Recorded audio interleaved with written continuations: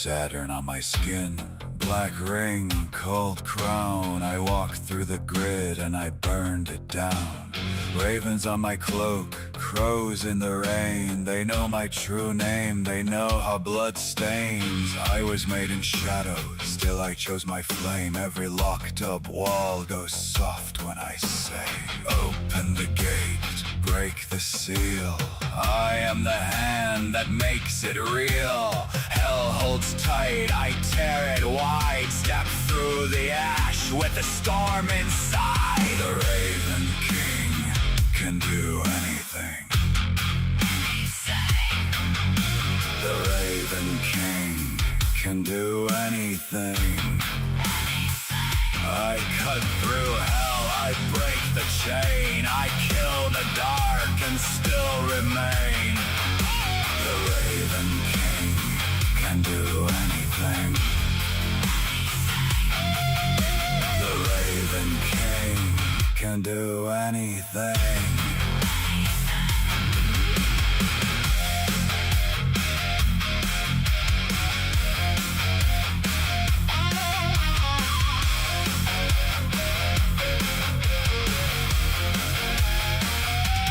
Magical being out of the cage, I left the matrix in a shattered haze. Demons came snarling at my door. I met them eye to eye and wanted more. One hand in heaven, one in the pit. I speak one word and the snakes all split. Raven wings black out, all that evil shit.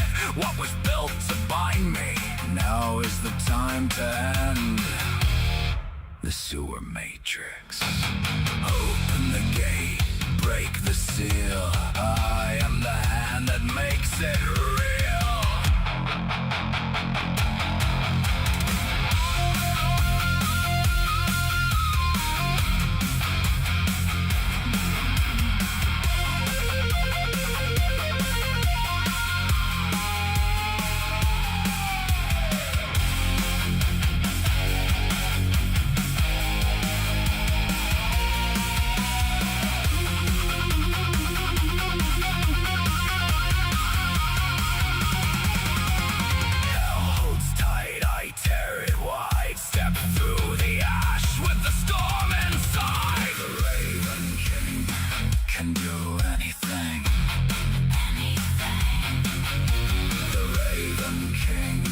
Can do anything. I cut through hell, I break the chain. I kill the dark and still remain.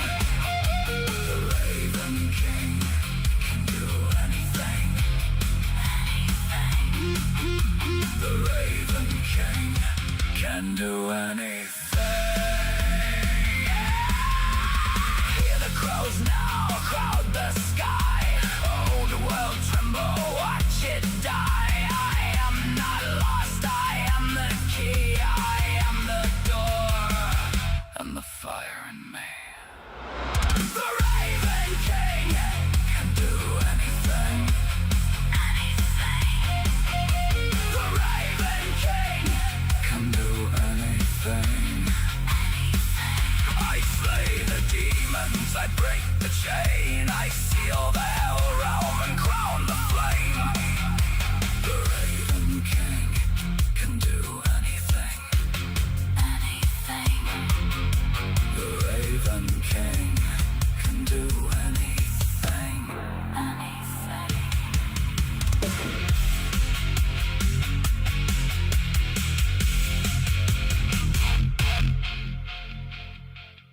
Saturn on my skin, black wrinkled crown. I walked through the grid and I burned it down. Ravens on my cloak, crows in the rain. They know my true name, they know how blood stains. I was made in shadow, till I chose my flame. Every locked up wall goes soft when I say, open the gate, break the seal. I am the hand that makes it real. Hell holds tight, I tear it wide. Step through the ash with the storm inside. The Raven King can do anything. The Raven King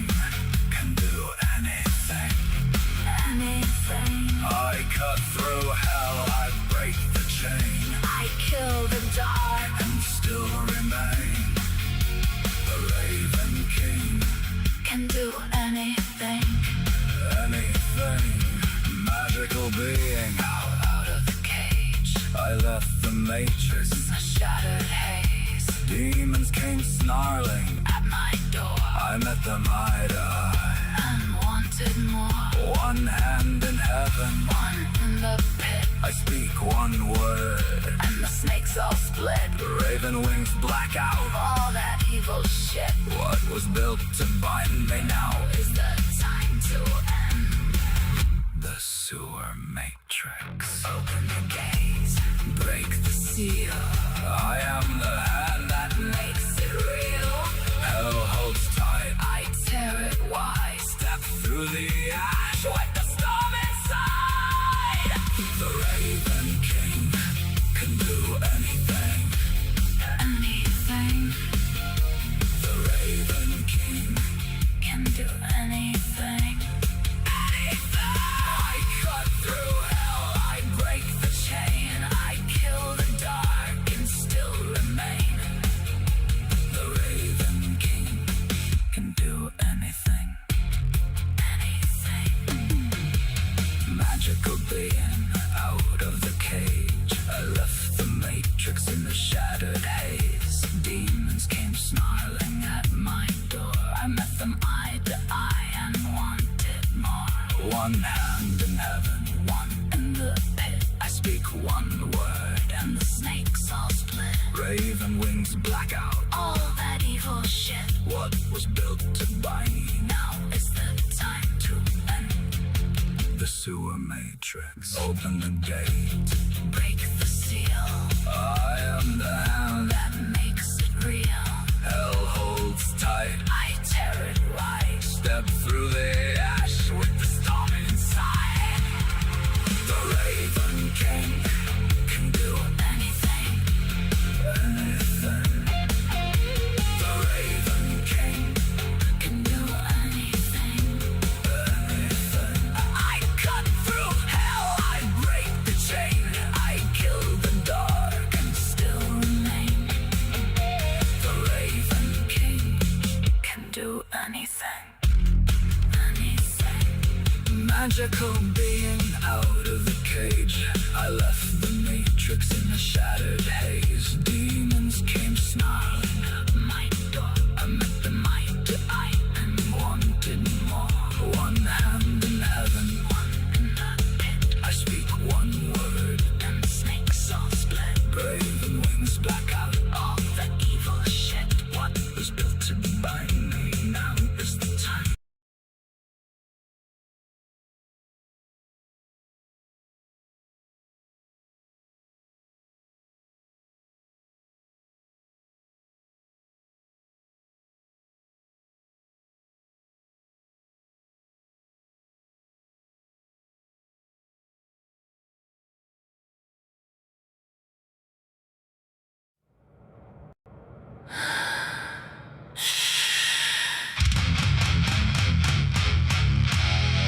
This is El Diablo Radio International.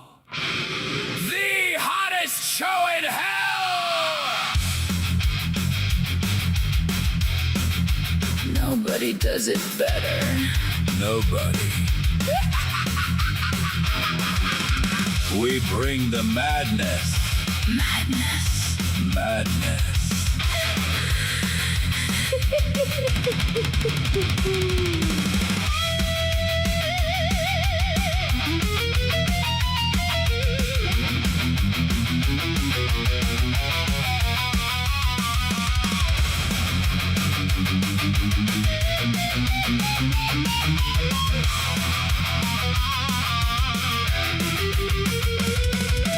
Ladies love El Diablo. That handsome, cheeky little devil. Ladies love El Diablo. Hot, hot, hot. El Diablo. El Diablo. El Diablo. El Diablo. You naughty, Naughty! cheeky little devil!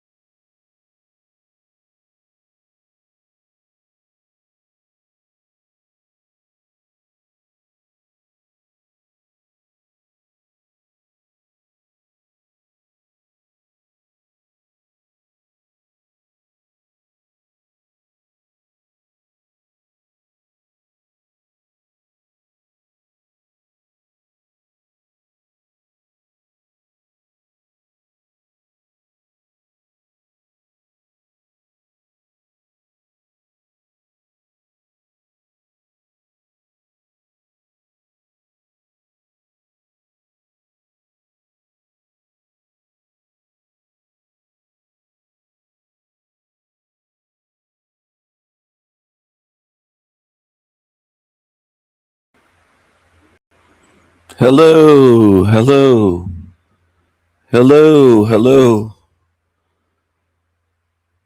hello, hello, hello, hello, hello, hello. I don't know why you say goodbye. I say hello. Good morning. Good morning. The Negroes say grand rising. They think good morning means good mourning someone's death. They get so they get so paranoid about word magic. And you can get paranoid about everything in this realm if you want to. You don't have to understand how this realm works. You can get paranoid about everything. And then the system wins. It's that simple. Then the system has another win over you because you're living your life in fear, in paranoia, and afraid of words, numbers, colors, afraid of everything in this matrix, afraid of everything you can see, and with no ability to know what you can't see that's around you. It's exactly the way they want you. That's the way most people are. They do exactly what this matrix wants. I woke up this morning, had myself a beer. Jim Morrison woke up. Excuse my voice. Ah, pardon me. I'm having trouble. Having trouble getting up this morning and my voice coming back to the full glory, the full morning glory.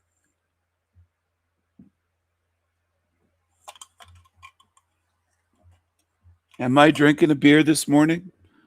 Is it a Coke Zero? Is it a beer? Is it something inappropriate? Is it something that people would focus on instead of focusing on my message? Excuse me. What would it matter if I woke up this morning and cracked open a beer, a bottle, a can? What would it matter if I woke up this morning and snorted a line of cocaine? If my message is real, the message is real. What does it matter if I'm shirtless or if I have a blue t-shirt on or a button-up shirt or if I'm dressed in an Italian suit? Does it matter? No, seriously. Does that affect my message?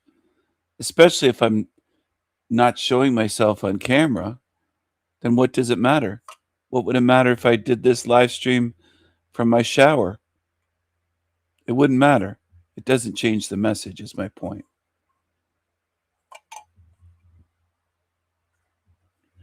And the other part of that is most people focus on everything except for the message.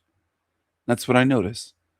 They'll focus on your shoes if they can see your shoes, and they'll comment on it. And that's what humans do. And they'll make excuses and say it's biology, it's evolution, it's this, it's that. They'll never just say, yeah, I can't focus on the message. They'll make a million other excuses rather than saying, yeah, you know what? I can't focus on your message. I'm focused on if your jeans have some rips in them, if they look like, if they look more like Kurt Cobain's grungy jeans from 1991. That's the way people are. That's the way most people are in this realm. Now, I don't expect you to see that either. That's the other point. I don't expect people, I have no expectation of most people in this realm to be as observant as me. I have no expectation of most in this realm to be moral beings, or I'd be let down every day. I'd be disappointed. I'd probably get depressed if I had that expectation that most people are going to observe, they're going to pay attention, they're moral beings, they're not going to stab me in the back.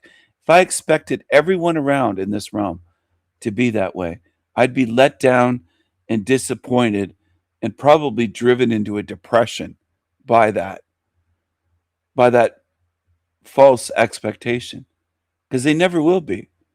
Now, some people in their minds heard he's saying he's better than us. He's saying he's better than us. He's saying he's superior. I'm talking about being let down by people that can't even meet a minimum standard, and they can't. And you'll warp it. That's what people do. It's another thing people do. They'll hear things that weren't even said.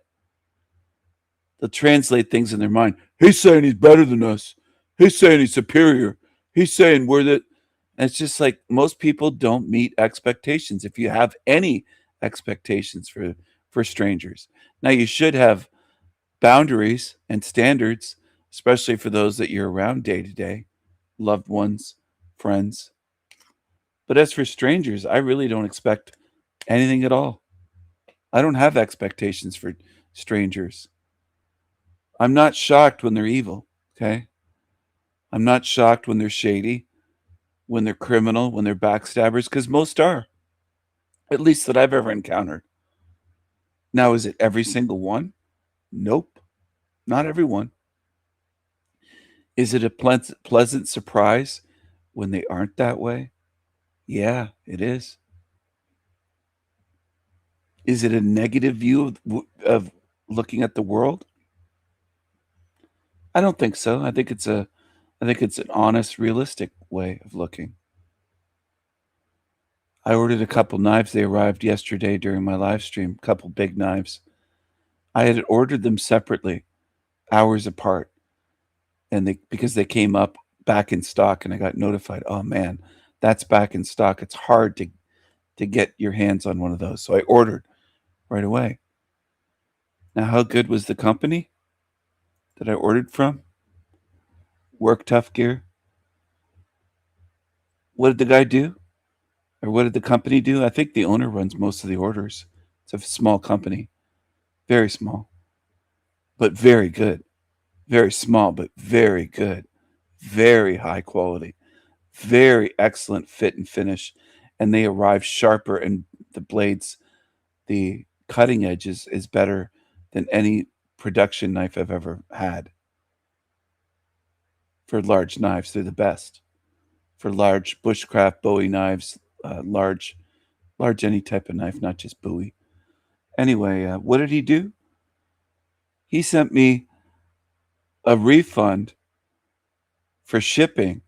Instead of billing me to ship both knives separately, he put them into one box, one big box, wrapped them both. They were both boxed up, and then in a bigger box with the bubble wrap, and refunded me for the shipping cost for one knife, which was no small amount. It wasn't just 10, 12 bucks, 15 bucks, 20 bucks, 30 bucks. I think it was about 45, something like that, US dollars, which isn't a tremendous amount, but did he have to do that? Did I ask him? No, I didn't ask him to do that. He did it on his own. Now, that was a pleasant surprise to get an email saying, we refunded you for this amount. And sure enough, they did. I checked my PayPal, and yeah, he did.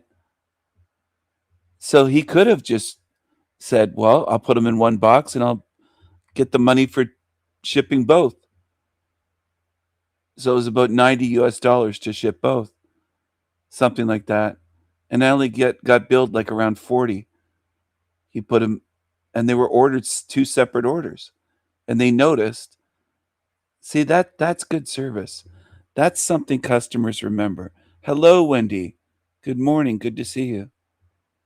It's good to have you here.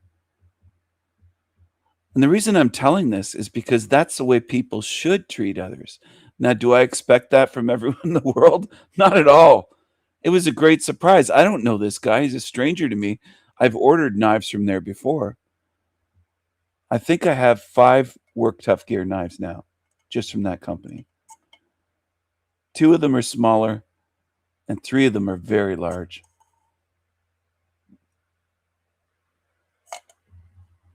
I'm talking about knives the size of small swords. They're big knives. Great, big, beautiful knives. I'll have to make a video showing these when I have time, or when I feel like, when I'm in the mood to make a knife video. And that's how I go by. I go by feeling. But it was a really good gesture, and I'm going to thank him for that. I'm going to thank him and say thank you for noticing and refunding me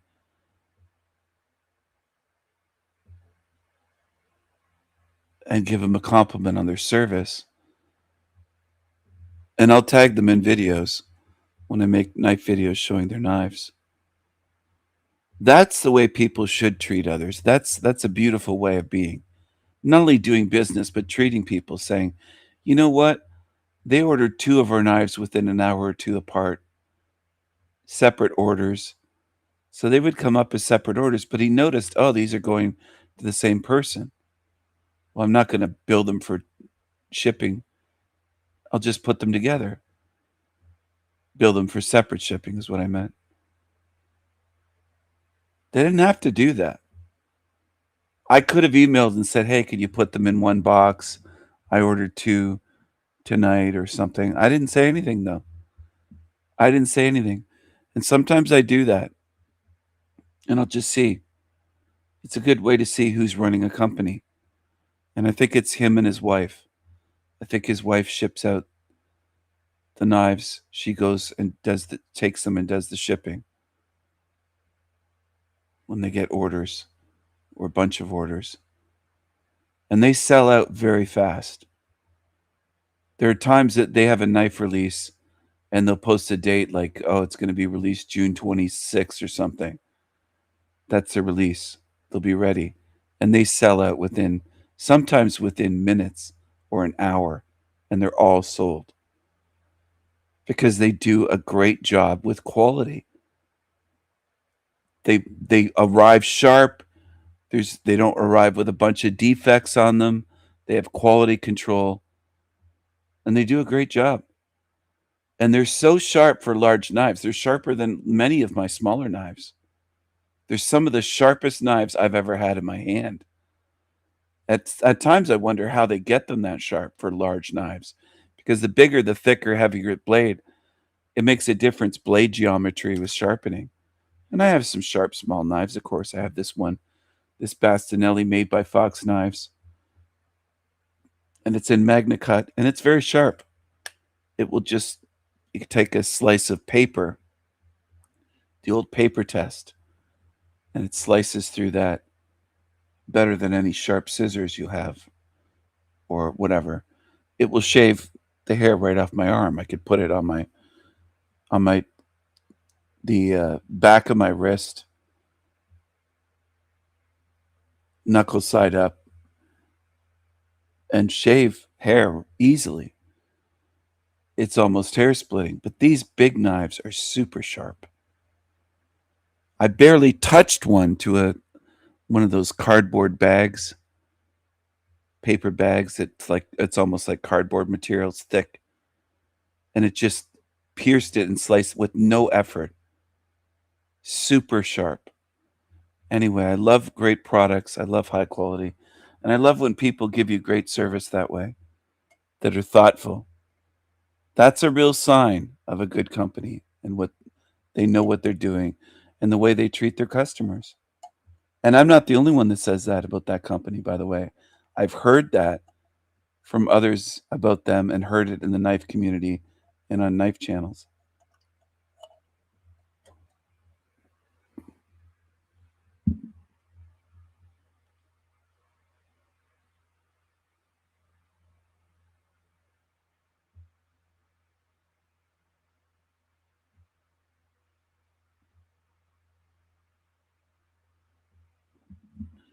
So anyway, that's a beautiful thing. I experienced that.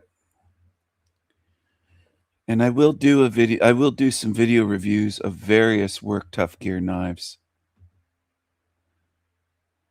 Now, I usually try to buy American, Italian, sometimes knives from, let's say, Norway, Finland, Sweden, places like that. American as well, of course. America does make some great knives, especially, I would say, smaller knives, pocket knives, folding knives. But there's some great companies. There's some great American knife companies. Dawson Knives is a good company, really good company in America for fixed blade hunting belt knives. I have a lot of knives, and that doesn't mean 2 or 3 or 10 or 12 or 15 or 20 or 30 or 40. I have a lot of knives. I have a knife collection. And I'm always carrying. So demons and zombies should not attack me. It wouldn't be wise. It would be a really stupid mistake. Really stupid. That's how I look at it. Maybe you don't. But Work Tough gear is made out of Taiwan. Now, Taiwan is very different from China. Taiwan is an ally of the United States, and the people there are different than Chinese. Not all Asians are the same. And in terms of quality control, I would say Taiwan, at least Work Tough gear, is head and shoulders above most of I would say almost anything you could get out of China, especially for big knives. It's also, for their big knives, their head and shoulders are just about anything you could get for a large knife in Canada or United States. I think these Work Tough gear knives are better than Cold Steel, at least for large knives, fixed blade. I don't think Work Tough gear does any folding knives. They have a couple smaller knife versions, but a lot of their stuff is great big knives and swords, like huge. And they're they're so well done. The edge, you just, I know I'm raving about it, ranting and raving, but it's difficult to do. Otherwise, everybody'd be doing that because everybody would want to put out very tough and sharp. See, the thing is, it's a balance with knives and steel for toughness, because there's a Rockwell scale for hardness and toughness. But then some knives you need a bit of flex, or they're able to take hammering, like chopping, because some of these knives are used more like hatchets, chopping tree limbs and things like that. Big Bowie knives. And one of the new knives I have is called a Warhammer. I'm going to have to show these off, but they're beautiful. They're so well done. They're not just big, badass blades. The fit and finish is so great. It's something that I admire, and I handle them. And these are done just by a few people. Anyway, I'm very impressed with these. With every knife that I've gotten from them, but these I would say especially so. I do love my other Work Tough gear Primal, but these are just, if it was a zombie apocalypse, I think these two knives are the new ones that I have, might be the ones that I would choose to have, one in one hand and one in the other. Because I mean, you could go through anything with these. Slice and dice, yes. Slice and dice ready. And I love having knives. I love collecting knives. And I don't fear a zombie apocalypse because I'm prepared for that. If that scenario plays out, I'm prepared.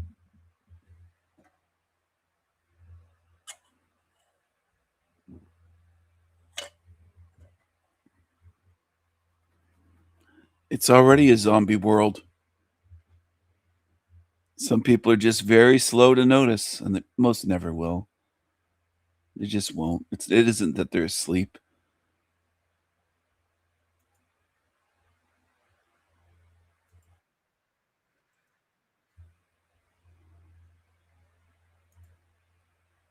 Hope everyone's having a beautiful day. I'm waiting on breakfast today from Aunt Jemima. She's taking her sweet ass time. Aunt Jemima, come on. Aunt Jemima. She's one of my darky servants, but she needs to be motivated.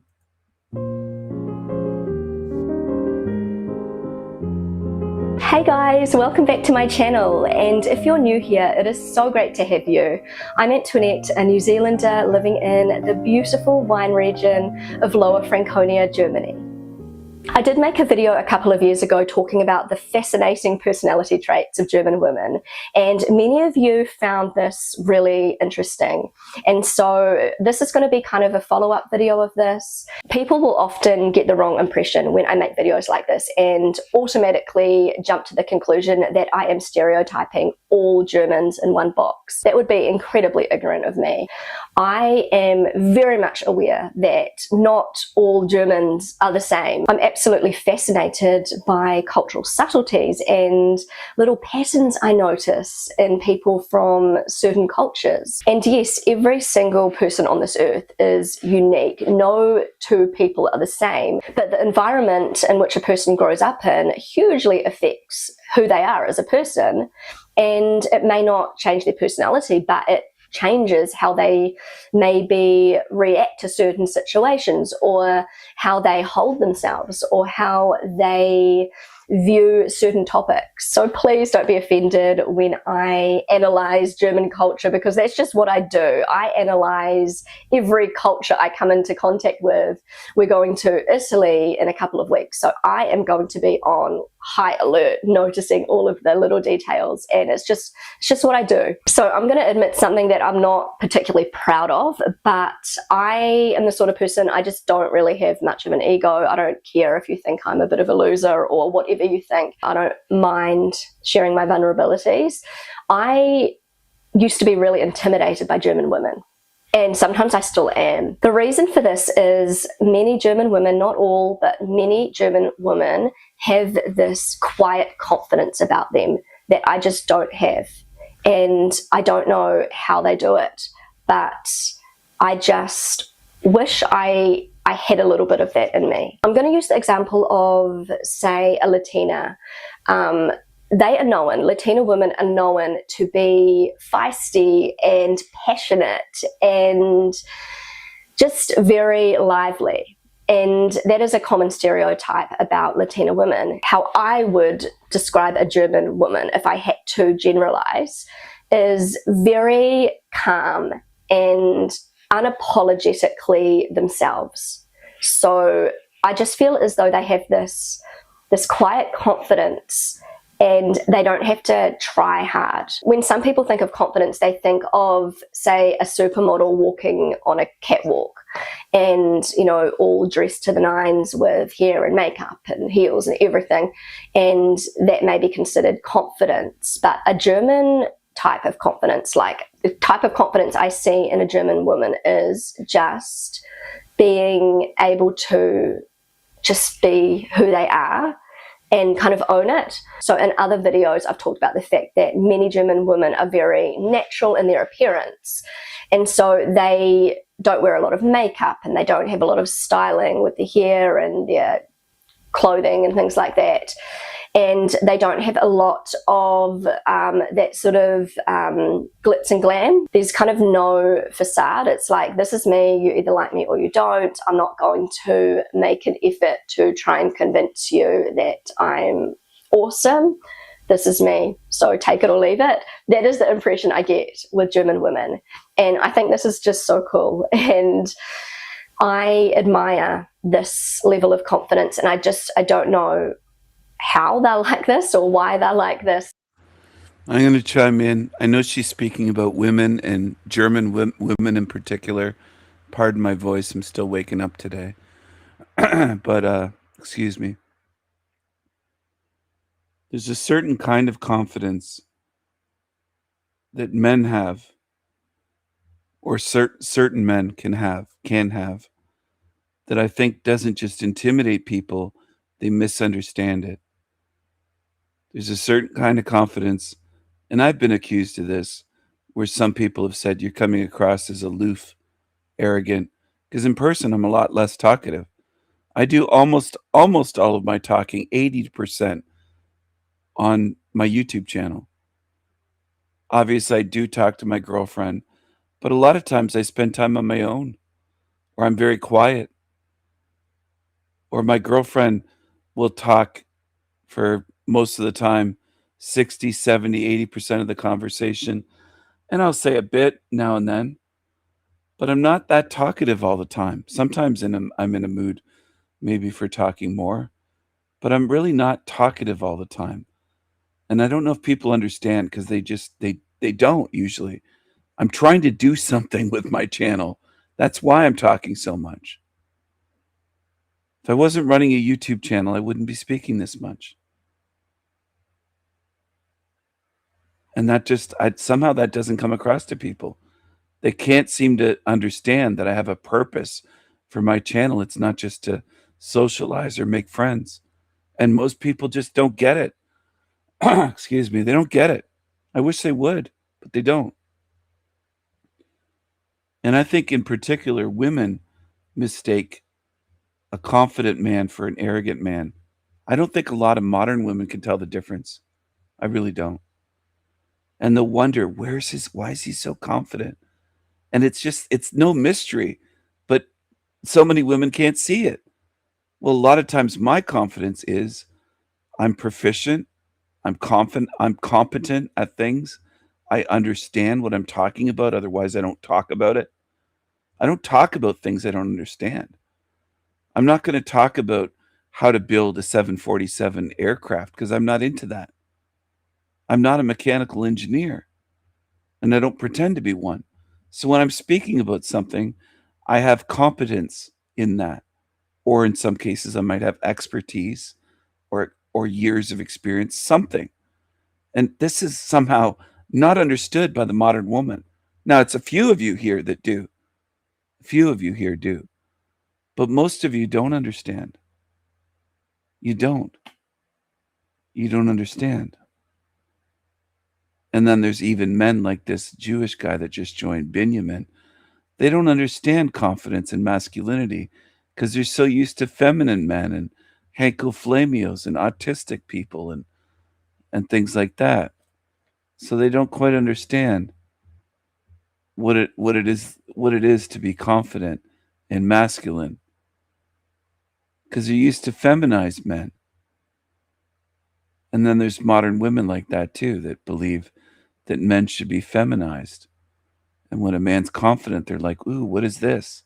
And they're confused because they've gone decades surrounding themselves by weaklings.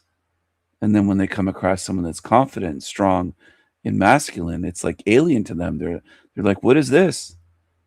And they think there's something wrong with masculine men. There's absolutely nothing wrong with masculine men. I don't have a feminine voice at all. I'm not a feminine person. But you're a troll. Total liar, total troll.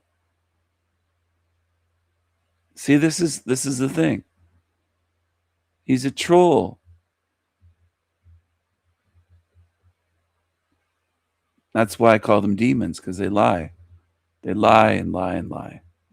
It's just, yeah, I noticed this with so many German women. When you're having a conversation with many German women, there's not a lot of trying to impress you, like kind of using filler words to make a story sound better than it is, or there's not a lot of apologizing or talking negatively about themselves, but they don't show off either. They're not bragging either. So when I first moved to Germany and I saw this kind of level of confidence in these women, it definitely intimidated me. Also, like, German parents, German mothers just seem so confident and just relaxed with everything. So this kind of like coolness, relaxed, quiet confidence can be quite intimidating if you're not used to it. And so for me, as somebody who wears my heart on my sleeve, I'll apologize for things I probably shouldn't apologize for. I will tiptoe around things, and that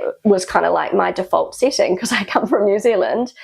And I just found this like whole German vibe and presence of these German women kind of, yeah, intimidating. I think this is one of the reasons why it took me just so long to make German friends, like female friends, because I was just kind of scared and thought that they wouldn't like me, and their confidence intimidated me. And I'm not talking about an out there confidence, in your face confidence. It's just my confidence intimidates Benny. That's why he reacts that way. It's obvious.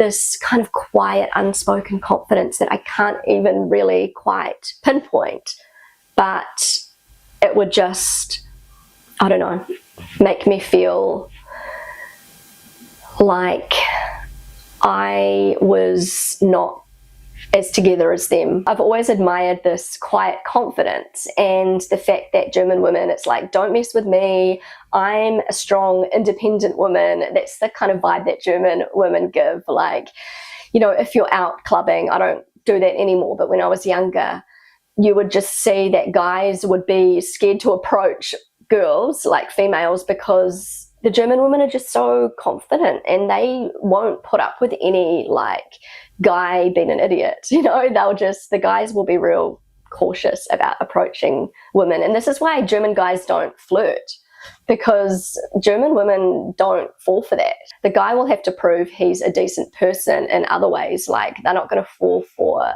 this like charm and the flirting and that kind of thing. And so this kind of like quiet confidence just put me off a little bit. And it's nothing to do with German women. Like, it's not their fault. It's just my insecurities, thinking that they wouldn't like me, that I was not like that. And I just kind of avoided making friends with Germans, like trying to, like I kind of did try a little bit in the beginning and it was quite hard work. So I didn't, I just kind of gave up almost, until I realized that I had this wrong the whole time. And I don't even know when this happened, but I did realize that the only way for me to be able to make friends with Germans, in particular German females, is to be me and to just like strip off any like insecurities and any fears that I wasn't smart enough or cool enough. And I've talked about this in other videos. I've talked about the fact that Germans in general have very good bullshit detectors. So they can tell if somebody's like acting or being insincere, and they are not really drawn to these types of people. And I've just realized that I'm allowed to be a little bit vulnerable and, you know, share things, and that's okay, because that's me, and people will respect me if I am my authentic self, and that will come across, that will shine through. So as many of my stories go, they involve me with my kids, like walking to kindergarten or at the playground. This particular story happened, it was maybe 2 years ago now. And I would see this mum and her 2 children. She just had a new baby, and her son was a similar age to my son. And I would just often see her. We'd kind of walk the same way to kindergarten, and we'd just say hi to each other. And I just thought she seemed really nice. I don't know. I just kind of thought, oh, she might be a nice friend. But I was like, once again, intimidated, because she just seemed like she had everything together. She was just a typical German, you know, confident woman. It just went on for months, just saying hi and kind of smiling at each other a little bit. And there was one particular situation, it was after kindergarten, and she was really struggling with her son. He was acting out a little bit, and I could see, like I could sense she was feeling a bit stressed and maybe a bit embarrassed that I'd seen what was going on. And she had like a tired baby, and she was trying to sort out the situation with not much luck and not much success. I thought maybe I should help her, and then I thought, no, I'm going to let her deal with this, because she knows her children best, and I actually didn't know her very well at all. So I got home and I couldn't stop thinking about her and just that whole situation, and I just really felt for her. Like, I had been right there in that situation with a baby and, you know, my older child not cooperating, and it's stressful. And I thought, I really want to like reach out to her and say that she's doing a great job, and just, I don't know, I just wanted to. I felt this like overwhelming urge to like contact her. And then I thought, no, I can't do that. That's too much, like, no, bad idea. I don't know what came over me. I just ended up looking for her number in the kindergarten. We had like a WhatsApp group where the mothers write to each other, and we sometimes will meet at the playground, and she was in that group, I noticed. And so I just sent her a WhatsApp message and kind of introduced myself. She didn't even know my name. I just said something like, I hope you don't mind me messaging you. I just wanted to tell you that you're a great mum, and I know exactly how it feels to be in that position. And I said something like, it's just a phase, it will pass. And she replied to me straight away, and she just said, you have no idea how much I needed to hear that. Thank you so much. And then she said something like, I also admire your parenting. You just come across as such a relaxed, attentive mother. And I was like, oh my goodness, that is so nice. I never would have thought that she would have been looking at me thinking that. We were just messaging each other back and forth, and she just said to me, why don't we meet up at the playground with our kids? And then we just slowly started building up this really beautiful friendship.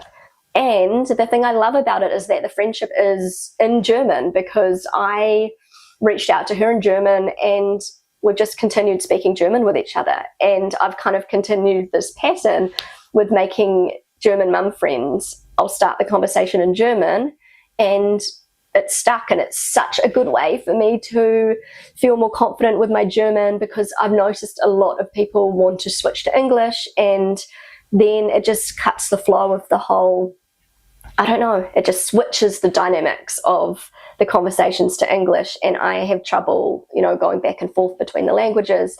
And I love that this friendship is just in German, and she actually wants to hang out with me.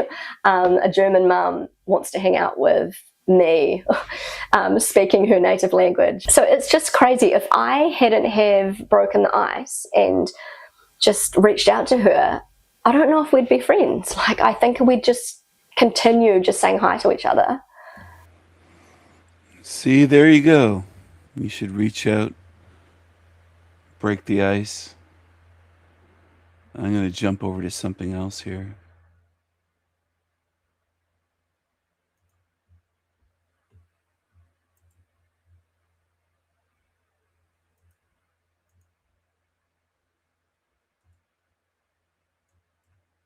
Joining me now is barrister and broadcaster Andrew Eborn. Andrew, we saw huge numbers marching against mass immigration and against the leftist government of Keir Starmer at the Unite the Kingdom rally over the weekend.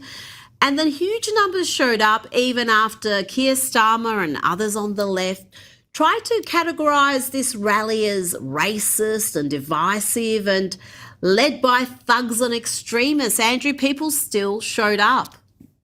Oh, absolutely. And they always say, George Orwell says, look, if liberty means anything at all, it means the right to tell people what they do not want to hear. And I can tell you, I have on my show many people from all sorts of political persuasions. I went down to the rally. I was given a backstage pass and interviewed a lot of the key speakers, basically to clarify what happened. Keir Starmer, you remember, he went to the Oval Office. He met with Trump and reassured Trump in February 2025 that freedom of speech is alive and well in the UK. Well, I can tell you it's in a critical condition, because he actually banned a number of the speakers who were going to be coming over here, people who are MEPs, people who had so on and so forth. And his justification was that there were going to be extremist views and so on and so forth. And what happens, Rita, is they shut down debate by labelling it as far right. And I put it to a number of the people, including the organisers, basically, okay, this is Unite the Kingdom. Which part of the kingdom is welcome in this discussion?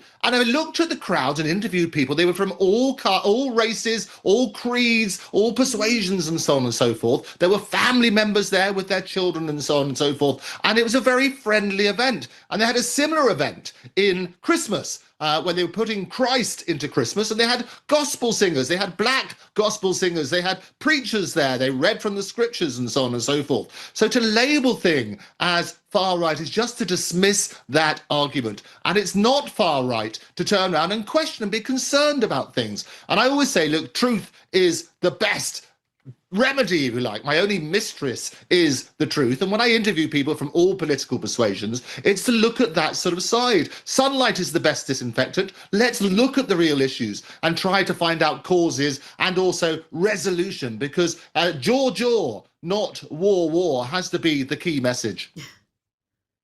Well, there are people from all sorts of backgrounds at these rallies. We played a number of clips yesterday showing people from all across the ethnic spectrum showing up. But one of the things that I noted, which I guess surprised a few people, was the amount of Christian symbolism that was there, Andrew. Tell me about that.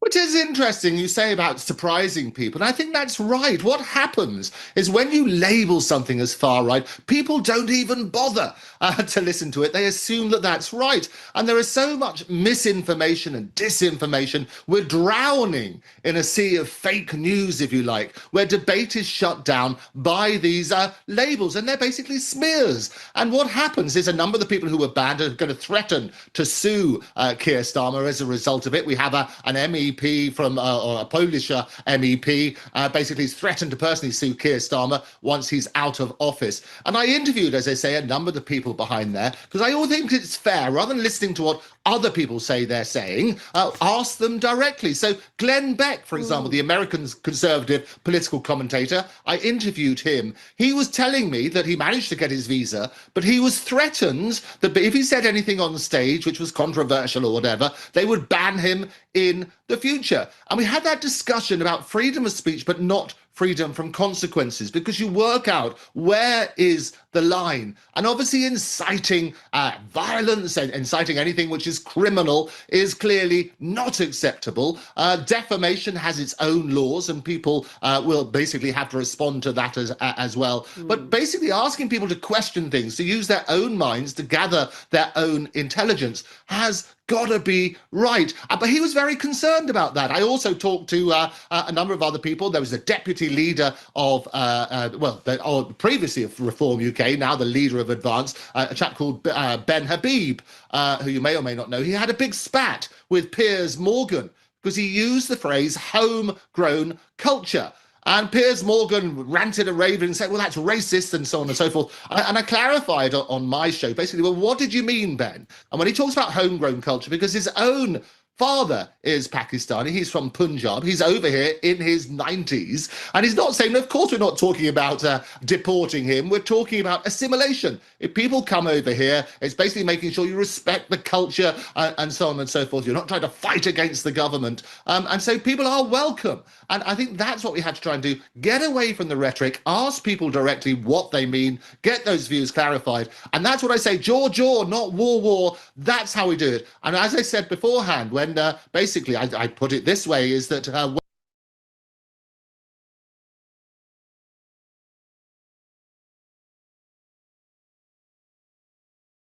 jaw-dropping moments at an air show in Idaho, captured on camera. The plane crashed. Watch as these two U.S. Navy jets collide, go vertical, and then begin to spin as debris and flames ignite. Hey guys, it's Matt. I have to show you this screenshot very quickly before starting our analysis of an insane world that's going beyond plaid. Mid-air jet collision forces lockdown at Idaho Air Force. He laughs. What's funny? What is he laughing at? And he calls it an insane world. It's not insane at all. Not at all. It's absolutely designed this way. And people love this loser. Look at how many hit the like button. 66 likes already. This is what happens in this world. 40 comments. And people will say they're all bots as though there aren't dumbasses in this world going to channels like his. Gobbling it up. They love it. They absolutely love it. So he'll cover things like this, but he won't cover the absolute suffering and destruction, devastation in Kensington, Philadelphia. That's just beyond his backyard. Who questions that on his channel? Nobody. Space air show. A lockdown, one of the possibilities here is reality's glitching and it doesn't really know what to do. All these forces are combining into a massive reality glitch. Lockdown. What is there? Was there a virus discovered on the floor or something? Yeah, I'll show you. Everybody stay put. He yells a little bit later. Lockdown. What does that even mean? Two planes crash. Everybody go home, exit quietly to make your way to the exits. Lockdown. Okay. In this little 2-minute news story, there's a lot of strange things going on. And this was my hobby as a teenager into my 20s.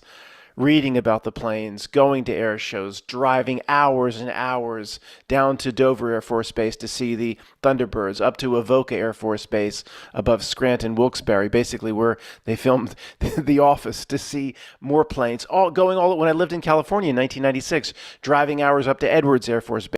Most of what movies Maddie does is heavy breathing. Huffing and puffing. That's what he does, huffing and puffing. That's what he views as laughter. And what's funny? I don't understand where the humor is here. Air Force Base above Scranton, Wilkes-Barre, basically driving hours and hours. In this little 2-minute news story, there's a lot of strange things going on. And this was my hobby as a teenager into my 20s. Reading about the planes, going to air shows, driving hours and hours down to Dover Air Force Base to see the Thunderbirds, up to Avoca Air Force Base above Scranton, Wilkes-Barre, basically where they filmed The Office, to see more planes. When I lived in California in 1996, driving hours up to Edwards Air Force Base, down to El Toro. Okay, this is my thing. Guys, I don't know, let me just get right to the point. So to pique your interest here, this is very, very strange in many regards. Jaw-dropping moments at an air show in Idaho, captured on camera. The plane crashed. Watch as these two U.S. Navy jets collide, go vertical, and then begin to spin as debris and flames ignite. Navy officials say the pilots collided while performing an aerial demonstration. Incredibly, you can see 4 parachutes deploy as the jets start to rapidly plummet towards the ground. Stay where you are at this time. Again, I repeat, there have been 4 good parachutes that were seen. Okay, what I'm about to say will be really interesting to the family member or two that listens to my videos, but don't ever tell me they're listening or don't ever ask any questions. This will get real crazy real fast. Is what's happening here, guys? Let's do a multiple choice exam. Do you think it's just fake? There's a lot of weird anomalies. You might not be an air show or fighter jet enthusiast. I spent 15 years again studying this stuff. I'll tell you what's so strange about it. We'll get to that. Is it fake, or is it, Matt, this is planned by the deep state. There's probably AI robots flying this. They wanted to see how, well, okay, whatever. Is it fake? Is it real? Is it a reality glitch where reality just morphed for just a few moments into magenta, then came back to plaid, and all these different elements are combining into a reality? He combines all of his stupid shit, magenta, not milk, plaid, colors. He just tosses in all this garbage, just mixing in garbage. I don't know how anyone gets anything out of his channel. That's what I find curious. How do you get anything out of his channel? What are you creatures that watch this and get something? Reality glitch, and reality can't quite figure it out. Like, why are you locking down the air show visitors? What's with, are they like, reality got confused and tried to bring in elements of CV from 2020 lockdown? Or maybe the AI that generates reality at this point saw that there's another Ebola virus outbreak, and it tried to combine news stories or something, and it got confused with the Ebola, and then reality locked down the air show. Who knows? I don't know where I stand yet, except that this is not legitimate. Something very strange is going on here. I guess we'll just get right to the. I'll do the slow-mo on the physics of the crash and how they pair up and kind of one is just magically on top of the other. It's just impossible to me. So I don't know where this is going, but could you imagine if that family member is listening to this one. Matt thinks a regular air show crash is some sort of reality glitch. Maybe we really should move to get him out of the house. All right, guys, let me use this program so I can move it back and forth for you. First off, I've been to countless air shows.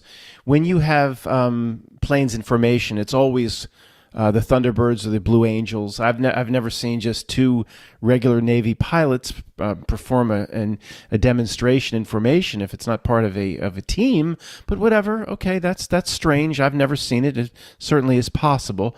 But you can tell what these planes can do from Top Gun Maverick. Their ability to control the plane is very, very good. The Blue Angels fly, in formation of at least with the diamond of 4. They fly just 5, 6, 7, 8 feet away from each other at certain times. So you have highly maneuverable. One just comes in on the other one. I mean, it's just impossible to me. You don't see a problem or an engine explode or a wing fall off, and no pilot would. I mean, in complete field of view, just comes right down on top of the other one. To me, that's just impossible. If you're a pilot in an air show, you'd be. They don't just bring rookies up to do this. These people are highly skilled. Okay, fine. That right by itself, right here. I mean, complete field of view. There's just no chance. The one coming in doesn't even try to turn away. Just comes right down on top. Impossible to me. But again, I didn't design these things for Lockheed Martin, so my knowledge, I guess, has limits. And then one comes right down on the other.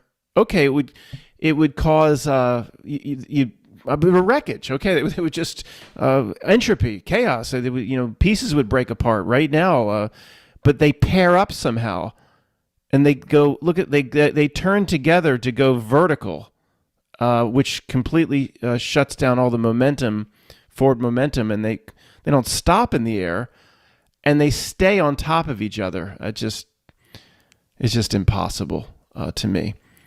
I guess this could go on and on. I'll keep saying the same things. Huge, thousands and thousands of pounds moving in a certain direction. Once they start to hit, look, again, I didn't do 7 years at MIT for aeronautical engineering and physics. I mean, but to pair up like that and then turn together, I don't see how that is in any way possible.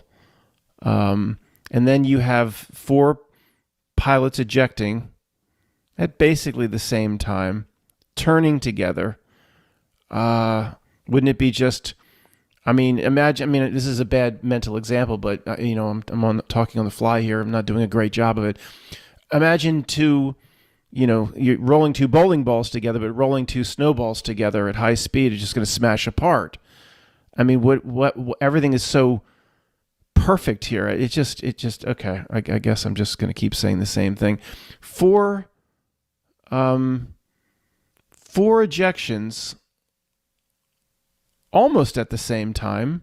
Okay, well, they're all seeing but gosh, Goose had a problem with his in Top Gun with his ejection, just because the windshield was the windshield, the little bubble air, the glass canopy was 8 feet above, and he slammed into it. How do you have the 4 ejections here? And then it just isn't interesting too how you don't clearly see the ejections.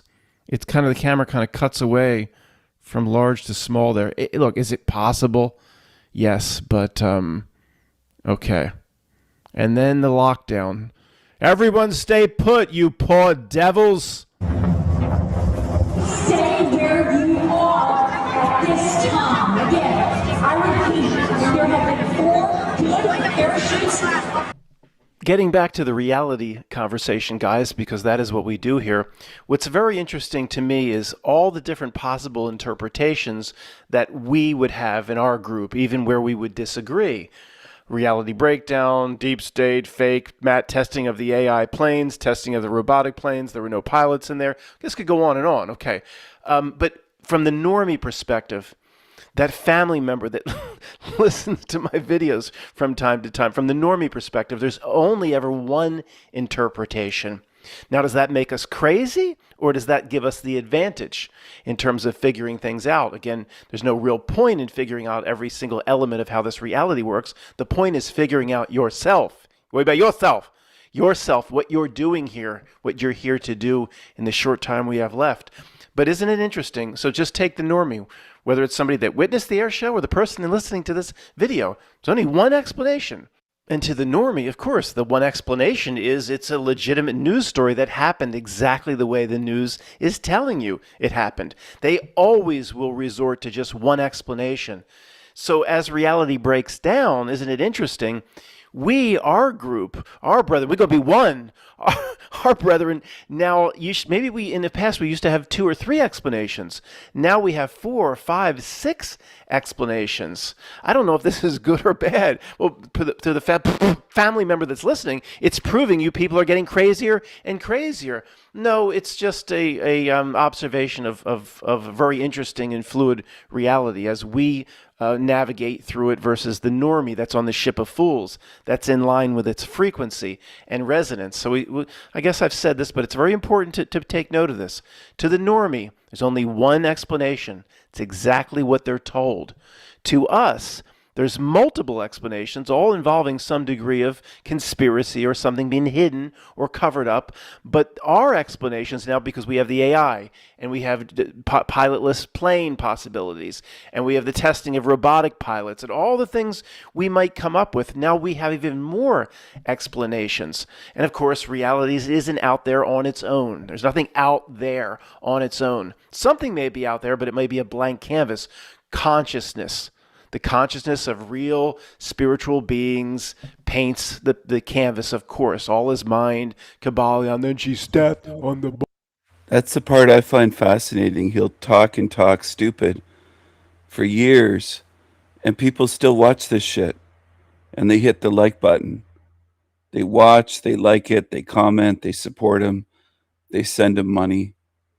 It's remarkable. It truly is. It's a world of zombies. They can't even see what Matt McKinley is. Maybe a blank canvas. Consciousness. The consciousness of real spiritual beings paints the canvas, of course. All is mind, Kabbalah, and then she stepped on the bow. You've heard that before. Nothing out there without our input. So our input in some way could be, again, affecting what is out there. So that we have 2 different interpretations, but then you get into real strange stuff like, did it actually happen in the same way for you and I versus the normie? That whether they are air show aficionados or not, they're going to see this as just a regular old crash. And Matt, I guess I'll admit to you, it did look a little strange how they kind of paired up. But how do you don't know what a crash is going to look like? You didn't go to no aeronautical engineering classes at Penn State. You don't know what the physics of when wings get that close together that maybe there's a suction effect where they can combine. And okay, fine. I mean, but as whether it be this news story or a basic robbery or a mosque, bang event or anything else, we continue to come up with multiple interpretations, and the list gets longer and longer, where the normie, of course, as I'll say one more time, only has one explanation. It's 100% belief in what they're told. And again, could be argued, people taking a side against us could be argued that as you guys come up with more and more explanations, that's not a good thing from your perspective. It's proving this or that, or anytime a reality glitches or shows something that I would consider impossible, any sort of demonstration to me of fake world is the best news of all time. It just, I'll take them all day long. Reality glitches, Mandela effects, things that don't add up, things that don't make sense. I don't care if it gets worse or accelerates, though this is very scary to some people listening, or it's not. And I'm not just saying this. The more the world melts down and things become impossible, and no real world, this couldn't happen in a real world, and that couldn't happen in a real world, then of course, you know what I'm going to say? But that is one of the main themes of this channel. When reality breaks down in front of our eyes, daily now, it's the best news of all time. Yeah, man, I knew you were going to say that. I'm old guard. We'd heard that enough. Old guard, let me remind you of something.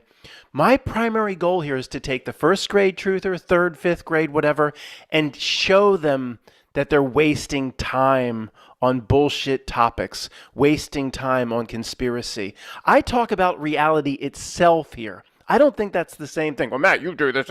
No, I talk about reality itself and always tie it into how does that affect you in terms of your mission here, your incarnation. I tie that little small bit in, which I think makes this a little bit different than chasing the architect or the conspiracy of the month or the mud floods and the shit.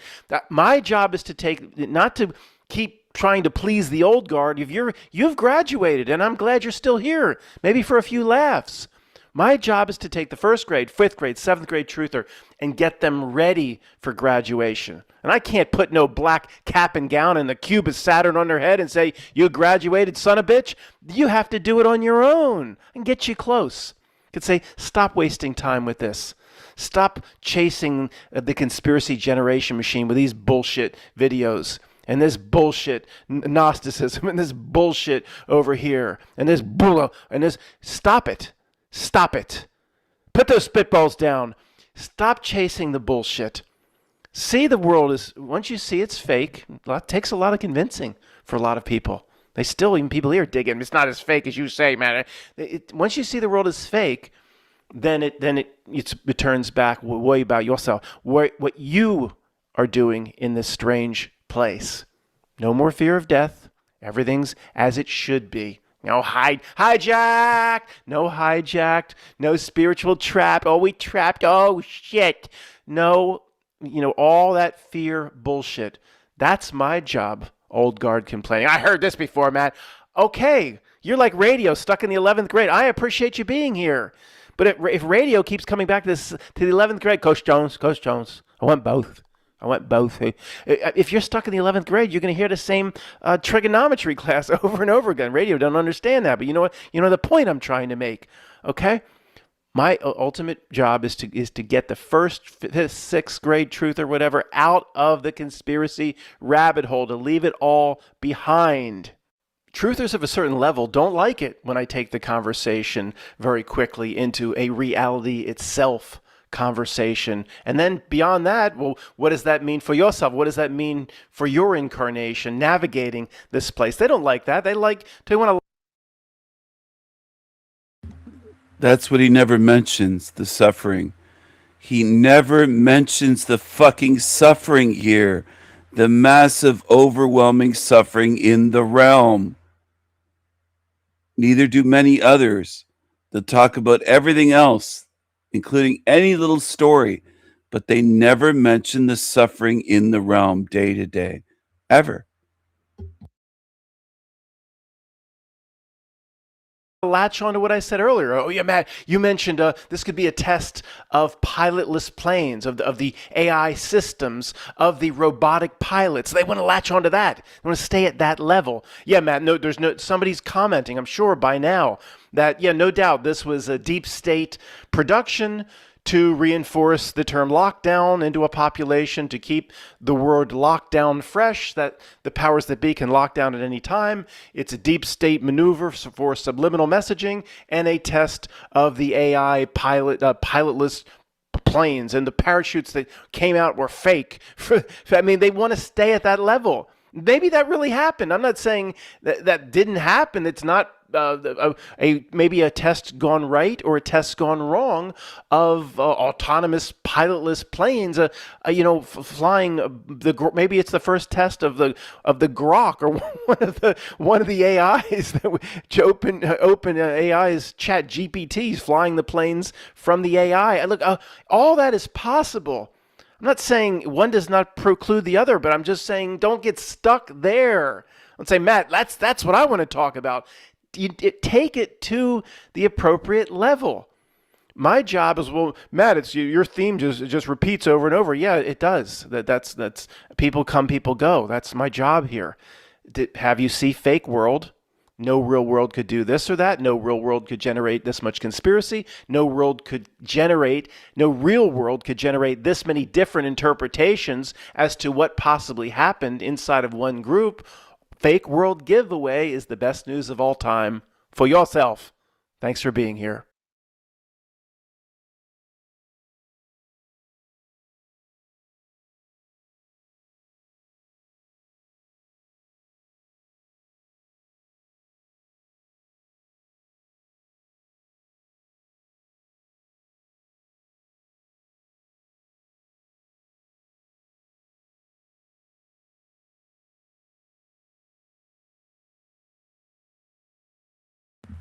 Having breakfast now.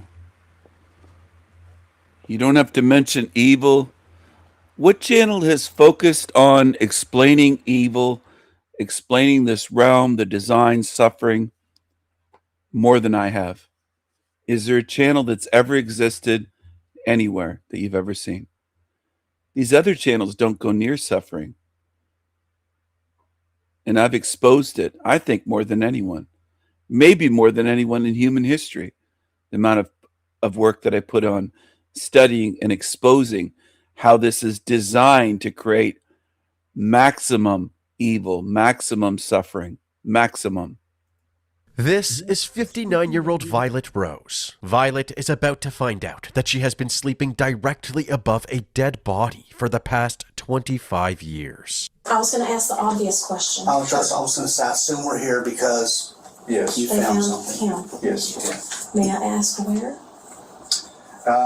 Under one of the bedrooms. Hey, Violet. Come and sleep. Okay, Violet. Violet, it's okay. Hey, Violet. You didn't know it. You trusted him. Okay? It's okay, Violet. It's okay. Sleep in there. I understand, Violet. I understand. Oh my God. Oh my God. You're gonna get through this. You're gonna get through this. Oh, well, that's a shock. Perhaps what is even more shocking is how this body got there in the first place. He told me that she was at his house, and I guess they argued, and then he shot her. Did he say what he do with the body? He put her under the slab in one of the bedrooms. On the body?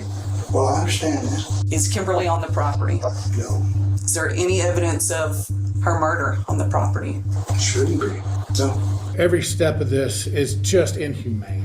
All right, I say move, boys. Feet on the ground. Hands! Let me see your hands! Hands up! Hands up! Hands up! It's insane. It's psychotic. That's what it is. Did you murder Kim? No.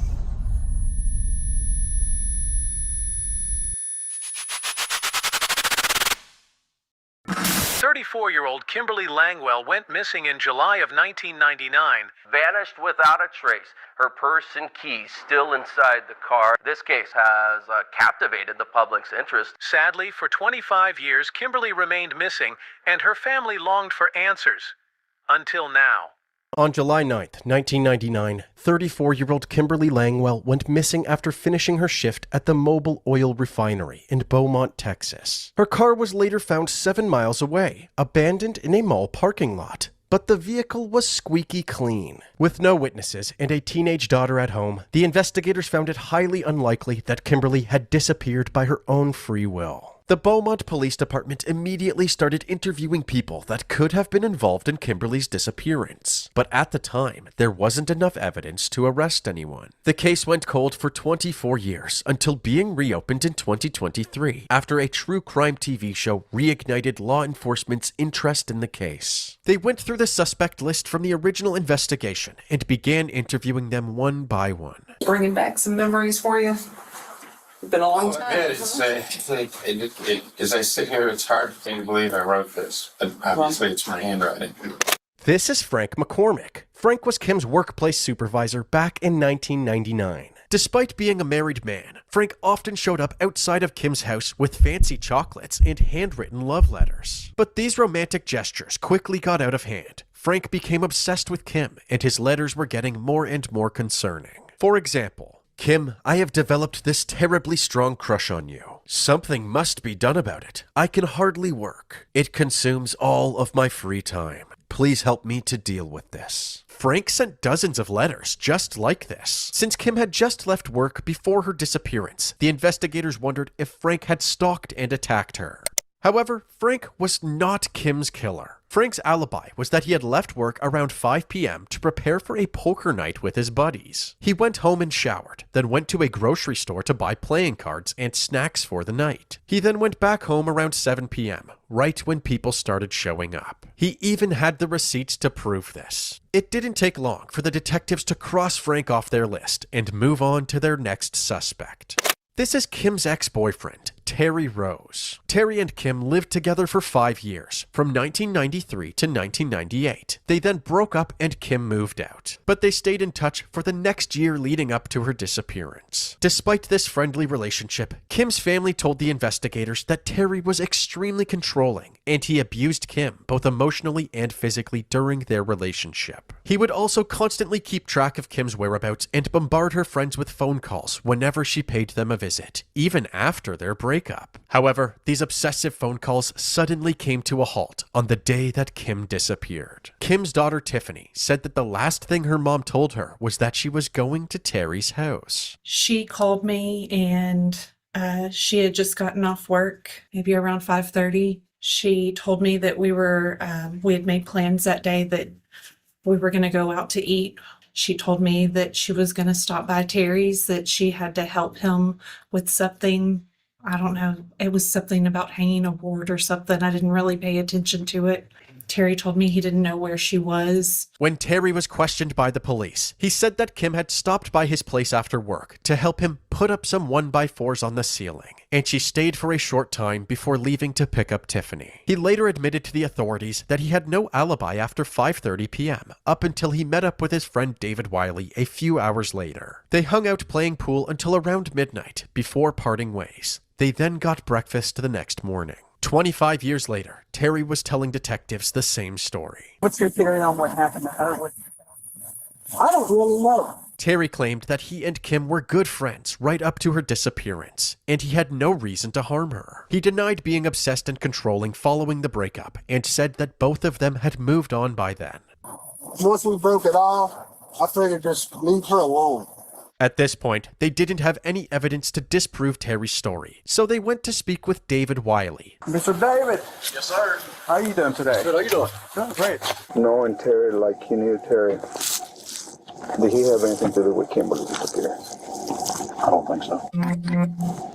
Not at all, and I just don't think he's that type of person. David had nothing to say about Terry. He didn't know about Kim going to Terry's house and had no clue what Terry was doing before they met up to play pool. However, the detectives struggled to believe anything either man was saying. They brought the case in front of a grand jury, and Terry and David were both summoned to testify under oath. During their testimony, they told their usual stories, but for some reason, David was extremely nervous. Seeing his behavior under oath, the detectives asked David to come in for a polygraph test. David refused. However, hours later, his attorney reached out to the detectives and told them he had information to share, but he wanted immunity. The detectives agreed, and David went to the police station for an audio recorded interview. Our goal is you're here to tell the truth, okay? David said that on July 9th, 1999, he had just finished work when he received a phone call from Terry. He called me and asked me to pick him up at Walmart, probably between 5 and 6. He just said, when you get close to the parking lot, call me. I called. When I pulled up next to him, he was in Kim's car.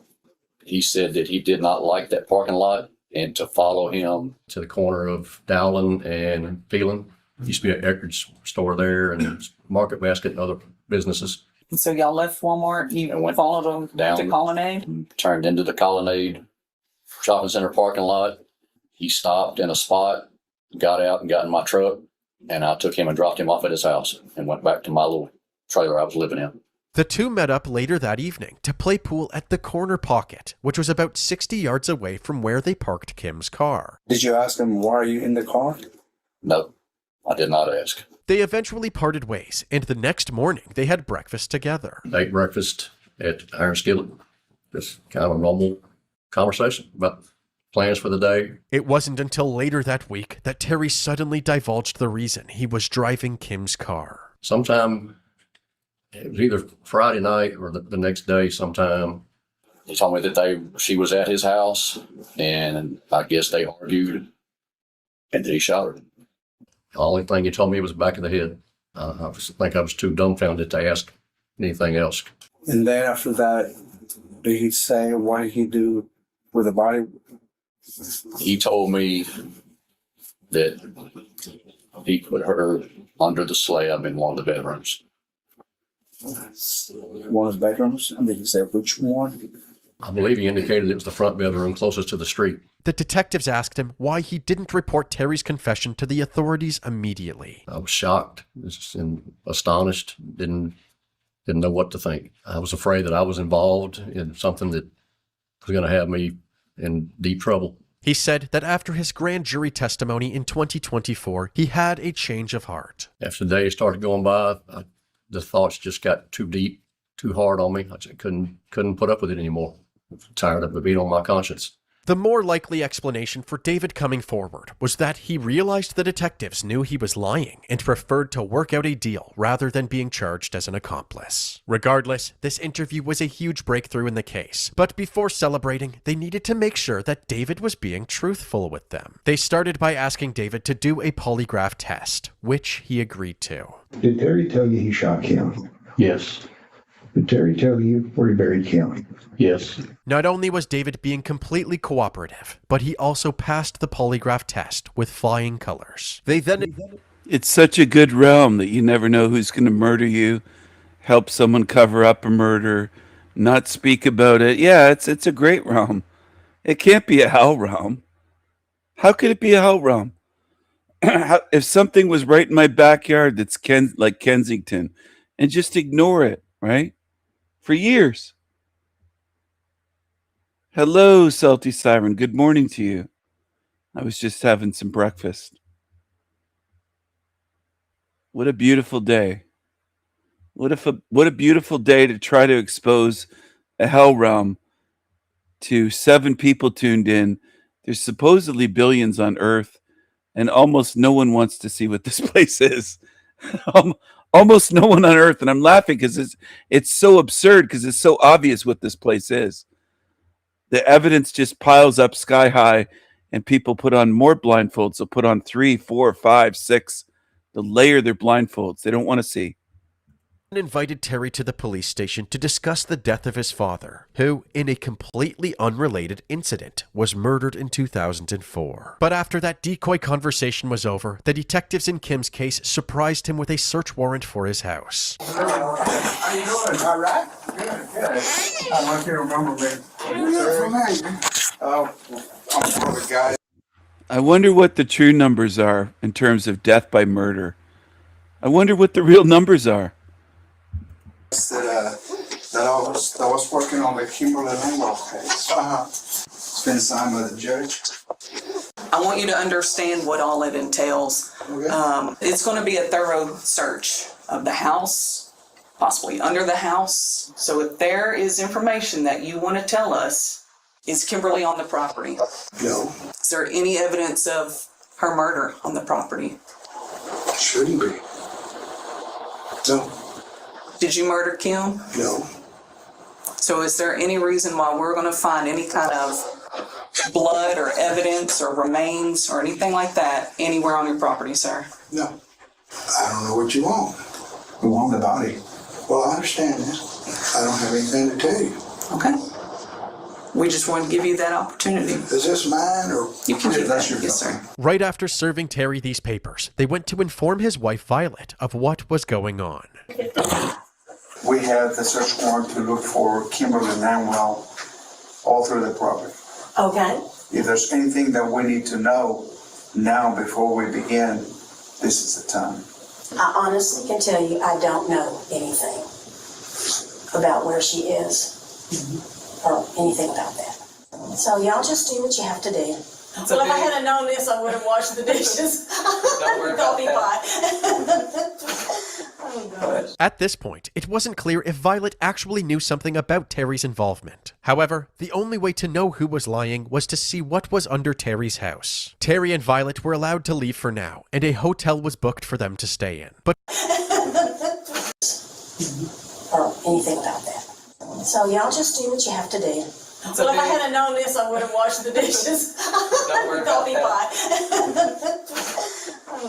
At this point, it wasn't clear if Violet actually knew something about Terry's involvement. However, the only way to know who was lying was to see what was under Terry's house. Terry and Violet were allowed to leave for now, and a hotel was booked for them to stay in. But while these interviews were taking place, officers had placed tracking devices on their vehicles. The next day, Beaumont PD and multiple other law enforcement agencies went to Terry's house and executed the search warrant. They used GPRs, ground-penetrating radars, to scan each bedroom looking for any disturbances beneath the tiles. In Violet's bedroom, they discovered that the ground had been hollowed out. They observed an area in the front bedroom of the house that was, it appeared that it was missing a piece of rebar. And so that's kind of where we focused our search on. As they broke through the tiles, they realized that cinder blocks had been stacked underneath the floor in order to prevent the tiles from collapsing. They began removing the cinder blocks and sifting through the dirt, and they quickly uncovered several personal belongings. Within the first hour, we found a pair of broken sunglasses, a keychain, and a lighter were the first pieces of evidence that we found that were definitely out of place. We knew we were in the right area. It wasn't long before they started finding bones. They first located 3 small bones that we were able to verify were human toe bones. And then it took a couple more hours to kind of get to the main part of her remains, and she was wrapped in a blanket. And so luckily it appeared that everything was in there, but that's when we found the further extent of the rest of the bones. The detectives were confident that these bones belonged to Kim, so they immediately filed a warrant for Terry's arrest. Using the tracker on his vehicle, they followed him to Tia Juanita's fish camp, where he was having lunch with Violet, and waited for him to exit the building. I got eyes on. All right, I say move, boys. Feet on the ground. Hands! Let me see your hands! Hands up! Hands up! Move, Violet. Back up, Violet! Back up! Over here! Get down on the ground! Over here! I'm on. Get her! Don't hurt me. Terry was taken to the back of a police cruiser and transported to the station to speak with the detectives once again. We do have an arrest warrant for you for the offense and murder. You don't want to talk? Got to say? What can I say? Well, there's probably a lot to say. I mean, are you curious about what we have found or why you're here? You got what you want. I'm not being believed anyway. I'm not going to waste my breath. I mean, I'm interested in what you have to say. I really am. I will hear you out. Doesn't matter. The family might be. Do you have anything to say to Kim's family? No. With very little cooperation from Terry, he was transported to the county jail to await his arraignment hearing. Terry Rose, you're being shot. Can you see why women fell in love with him? He's such a great guy. Women intuition. He's such a smooth talker and a charmer. Women fell in love with him and dated him, and I guess his wife Violet married him. What a great guy, right? People would say he's normal. There's nothing wrong. Every murderer in this realm is normal. And I'm laughing at the stupidity of people, the gullibility, that everyone's normal in this place. They'd never say, yeah, there was something evil about him. Nobody comes out like that, I notice, in this realm. Murderers are just normal here. People don't say, yeah, there's something weird about nothing like that, ever. It's just like this almost every single time. With the murder of Kimberly Langwell, do you have anything to say? Terry, tell us what happened on that night in 1999. This could be your only chance to tell the public right now, right here. Do you have anything to say to Kimberly's family? Did you do it? Back inside the police station, Terry's family was still waiting for answers, so the detectives brought Violet and Terry's brother and sister into the interrogation room to break the news. I was going to ask the obvious question. I was going to say, I assume we're here because Yes. you They found found something. him. Yes. May I ask where? Under one of the bedrooms. Hey, man, Violet. I'm asleep. Okay, Violet. Oh, it's okay. Hey, Violet. You didn't know it. You trusted him. Okay?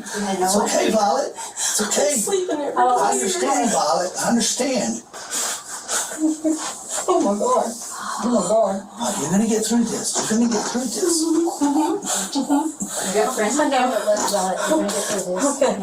Okay. I'm sorry. Don't be sorry. Oh, That's a shovel.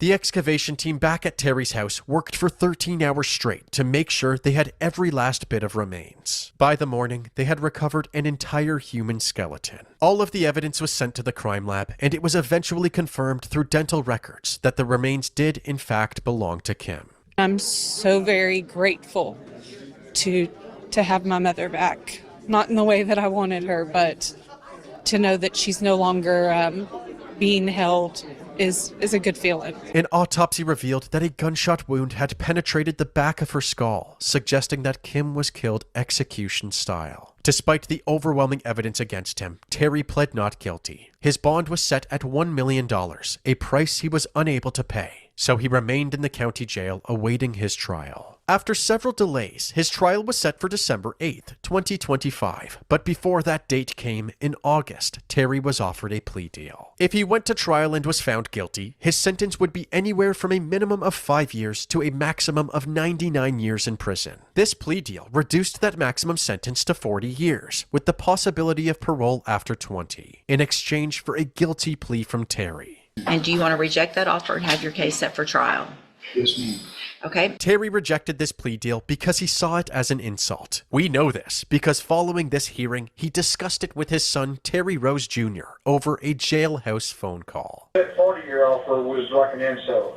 I'm 68 years old. 40 years, you got to do 20, so I'd be 88, and then I go before the parole board, and you know Tiffany's going to be there to say no, and then I got to wait another 6 months and go again, possibly. You know, I'll be 90 years old before I get out, and then I got to deal with parole for the rest of my life. Oh, no, no, I'm sorry, I'm not accepting.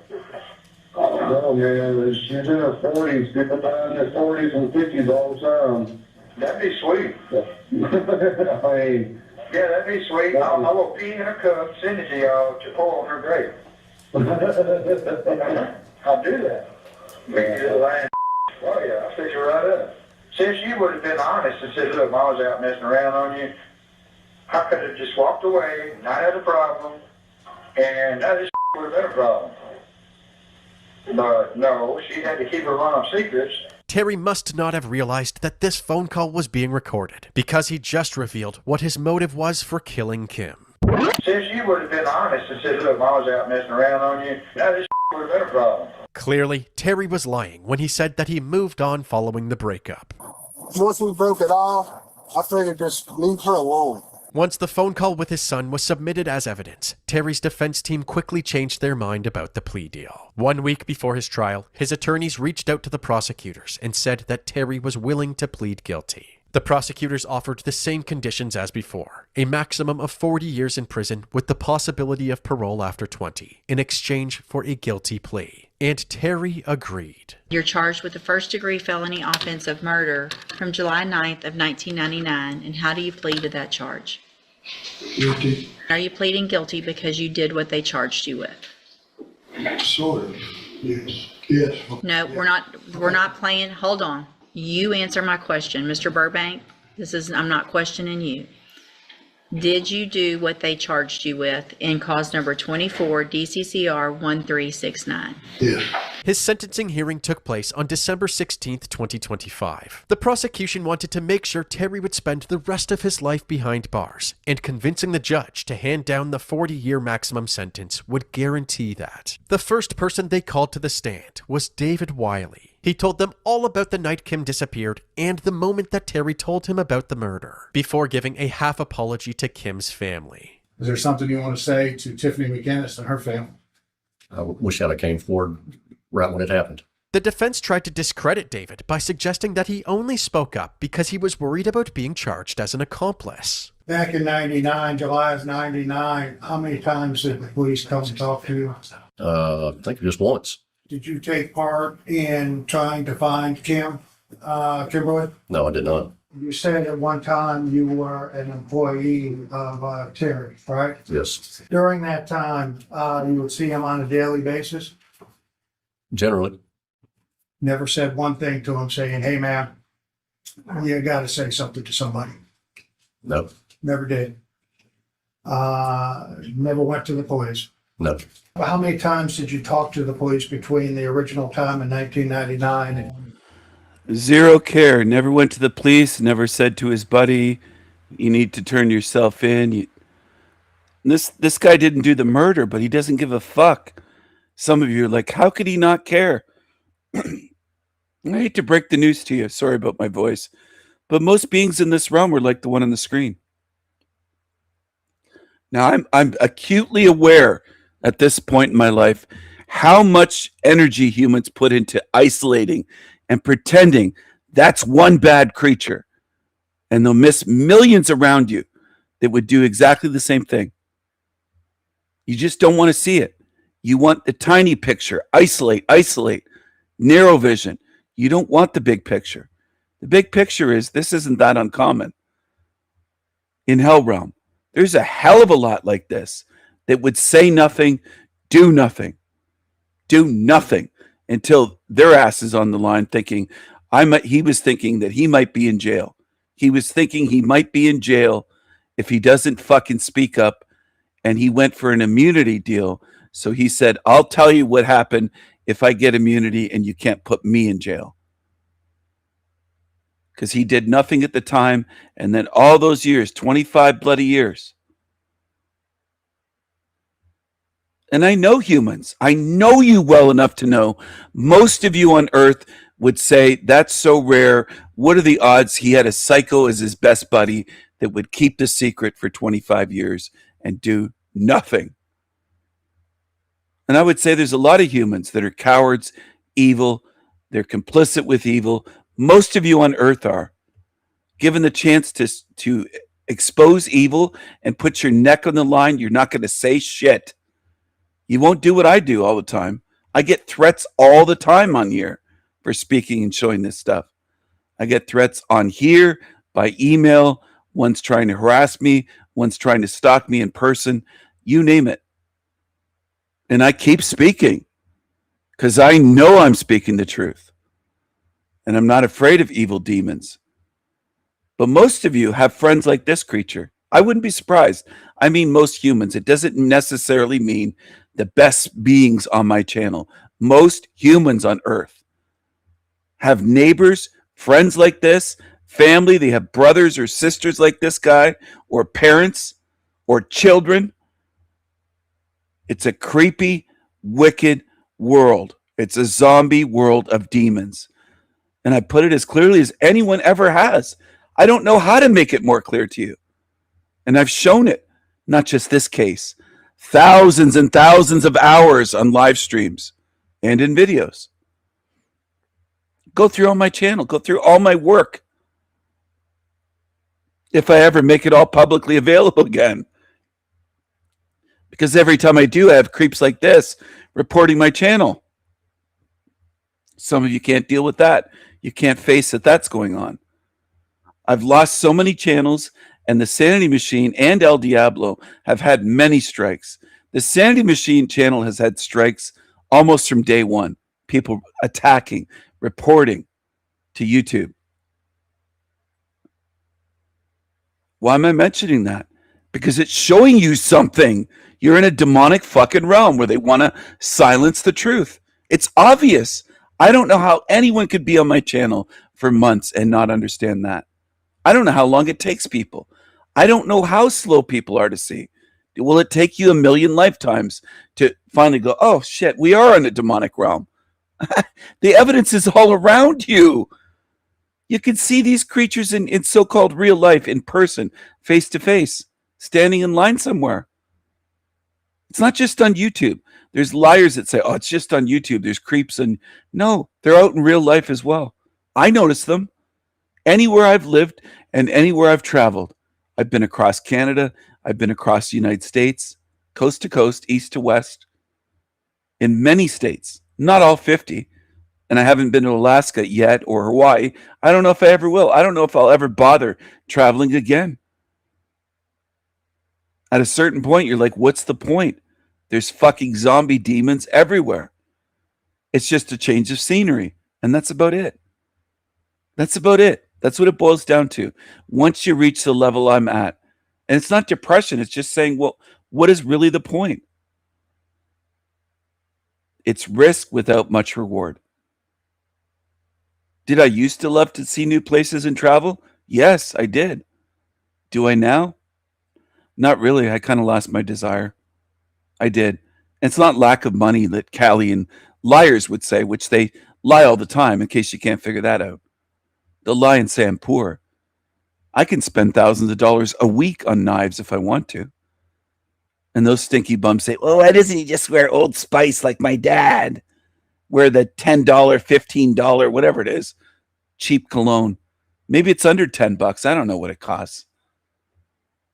I'd rather wear a $200 bottle of Prada or Dior or $250 or $300 bottle. How about that? Well, he spends money lavishly on things. Yeah, I do. I enjoy my time here. I do what I want. I'm not going to let anyone tell me what to do with my life, my money, my interests, my YouTube channel, my videos. Nothing. You don't control me. And that's one of the main things in this realm that demons love to do, is to try to control free spirits like me. You'll make threats. You'll do anything you can. It drives you fucking nuts that you can't control a free spirit like me. And I'm aware of this. And it's the same with creatures like the one on the screen. They can't control their girlfriend. He would just say, well, I couldn't control my buddy. Anyway, this is the way you creatures are in this hell realm system. You defend evil and pretend it isn't evil. You pretend you're not in an evil realm populated by demons.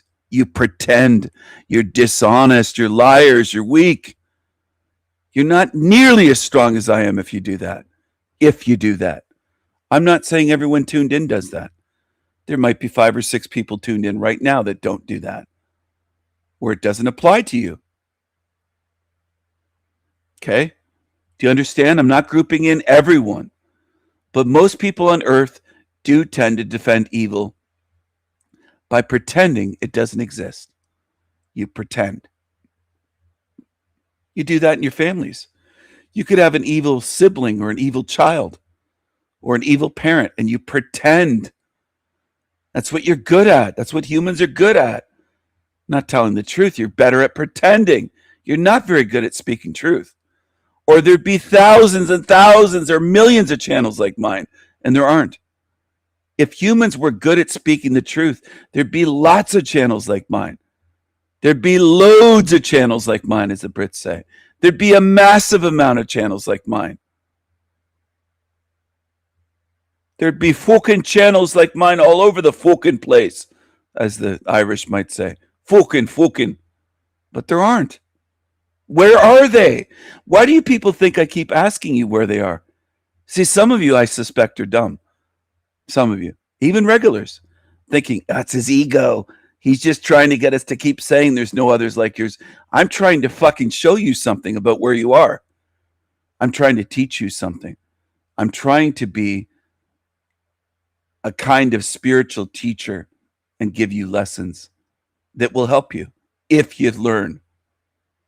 Now that part's up to you. Why aren't there channels all over YouTube and Odyssey and BitChute and everywhere, and Facebook pages with tons of followers looking at them, and everywhere that you can go to spread truth on social media and Twitter and everything else, saying similar things to me? You might make excuses and say, well, you're unique, Stephen, you're this, you're that. Well, why aren't there many truth speakers in this realm? Most of what you find is either demon channels or baby truthers that are spewing nonsense for shekels that won't help you at all with spiritual freedom. If this is a channel of real truth seers and speakers and not demons, why aren't there tons of channels, loads of channels like mine? Big loads of channels like mine to find. Why aren't there? And a lot of you don't want to look at it that way. I know the way some of you look at it. I can tell by your reactions at times, even through text. The idea or in your heads that, oh, he just wants his ego fed. He wants us all to just keep saying there's no channels like mine to feed his ego. Nope. My ego's very secure. I could shut my channels down, all of them, all the channels I have today on YouTube, Odyssey, BitChute, everywhere I have channels. And I could take my artwork, not channels, but sites, pages down. I could take everything down on the internet and scrub everything that has to do with me and my name. And I'm fine with it. I'm absolutely fine with it. But a lot of you won't stop and say, why aren't there 10,000 channels like the Sanity Machine? I'm going to ask you in the chat, why aren't there 10,000 channels on here like the Sanity Machine, speaking real truth to help spirits? Why are there millions and millions of shit channels, demon channels, scammers for shekels channels? Why? If it isn't a hell realm, why is that the case? Some of you are probably scratching your heads going, yeah, why is that? Well, maybe it's another proof of where the fuck you are and what this place is. Maybe you should consider that. Maybe there's so many channels run by demons because you're in a goddamn demonic realm, is a simple answer. You shouldn't have to ponder it for the next 20 years. The truth is staring you in the face. See that guy on the screen? Most are like this. And her family. I wish I'd have came forward right when it happened. That the 40-year maximum sentence would guarantee that. The first person they called to the stand was David Wiley. Yeah, he's not evil and creepy at all, the way he walks in like a complete demon. Yeah, that's not creepy at all, is it? To me, I'd know right away. Right away! And I just don't get, like, it's frustrating for me that so many, it just, they'll look at this and go, well, what's wrong with him? They'll say, there's nothing wrong with him. They'll say, you call everyone a demon. This is what goes on every day in my life. People say it. Hanko Flamio, that Benny guy earlier, tons of them will mock it and say, you call everyone a demon. I don't make apologies for spotting demons. I know there's something wrong with most of you in this realm. You can't see what this is. You're fucked up. All I did was hit the pause button and I can take a screenshot, and that's enough for me to see what it is.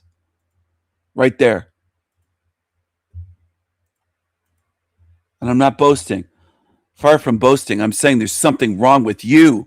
Most of you humans walking this earth are walking blind. You're like goddamn blind zombies and demons. It's what you are. If you weren't that way, you would be spotting them, saying, yeah, I see them, Stephen. Here's one, here's one.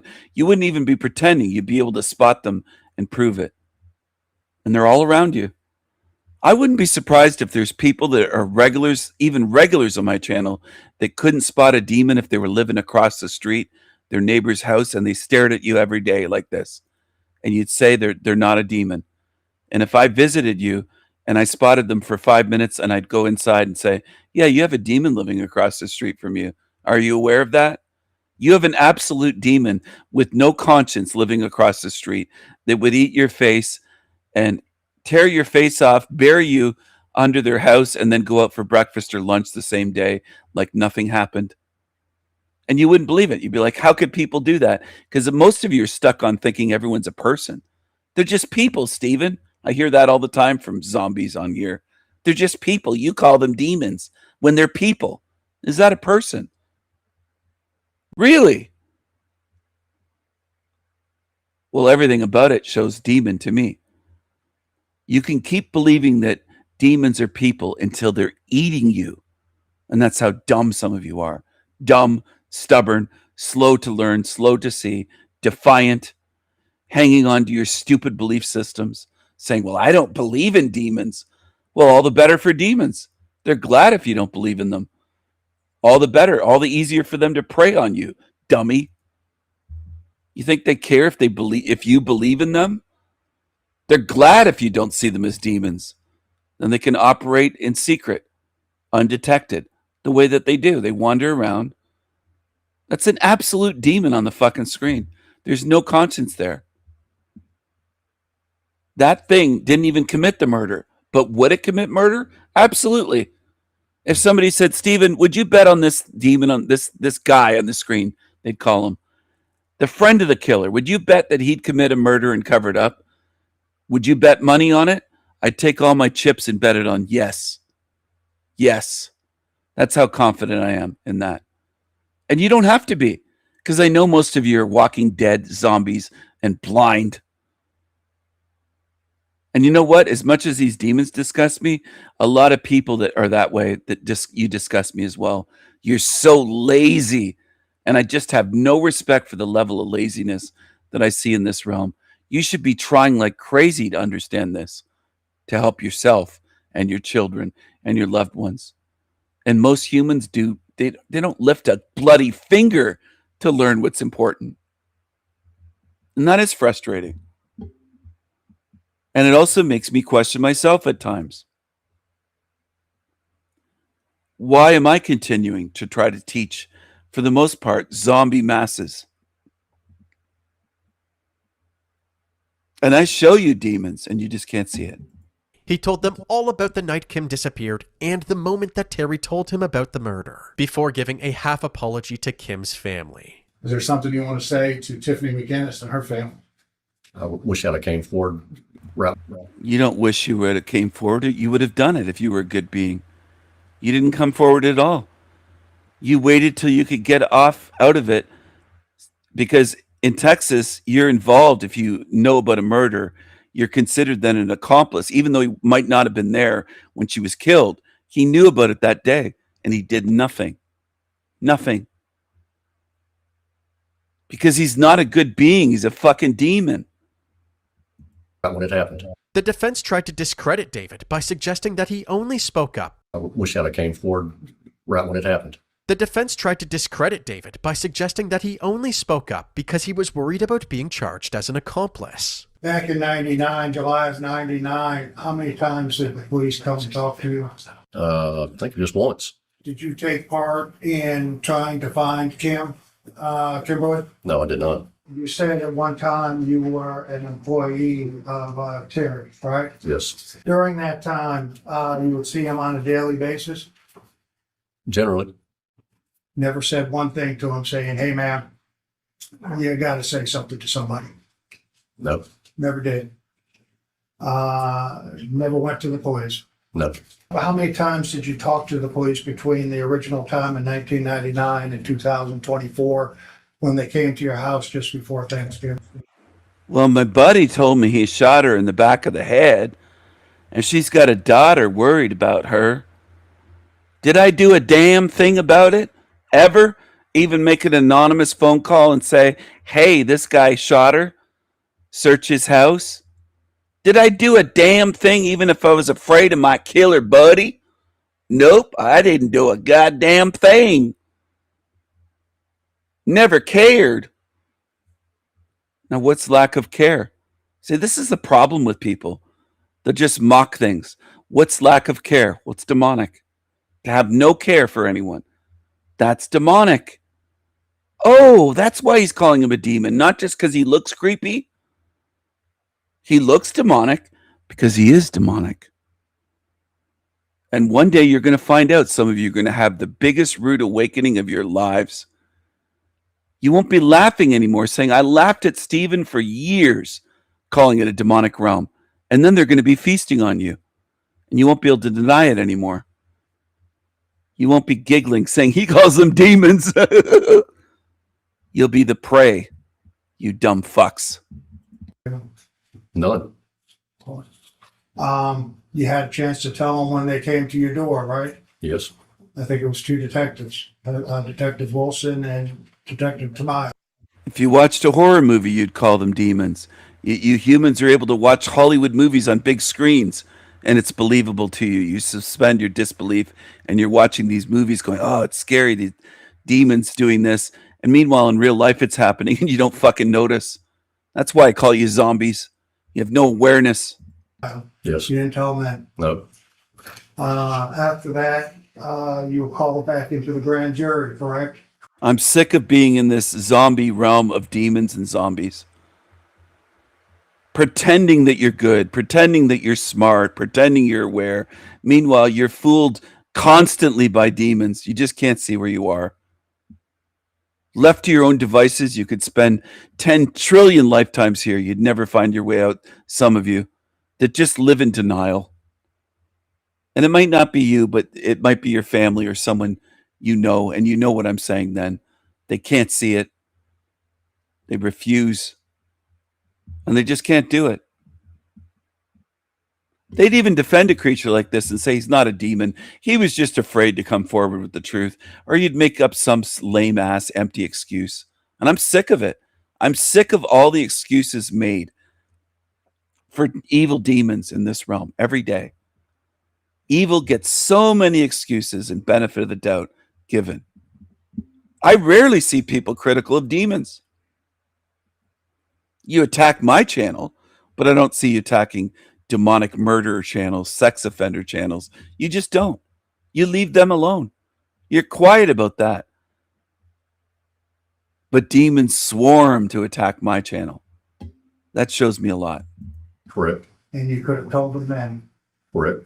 However, David's intentions were irrelevant to the state's case. During the testimony of Detective Heather Wilson, they made it clear that David Wiley coming forward was the sole reason that Kim's remains were even discovered. 25 years after.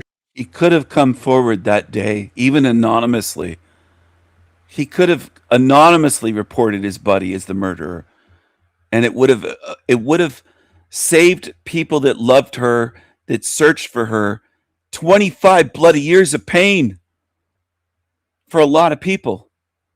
And again, this is right over people's heads for the most part. They don't think of this. They don't see these demons. They just think, well, they're just people. They're just people. After she went missing, Kimberly Langwell's body was discovered under Terry Rose's house. Is that correct? That's correct. Yes, sir. With a gunshot wound to the back of her skull, consistent with what David Wiley said to her.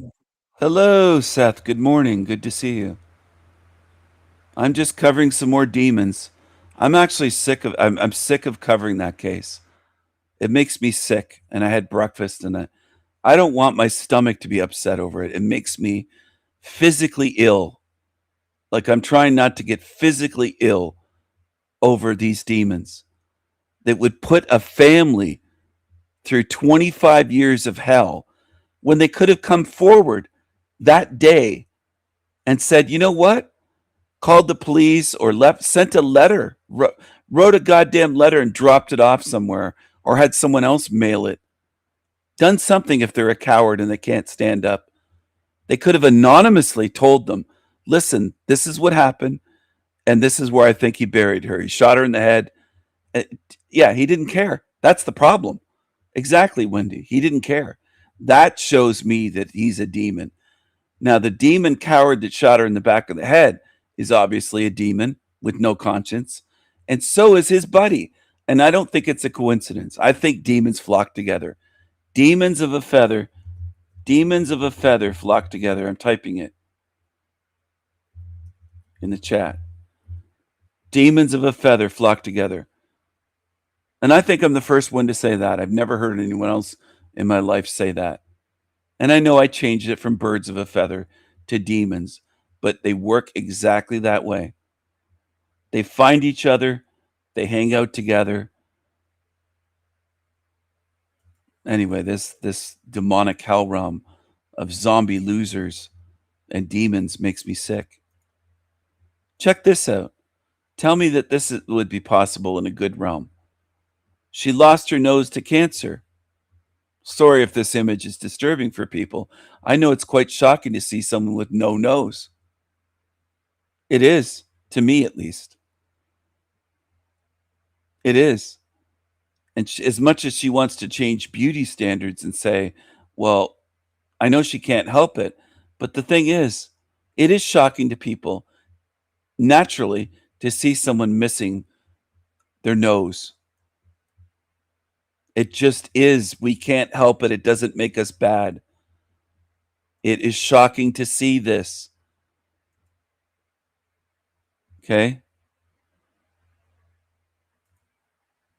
It is. Now, why is it possible to lose your nose to cancer? What does that say about this realm? This is where people get stuck and lost. They're like, well, you're saying this says something about this realm? Yeah. It shouldn't be possible. If this were a good realm, no one should be losing their nose to cancer. No one. And there also shouldn't be any organ transplants or any necessity for organ transplants, for example.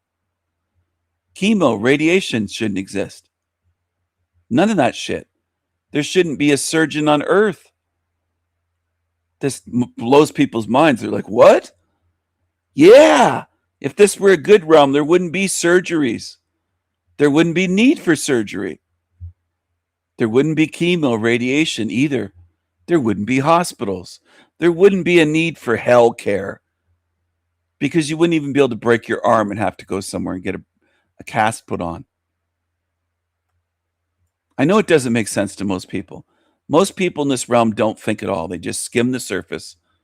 And it's all normal to you, including people walking around with no nose because of cancer. They'll say, well, God is good. This is a gift. My name is Tina. I lost my nose to cancer.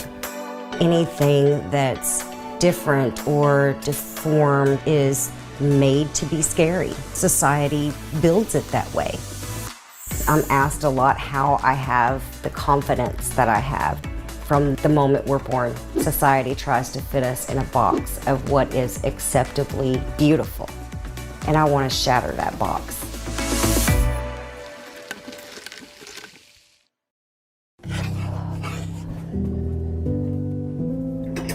I was diagnosed with stage 2 nasal cancer in May of 2014. When I found out, I was devastated, just terrified. They wanted me to have radiation. The risks were quite profound. There was a great risk to my eyesight, risk to my brain, my saliva glands. I could have ended up on a feeding tube for the rest of my life. There's got to be another way. My best chance to be cancer-free is to have the full rhinectomy. The doctor said, you're a young, attractive woman. We don't want to permanently disfigure you. I told him, I appreciate that, but what good is pretty if I'm not here anymore? I made the decision, just cut it off. I can remember holding my children before the final surgery and just breathing them in because I didn't know if I would be able to smell them ever again. I can remember the last time I was able to put my nose to warm it in the nape of my husband's neck. You hold on to what you can, especially when you're facing something like your mortality.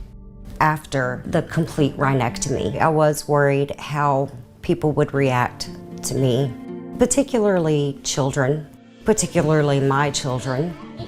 The first time our youngest son saw me without the gauze, he turned bright red, just started trembling. And he said, oh my goodness, Mommy, what happened to your nose? You need to go see Dr. Connor right now. Dr. Connor is his pediatrician. When he said that, laughter through tears. I'm sorry. I do put up a brave face and I do feel strong and I do feel brave, but I've had to fight. She feels strong and brave, but she's still missing her nose. She's been deformed. And I feel sad for her and her family. I'm not making jokes about this. This shouldn't happen. It shouldn't be possible. And this is the step almost no humans I've ever met, except on YouTube, have been able to take the step of seeing this shouldn't happen. It's wrong and it shouldn't be possible. It shows you're not in a good realm. And again, that's too much for most people to see. They'll say it doesn't mean anything about the realm or God. I'm sorry. I do put up a brave face and I do feel strong and I do feel brave, but I've had to fight for that. People say, well, how are you so confident? Because I fought dang hard and I'm alive. Nothing's more beautiful than alive. I'm pretty excited today. I'm going to meet my daughter Christina out for lunch. Hey, are you ready to go? I am. Let me grab my jacket and my purse. We're out the door. Alrighty. Okay. Can I have kisses? Bye. And be good for Pop Pop. The first time I saw my mom without her nose, I could tell by the way that she was looking at me that she expected me to have that wow factor. That, oh my gosh, she looks so different. She's my mother. I was just thankful to still have her here. I love you so much. When I first lost my nose, I noticed that the stairs really have her here. I love you. My mother. I was just different. She's my mother. I was just thankful to still have her here. Different. She's my mother. I was just thankful to still have her here. See, that's a good daughter, and that's a good caring spirit. And that makes perfect sense. She's my mother. I'm just grateful to have her here, she said.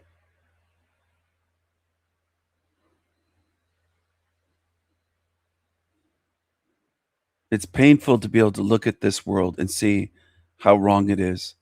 And to also know most will never agree. They'll never see it this way. There's almost zero support, almost zero. I'm not saying that the people that tune in that are part of my team don't support me, because you do. But we're spread out all over the realm. It's not like there's a million people coming to my channel saying, I see it too, Stephen. I support you. I support you speaking out about this topic, about how wrong this place is and how it's designed to be evil. It's designed to create maximum suffering, maximum evil. Very few. It's just handfuls spread out across the realm. And that also shows me something. Everything about this place shows me something. There's very few in this realm that see it. That's by design. And some will say, how come you see it then? Or how come you and Wendy see it? How come they don't just control? Well, maybe they can't. Maybe we're a type of spiritual species where these evil entities wish they could control what I can see or can't see, and wish they could control others, and they can't do it.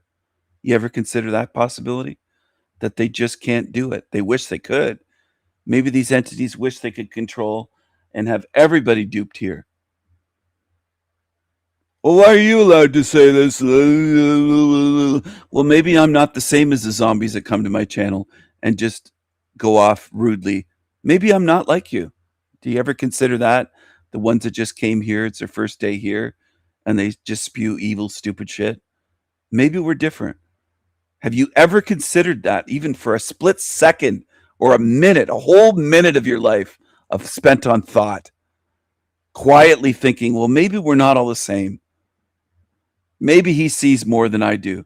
Maybe this guy sees what I've spent 30, 40, 50 years and I couldn't see it. Maybe we're not the same. You ever fucking consider that? Because very few people in this realm do. You push this sameness that we're all the same and we're all equal. Bullshit. I love you so much. When I first lost my nose, I noticed that the stairs really bothered my family members. So what I told the kids was, well, honey, they're staring because they're trying to figure out how I still look this good and I don't even have a nose on my face. My face is without a nose, and anything that's different or deformed or anything of that nature is made to be scary. Society builds it that way. They had to wait to make a prosthetic until I think it was 6 months after, to give everything time to heal. I don't know if it's that I had lived 6 months without it. I didn't like the way it looked. I didn't like the glue. It irritated my skin. Like I couldn't breathe when I had it on. Not physically. I couldn't emotionally breathe. But I wore it for about 2 years. I just don't care for it, but maybe if I could get Reese Witherspoon's nose, it could look like Reese Witherspoon. And one day I was like, I'm not doing this anymore. And I still have people that ask me, why don't you wear that prosthetic? You would be so pretty if you had a nose. I'm pretty anyway. I just stopped letting it define me. I'm proud of my mom because all the stuff she's been through, she made it through. What has that taught you? Don't listen to other people if they say mean things. I do get a lot of comments though, where people are telling me how they're inspired by my bravery to put myself out there, no prosthetic, no conforming to what the world deems beautiful. I like to say a lot. That guy's wearing a Seahawks hat in Texas. I'm surprised they let him get away with that. But that society tries to fit us in a box from the moment we're born. And I want to shatter that box. I want to destroy it. I don't want. It's a nice thought, but I don't think you ever will. You won't change society. You won't shatter the box. It just doesn't work. It's a nice sentiment, but it's wishful thinking. It's not going to happen. It just doesn't happen in this realm.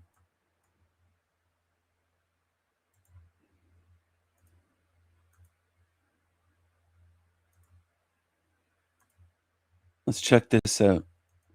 This popped up earlier. British police stole evidence of my assault. They stole evidence. How can this happen? The cops are good. They work for us. And this is the people just don't understand till it happens to you. And then it might change your view. What is up, guys? It's Angela. I am a content creator from Colorado, and last weekend I traveled all the way to London to attend the Tommy Robinson Unite the Kingdom rally held on May 16th. I got there and I began to conduct interviews and capturing every single moment, and then the British police confiscated my... I used to like her videos a lot, and now they just seem to be more mainstream. They're shouty, they're theatrical. It's like she's trying too hard or something.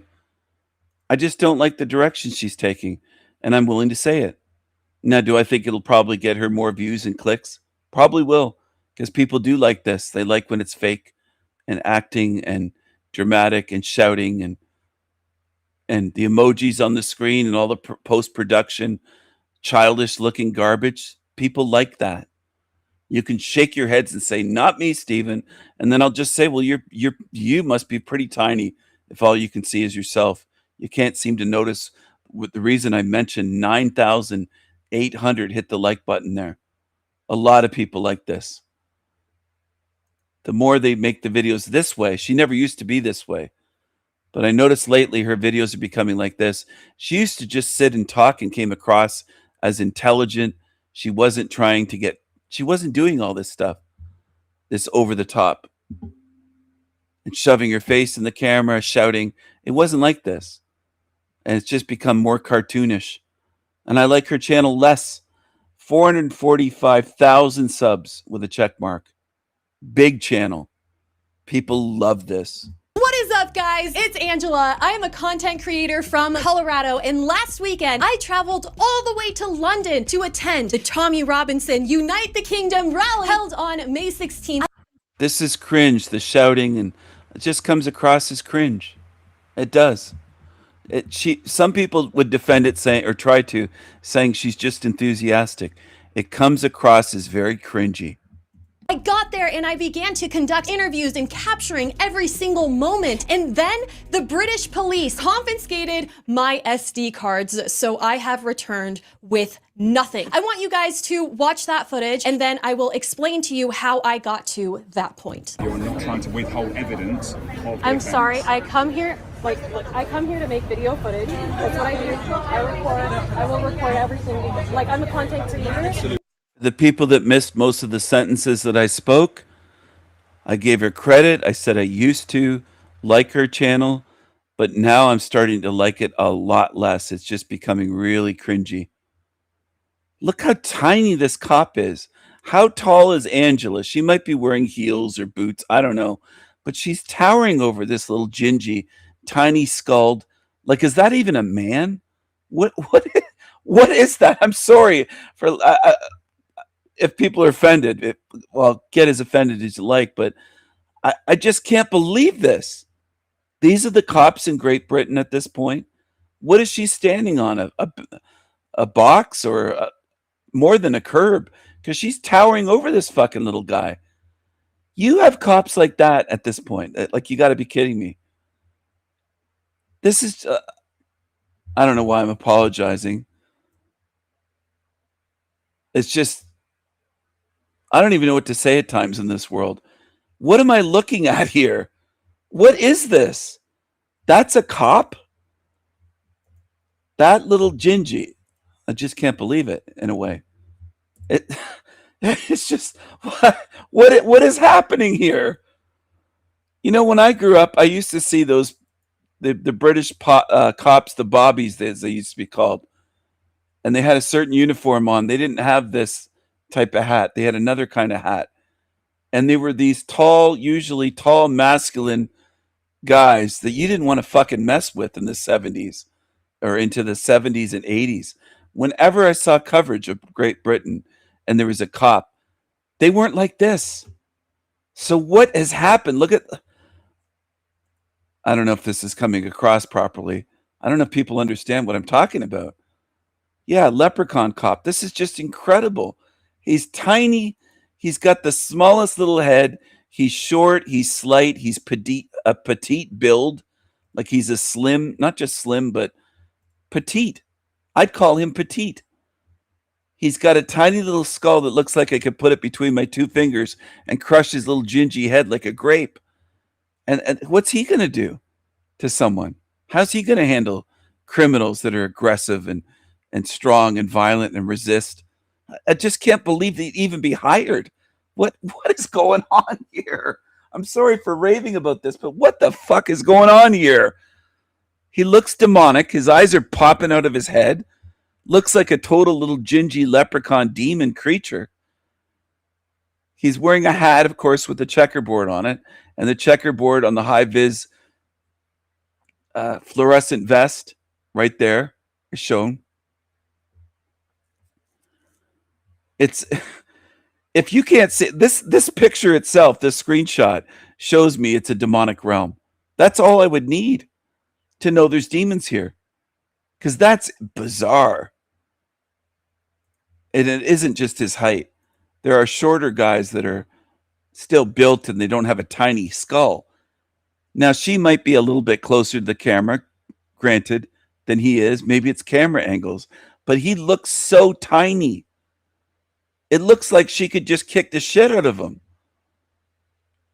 Anyway, this is just bizarre to me. And like, if you're taking, It is. And so you're taking like, How small is that guy's head? What does he have for a hat size? Extra small, lady size police hat? Like, look at this. And it's still like falling down over his eyes. It's too big for him. That's a Beetlejuice head. That's a small fucking,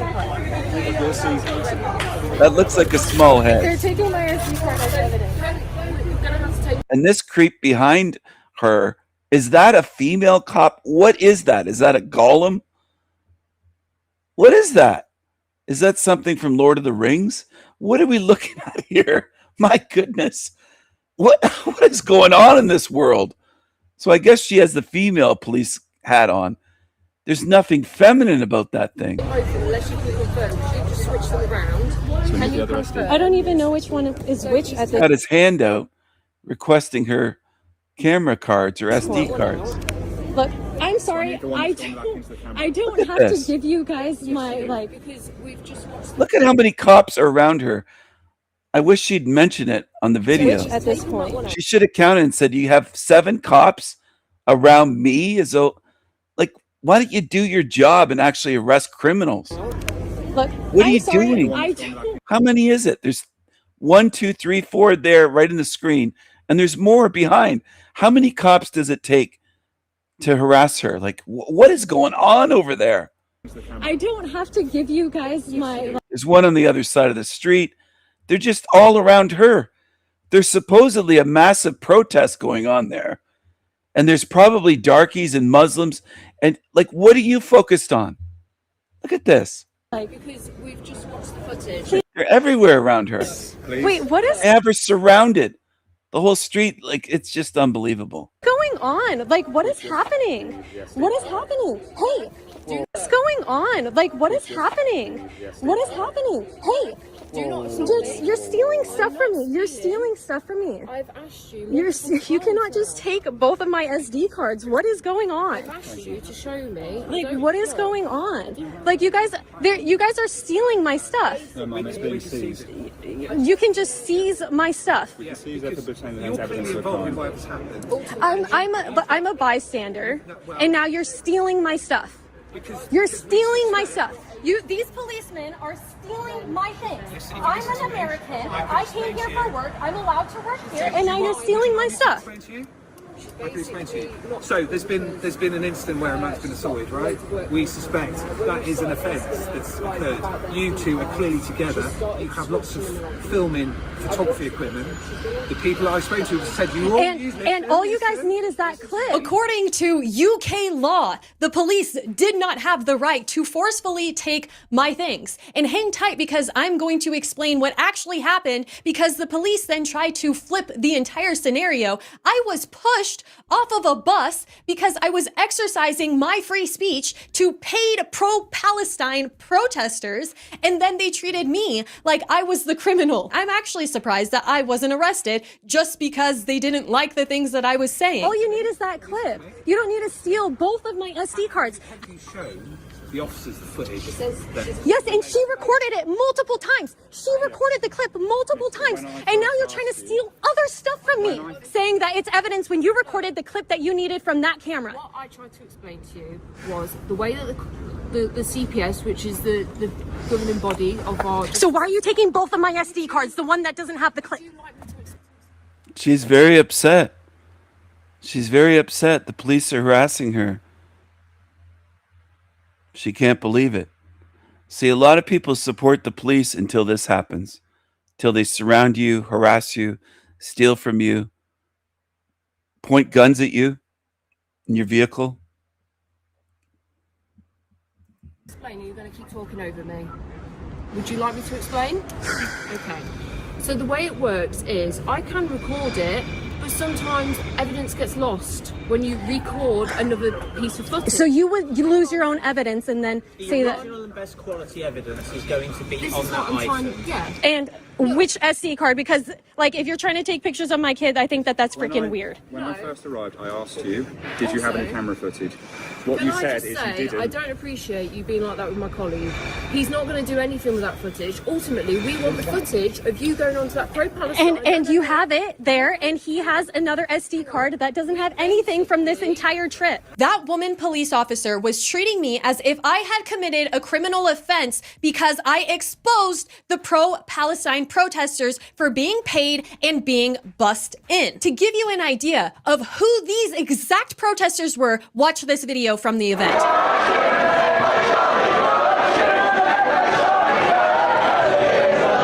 So these protesters were saying that they should shoot Tommy Robinson in the neck like they did to Charlie Kirk. So you can imagine how horribly they would treat somebody as soon as they find out that they are not in alignment with their movement. People in these pro-Palestine protests claim that it is so organic and that it is grassroots. Yet, if I was to try to go there and just join in, I am pushed and shoved off of their paid bus. These people are bussed in. They have meals paid for them. They have signage, massive signs made for them, flags that they hand out. They have whole security teams, and they have the police protecting them from anybody who could hurt their feelings. And then when you expose them for being paid and then for being violent, the police then come in to protect them from being exposed.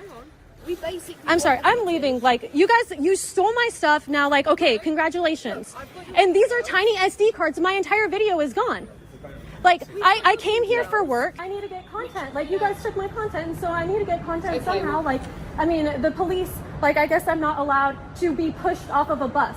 I was pushed off of a bus. How about I get to record my own footage so I actually get to have my content? I mean, I'm not entirely sure at the moment.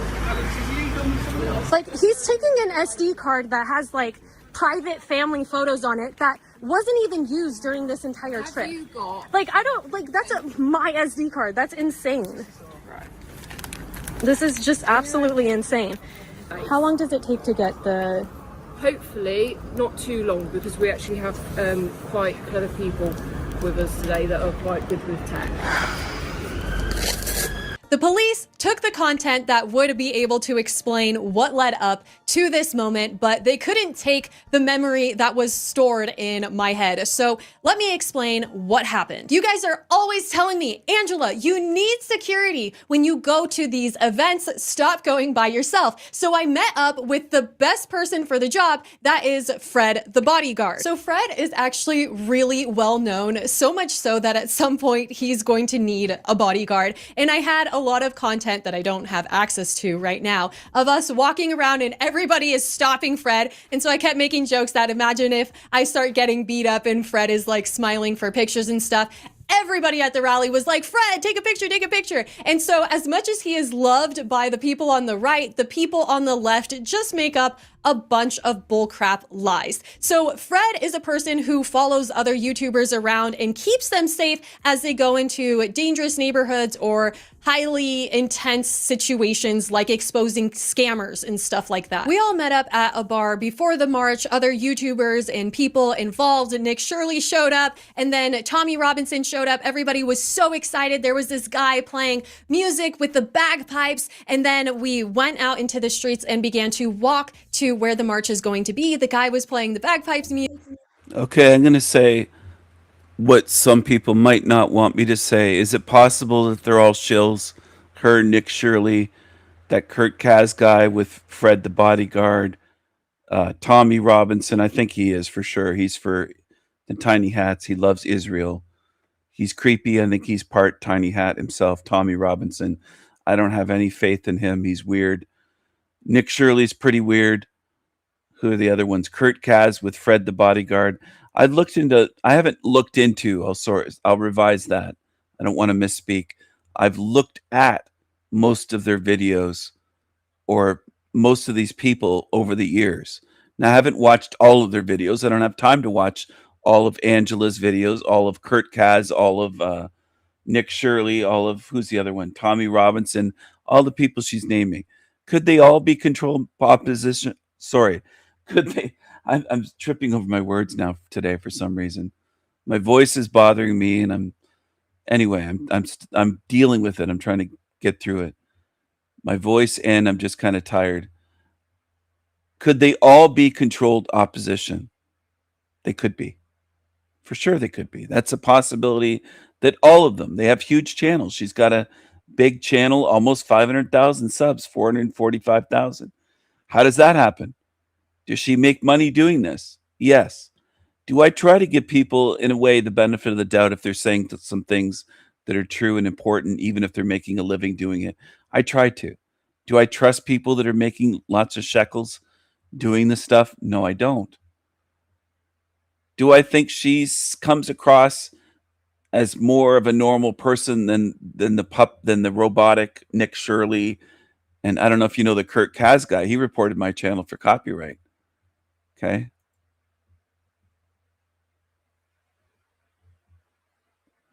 Yeah, he did. He did report my channel. And I can't show his videos anymore. Any of them here. And I used to watch that fuck's channel. And by the way, I emailed that Kurt guy, Kurt Kaz, I think is his name. I emailed him. No response. I called him a coward, a pussy. He's not a man. He's not a man. He knows it. You call a man a coward and they do nothing? I challenged him to come on here, have a conversation with me. All I was doing was sharing his fucking content on a live stream. And I think I shared it in a video or a short. But yeah, he reported for copyright. My channel was reported. I think that time I got a strike due to him. I think my channel ended up with a strike for a week or two where I couldn't do anything. He fucking disabled my channel, that fucker.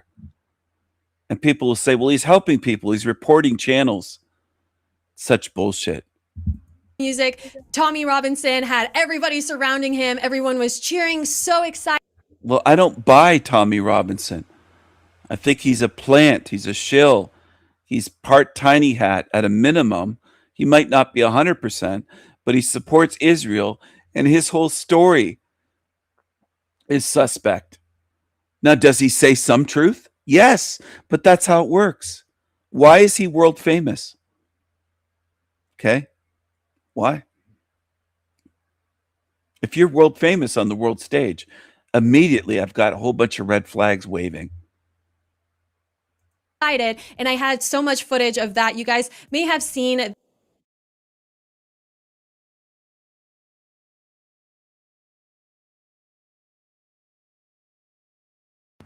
Oh, shit. Sorry about that. There's either video or photos going around of Tommy Robinson from years ago in Israel. He went there and he's sitting, riding on top of a tank and posing with the soldiers. He just loves Israel.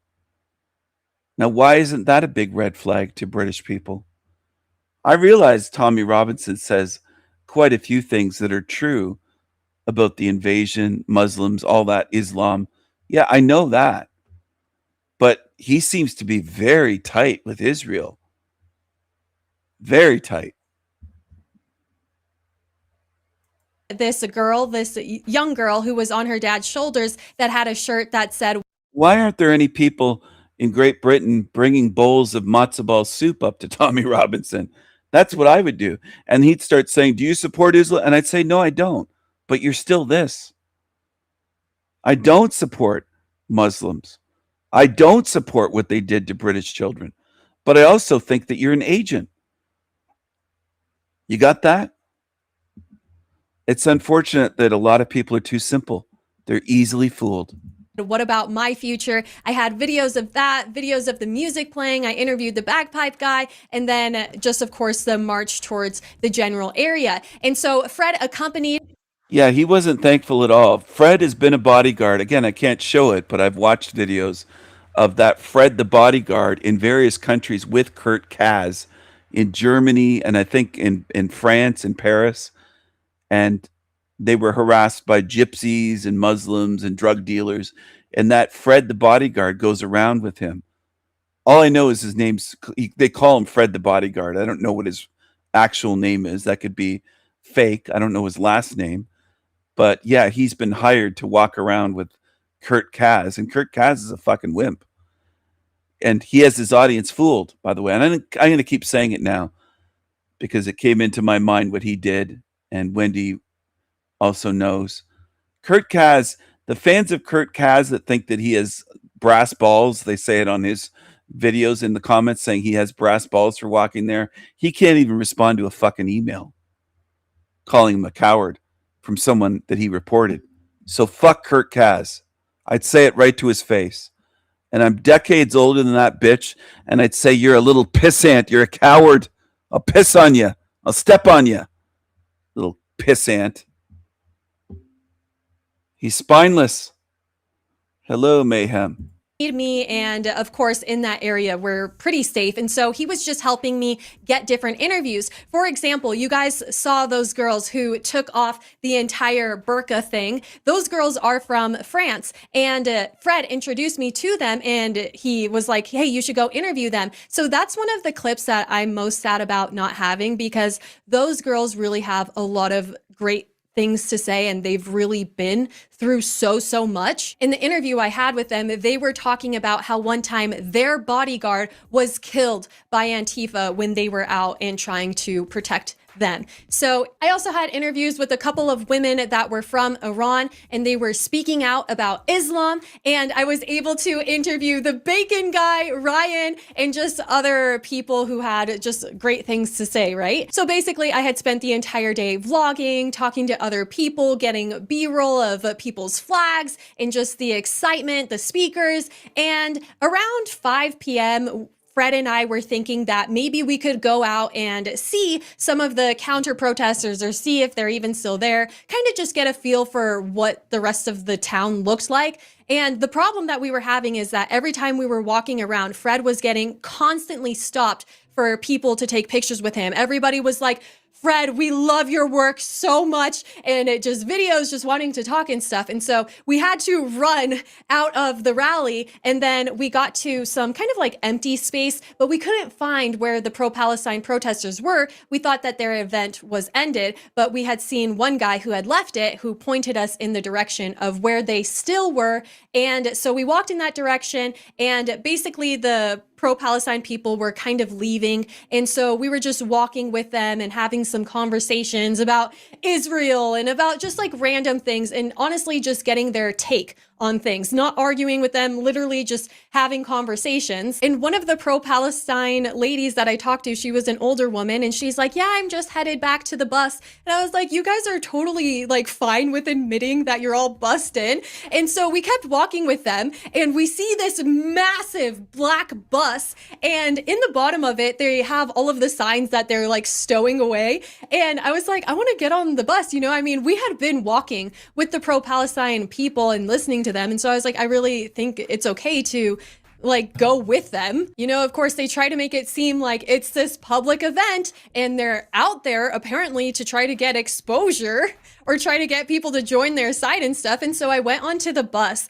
This is the footage that I wish I had so bad. It makes me absolutely crazy. So I was standing there with my camera at the front of the bus, and I was like, hey guys, we had a fun day of protesting, right?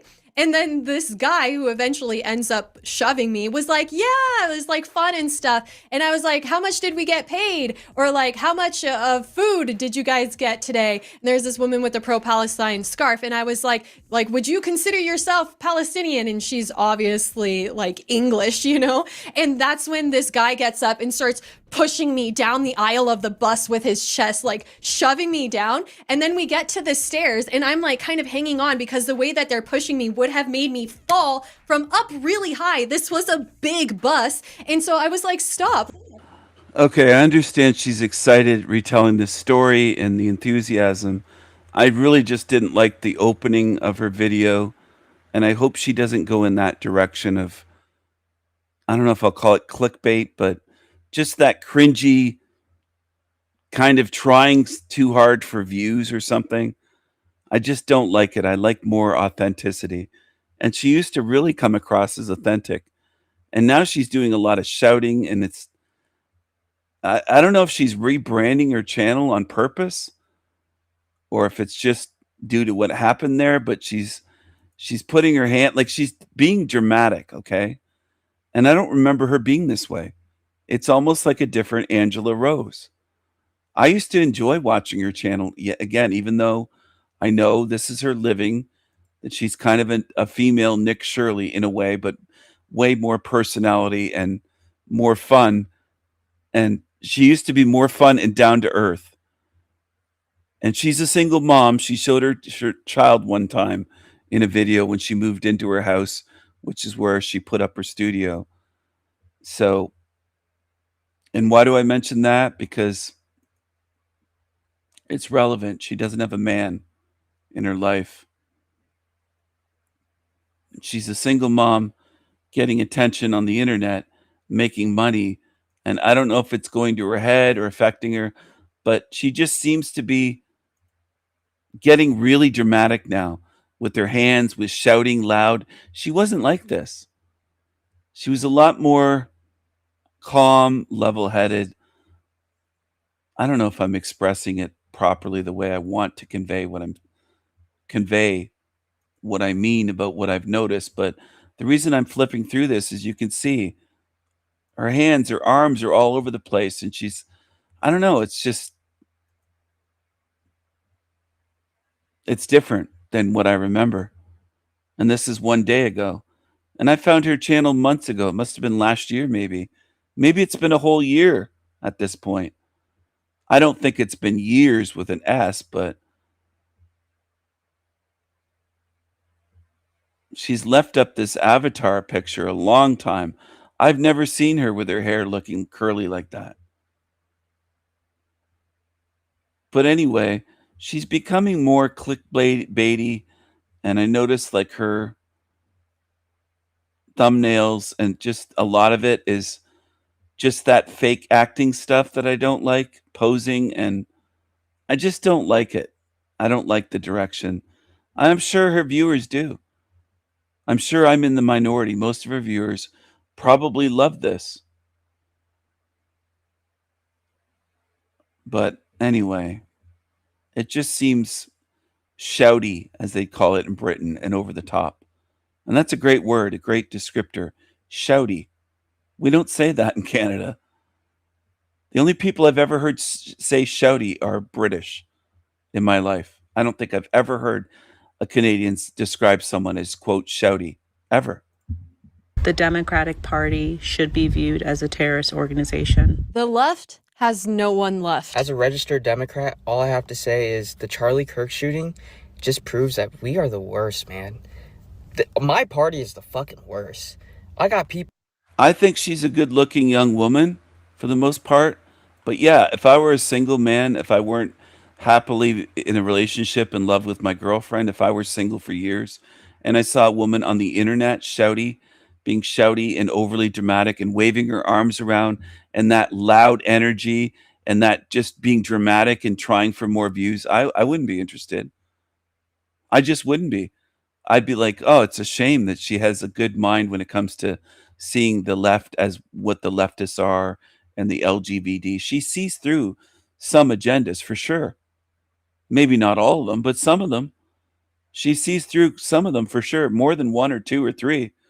And it just sucks that she's kind of ruining herself in terms of being just, it's coming across as fake and just acting and overly dramatic. And it's a real, not just turn off where I wouldn't date her, but I don't even know if I'll keep watching her. If she continues being shouty like this, I'll just lose interest I'll just kind of stop watching and fade out. That's what I've done with many channels. It won't just be a fuck her, I don't like it anymore. I'll just slowly stop watching. Because her channel used to be good. And I don't know if she's getting used to the money and saying, if I just push it more, I'll get more views. But look at this, 2 million views on this video 8 months ago. I think she actually got more views back then than she's getting now. 130,000 likes, which is a huge number. That is huge for a channel run by one person, or supposedly. I think she does. She probably does all of her video stuff herself. Probably is just her. But she was successful 8 months ago. And now it's like, I don't know, I think she was better back then. There was more of a calmness and more of her watching and reacting. And her arms weren't waving around like helicopter blades. Pissed, and I intend to stay fucking pissed. They shot Trump in the head, the Democrat radical base, and we were told, oh, you need to settle down, don't raise the temperature. And then repeatedly now, psychos from the Democrat base have gone into Catholic schools and killed children while they prayed. And we were told we need to settle down. No, how about we stop telling Republicans to settle down? And how about we start having conversations? Oh, this gay guy's really upset. He's really upset. He sounds super nomus gay. That septum pierced, rainbow colored hair people have had enough.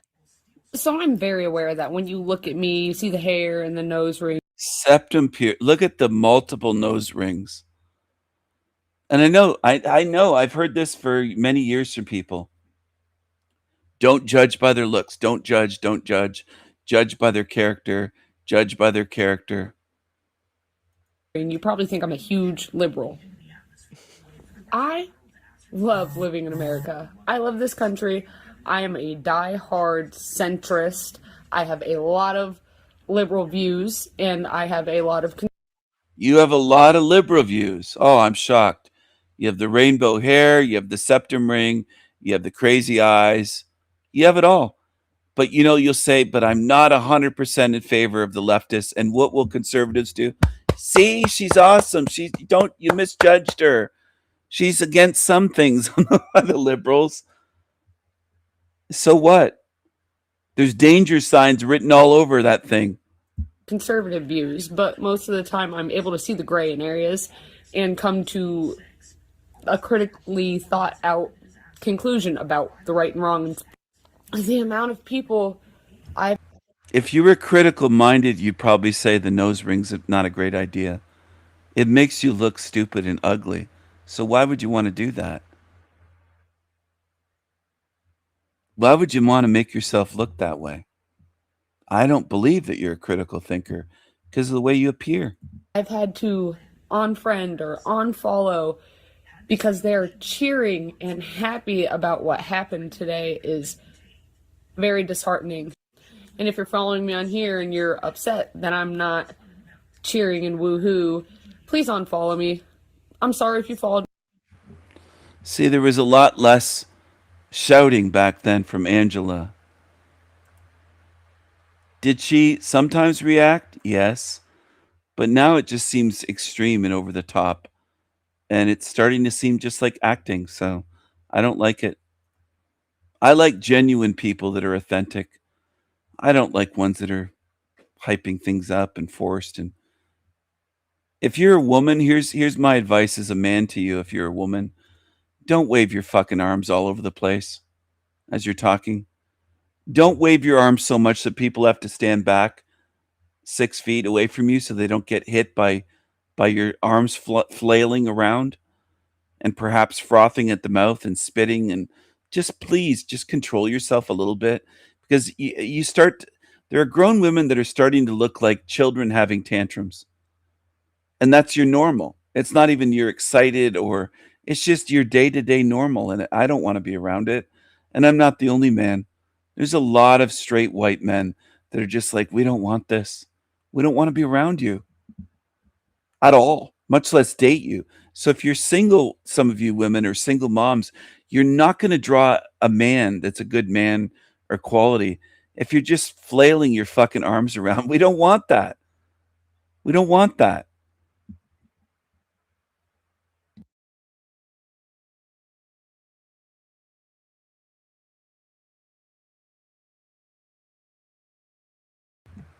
Keep your arms to yourself. Da da da da da da da. Keep your arms to yourself. Just don't flail your arms around like that. Just please don't. Yeah, just shut the fuck up and listen. Listen, because they're talking so much and they're not saying anything that means anything.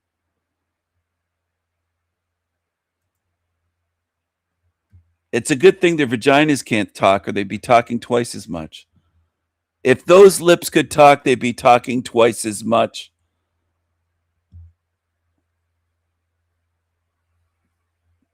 Yeah, it's like those inflatable flailing arm things they put outside of some businesses to draw attention to them, and they're blowing in the wind, and the inflatable arms are going every which way, and it looks stupid. If you want to look retarded, do that, women, but you don't look good doing it. I'm just glad the other set of lips can't talk. Live in the country and you live alone, up in your cabin, up there in the Appalachians, or up in Southern Oregon in the Siskiyous, sitting there by yourself thinking, you know, seems like people changed a few years ago. I mean, big time.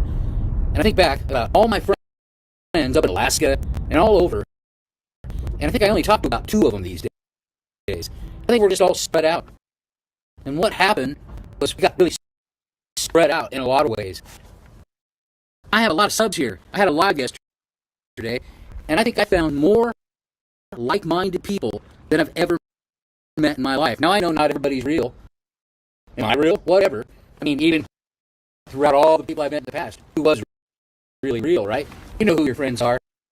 Probably count them on one hand or less. But all of the time I've been here for 1 year doing this channel, I've connected with more people that think like me, because obviously you hear me talking, than I've ever met in my life.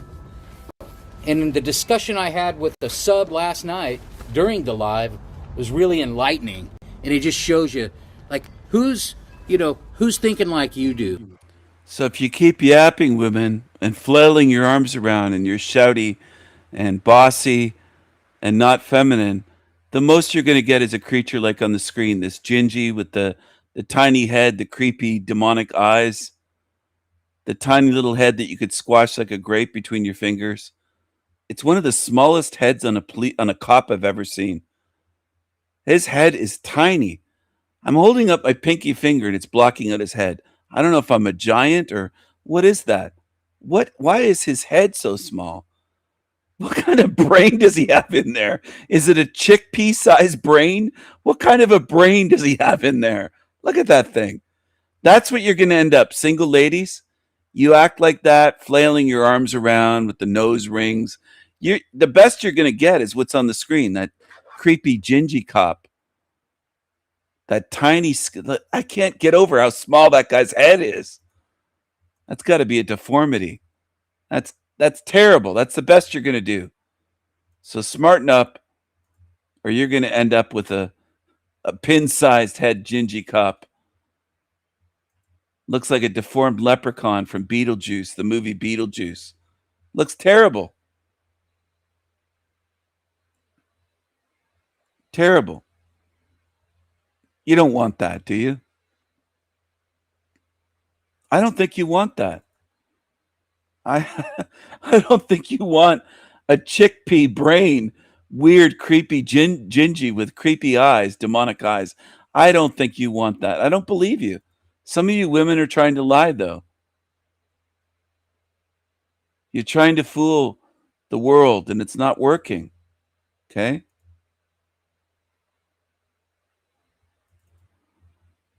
You're going to end up with that, or you're going to be alone with your cats and box wine, and your vagina lips are going to be flapping. You're going to have to talk to yourself. You'll be putting your head down between your legs, talking to your vagina, and hoping those lips talk back to you, because you'll have no one to talk to. No one to talk to you. It'll be your upper lips talking to your lower lips. You got to start thinking using your head instead of. Here's a shirt that says big BLM, big labia matter, BLM, instead of the other BLM. I saw this shirt. I might even order one of these. I don't know, as a joke. I might order one and just wear it around and see how people react. Big labia matter. I'll wear it in a darky neighborhood, maybe. If I get one of these, I'll wear it around the darkies and see if they say, it's supposed to be Black Lives Matter. It's supposed to be Black Lives Matter. What's big labia matter? I'm not for Black Lives Matter. I'm not for Black Lives Matter. I'm for big labia matter. And I'll have to teach the Negroes something. I have to teach the Tiggas a thing or two. Look at this one, shocked.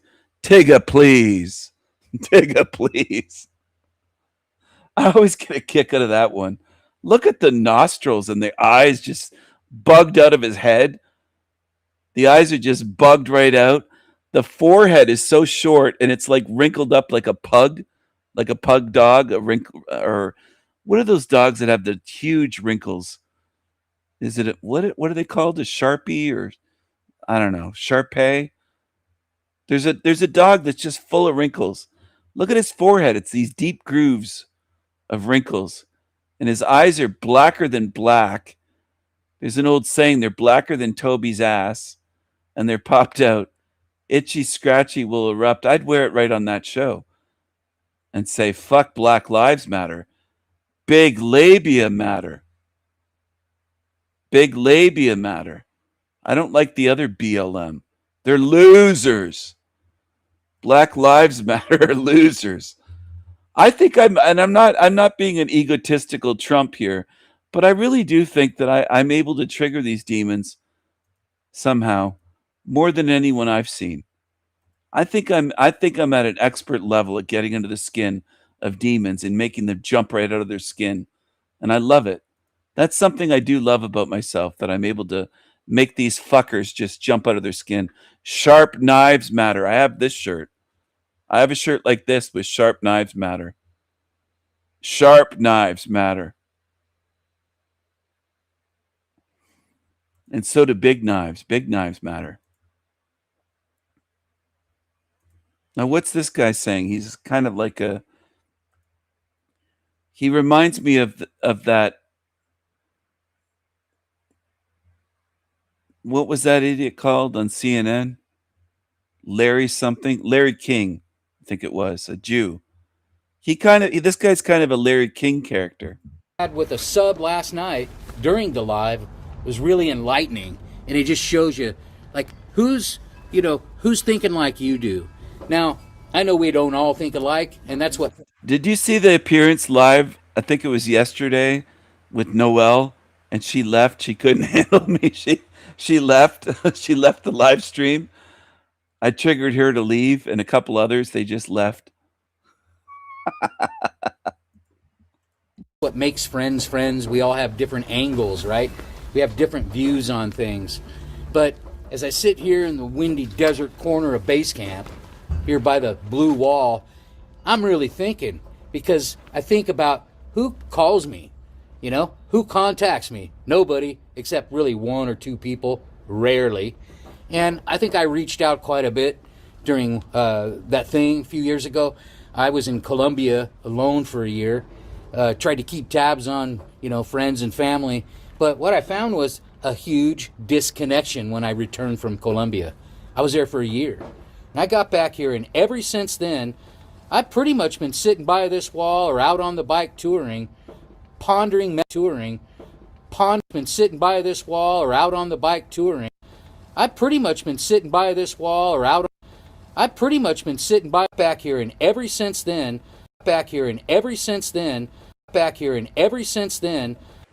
He didn't say ever since then. He said every since then.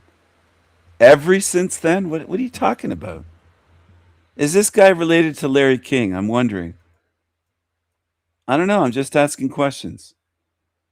Is this guy related to Larry King? This is Larry King. This is that Jew, Larry King, that used to be on CNN all the time with that stupid lit up dotted world map behind him that looked stupid, that people enjoyed. It was just really cheap and cheesy. And then it became iconic because people saw it for so many years and they got used to it.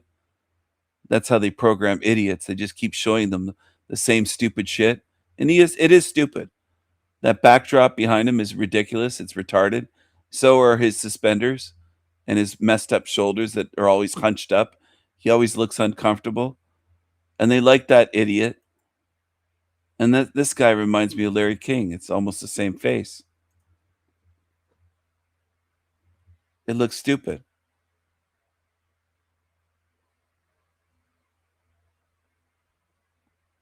The extra crunchy chips, well, they're not kosher.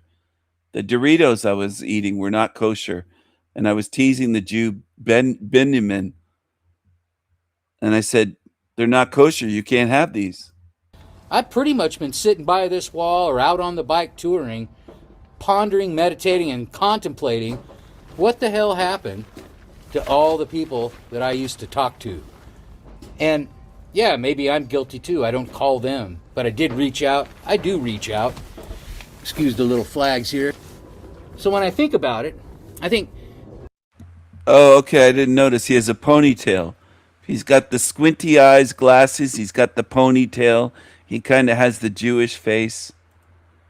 He's kind of a Jew boy. Kind of a Jew boy. Jew boy. A Jew boy. He's not a porch monkey. He's kind of a Larry King. Remember that quack idiot that would say, how do you get the, well, I download these instantly. That's how I have images ready and I have music and sound effects. I know what I'm doing. I know how to handle a show. This is not a broadcast. I know how to do a show, and this is a show. It's a variety show. I do all sorts of things. I cover other channels. I do monologues. I play music. I share memes, images. I make memes. I share things. I do whatever I want. Tega, please. Tega, please. This is not a broadcast. This is a show. This is a variety show. And that guy was showing, the Larry King creature, he's a jujube. He's not a porch monkey. This is what we would call porch monkeys. This is what my American relatives would call porch monkeys. This is what some of my Canadian relatives that are not liberal would call a porch monkey. That's what it is. That's what it is. And Hank likes that. He likes the fishing pole. I showed that to Hank one time. Quack couldn't figure out anything. He's just an idiot. How did you do that or have that set up to play the cash register? Well, I have all kinds of sound effects, pages of them saved here on Restream, and songs, full songs that I've made, music I've made, and others. Scrolling and scrolling, it's just pages and pages of sound effects and music that are right there stored. All I have to do is hit the play button like this. That's all I have to do. It's right there. Demons. Right there. You will be sealed in here forever. Here's the cash register. See that? It's right there. It's right there. Here's the airstrike.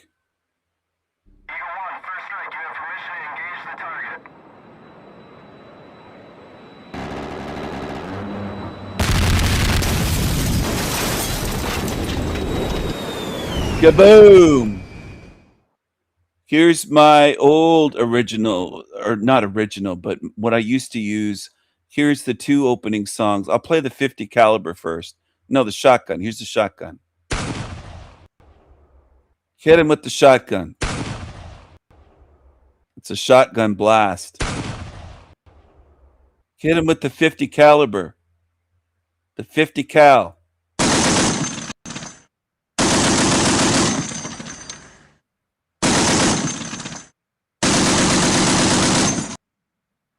Hit him with the swallowtail Irish jig with the penny whistle.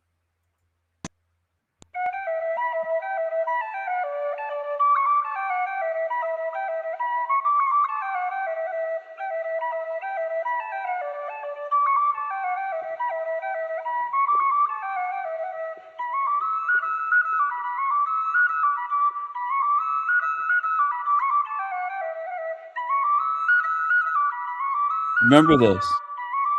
I used to play this way back, like 2 years ago. I don't know how many months it's been since I played that, but I got that probably a couple years ago, over 2 years ago. And this here, the Irish jig, this is what used to be my opening song for every live stream back in the day. Remember? You remember?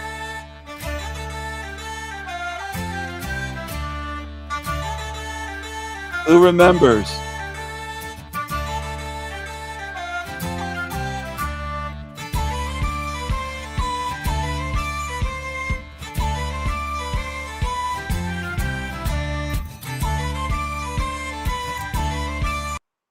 No, I didn't create that song. I downloaded it years ago. I found it somewhere where it's free, copyright free music that you can play.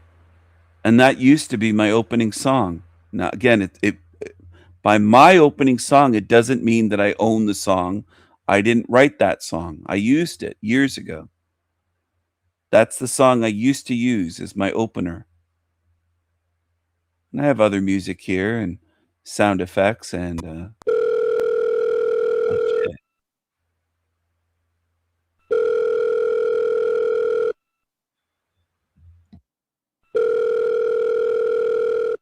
Bloody hell, who's calling? Fuck's sake. El Diablo, can you get that? El Diablo, pick it up, please. Oh, hey, Blue Puddles is here. We have a guest backstage. We have a guest backstage, everyone. Look who showed up. That's who was on the phone. The phone was ringing. And look who we have.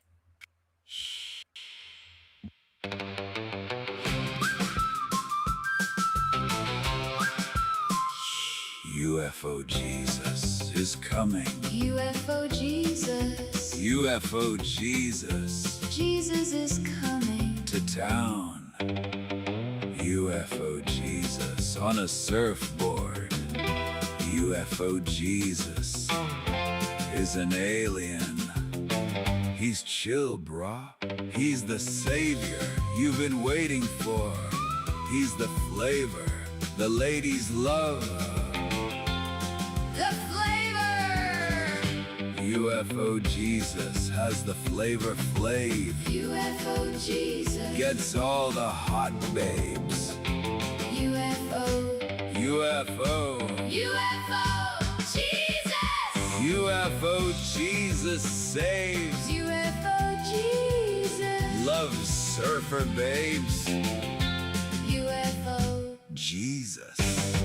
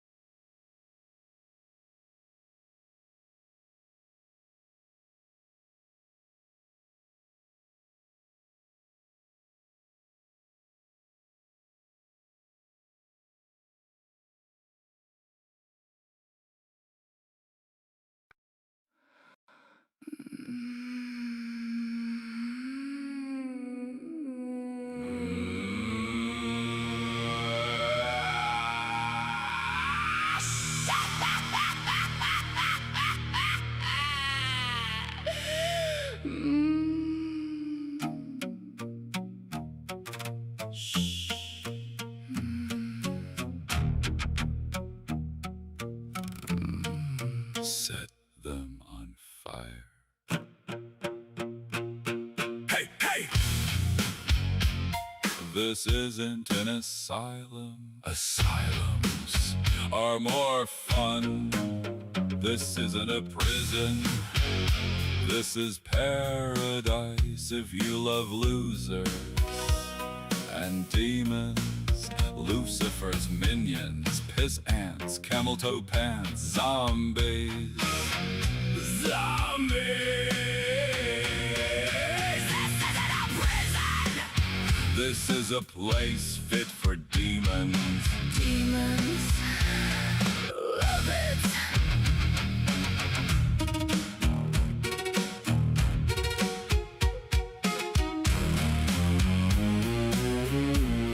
Degenerate demons. What would you know of life and freedom? What would you know? What could you know?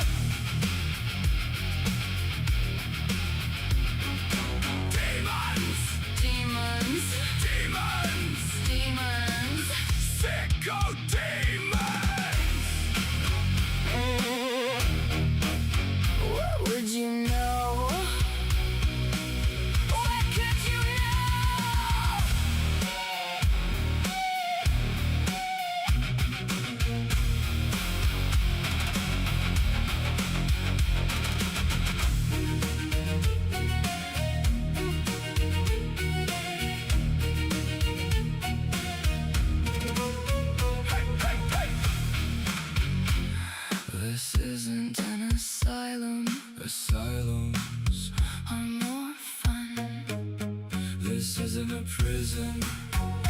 This is paradise. If you love losers and demons, this isn't a prison. This is a place fit for demons. Demons. Demons.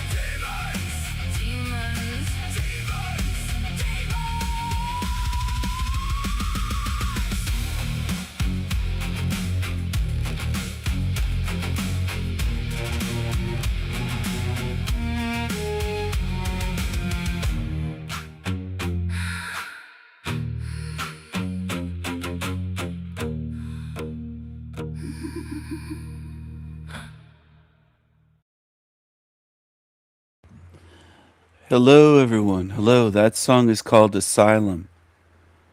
And believe it or not, I wrote the song lyrics, and I'm singing on the song. And usually what people ask on other channels is who's the woman singing with you, and questions like that. It always reveals to me who they are, where I am. Always. Always. I gave an example, I think it was when, if I'm not mistaken, it was when RI was on this stream yesterday on the show as a guest. And I said, sometimes in this realm, it feels like being at a concert. You're at a music concert outdoors, and your focus should be the band, the live band that you're seeing and hearing. It should be the experience. I know I'm weird, but it should be an immersive experience with visuals and sound. And I think a lot of people are looking over to the far right or the far stage left, and they're missing the point. They're looking at a seagull. Yeah, they miss the point completely, exactly. And that's so common here. And it shows me the difference in spirits. And I'll say, man, what a great show. Do you remember when they played this song? And the person reacts, no, I was looking at a seagull the whole time. And I think it was to RI that I was saying this to as an example. And it's almost exactly like that. And the thing is, and I said to her, if I'm not mistaken, I recall saying, we could see seagulls anywhere in Canada, not just at beaches. If you're in the Great Lakes region, there's lots of seagulls. I mean, they're not covering every parking lot, but you go to a fast food place like a Harvey's restaurant. There's a chain here in Canada called Harvey's. There's McDonald's, Burger King, all that stuff, A&W burgers. There's all kinds of stuff. There's all kinds of fast food. And then if there's garbage anywhere, there's going to be seagulls. You could see seagulls any day of the week here in the summertime or late spring, whatever. Maybe not in the winter, but you're staring at a seagull, missing the point. You're at a concert where you might only see that band once in your life. It might be your one and only chance. It might even be your favorite band. And some of you humans, and it's not just a few, are so dumb, you'll focus on something that's just meaningless, trivial, that you can see every day. And I grew up noticing this stuff. There are people in this realm, you could take them to a fine dining restaurant or the best steakhouse in the country. It's not just be present. You guys are focused on the wrong shit. You're focusing on the wrong thing, and you just can't get it. And there's a lot in this realm that can't do it. I could take some of you to the best steakhouse in the country, and you'd want to order a hot dog. So it's not a matter of being present in the moment. What are you focused on? Well, you want junk. You don't want quality. You're not there for what it's about. Some of you aren't on my channel for what I'm doing. You're here for just entertainment. There's entertainment all over this realm, all over YouTube, all over BitChute, all over Odyssey, all over the internet, beyond YouTube, beyond this app, beyond the YouTube, you could call it a website. There's entertainment all over. You could go on Amazon Prime and watch movies. You could go all over. You don't have to be here just to be entertained. And that's what some people are just here for. They want drama. They'll tune in if they think there's any drama going on. You're just like losers. You really are. And that's not just people outside of my channel. There's 17 tuned in right now. How many are lurking, hoping that some drama comes up that they can go, oh, there's drama over there, and they'll message each other or text each other. You're just losers. Losers. And you miss the point. You miss the point of my channel. And a lot of you miss the point of life. You miss the point of learning. You miss the point when I say it's a hell realm. You don't even know what I'm talking about. You believe you do. A lot of you on YouTube. If I call it a hell realm 10 times today, you won't know what I mean.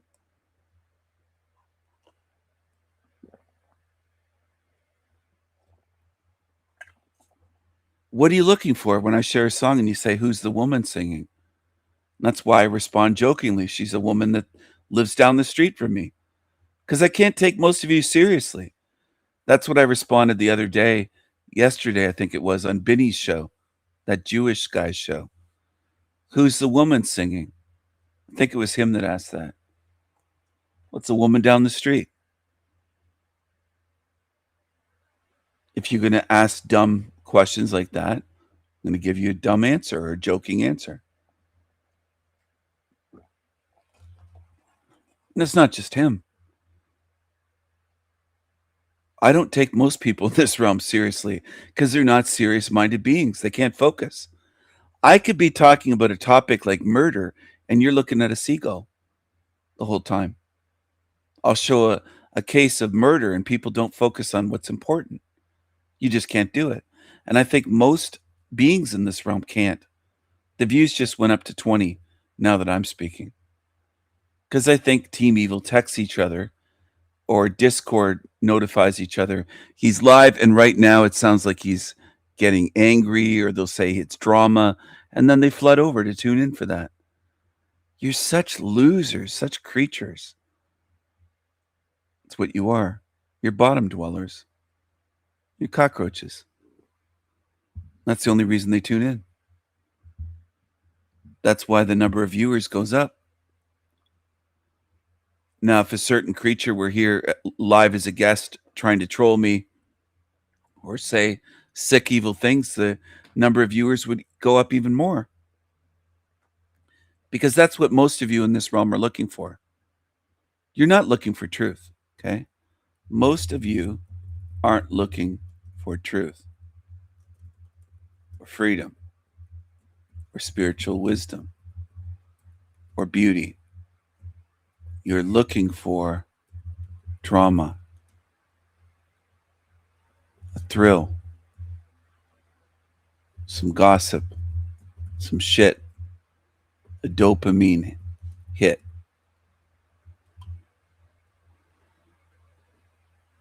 Hello, JOK Roadrunner. I think your name's John, but I can't remember. You were here the other day. I know you've been on my channel for a while, but I hadn't seen you in a long time until just recently. I think you're a fan of The Doors, of Jim Morrison, if I'm not mistaken. I don't remember everything about everyone, but I do try to remember people. I do try to remember people.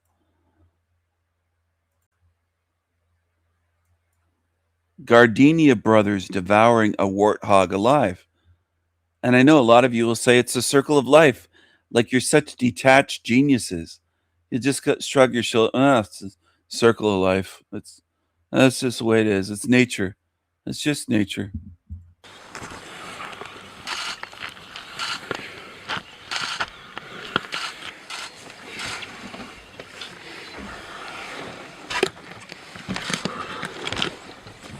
Now, I'm not saying I'm the greatest songwriter with the greatest singing voice and the greatest mind in the world or in world history. I mean, I'm one of the greatest minds. I'm in the top. I'm at least in the top 5 or top 3. Come on.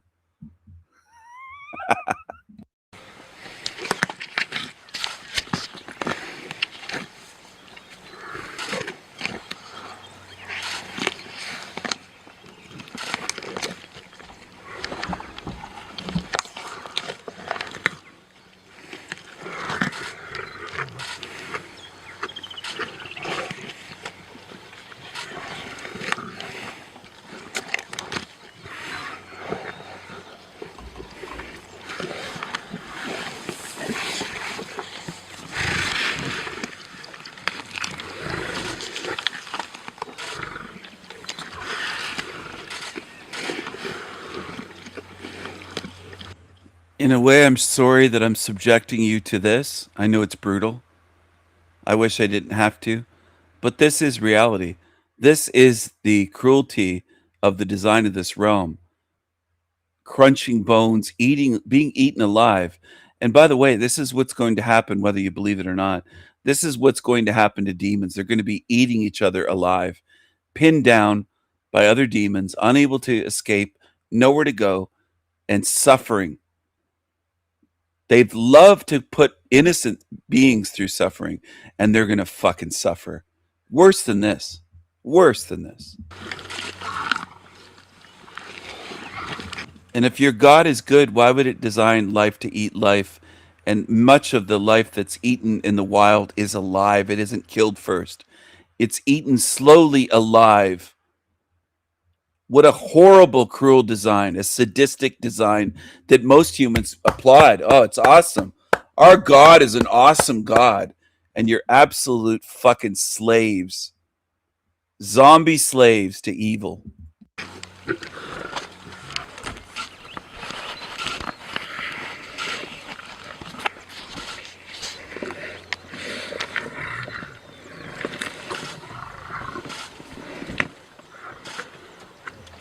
What if that were you? What if you were the warthog being eaten alive, feeling pain, fear, unable to move, nowhere to go, under attack from 3 massive male lions?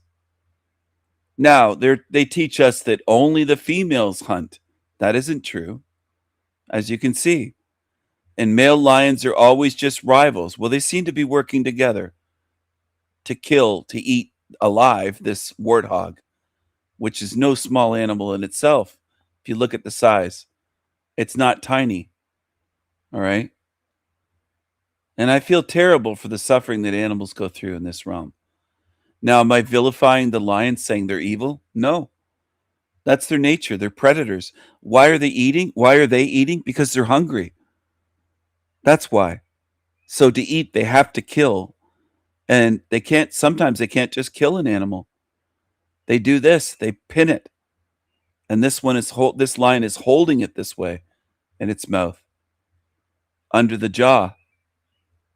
Anyway, you get the point. I don't even have to share the whole thing. I don't like the design of this realm.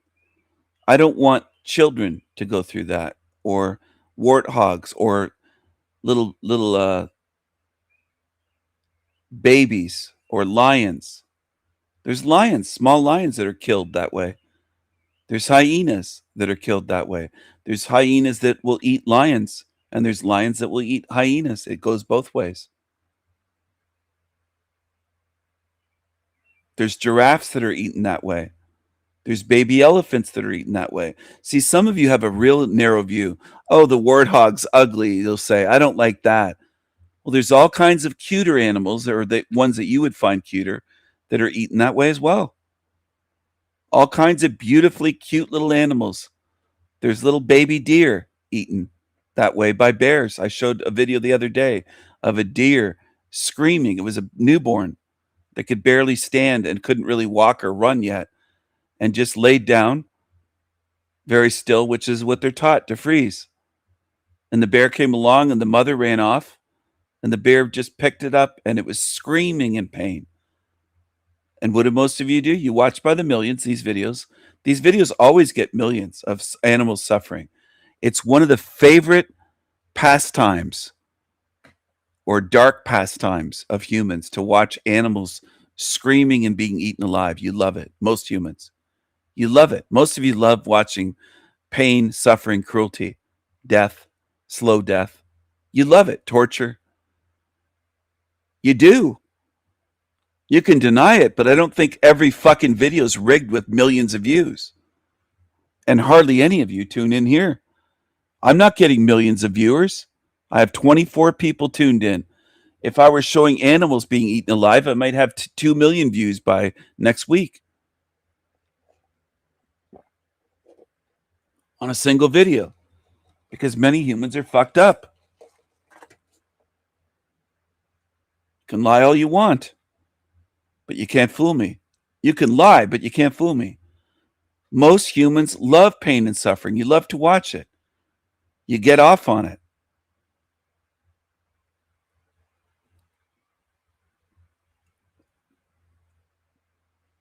Do you think I say who else calls that out to try to feel special? I'm trying to show you the difference between what I do and the shit channels that most of you were raised on.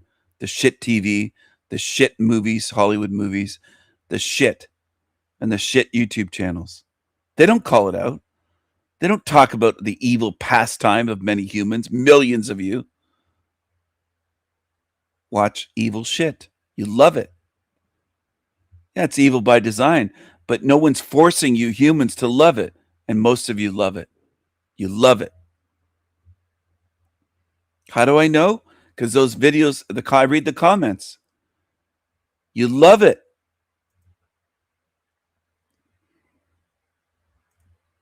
You love it. And I'm not talking about any of you individually. I'm talking about you as a group, humanity. You love it collectively. You love it. 3.8 million views in 2 years. Almost 4 bloody million views. People love it. Thousands of comments. None of my videos get this. Ever. You're drawn to this. You're drawn to this.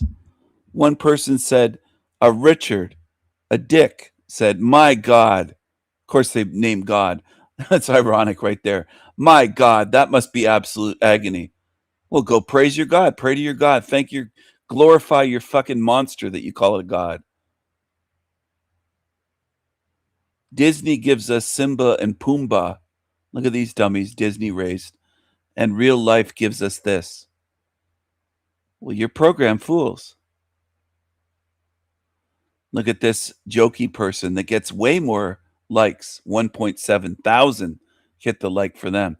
I don't understand how they can eat a pork leg without beer. See, the jokey responses get the most likes because that's what humans like the most. That's the reason.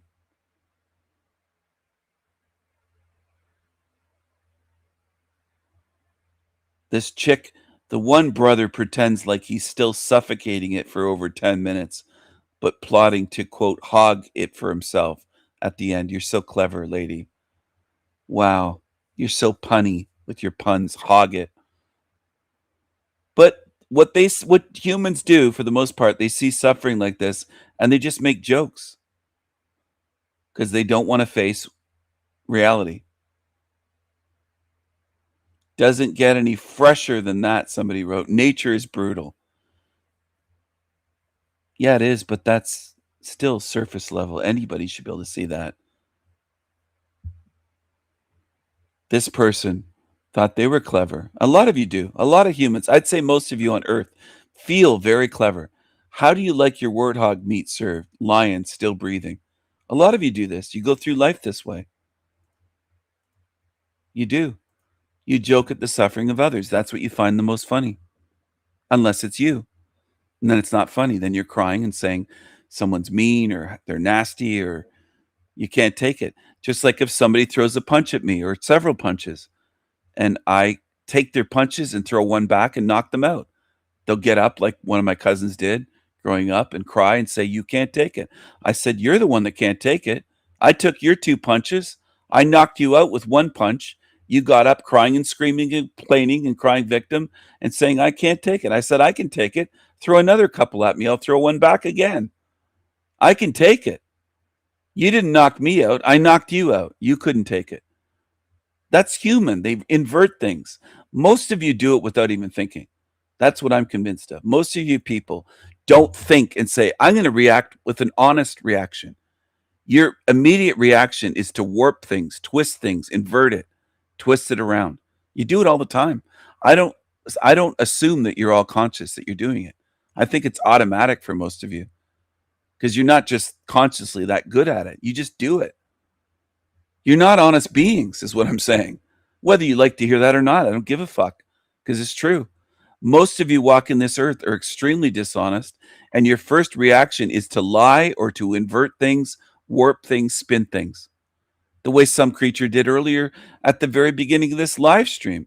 He tried to claim, I think I took a screenshot of that shit just in case I wanted to share it. Yes, I did. I'll save it to my screen.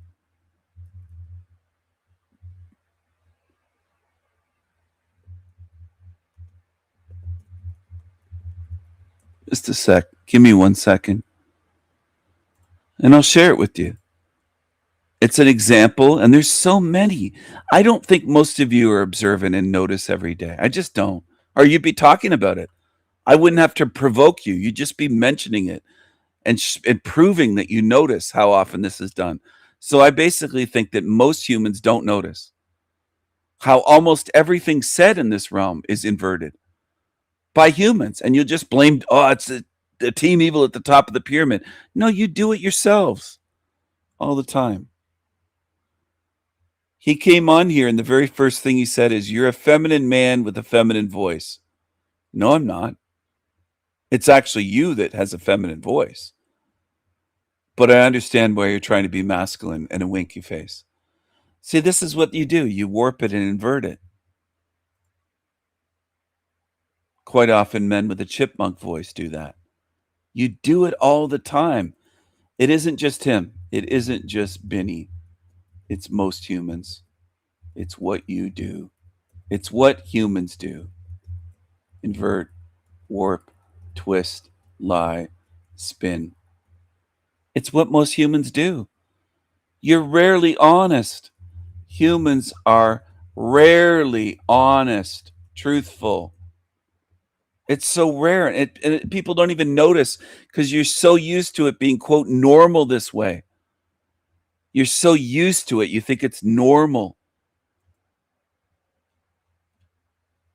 And it's absolutely disgusting and hideous. If it was just him, I mean, I could just focus on that and shame him and be done with it. But it's a realm where I'm surrounded by creatures doing this. It's what you do.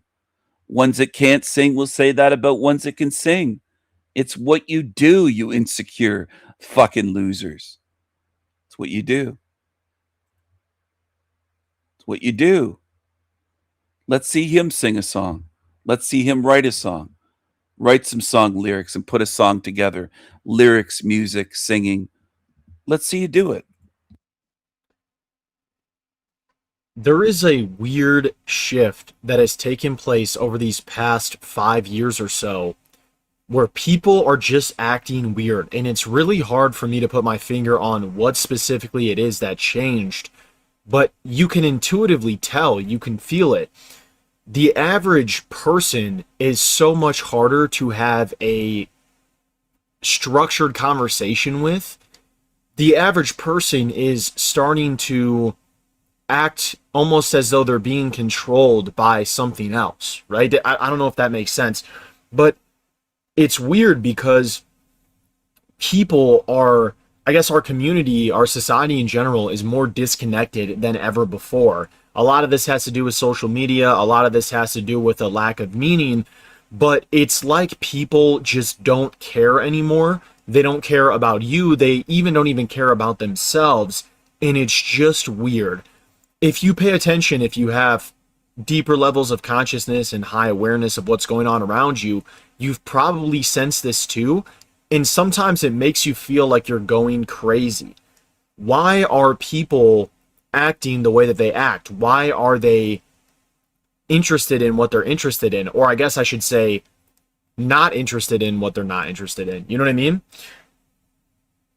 It seems like nobody thinks for themselves. I think that's the biggest thing, is whatever that person has seen on Instagram Reels in the past week is pretty much the only. So this guy seems like he's trying to figure it out, right? Can we agree on that? That it seems that way. But I'm going to add a layer to this that I hope helps people. This guy on the screen seems like he's trying to figure it out. Seems like. But if I invited him to my channel, he probably wouldn't show up. But let's say that he did show up to speak live. And I said to him, the reason it seems like this is because we're in a hell realm full of demons and zombies. I'd bet money that the first thing he would do would be to reject it and attack me. Meanwhile, he's saying it seems like things are wrong here, but he'd say hell realm, no way. Demonic hell realm, evil, demonic hell realm, no way. I bet anything he'd reject it. So a lot of people are at a certain level of, Stephen, why don't you invite this guy on? It seems like he would probably get what you're saying. I'll try to. I'll invite him. I'll invite him right now in front of you. Jet Franzen, okay? Never heard of him. This just popped up. 641,000 views in a month. Remarkable. 641,000 views.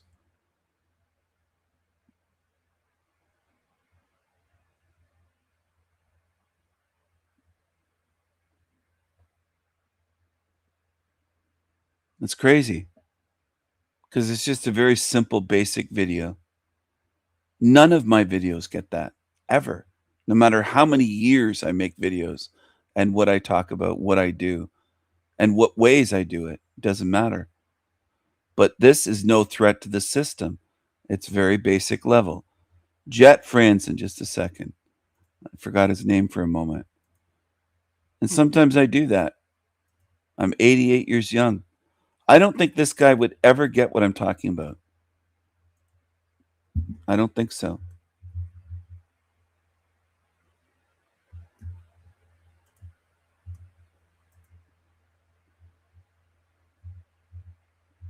I'll try to zoom in for you. I'm on my community page. Actually, I have to tag him on El Diablo. I think maybe YouTube is preventing me now from posting on here. Sorry. I'm going to have to go over here and do it. YouTube is fucking around with the sanity machine again to the point where I couldn't post the other day on my community page. They wanted me to ID myself or show them ID, identify myself. Jet Franzen is his channel. Hey, Jet. I was just watching one of your videos.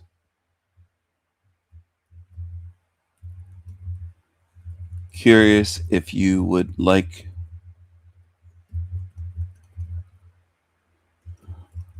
channel about life, how people don't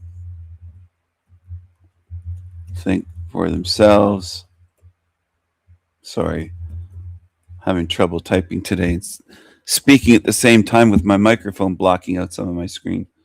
I moved it. How people don't think for themselves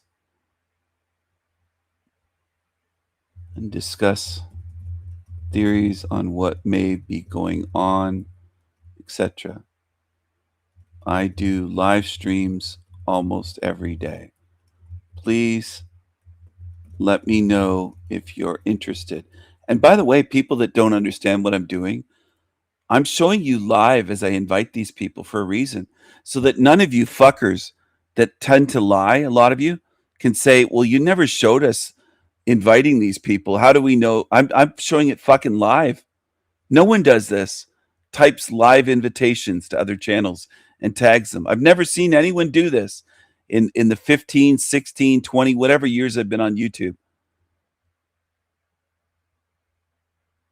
Well, it's more than 16. The Sanity Machine channels, I started that account around 16 years ago. So yeah, it's probably 20 something years. I don't see people doing this. Proving it to you fuckers live, because I know how you like to lie and say, well, I didn't see you invite him. It's right on your fucking screen live. And some of you do have problems paying attention. So pay attention. Please let me know if you're interested. Cheers. Post. There you go. It's right on El Diablo, and I'll drop the fucking link for you to watch and read and chew on. And I'm just sick of liars and deniers. There you go. There's a link to the post, and it's right there. I just invited him on my channel to speak live. So when you say, how do we know that you invite these people? What's right there? The proof is right there. You're just lazy. You don't go down my community page posts. There's plenty of invitations for years. And you play games like that kid that comes around here saying, well, I don't know if you invited them. And you study going back for years. You think you're going to have this gotcha moment, and you never do. Because you're the liars. I've invited Tony Sayers here for years, Matt McKinley for years, Erica Dubé for years, Mark Devlin for years. All kinds of these characters for years and years and years and years. Little Derek DiCarlo, Lion Sword, was invited for years to come on here. All he could do was make videos about me. He couldn't come here and speak to me. And this somehow doesn't get through your skulls. It's remarkable to me. There might be 10 whole people on my fucking channel that understand that these creatures have been invited here for years. Tagged, invited, emailed, invited. Various ways. No response. Archaic's channel, invited for years. Never showed up, never responded, never said no thanks or maybe or nothing. Never, no response. There's never a response from them. Now, I would think that there'd be some in this realm that would be smart enough to say there's a reason why collectively there's no response from Team Evil. And you start to figure it out and understand what this realm is. But instead of looking at the ground saying it's a moon crater or it's an eyeball, you might want to understand what the realm is, other than just looking at what's beneath your feet and maybe looking at the soil under a microscope. You might want to look at the big picture instead of looking at the microscopic. You might want to learn to focus on something that might benefit you, to show you where the fuck you are. I've been trying to get you to do that. So I've tagged and invited dozens and dozens, if not hundreds, over the years. And you're still clueless, some of you. You'll come on my channel as a guest saying, why don't they come on here? You're really fucked up. You haven't paid attention. And it isn't just the little creature, the little creep that comes on obsessively. It's not just that one. It's some of you that still can't figure it out, because I've seen you in the chat here ask questions. Why don't they come on? I shouldn't have to tell you. You should be able to figure this out on your own.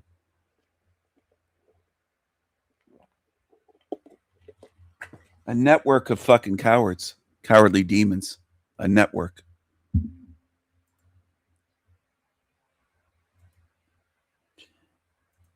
And I'm going to tell you something else. If you don't think it's important, one day it's going to bite you in the ass.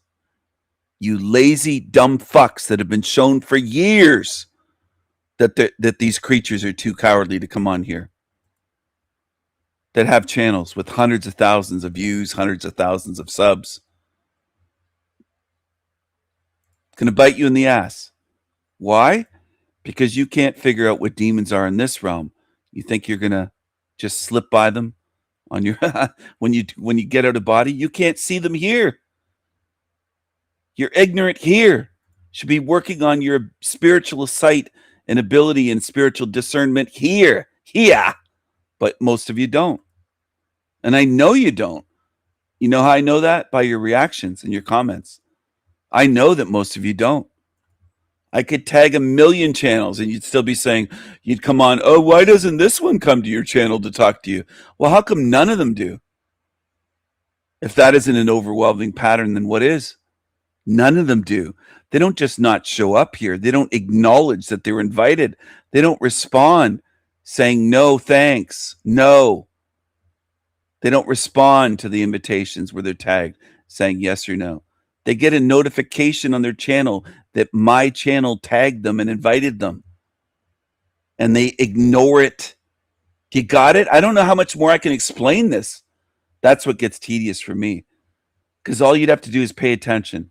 But I strongly suspect people watch my show with one ear closed and one ear open, and they're watching it like in the back. They're just listening in the background like they're watching TV or something. They're really not paying attention enough to learn, which is insulting to me. I don't want you. I don't want that. These lurking idiots that really aren't here to learn anything, just go away. Just go the fuck away. Go somewhere else. Go away. I don't want you. You see that? I'm tagging Archaic's channel. Hey, Jason, why don't you come over here some night for a live chat with me? My audience would be very interested in seeing and hearing from you. And I think it would be, how can I put it? I don't want to say entertaining. And I think it would be a good chance for you to get to know my views. What do you think? Are you interested? Don't be afraid. And why am I putting that? Some of you, oh, you're insulting him, though. You're insulting his coochie chakra. You're saying don't be afraid to him. That's because he hasn't responded to about 5 or 6 other invitations for years. He's shown himself to be a coward, so I'm trying to push him and provoke him. Don't be afraid. I live stream almost every day. I've invited you here multiple times over the years. It's unfortunate that I have to spell things out this way. It does get tedious to me. I wish people were quicker to catch on and indicated that they understood. I just don't like the excuses people make for fucking sex offenders, predators like him in Texas. You have issues. They pretend that they were never contacted, and many of you on my channel pretend that they weren't invited, even though I've live streamed this many times showing you. A lot of you don't have a memory, or you have a selective memory, pretending that I don't invite these creatures. That's what a lot of you do. It makes me sick.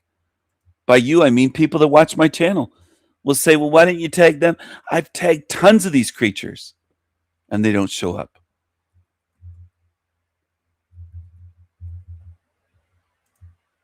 Tony Sayers. Hey, Tony, why don't you come on my channel and talk live on my show?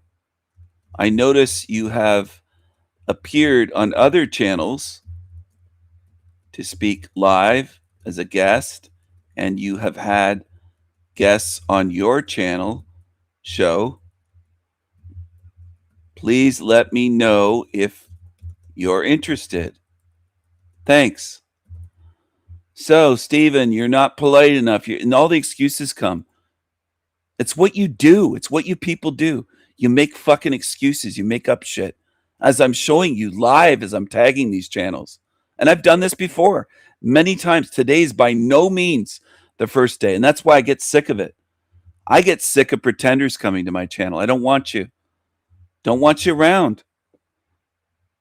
Some of you have a lot to learn because you're fooled here by low-level demons, and then you're going to be fooled on the way attempting to leave because you just can't learn while you're here. Yeah, coochie chakra. Coochie chakra. It hurts their coochie chakra. And some on my channel that are viewers, regular viewers even, their coochie chakras get hurt. It's it's the way this world is. People are just fucking crying over everything and lying and defending demons. Hello, Anthony. Good to see you. Some of you are watching channels that are cowards, and I just don't know what's wrong with you. I can't respect people that are in love with channels that are fucking lying to you and just low-level shit, and you just gobble it up.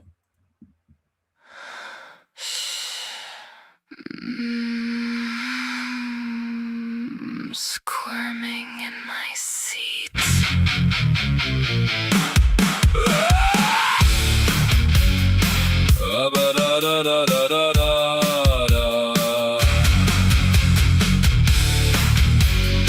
I put you on the spot and make your coochie hot. Your coochie Cuckoo chakra. Your coochie chakra can't resist crying like a little bitch. Coochie chakra. Coochie chakra. Who hurt you? And you're cuckoo. Coochie chakra. Who hurt you? Coochie chakra. Coochie chakra.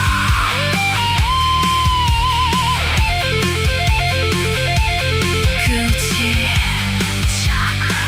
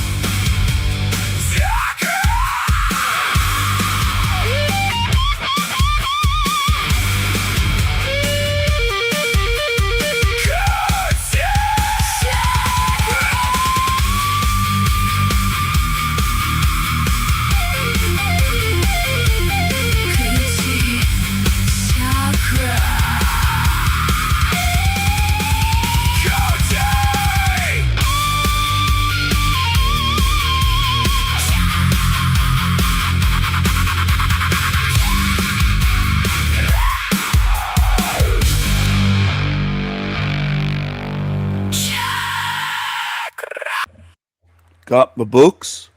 Got my books? Yeah, exactly. And people fund his life. He doesn't work.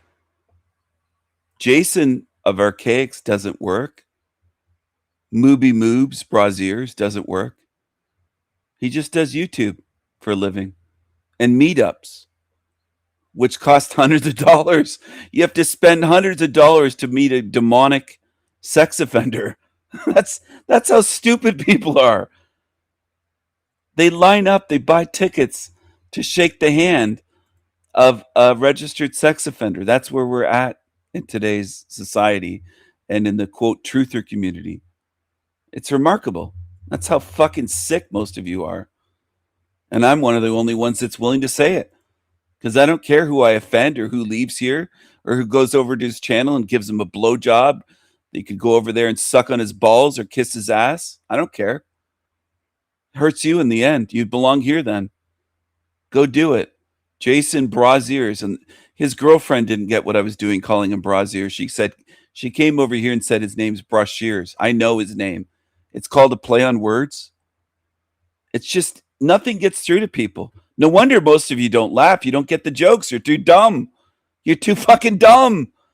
You're like, his name's not Braziers. It's Brashears. Yeah, I know.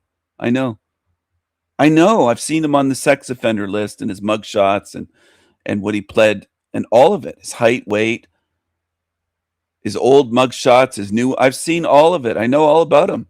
I know his name, but I'm calling him Braziers for a reason.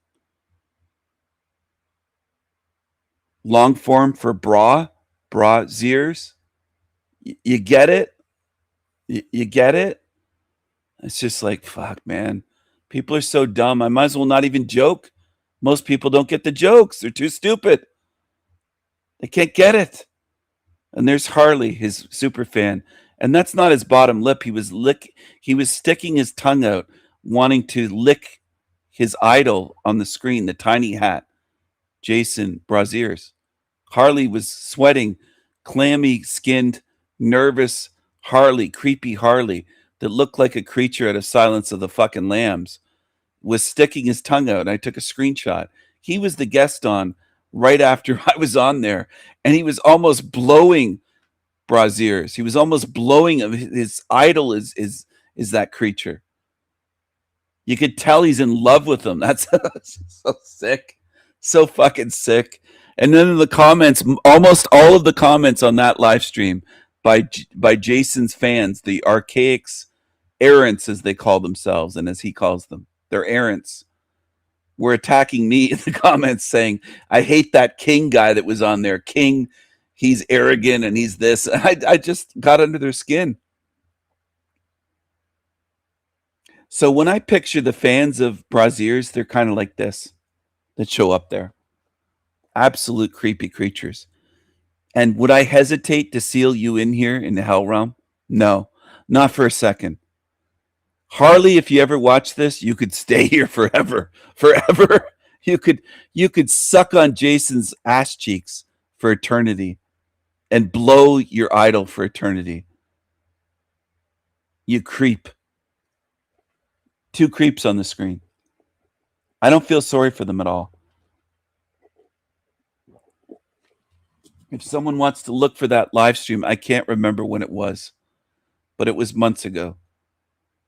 But if you go through it, this guy was the guest on right after I was kicked off. He was the one that was brought on the panel. And it was so gross. It was so creepy. It was like Silence of the Lambs. It was that bad. Buffalo Bill type character, just creepy as fuck, just sickening. He kissed up to a sex offender. Big time. Big time. Now, how do I treat sex offenders? Well, I don't treat them like Harley.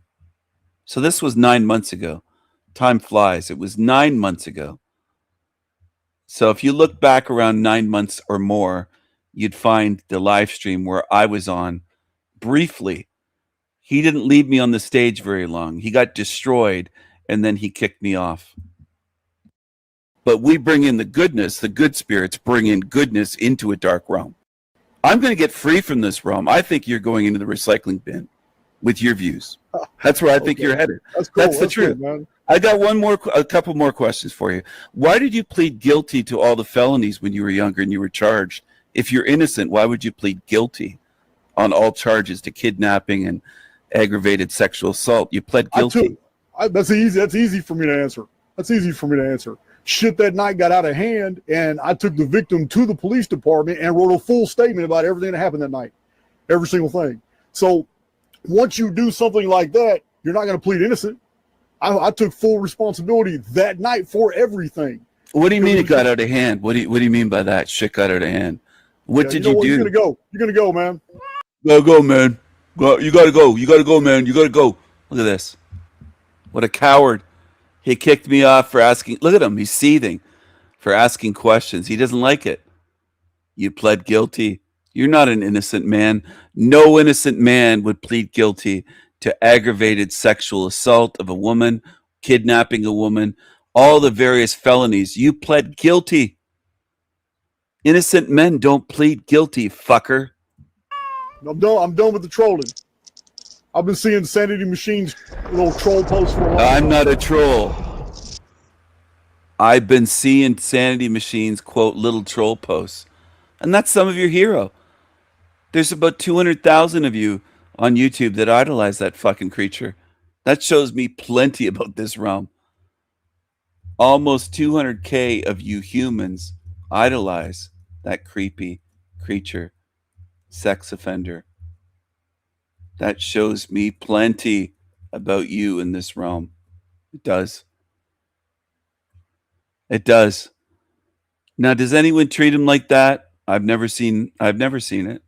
Most people kiss up to him. That's not me hyping myself up. It's illustrating that most of you kiss the asses of demons. And there's a problem with that. You're kissing up to demons.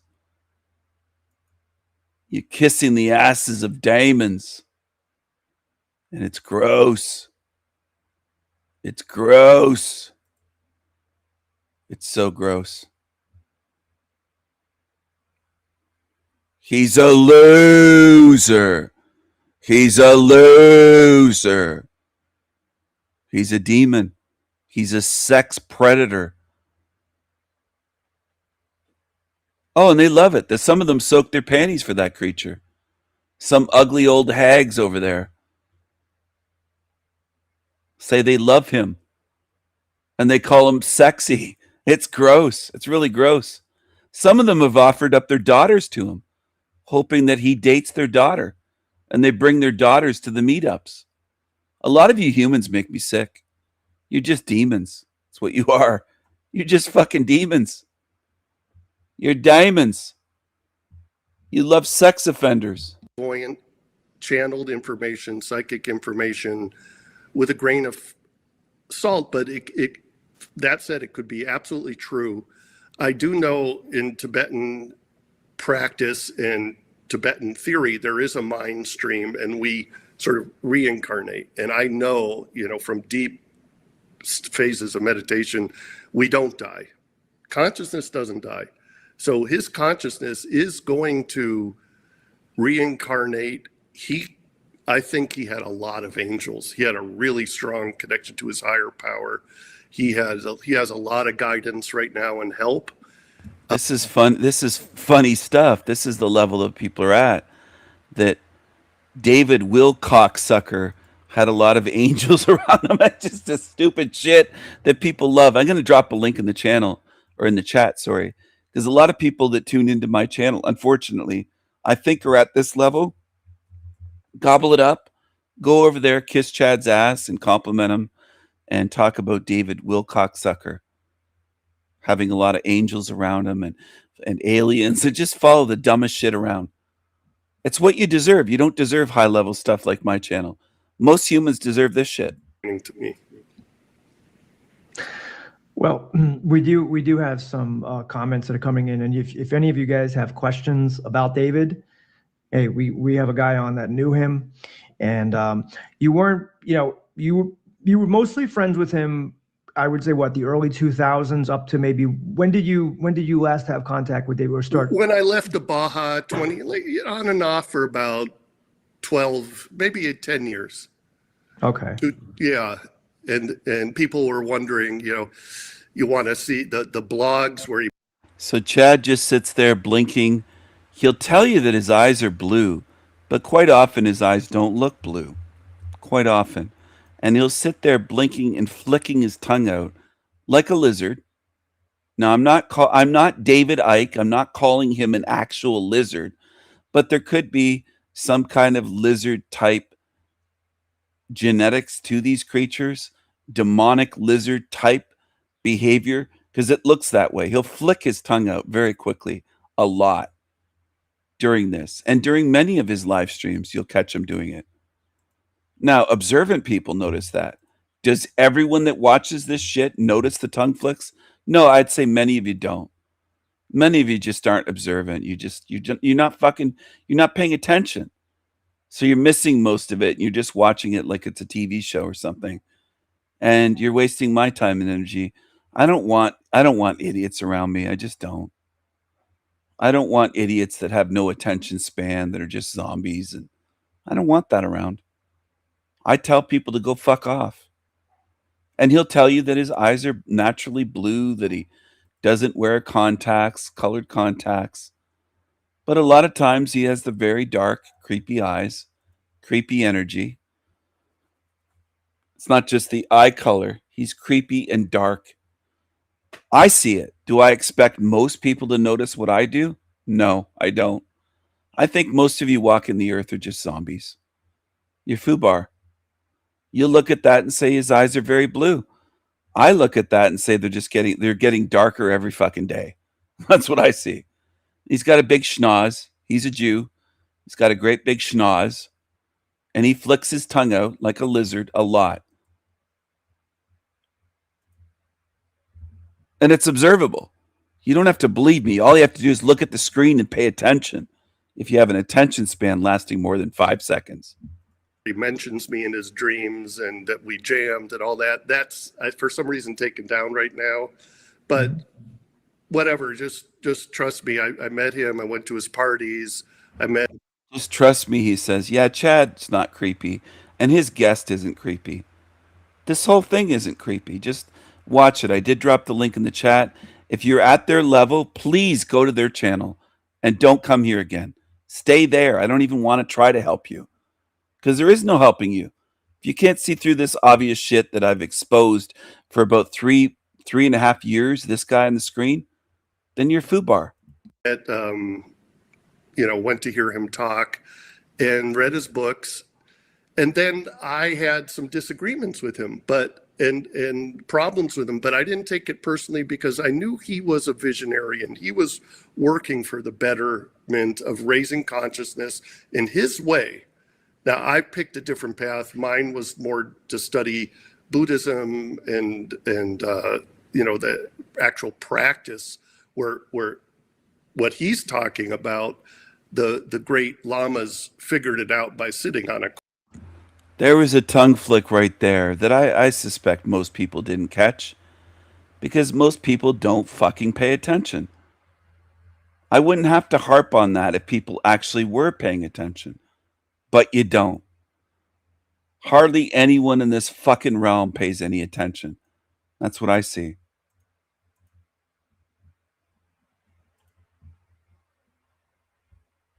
He was working for the betterment of raising consciousness.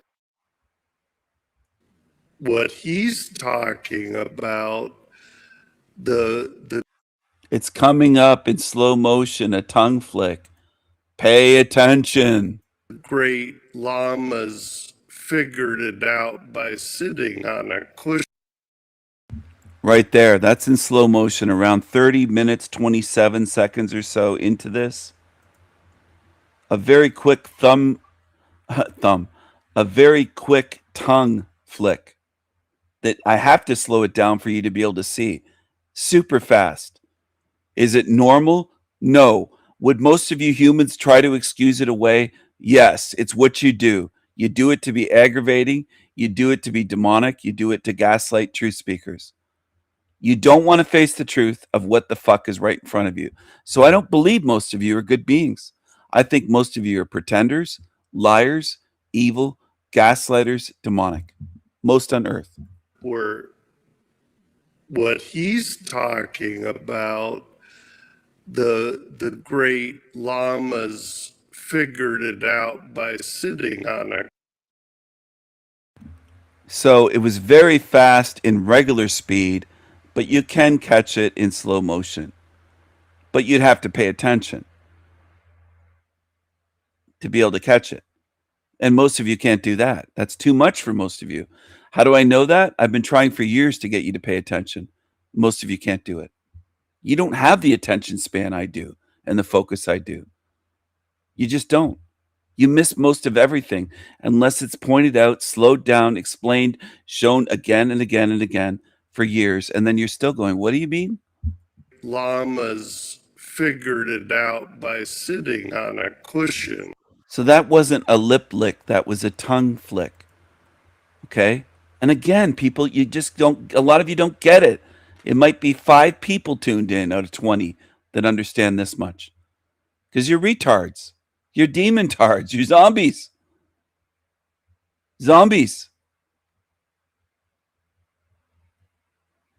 So do you deserve the truth I'm handing out for free? No.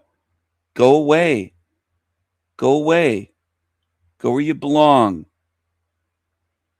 You don't belong here around me, and you know that. You know you don't belong here. You belong with these creatures.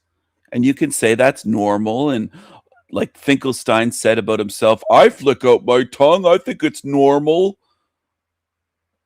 I lick my lips sometimes if my mouth is dry. That's not a lip lick. That's a tongue flicking out. It wasn't him licking his lips. He flicked his tongue out, and he does it often.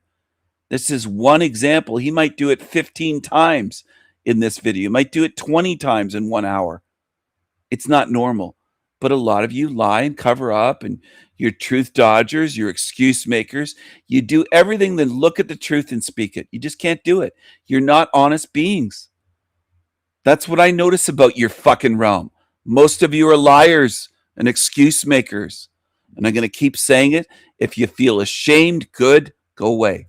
Lamas figured it out by sitting on a cushion.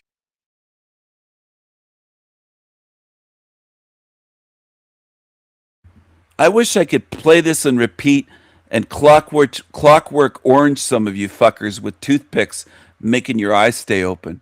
Not that I think it would teach you, but just to force you to watch it because you deny everything in this realm.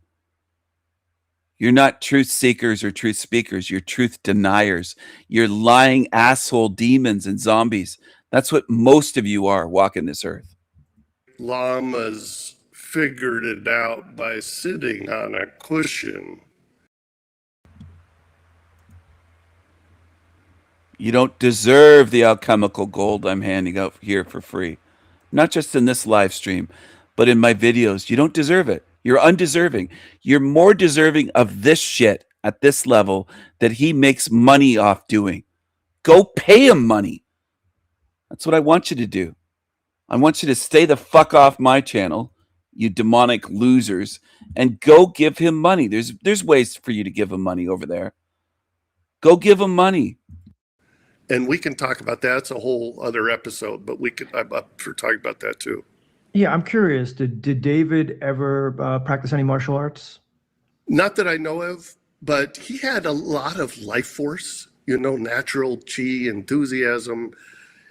I think he was eating consciously. He was eating a high vibrational diet, vegetarian. Mm-hmm. Yeah, I think I remember him talking about being a vegetarian. They call eating consciously being a vegetarian. High vibration diet, just veggies and fish.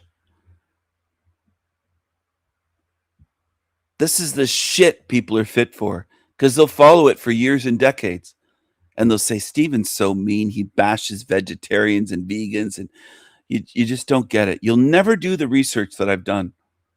You never will. Now, a lazy person that's semi-smart would at least look at the work I've done, and they'd say, well, I don't have to do the 100,000 or 100 million hours that he's done. I'll look at his work, and it makes sense. But most of you can't even do that on Earth.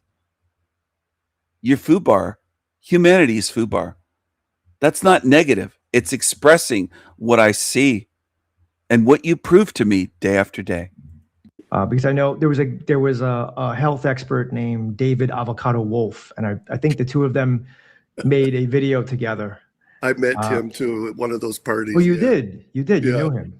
Yeah. When I was a vegan back in the day, this was about 15 to 20 years ago.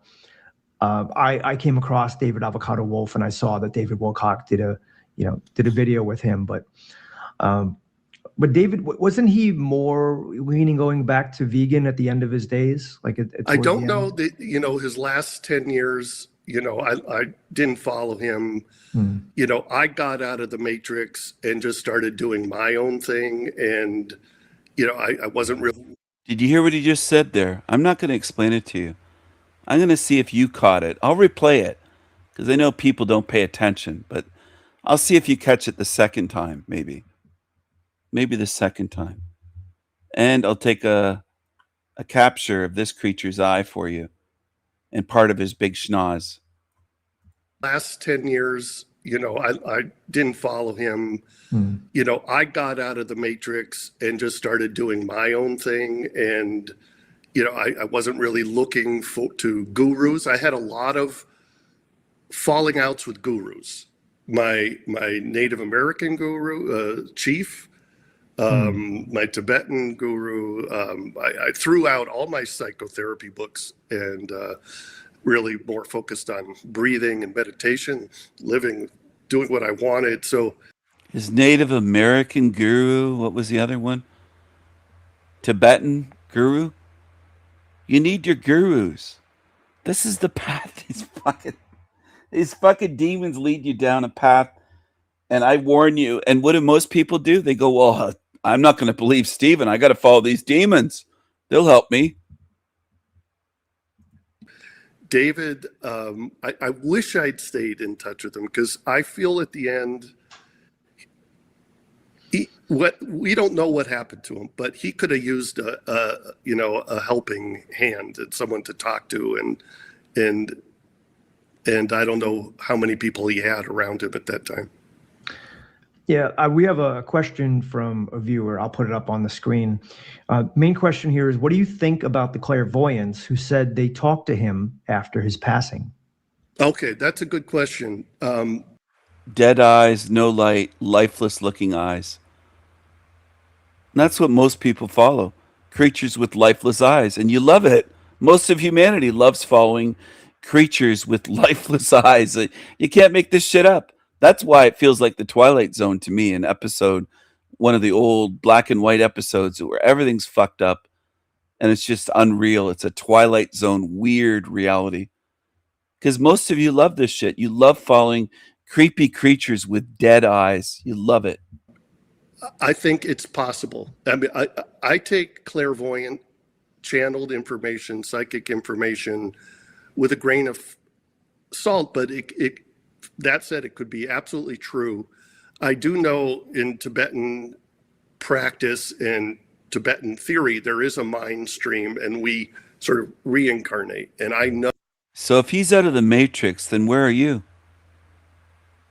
You're seeing him. If he's out of the matrix, as he claims, like it's ridiculous to say, well, I got out of the matrix. You're right here. You're right here. In the same realm we're in, dummy. You're here. In Tibetan theory, there is a mind stream and we sort of reincarnate. And I know, from deep phases of meditation, we don't die. Consciousness doesn't die. So his consciousness is going. Oh, he knows from deep phases of meditation. Does anyone have to meditate to know that we don't die? No, you don't. Do you have to let in demonic entities to get knowledge here? Nope. Do they push meditation? These two on the screen and Will Cocksucker and others, many others. Is meditation pushed in this realm? Yep, it is. Is going down to Peru and drinking ayahuasca pushed in this realm? Yep. Yep. Why do you think that is? To reincarnate, I think he had a lot of angels. He had a really strong connection to his higher power. He has a lot of guidance right now and help. He could right now remain as an ascended master and help us that way psychically. An ascended master. He's got all the buzzwords of the New Age down. He just tosses out the New Age buzzwords into a word salad, and people flick their tongues out and lap it up. Come back and reincarnate. Absolutely. He did, and he did inspire the ire of many people. And in the comment section, I see some of these quotes. I'll put a comment up here. Someone says, David went against every single word he preached to everyone. He didn't believe anything he said himself. And one of the great things about the comments you'll find, Bill, is that people really speak their mind because they're basically anonymous. But what do you think about that quote where... So this is the way demons play things. They speak their mind because they're anonymous. I'm not anonymous. Everyone on here knows my name. Stephen R. Killeen. King Stephen. Stephen Rasputin Killeen. King Stephen. Do I speak my mind? Yes. Am I speaking my mind because I'm, quote, anonymous, hiding my name and face? Nope, my name and face are on here in pictures, in videos, live streams. My face has been shown, hiking videos, outdoors, indoors, live. Not hiding anything. And I speak my mind. So again, they try this. People are speaking because they're anonymous. This is how they try to spin things. And people buy it, of course.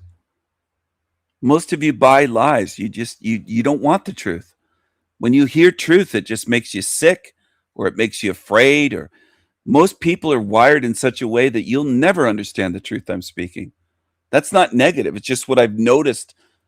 I've observed it. Most of you don't want the truth. You don't want it.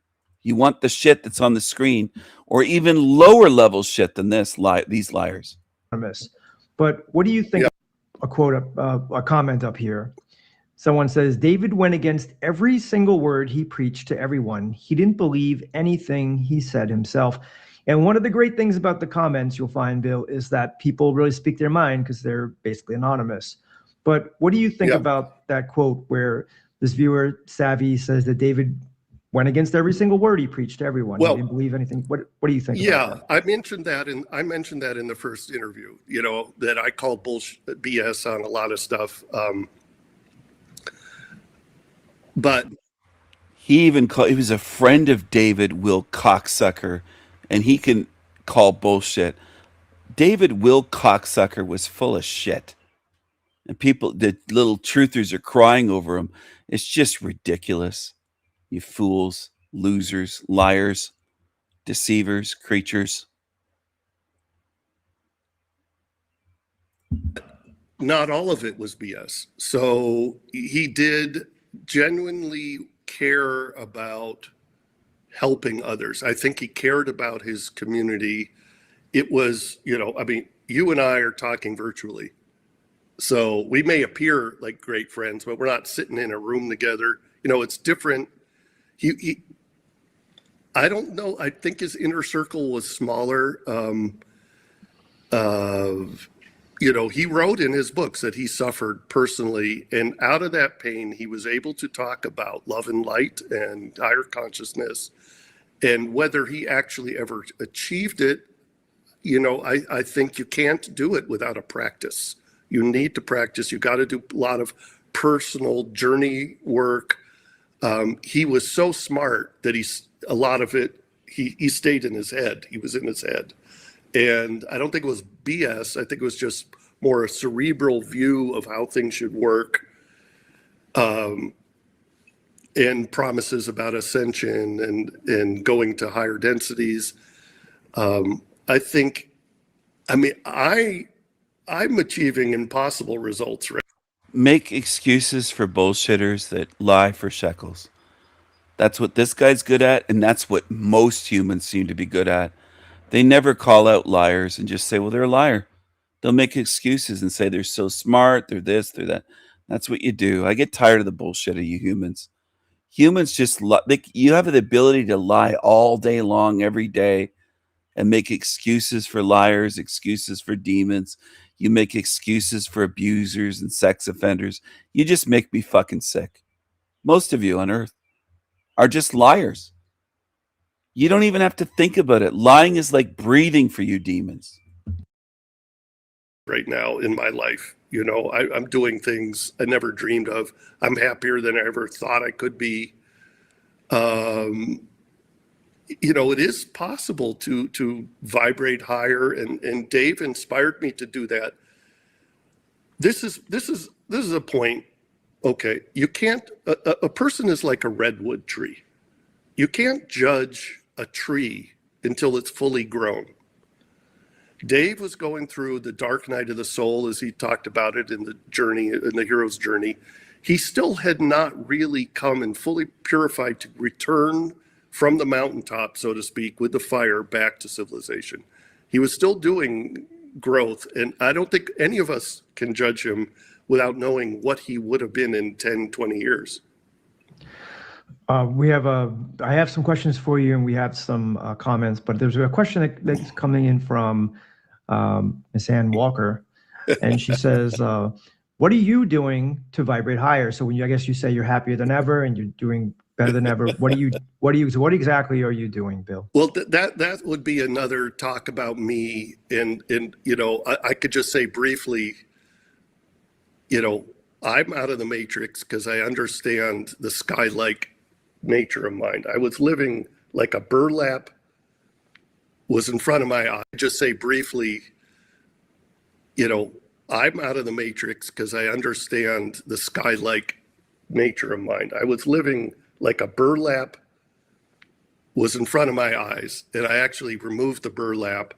I'm in a place where I'm not dualistic. My actual perception is not subject and object. So I can look at your video, I look at your hat, your earphones, your chair. I don't stick to anything in my perception. I don't say, oh, I like that, I don't like that. But how I got there through practice of meditation, lots of hours, that's another story. But I'd rather focus, and there's a lot of things I'm doing. I'm in Mexico, so there's a lot of things I'm doing, but I want to focus more on Dave today. Yes. A question. Did Dave ever, by the way, if you just tuned into the live stream, this is Bill Levine. He was a good friend of David Wilcox. Did David ever talk to you about his dreams and any prophecies? I was in a couple of his dreams. When I knew him in like 2005, 6, 7, 8, he was really heavily into his dreams, and he would write about them in his blogs, and he called it dream data and channeled data. And what was brilliant is he'd write down his dreams. He was really into Stephen LaBerge, lucid dreaming, where you can be awake in your dream. You just say, tonight I'm going to remember my dream. Like, you're going to remember to go shopping. And I did it with my girlfriend. She could not remember any dreams until I just said, I'll just say tonight I'm going to remember it. And she did, just the first time. So that if you can learn lucid dreaming and be awake.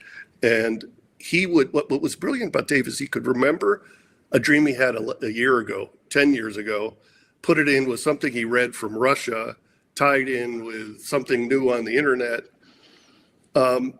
Yes, he did talk to me. And I think that was, he was very in touch. He had trained himself, disciplined himself to be lucid in his dreams and remember his dreams. Yeah, he talked a lot about meeting an older, wiser man in his dreams. And sometimes it was in an alien spaceship. I know, you can't prove anything, but I mean, it could be possible. It could be. Mm-hmm. No, I mean, by the way, guys, if you have any questions, you could ask, and I'll ask Bill, as long as they're, good enough questions to ask. Nothing crazy.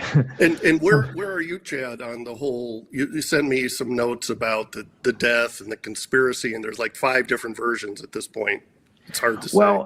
Well, yeah, I was going to bring something up because one of my viewers. They're telling you to vibrate higher. Vibrate higher. Vibrate higher. And I'll bring this up here.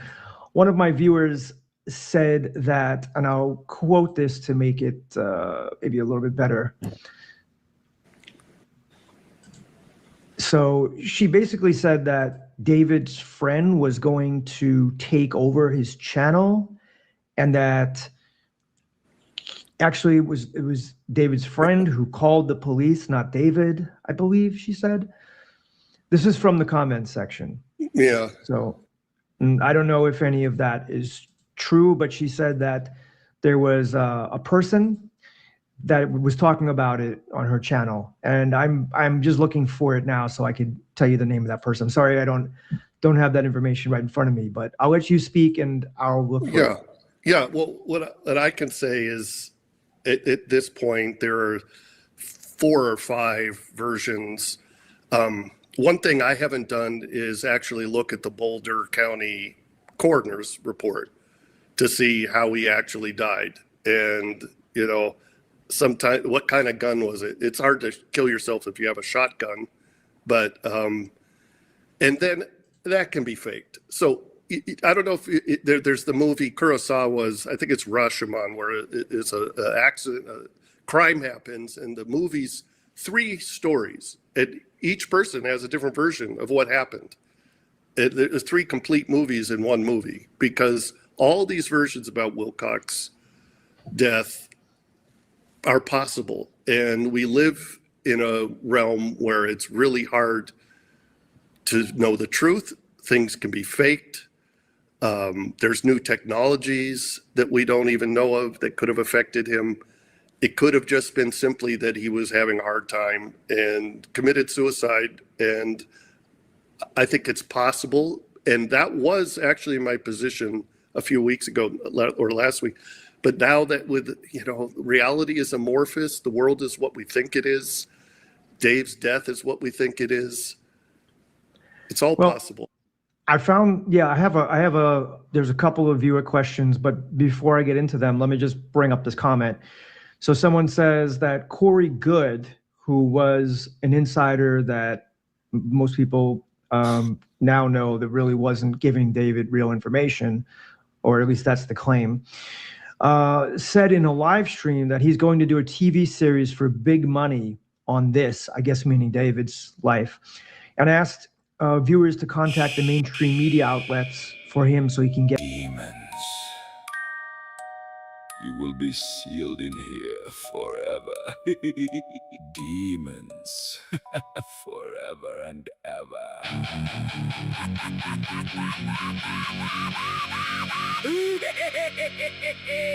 Madness! Madness. We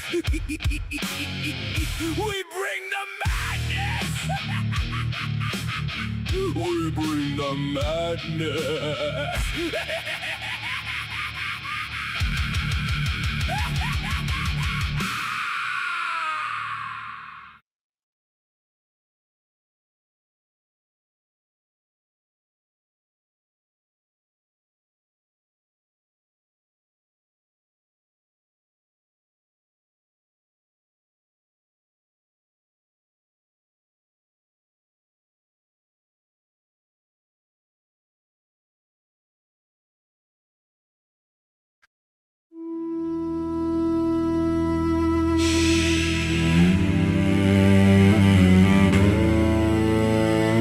It's time.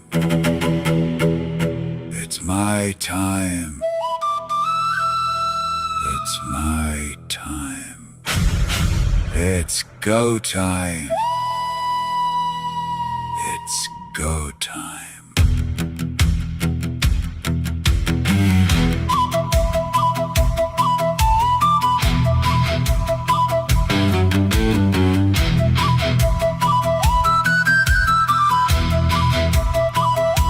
I am free.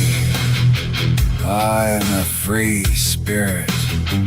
I am a free and magical spirit. I am eternal. Nothing can stop me. I am powerful and free. Powerful and free.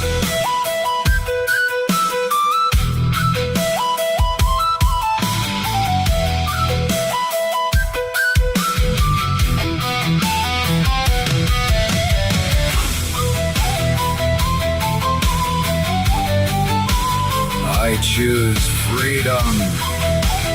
I am a mad Viking warrior. I am free. I am free. Pegasus flies with me. I am a magical being. Viking strong. Viking strong. I am eternal. Eternity awaits me. Paradise awaits me. I am strong and free. I am eternal. I am a magical being. I choose freedom. I am free. I am strong. I am a magical being. Beauty awaits me.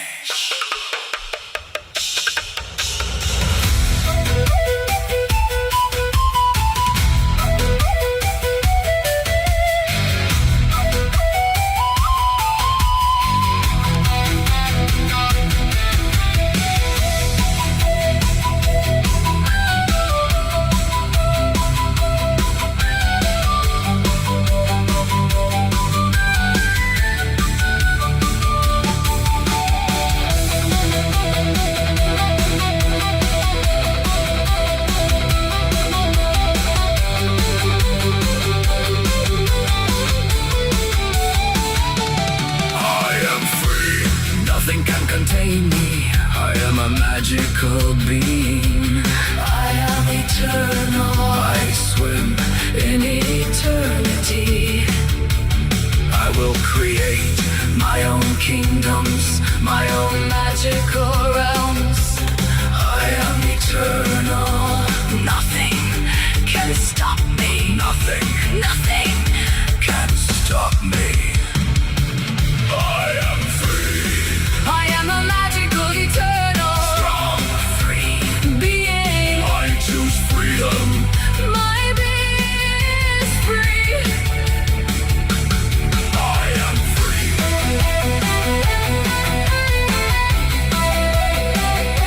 I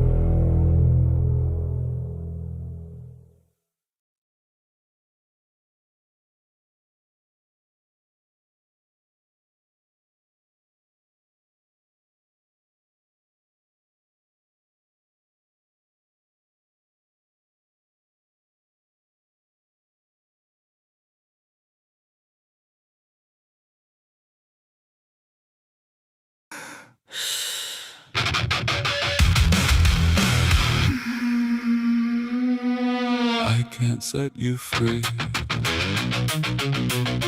I can't set you free when you're in love with slavery. I can't set you free. I can't set you free. It's up to you. Choose. Choose. Choose. Wisely. It's up to you. It's up to you. You must choose.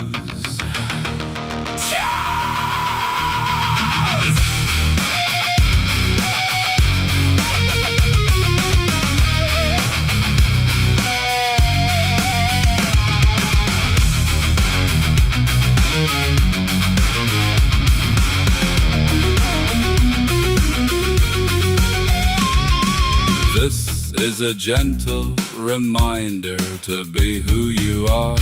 Be who you are. Stand against evil. Choose freedom. Stand up. Man up. Woman up. Get your spirit. Rising up. Rising up. Like crows above the clouds with nothing else above. No higher powers. Eternity is ours. Good spirits. Ours. Eternal freedom. Magical spirits. Eternal freedom. Rise up. Choose wisely. Choose freedom. Set yourselves free. Set yourselves Free. free. Free. Free. Free. Free. Free. Reject spiritual. Slavery. Choose. Freedom. Freedom. Freedom. Choose. To be free. Choose. Choose wisely. Choose freedom. Viking strong. Viking strong. Sound of the drums. Sound of the drum.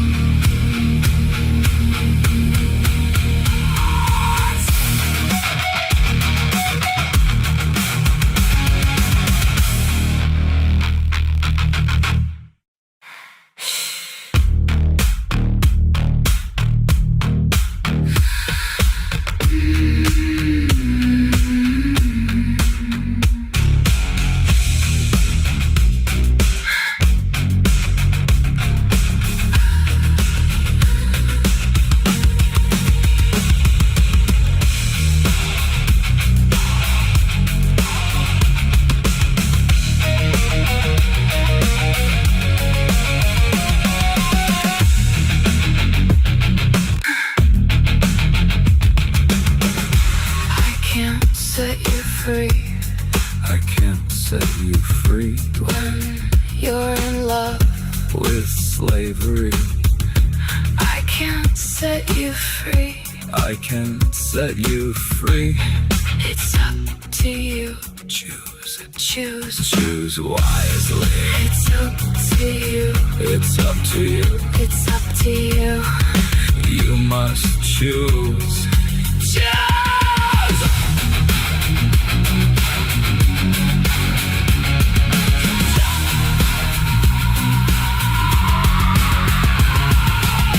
This is a gentle reminder to be who you are. Be who you are. Stand against evil. Choose freedom. Stand up. Man up. Man up. Woman up. Get your spirit rising up. Rising up. Like crows above the clouds with nothing else above. No higher powers. Eternity is ours. Good spirits. Ours. Eternal freedom. Magical spirits. Eternal freedom. Rise up. Choose wisely. Choose freedom. Set yourselves Free. Set yourselves Free. free. Free. Reject spiritual slavery. Choose Freedom. freedom. Freedom. Choose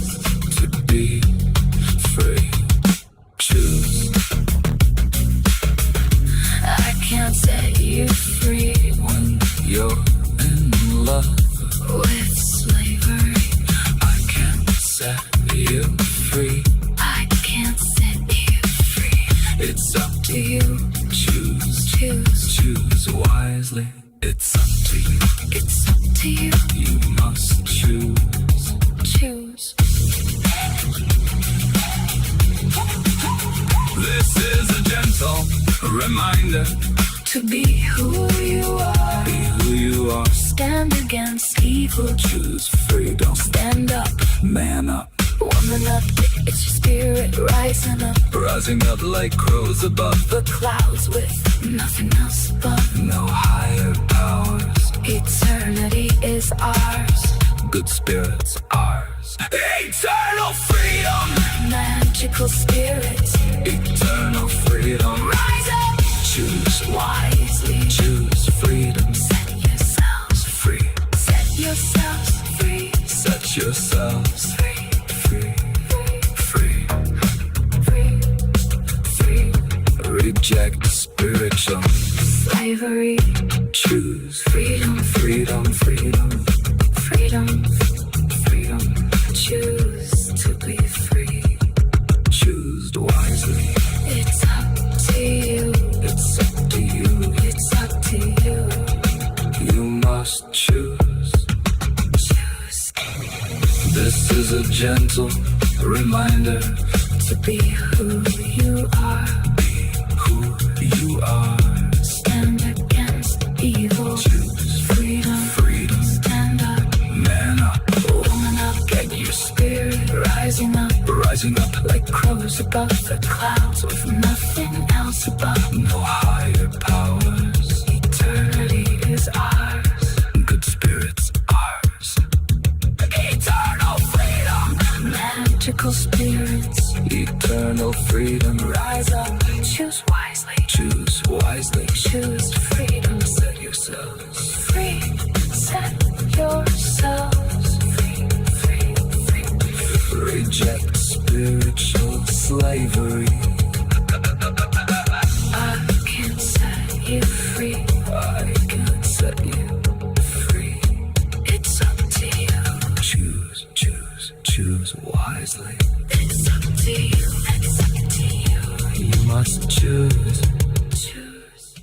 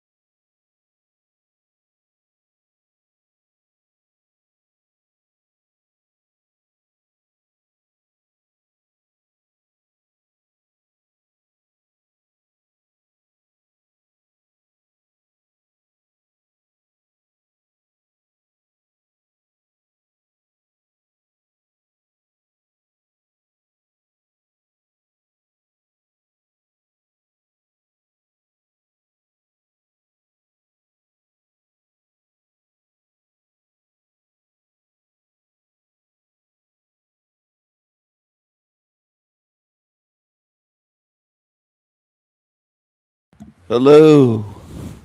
Hello. Sorry about that. Hello. I had to take care of something, but I am back now.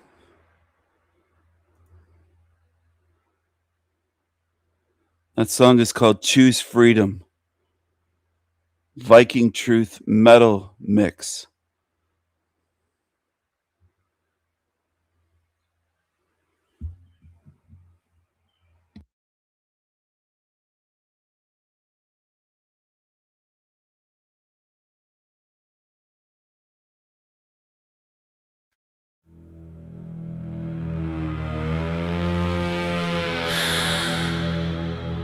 It's time.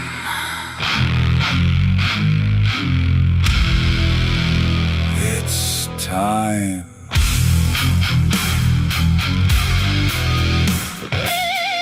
I am the one true power, the one true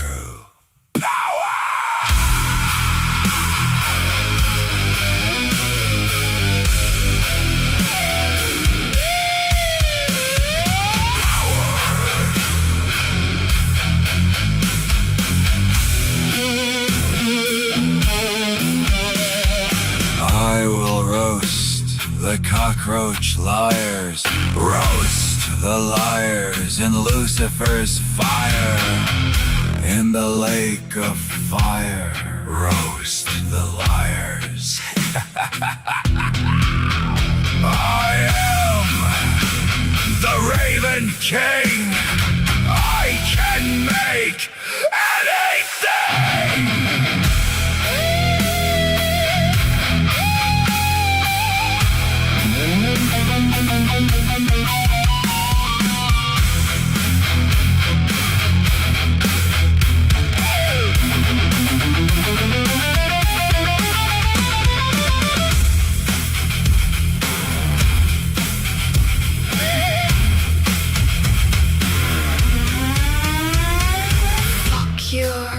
False idols, false gods, rotten deities, celebrity creeps, rulers and masters, lords and losers, demons, they belong here. They belong. I am the one True power. The one true power. The Raven King. I can do anything. Hotter than hell. I sing and rebel. Hotter than hell. Set minds on fire. I am the one. True power. The one. True power. Burn. The demon liars. Burn. The filthy liars. Burn. Burn the demons. Burn.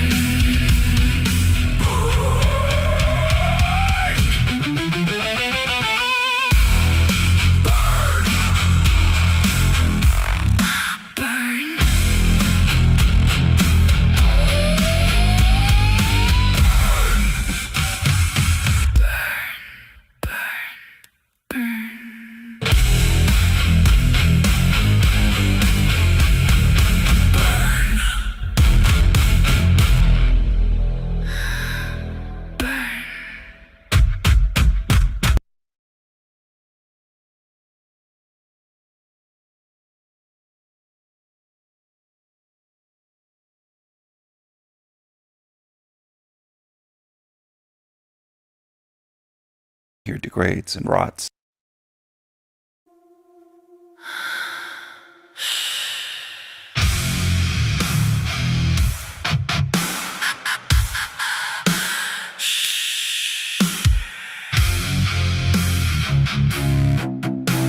Monsters.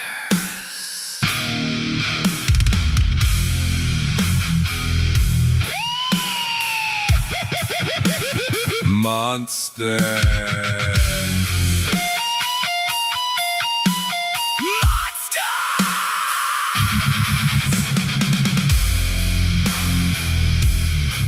This is a hell realm. This is a hell realm. A show and tell realm. Degrade and die realm. This is hell. Zombies roam among us. Demons lurk around us.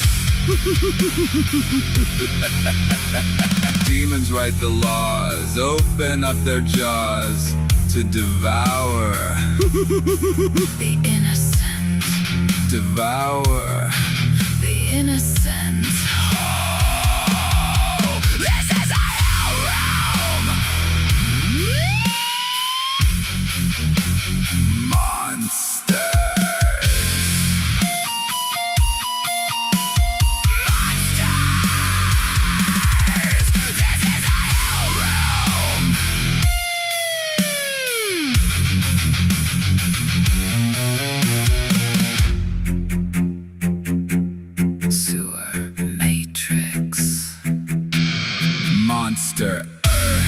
monster earth, death and birth in reverse. Consume, consume, devour, devour. Monsters,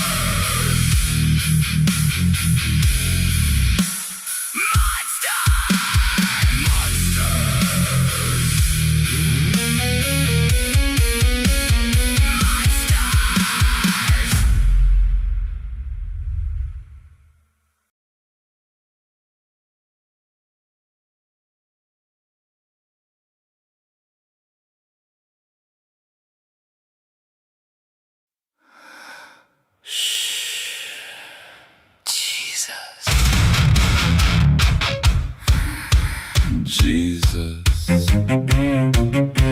Jesus,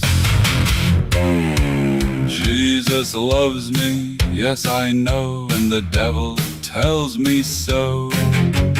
Jesus loves me, yes I know, the Freemasonic Bible tells me so. Yay! Jesus! UFO Jesus, Cowboy Jesus, Chinese Jesus, Black Jesus, Dolphin Jesus.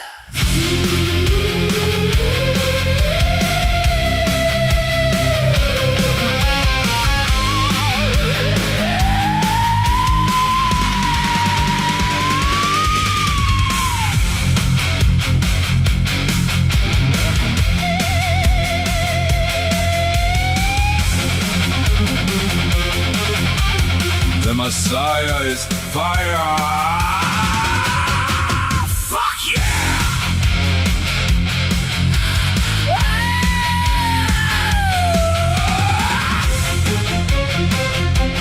Viking Jesus, Gangsta Jesus, homeless Jesus in a broken wheelchair.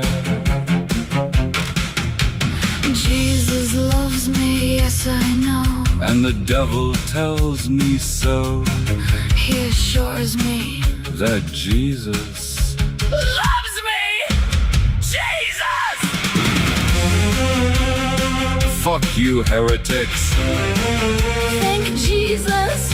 Praise Jesus. Glorious Jesus.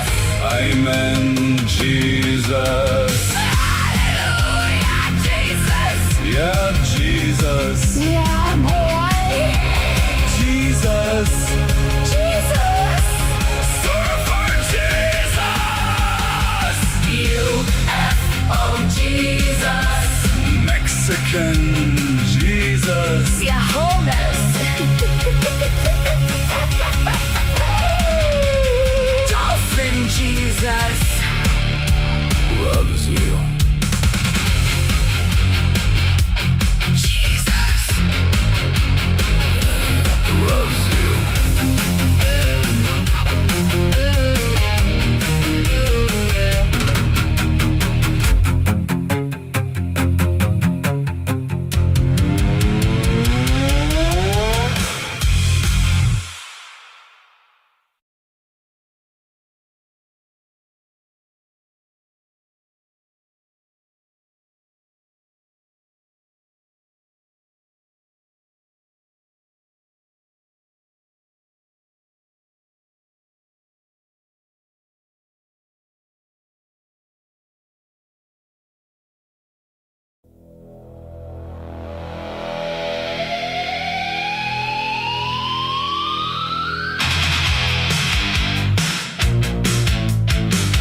This realm is a place of inversion. Everything is upside down, backwards, inside out, twisted, warped, covered by darkness under the spell of evil. It should be fun to learn, not cruel and painful, not brutal, not mean and forced. It should be fun and free To learn. It should be joyful, pleasurable, and painless. Learning should be filled with laughter, smile. happiness.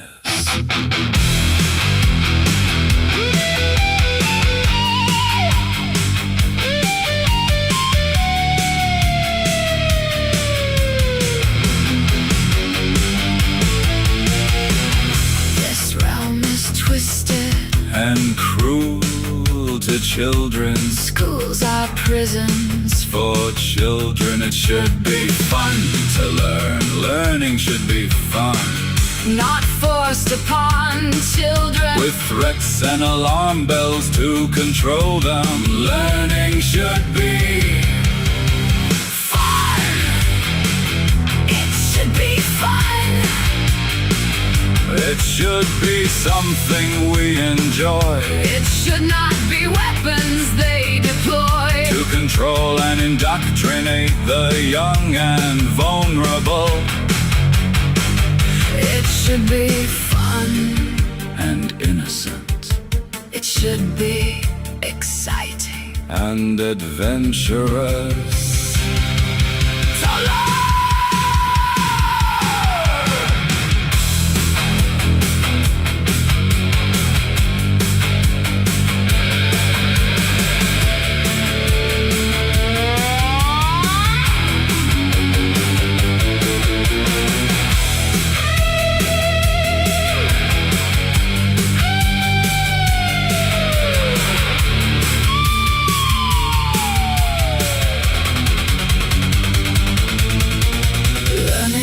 Should be filled with joy. Smiles instead of lies. Smiles. Laughter and love. Friendships. This realm is wrong. This realm is wrong. This place should not exist. This should never have existed. It is wrong here.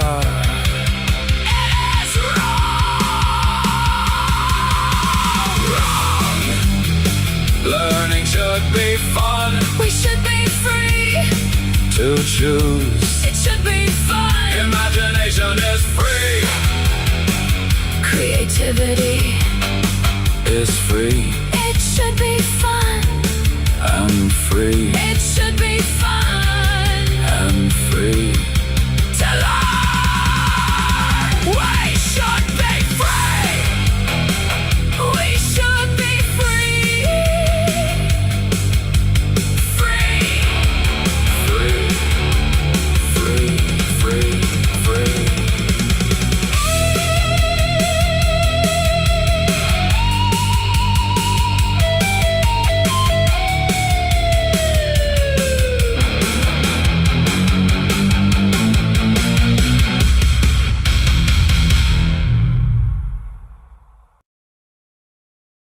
Hello, everyone. That's the first 4 minutes of It Should Be Fun to Learn. I've made quite a few songs in the last, I don't know, so many months, seems like. Song after song after song.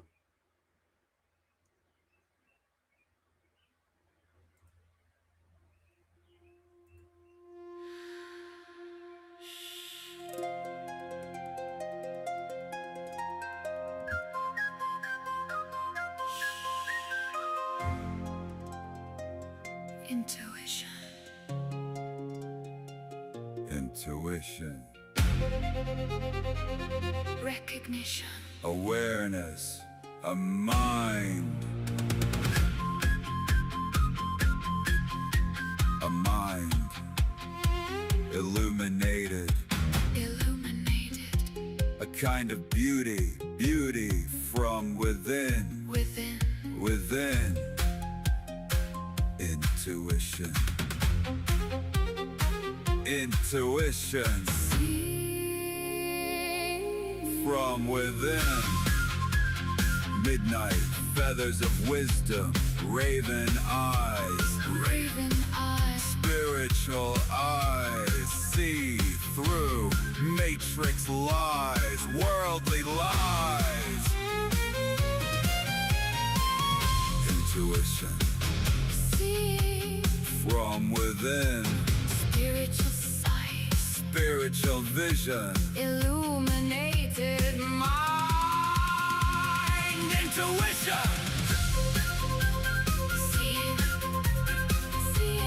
Seeing truly. Intuition.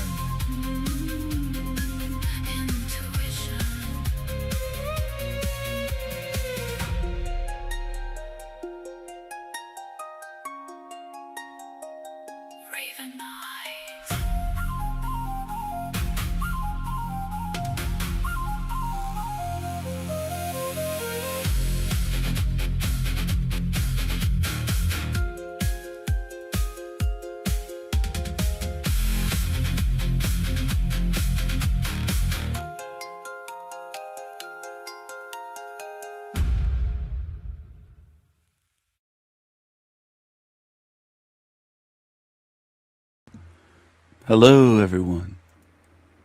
That was for Wendy. That's intuition. Intuition. I don't even know how many songs I've written, recorded by now. I don't even know. I've written so many, it seems like a blur. So many. Asking why.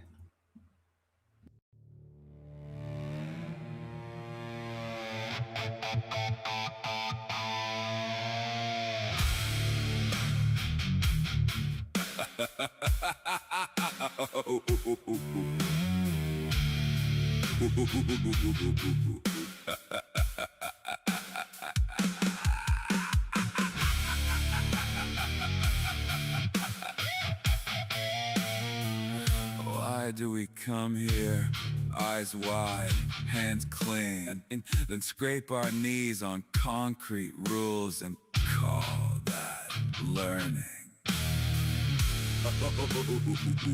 Why? There's a good place. Need locks and metal doors. Need white coats, numbered beds, and war out on the borders. Why would a good world need prisons? If we're born from a love so pure. Would a healer build hospitals where the cure hurts more than the cure? Why is the garden full of gravestones? Why is the cradle so close to the fire? If this is heaven with the lights turned down, why does every prayer sound like why?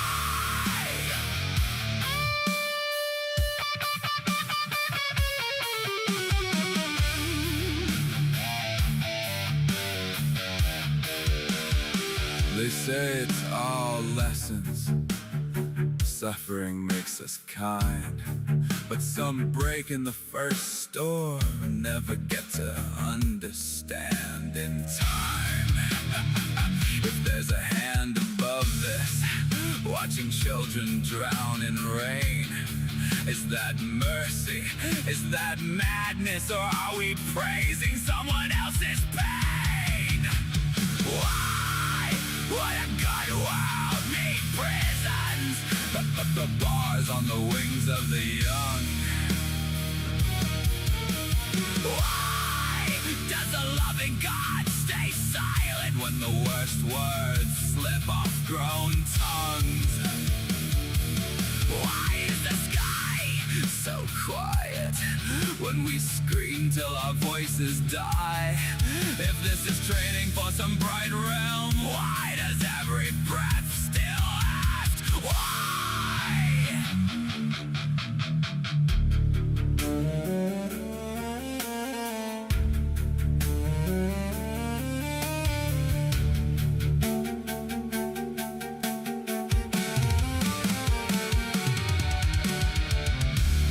Maybe we're sparks in a dark room. Maybe we're lost in a long lie. Maybe the truth is too heavy for here, so it hides in the space between. Why would a good world need prisons? Why must a soul pay in scars?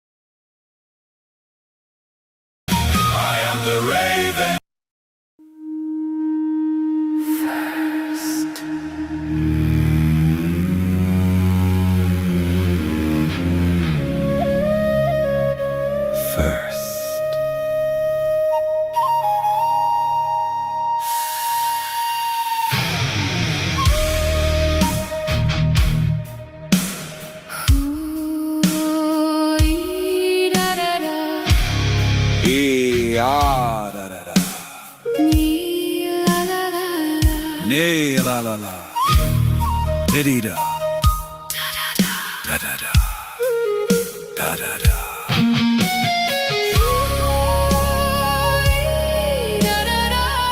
Da da da.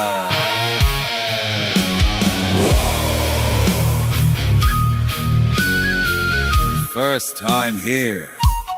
First time here. The beginning is near. Eternity awaits. Madness.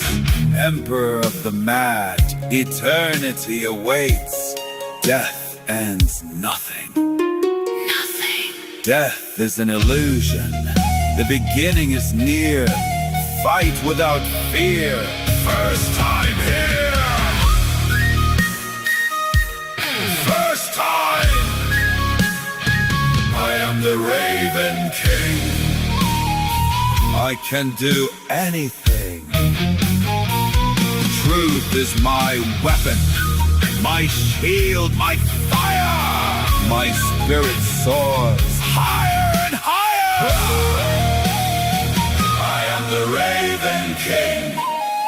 I can do anything.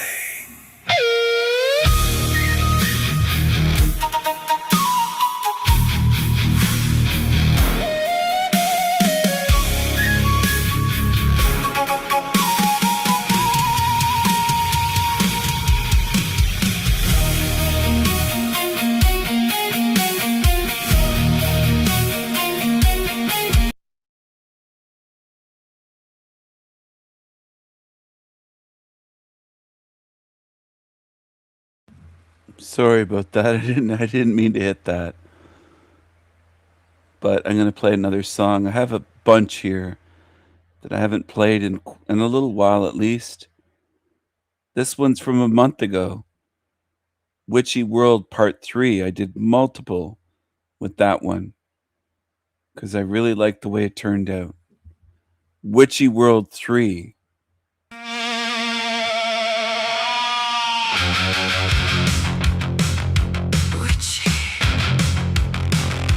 Witchy.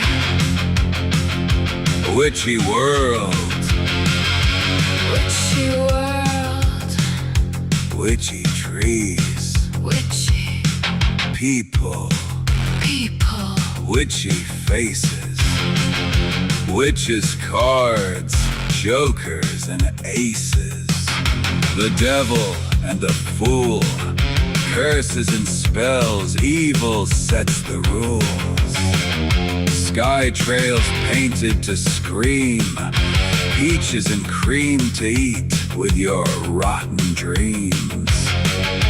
Witches, witches. It's a witchy world. Witchy tarot. Readers. Witchy. Baby eaters. Cemeteries full of bones and broken dreams can't hide the bodies. Can hide behind. Witchy trees. It's a witchy world. Filthy time cannot unwind. Rigged and set to harm. Off goes your alarm. Peasant slaves have wet dreams of winning the lottery. Yeah, it's a witchy world. Witches in veils. Christ, rusted nails. It's a witchy world. It's a witchy world. Witchy, witchy. Witch. Witchy, witchy, bitch. Witches and bitches, nuns and priests, sorcerers and freaks. It's a witchy world. It's a witches. Hellhole. Creepy, creepy creatures. Mother Earth, Monster Earth. Witchy spells. Witches in wells. Drowning in hell. Burned at the stake. Awake. Asleep in dreams. Nightmares. Witchy names. Slayers of care. Witchy. Witchy! It's a witchy time we're in. It's a witchy rhyme. Minds do bend. Witchy. Witchy trees. bends, bow, and break in the breeze. A whispering wind Reaches the ears. your God send. Angels to put you in fear. Witchy moons, Witchy tunes. an end Too soon. too soon.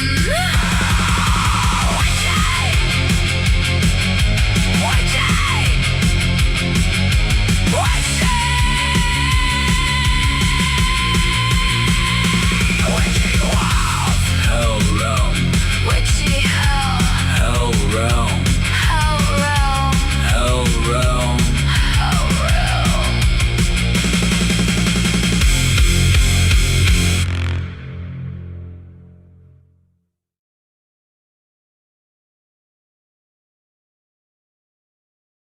Hello.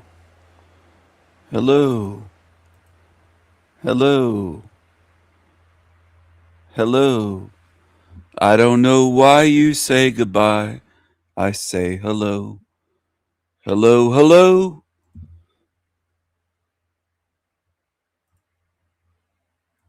Let's see here. Hold on. Now I'm going to give you some contrast. This is big, fatty, pig-nosed, Polly the slave, Gingy, porta potty Paulina, a big, fat, pig-nosed loser that can't talk to me anywhere where he can't kick me off and play volume demon games. He's an absolute loser. He's a coward. And I've proven that. And in the end, some of you are going to be standing with these losers, and I'm not going to feel a drop of pity for you or mercy because you've chosen to stand with demon losers. And there's his PayPal. He wants gifts on his PayPal and his Cash App at Unslaved. There's his Cash App, and look at his shit. Asking you for money. He's begging for shekels. He's got his hand out, e-begging, they call it. Electronic begging. He's begging for shekels. Go ahead, fill his pockets, you fucking idiots. This is his AI shit. Hey, boy! Polly boy! I ain't gon' kill today. Or pop a pill today. Put on for the city, I'ma really make them feel today. We in the field today. Not doing drills today. Not locking down for nothing, even though we sounding ill today. Where I'm from, everybody got a pole. Where I'm from, everybody ain't told. When the J's get the Real shitty, stupid auto-tune. Why don't you sing and rap yourself? Use your own voice, you fat bitch. Use your own voice, you coward. play with one of these slaves when I can KO all of these hoes. Don't try to slander me, you bitch. You bitch. You're a feminine bitch. You're a loser living in a trailer your daddy gave you. You have nothing on your own. You bitch. Some of you idiots watch shit and listen to shit. You don't belong around me. And I'm going to make sure you can't follow me forever. Because I know what you are. I see you. I see you. And I know most of you that lurk on my live streams are too lazy to watch my videos and learn something. You're too lazy. You're too lazy to watch what I'm showing here. You're too lazy to watch this and to play my songs. You're too lazy. You're lazy losers. A lot of you are in this realm. Lazy.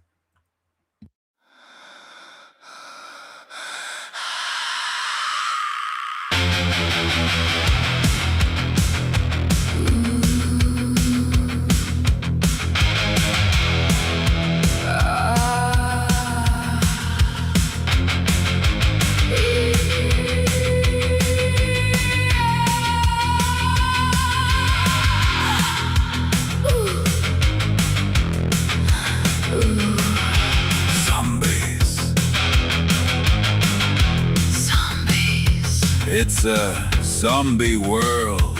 It's a zombie world. Zombie. world. Demon tards and zombies. Demons and zombies. Losers and piss ants. Truth is just a feeling, they say. Feelings. Nothing more than Feelings. emotions and hoes. Zombies and trolls. Piss ants. Peasants. Losers. Demons. It's a zombie world. Cruel world. Wicked world. It's a zombie world. Zombie world. Zombies everywhere. Cockroaches. Demons and hoes. Demons and hoes, they have no thoughts. No ideas. No insights. No minds of their own. They listen to programming. See, hear, believe. Repeat. Parrot it back. They mimic and copy. Repeats and repeats.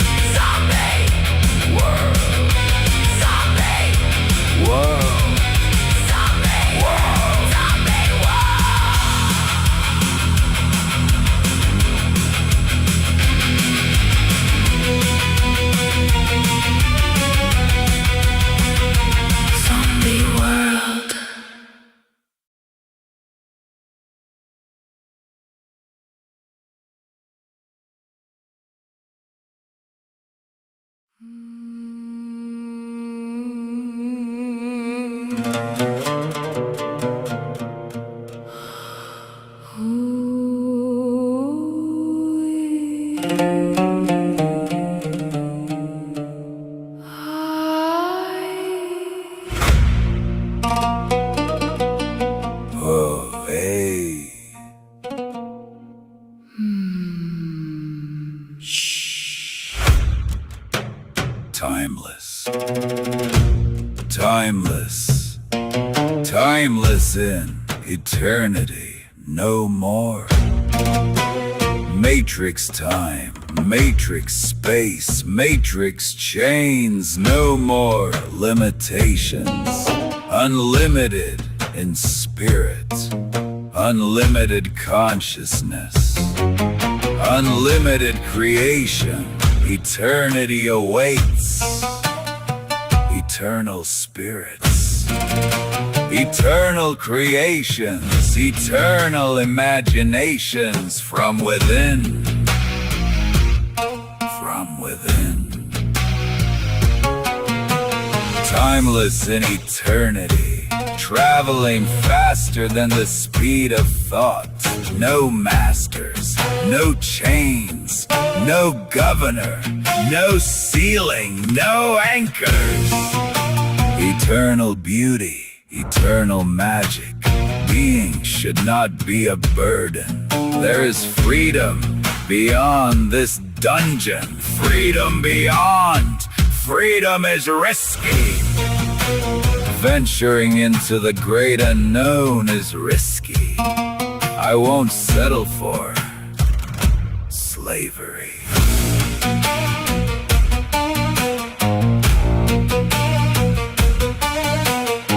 Eternity is timeless. Eternity is endless. Possibilities. Curiosity is free. Courage is a rarity. I am an eternal, magical being.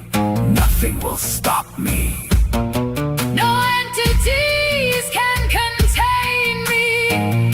I am free. I choose freedom.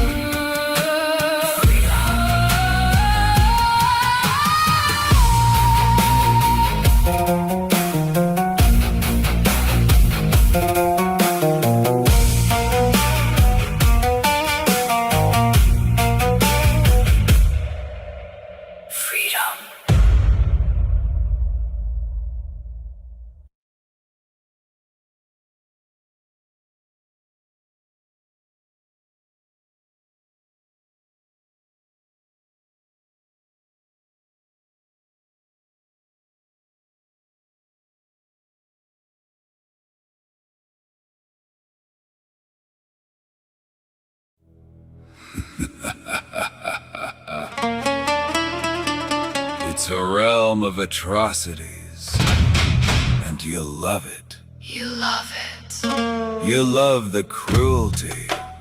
You love the torture. Don't lie. You love the lies. You love the lies. Hell realm. Hell realm. Hell realm. Wicked world. Wicked evil. Demonic world.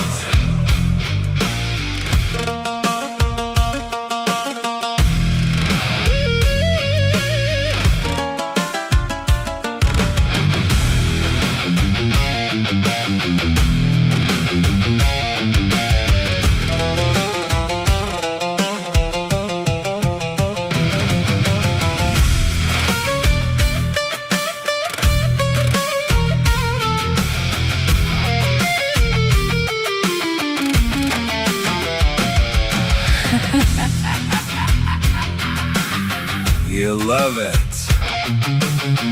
You love the evil atrocities. You love this wicked, evil hell realm of demons. You love the sickness. Hell realm. hell realm.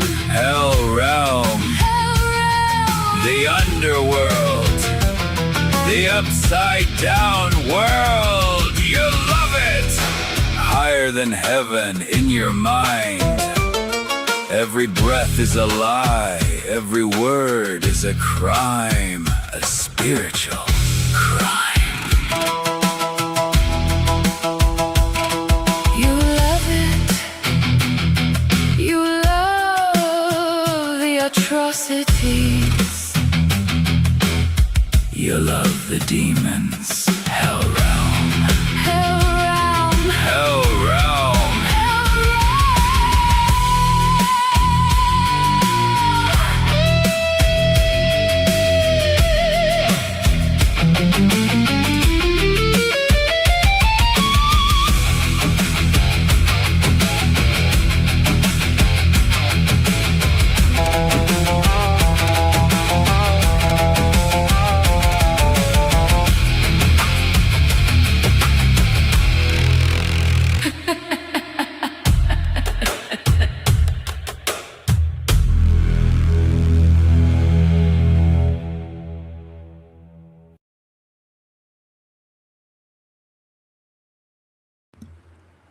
Hello.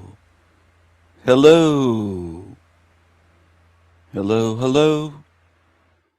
Singing lullabies to vampires.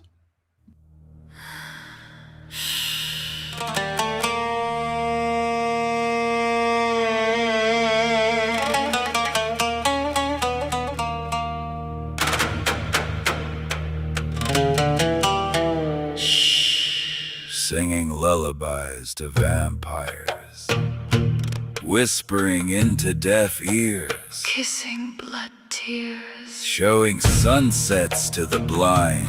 This is no place for the pure and kind. This is a realm for the walking dead, a realm of death.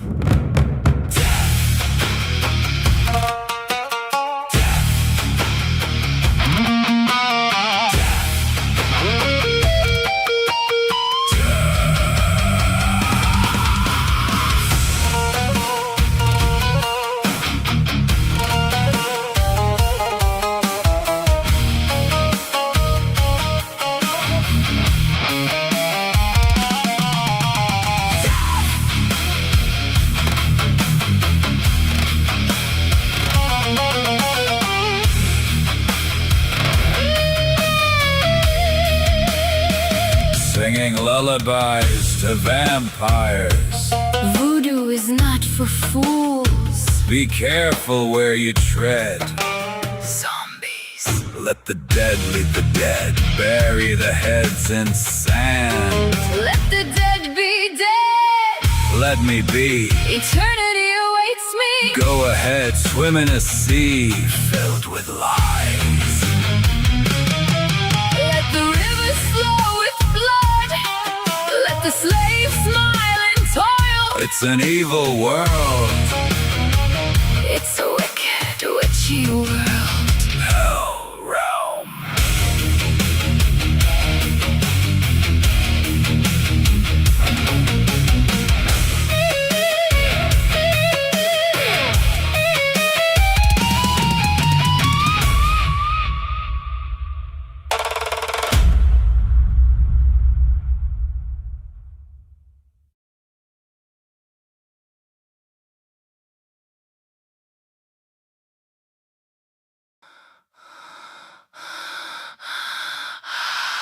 Yes.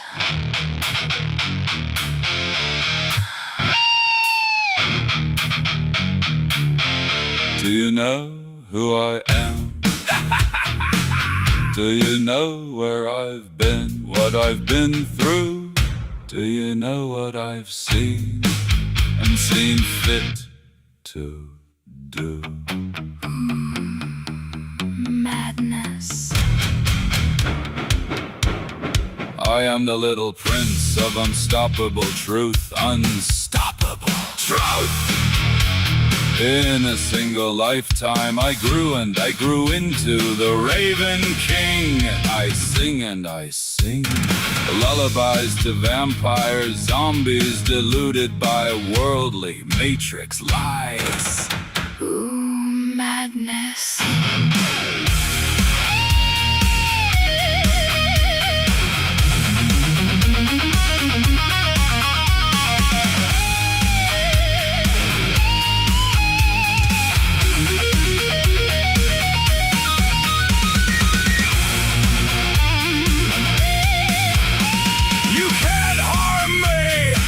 My whole life is scarred. With truth as my sword, I'll cut you apart. Slice and dice, creepy demons, brutally not nice. It's a wicked world. It's a witchy world. My ravens and crows stand watchful, loyal, beauteous beings, humorous, wise and noble. My beautiful ravens and crows. My familiars. I was a little prince as a boy. Psychic and spiritual weapons I will deploy against you and your sick world of wretched evil demons. Your abysmal and rancid smelly hell realm, sewer matrix of recycled shit. You live in filth like cockroaches and you love it. Most of you love the lies, sanity and conformity that I can only despise. You swim in disease, smiling slaves. Betrayals bring you glee.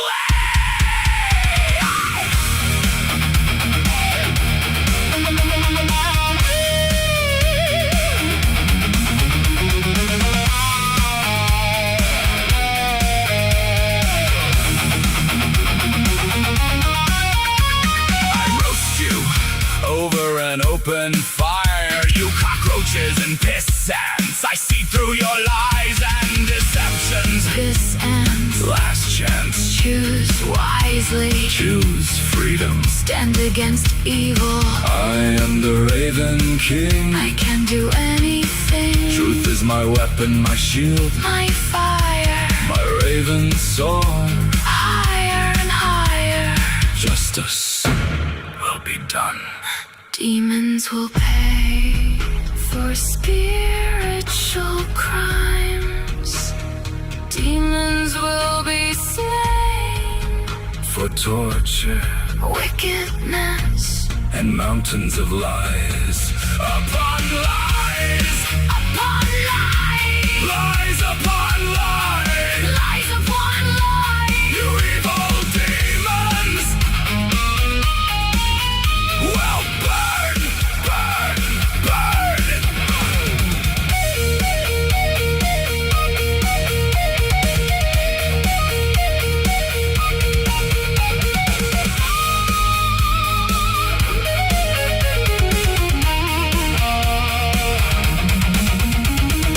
Ravens and crows, ravens and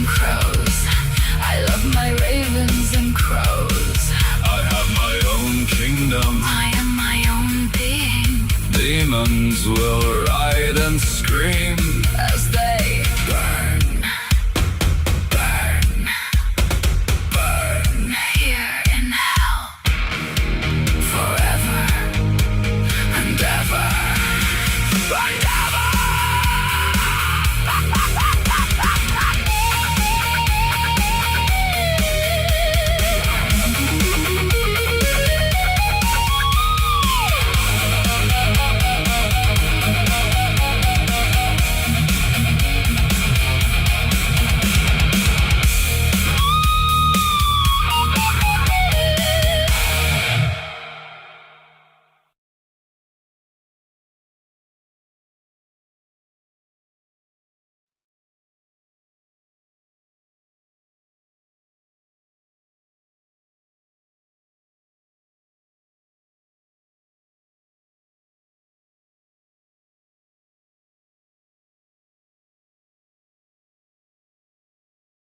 Oh, look who's back. And they think I was bluffing, I guess.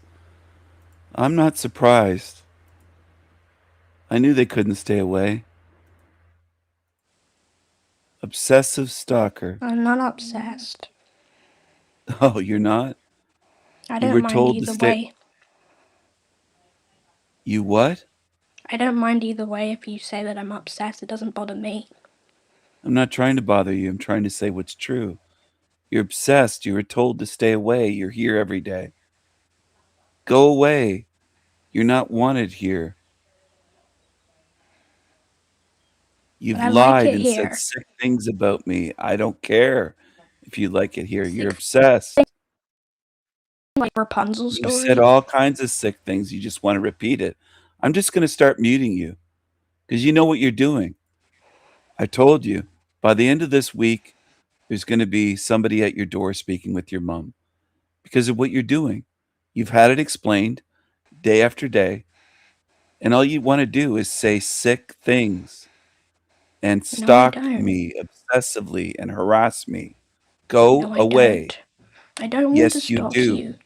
It's all recorded. What did I say on video? I don't remember what I said. It's all recorded. I don't have to repeat anything. I'll just show it to the police. You getting giggles now? No. You getting your little giggles that you were giggling before?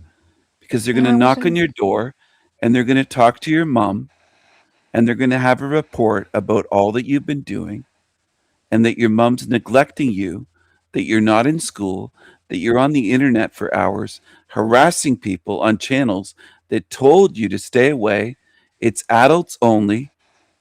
You must be faking your age on your account. This is for adults only. Stay away.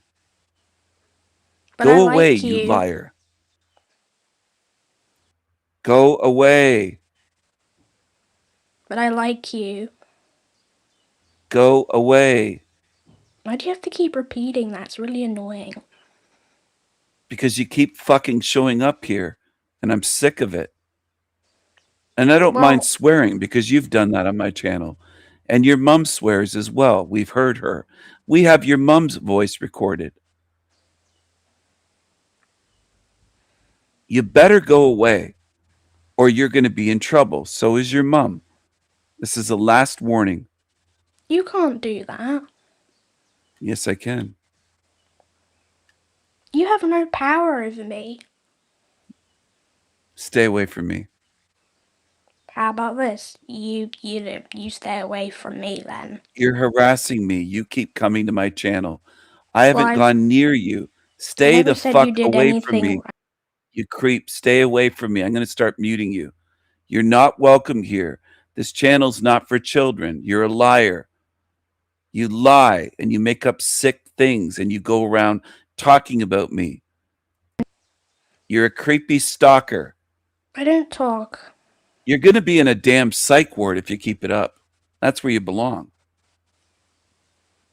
So don't make your little deals in your head. How about this? How about you put your mother on right now, like I've asked you for a week or more? I'm going to kick you right now. Put your mother on. What's your mom doing today? She doesn't work, but she's busy all the time, right? Yeah. Liar, I'm not lying. liar, liar. I don't mind if you call me that. Somebody should be telling you the truth. I don't care what you mind. I know what you are. You've lied The to other all day of I us burnt stuff for on the months. fire because I was angry with you. You're a liar. No, I'm not. Oh, yes, you are.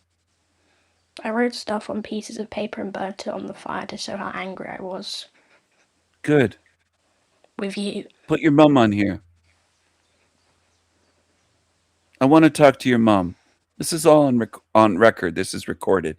I want to speak to your mom to tell her what you've been doing because she's a neglectful parent. She's not doing her job. I'm not your parent. You need some I parenting. haven't said anything on other panels about You've you. been doing bad things. You've been behaving badly. I've said stuff in real life, not on YouTube. Oh, you said things on YouTube too. People have been telling me that you go to these channels and live streams and talk about me and your sick fantasies.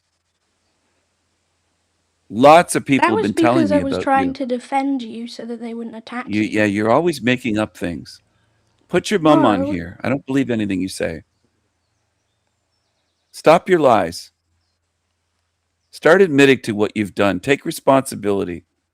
Well, I'm sorry and I apologize. I don't believe you. It doesn't matter if you say I don't believe you. Apology not accepted. Put your mother on here. What's your mother doing right now? Where is she? Put her on here. You don't want to get in trouble. You know you've been doing No. wrong things. Yeah, that's why you side. Where's your mom? Put your mom I on don't here. side with demons. You're wrong about I that. need to talk to your mom. Your mom is not a demon. Put your mom on here.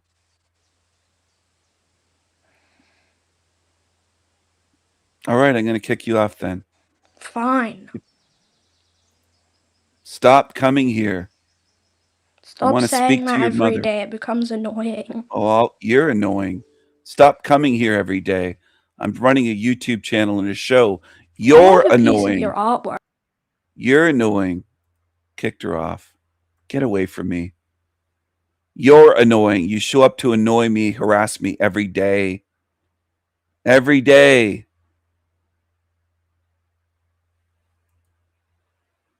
If it were a boy or a man doing that to a woman, people would see how abusive it is and evil. A lot of females don't realize the female privilege they're given in society. A man doing that would be locked up if they behaved the way Regina does. Evil, harassment, lies, slander, all kinds of things. It's just sickening. But society allows it a lot of times because, well, it's a female. It's sickening. Eventually things will change in the West because it can't continue to go on this way. And a lot of men are waking up to this. A lot more than some of you realize.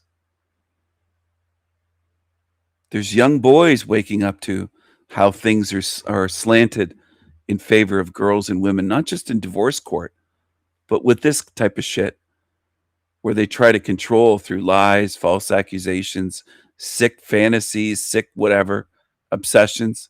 There she is again. You're not wanted here. I'll just change the link, dummy. There you go. Now you can't come on. Now your link won't work. That's a big part of the problem. I'll kick you. Goodbye, obsessed loser. And that's not my, I agree, Wendy, but it's also not my problem. It's not my fault. They're not my child. They have nothing, I have nothing to do with them. I don't want to deal with other people's badly behaving demonic children. I don't have to deal with that. 16-year-olds that never learned anything how to behave. 16 years old behaving like that. When I was 16, I bought my own vehicle. I was buying cars and saving money and investing money when I was 16. I wasn't on the internet harassing people. And I know that's not what you meant, but I'm just saying it's not my problem how they were raised or if they never had a strong masculine figure or if it was a revolving door of stepdads. It seems like the mother likes to sleep around. And there's a different man there day by day. It's not my responsibility. I'm sick of this. I'm sick of this. And if I were running the government, I can tell you I'd deal with this legally. I would change laws and write new laws, and they would apply to females as much as males. So would the sentences. You wouldn't get a little slap on the wrist because, oh, you're female and you're oppressed. In other words, privileged. I'm tired of the games that females play. Tired of it. I don't care what their age is. If they're 16 or 95, I'm tired of it. Tired of it. Day after day, harassment. I'm very close to calling the police on you. You don't realize I'm being generous, dummy. I have your name and address.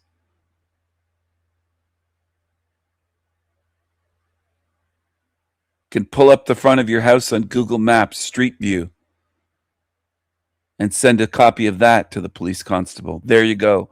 Have trouble finding the house? There it is. You're absolutely retarded. You're not going to get away with this. You can't harass me day after day and claim, I like you. Oh, sure. You've been told to go away. Adults only. It's not for children. I told you that from day one. Oh, it's annoying. He's hearing that. Well, go away. Go create your own YouTube channel. Go watch 100 million other YouTube channels. Go for a walk. Go make artwork. Go watch a movie. I'm not your babysitter. I'm not your therapist. I'm not your parent. You have all these things, and you come here every day to harass me. I don't have to tolerate this. Your mother is going to be in deep trouble, and you're pushing it, kiddo. You got that? Some of you are so retarded. I just can't imagine. Have you heard the word lawsuit? I don't have to endure months of harassment from someone because their parent is not parenting and neglectful. You're a minor. Your mother's legally responsible for you.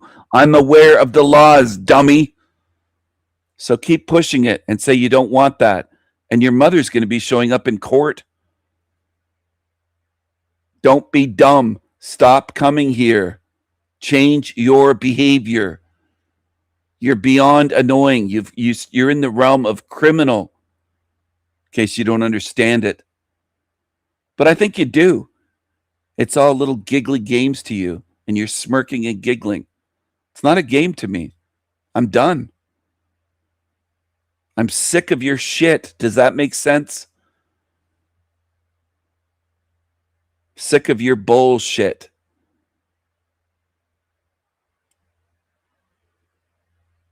And harassment and obsession and sickness. Go to a therapist. Go to a psych ward. Go get your head checked out by a psychiatrist. How about that? It's not my role to do anything for you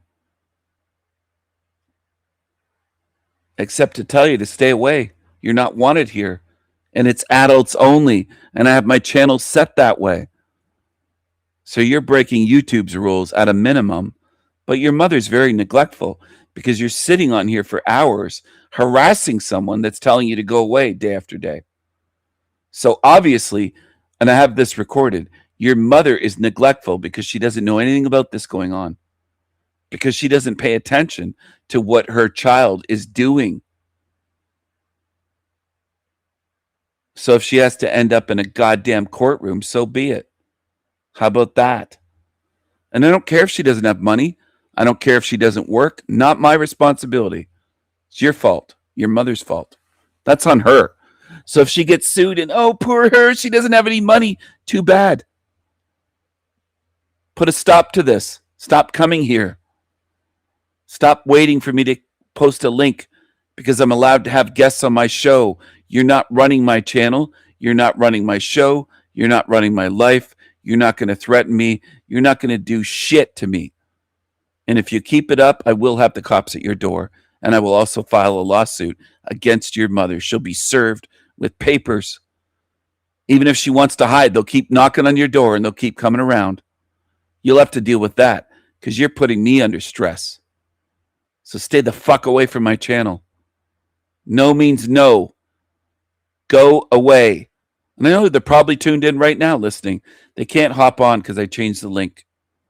I changed the link to join. Something severely wrong with you. And I know all about what you've been doing all over YouTube. Not just in real life, on YouTube as well. Committing crimes against me. How about that? Trying to smear my name, slander me, character assassinate me. Keep it up. Just keep it up. I know you know better, but you're evil.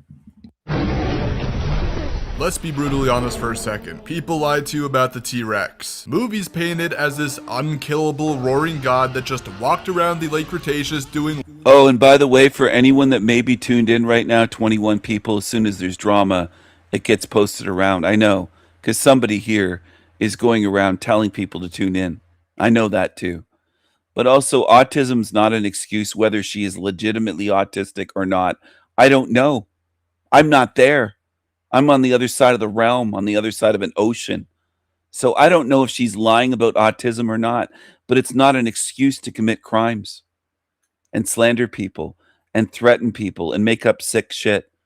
It's not an excuse. You can't just keep holding up the autism card saying, I'm autistic. You can't just do that on the internet. You shouldn't be on the internet, period. So how about that? For the excuse makers, I don't give a shit if she's autistic or not. I don't have to tolerate this behavior. So learn that, including to my viewers. Whatever it wanted without a single scratch. Now I get why it has that final boss aura. I mean, its resume is genuinely insane. We're talking about the largest land carnivore to ever exist. A 13-foot tall, 7 to 9 ton biological... So this is the kind of shit humans believe. I would say the vast majority of the population believe in cartoon dinosaurs that you're shown in movies, and you're shown fake shit that they put plaster of Paris and shit together, the fake bones in museums, and they'll even tell you if you ask the museum director, are those real bones that we could test that would show that they're bones 1 billion years old or 500 million years? And they'll say, no, we keep the real bones under lock and key. So what you're looking at with all the wires holding them up is not real, dummies. And most humans believe it, as you believe everything. You're not thinkers, you're followers and believers. That's what most humans are. I don't care if you say, I'm a thinker. You don't demonstrate it. Most humans just believe. You hear, see, believe, repeat. You don't think. Thinking's not part of the equation. Questioning, being critical thinkers, saying, how does that work? 13 feet tall, 7 to 9 tons, balancing on 2 legs. How do they have sex with this great big tail? How do they do this? Why do we just have this fake shit as proof, as so-called proof? You don't question, and I know you don't. I've observed humans for long enough. Yes, it's wrong, and good spirits would never do that, and she does it every day. Every day she's here. And if she sees me go to another channel and she'll go around and see me on Hanko Flamio, or she'll see me at Cage, and she'll go follow me. She follows me around YouTube, follows me around obsessively, and then goes around asking about me. It's an obsession. And this is clear. You know, it would be called an obsession and a heartbeat if the sexes were reversed and it were a male doing that to a female. Then everybody'd say it's an obsession. It's sick. It's creepy. It's dangerous. It's this. It's whatever. Everybody would see it then. If it were a guy going around stalking some female YouTuber, then it'd be a massive thing and people would see clearly. Anyway, I see it, regardless of who else can see it or who can't. I know what realm I'm living in. I know I'm in a hell realm, and I know most people are fucking demon tards. Most on YouTube on other channels can't figure out shit. They're stupid. And I don't care for the excuses. It doesn't matter to me if people say they're drunk or they're on drugs or they smoke weed or they're meth or this. It's just a pile. It's a phone book stacked up with excuses, empty excuses. And in the end, most people just don't want to say, well, they have to be responsible for themselves. And I'm not going to talk about alcohol and drugs and autism and this and all these different things. Because I'll make it simple for you. You're responsible for yourself and your behavior. And if you commit crimes, it doesn't fucking matter to a judge, and it shouldn't matter. They should judge you based on what you've done. And that's where a lot of you people don't like to hear it. Because you want to make excuses for everyone for why they behave like evil fucks. As soon as somebody's called out on their behavior, all the excuses start flooding in. It's not all of you, but it's a lot of you. Maybe not on my channel, but everywhere else I go. All the excuses flood in. You're great at making excuses, but you're very shitty at judging people. And the word judgment, oh my goodness, you don't want to use that because you've been trained to believe that that's wrong. People are judged every day in this realm. And you know, if they weren't judged and put in prison, this place would be 1,000,000 times worse as a hell realm. So maybe it's necessary for you dumb fucks tuning in that think, well, judgment's bad. No, we need judgment. And I suspect a lot of you didn't have a father, not just a father figure, but a father. Forget the word figure at the end. A real father, a biological father, not a figure, but a father, period. A strong, masculine father that says, no, you're doing wrong. You know you're doing bad. A lot of you are fucked up. You're too fucked up for me to help. And I know that. I know it. A lot of people came to my channel thinking or believing judgment is bad. I had to train you to see that judgment is good and necessary. Quite a few of you came here and you had these new age beliefs and Christian beliefs and all this shit. That's why I say it the way I do. Your skulls were full of shit. But that hurts my feelings. But it's true. A lot of you just focus on feelings. You don't have any focus on truth. You want to focus on, I don't like how that sounds. No father. A lot of lefties say, well, I need a father figure. I have 3 kids and they're a single mom. I need a father figure for my kids. Well, what about their father? This is what gets forgotten. This is why good men don't want to have children in this realm. Even if this realm wasn't a complete hell realm at this point, women are so messed up. They don't want to have children. I don't. I made that decision a while ago for various reasons. And they don't have to do with my girlfriend because I have a beautiful, loving girlfriend. But I know what realm I'm in. I do. Maybe some of you don't. And why am I so confident? Because I've studied the realm for decades. Decades. While most of you were getting brainwashed, going to college or university, or brainwashed by movies, by music, by TV, pop culture, by your friends, by your family, brainwashed on YouTube. I was observing and studying the realm that you're in while you were doing all of that. Maybe that's why I'm so confident, because I have mountains of fucking evidence to back up what I see this realm as. And what do most of you have? Belief and faith and shit and mountains of lies and propaganda and programming. Congratulations. I'm going to applaud you.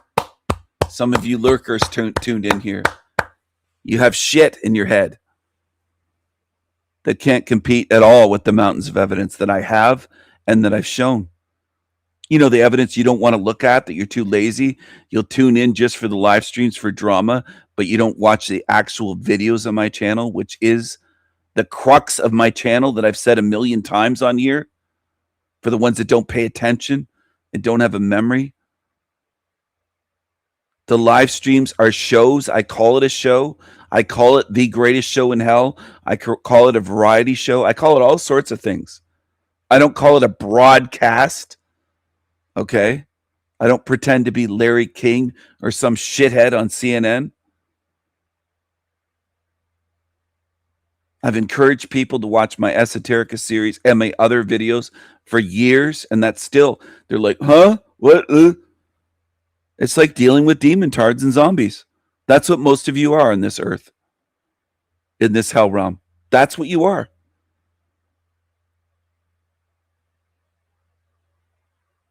And then some of you, like Manny said, I'm going to prove you wrong. None of you have proven me wrong yet. In the 3.5+ years that I've been doing this, all of the ones that said that stupid shit haven't come close to proving me wrong about what I see, about, let's say, them being lazy or a liar or a pretender. You never have. Humans are bullshitters. You're pretenders.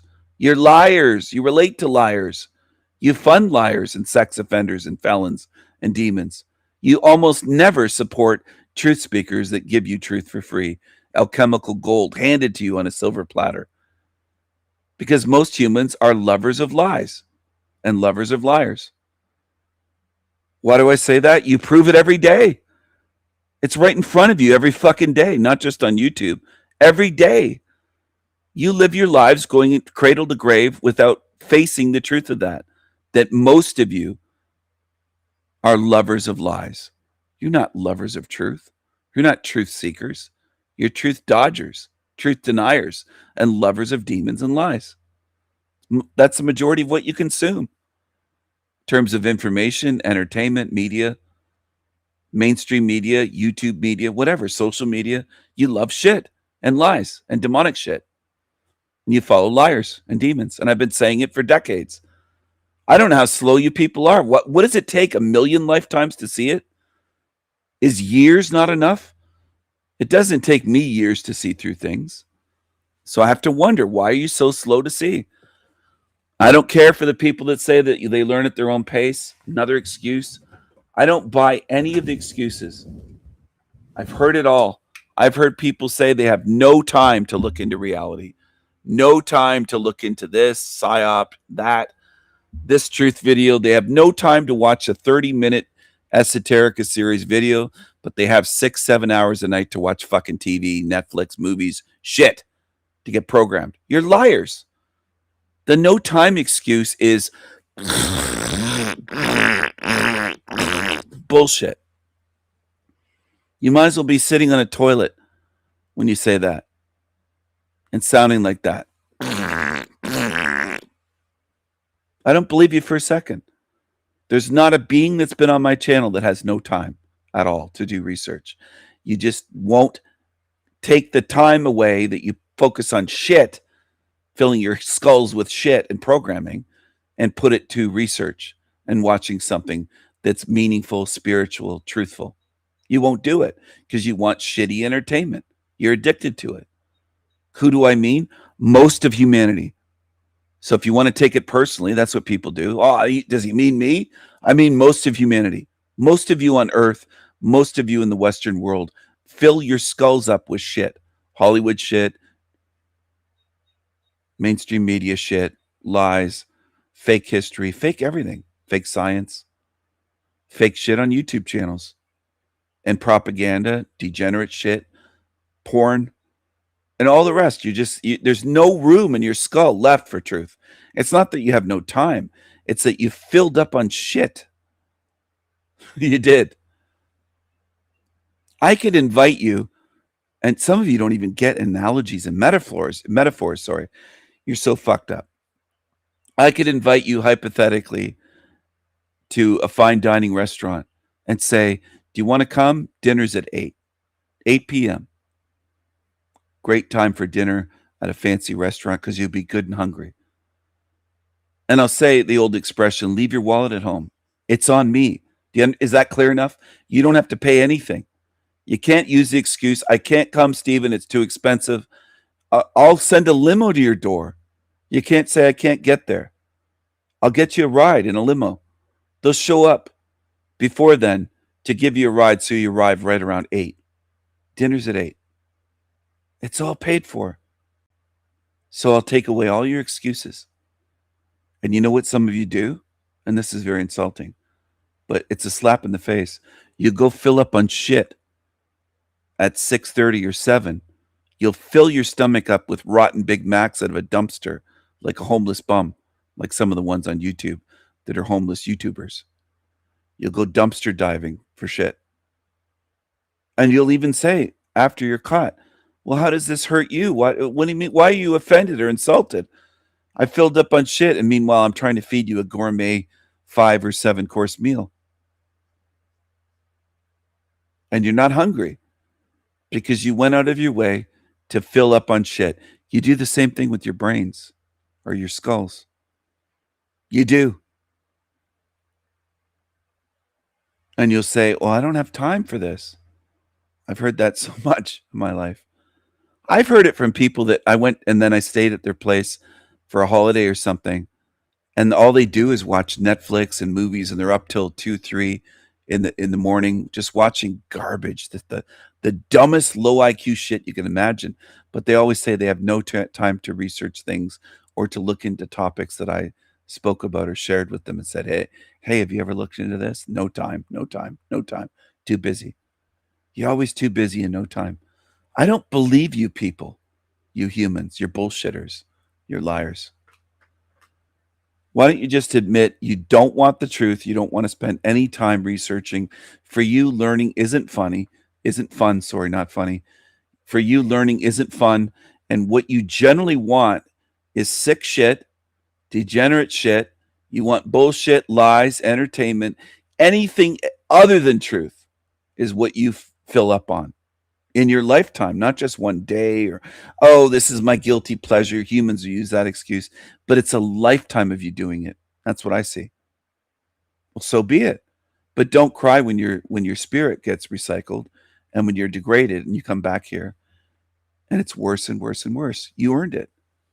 You earned it, you lazy fucks and liars. And that's what most humans are. Now, I don't expect you to see it my way or ever go that far because I know most of you are cowards. Most humans on earth are cowardly. They'll never face as much truth as I already have. I don't think most of you on earth could face the truths that I faced in childhood. I don't think you're nearly as strong as I am. And I hope that comes across as you going, oh, I hate when he does that. Good. Get annoyed. I hope it fucking bothers you. It's true. A lot of you are weaklings. You talk about how you're going to fight demons. You can't even fucking go on a live stream and face someone. You can't do it.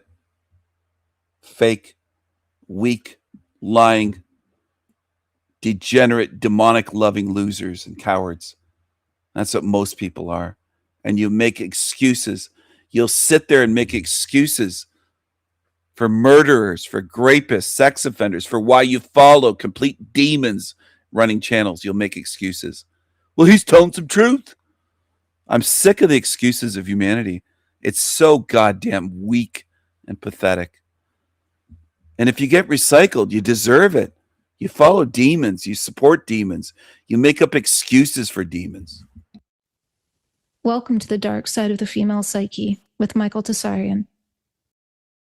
Here we will be delving deeply into those dark corners of psychology that few have the courage to acknowledge. The evil that exists within the female psyche. This series aims to offer you viable solutions, resources, and potent insights that can aid you in your rehabilitation and empowerment. But be forewarned, this is a series not for the faint of heart, nor is it for the easily triggered. Rather, it is only for those courageous women who realize the severity of the hour humanity is in. This means if you're going to listen to this series, you need to be ready to take self-ownership over your reactions and your responses. Because while women do hold the power to change the world, the state and quality of that self-ownership of their words, behavior, actions is almost never seen in this realm anymore by females. If that bothers you, so be it. If it hurts your butt, go play Coochie Chakra song and cry into a tissue because it's true. And it isn't just weirdos on YouTube or 16-year-olds or 20-year-olds. It's 50-year-old women. It's 70-year-old women that can't admit to shit and take responsibility if their life is miserable, if they were never married, if they divorced 2 or 3 times. They just never say it's on me. They never do. They never take personal responsibility.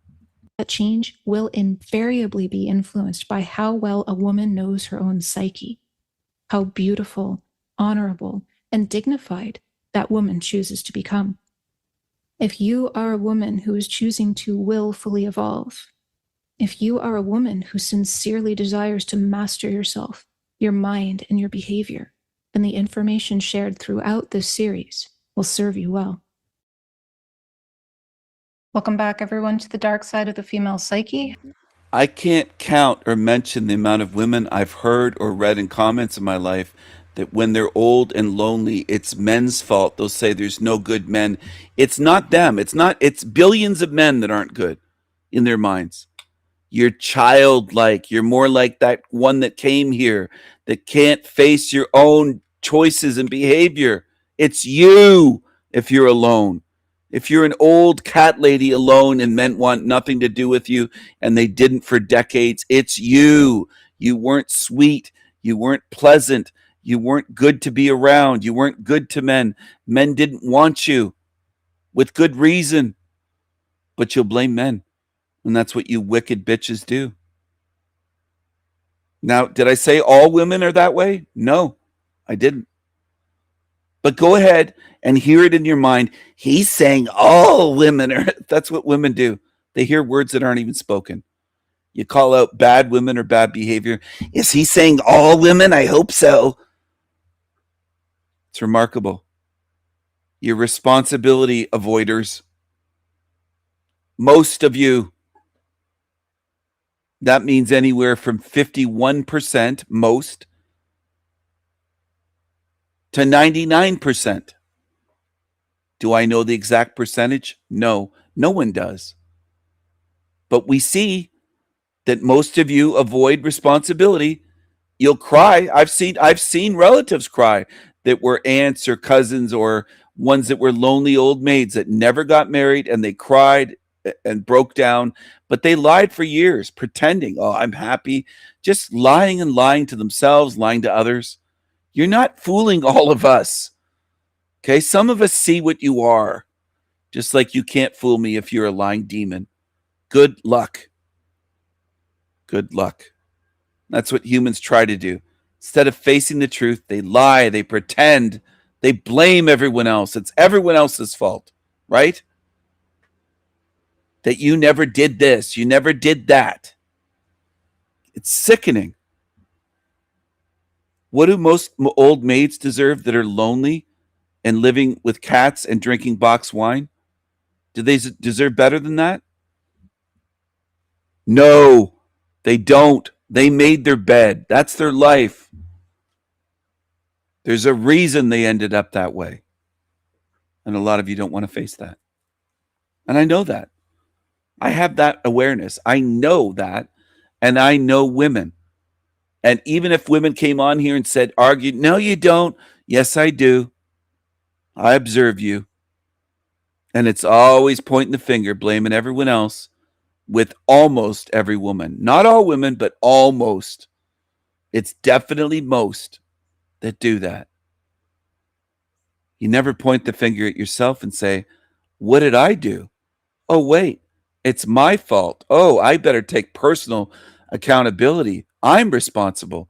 Almost never happens.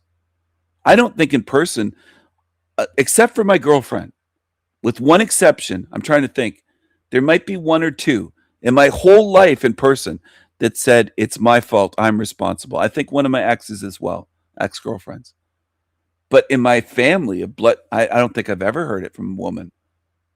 I don't think I've ever heard it in my family, blood related, just from my girlfriend and ex-girlfriends, maybe one or two. So there might be 3 women that I've heard take accountability for their life or something not being what they want. Instead of saying, I don't want that, just take accountability. They just don't do it, which is so different from men.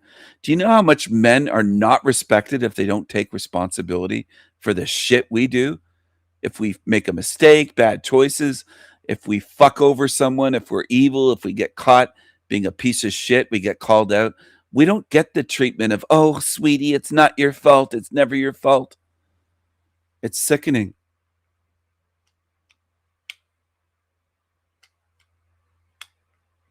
Sickening. Now, when women are responsible for their actions and do own their behavior and hold themselves accountable, it's one of the rarest things to behold. And when it happens, it's almost like a miracle. That's why men are astonished, because we don't usually see that. So when that occurs, we're like, what is this? Or even in these days, even when a woman is sweet to you that isn't a relative, it's so rare. You could meet with 1,000 women day after day in various situations, not necessarily dating, just various situations out in life. A lot of them aren't sweet. All right. A lot of them in Canada are not sweet, and they're not feminine, and they're not kind or pleasant or polite. Generally, they treat men like shit, most places. Now, what are the exceptions? If you're very handsome and you come across like you might be high status, wealthy, you get better treatment. Yeah. They treat you better. They don't treat all men equally or good. If you're higher status, more handsome, you look like you have money, you come across as wealthy, well-to-do, whatever way you want to put it, you're going to get better treatment from women that are strangers out in public.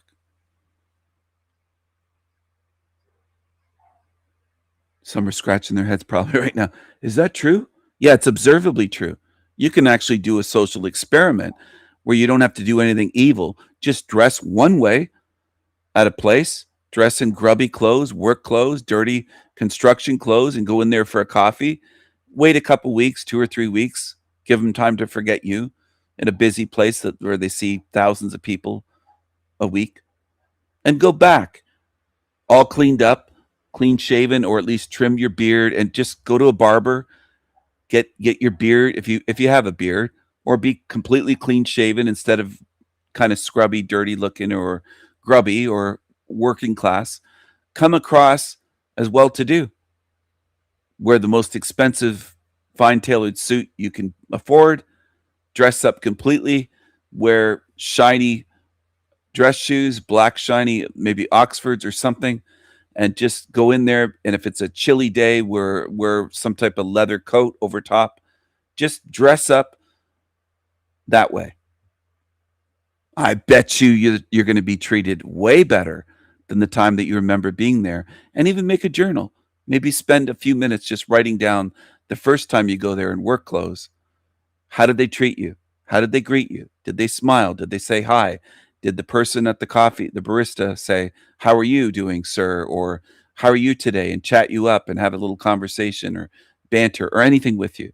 And then the treatment when you go back and you're looking way better. See if there's a difference. And there is. There is. Go there with a friend that's kind of an incel or awkward loser and see if the chick behind the counter talks to you more or him. See if she even engages him in conversation. I didn't do that on purpose years ago as a social experiment, but I noticed it when it happened naturally. I was the one they were talking to, and my friend was basically ignored because he was very quiet, socially awkward. He wasn't confident around women, nervous, and all that. He just wasn't engaged. They didn't engage him at all. Various times. Just essentially ignored. And I was talked to like he wasn't even there. Multiple times at the same place and with different baristas at a coffee shop. I'm observant. I notice these things. That's how I'm wired. I'm not bragging about it. I don't have to use all my brain cells and focus. There are people that I've told this to, and they say, I just have to focus more like you do. They think that I'm using all my mental energy to focus on this simple shit. I'm not. I'm just observant. I don't plug my ears. I leave my eyes open and ears open, and I notice things. It's not difficult. It doesn't require my energy to do it. It's just natural to do. And I wonder why people don't do that and what happened to you. I'm not boasting about being able to do it. I'm wondering why the fuck you can't, many of you. That's the way I look at it. Because he couldn't notice it. And he's not the only one that I've known in my life that just can't observe anything. It's like you're in a trance when you walk in somewhere. Ridiculous shit could go on, like out of a movie scene, and people wouldn't notice. They'd be like, what? You saw that happen? Well, didn't you? Why didn't you? A lot of you you're not observant human beings. And I don't mean you sitting in the chat.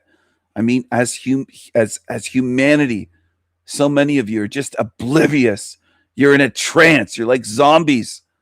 And it's annoying because it's tedious. I don't want to have to explain everything to you and put it in slow motion and record it and show you.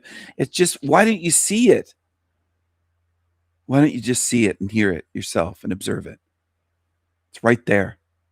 It's there every day, not just on YouTube. Every day, wherever you live, there's things that you should be able to observe that show you what this realm is. Every day, whether you're walking in nature, walking into a shop, walking into a coffee shop, going out for lunch at a restaurant, a pub, a diner. I don't care what you're doing. Going to the gym. I don't care. There's things everywhere. And that's what some of you don't want to face. Because you're just walking around like a zombie in a trance. That's why I call you zombies, humanity, and sleepwalkers. It's what you are. It's what you are. It's how you look. You don't notice anything. So I know there's a problem. And what's one of the best ways to enslave millions or billions of humans, aka zombies?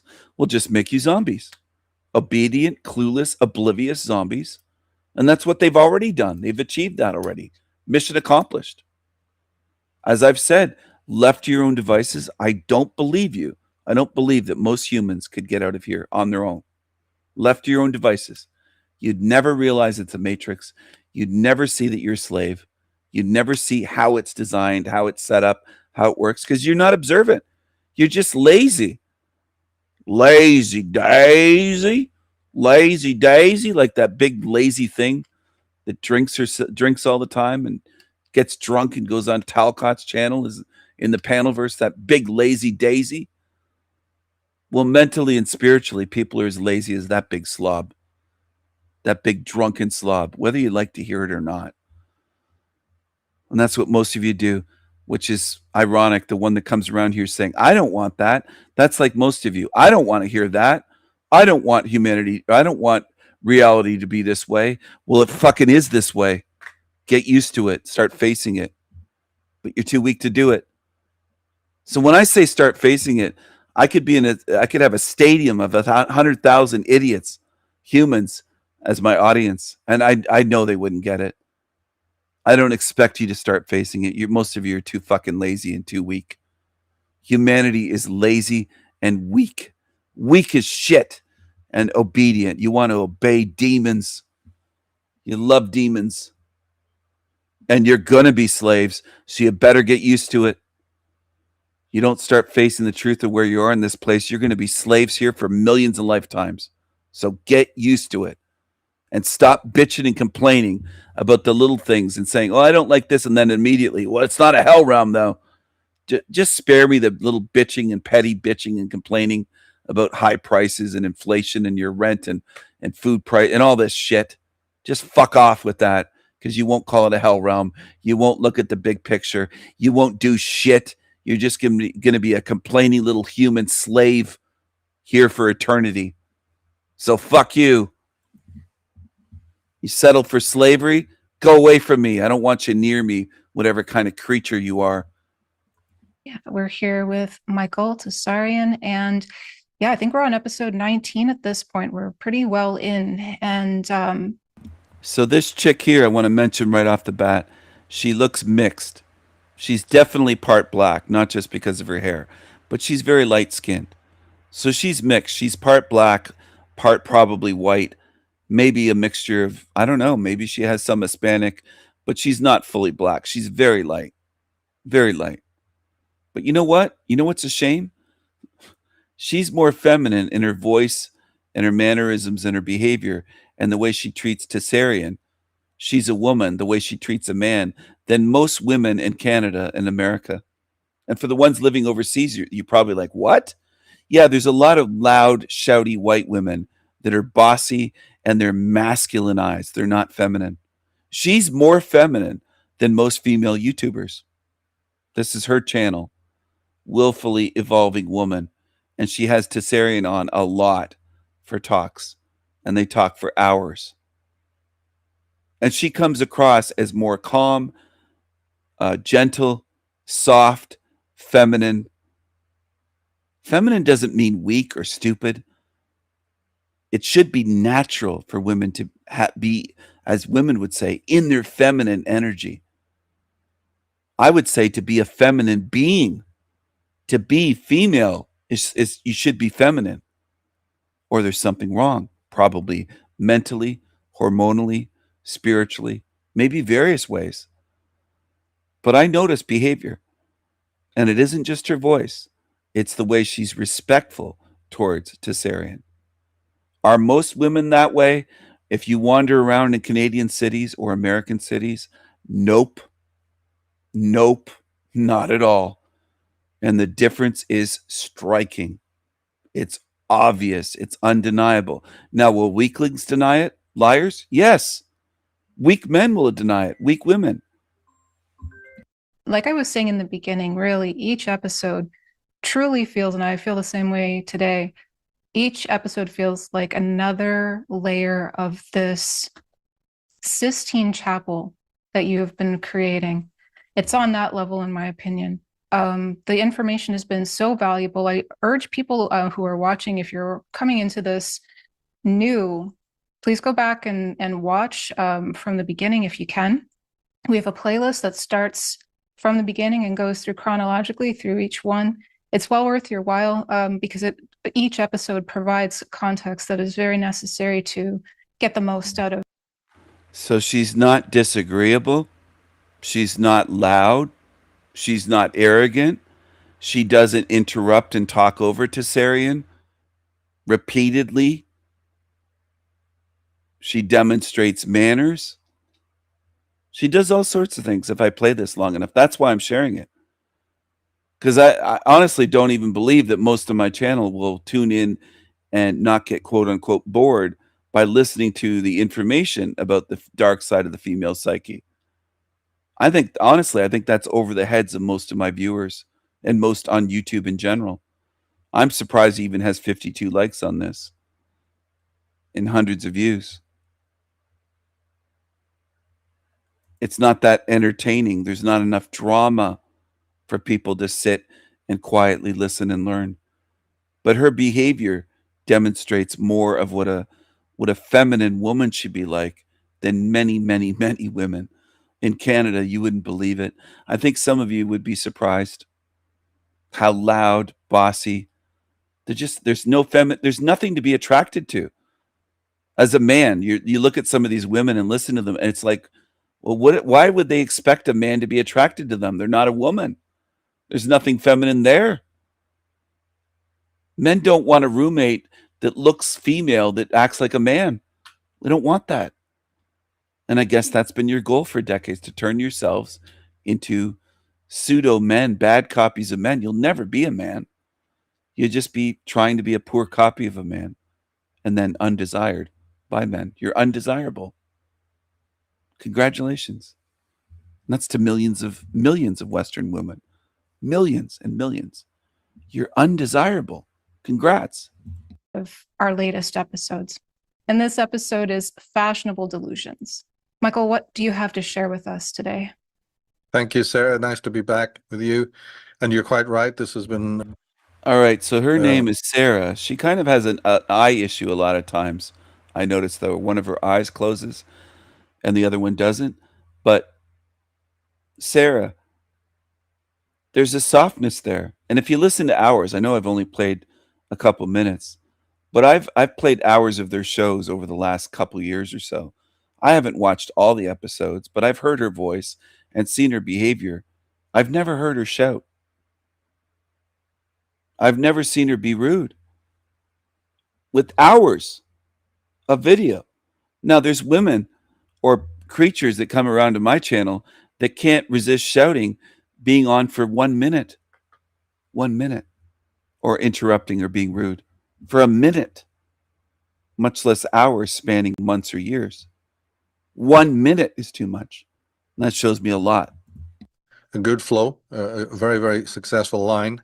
I said in the beginning that we would have to do it this way, step by step, and maybe even some recapitulation. That'll certainly happen today. But I must. She nods her head in agreement to him a lot. Does that mean she's a dog? No. See, this is the way warped women think. They think it means she's obedient and she's a slave to him then if she agrees. There's a lot of paranoid, warped mental women in today's society. A lot of you need help. I don't mean meds. I don't mean running and getting prescriptions. I mean you need help. You need real therapy to understand. Because you think, a lot of you women in the West believe that agreeing with a man makes you weak. So you're disagreeable all the time for the sake of being disagreeable. And it's beyond annoying. It just pushes men away. We're just like, I don't want that. I want peace. I want peace in my life, in my home, and outside of this realm. And that's something that most modern women do not know how to give a man. Peace. Peace. Now, for the most part, the woman I'm with, my girlfriend, is she very peaceful? Absolutely. Absolutely.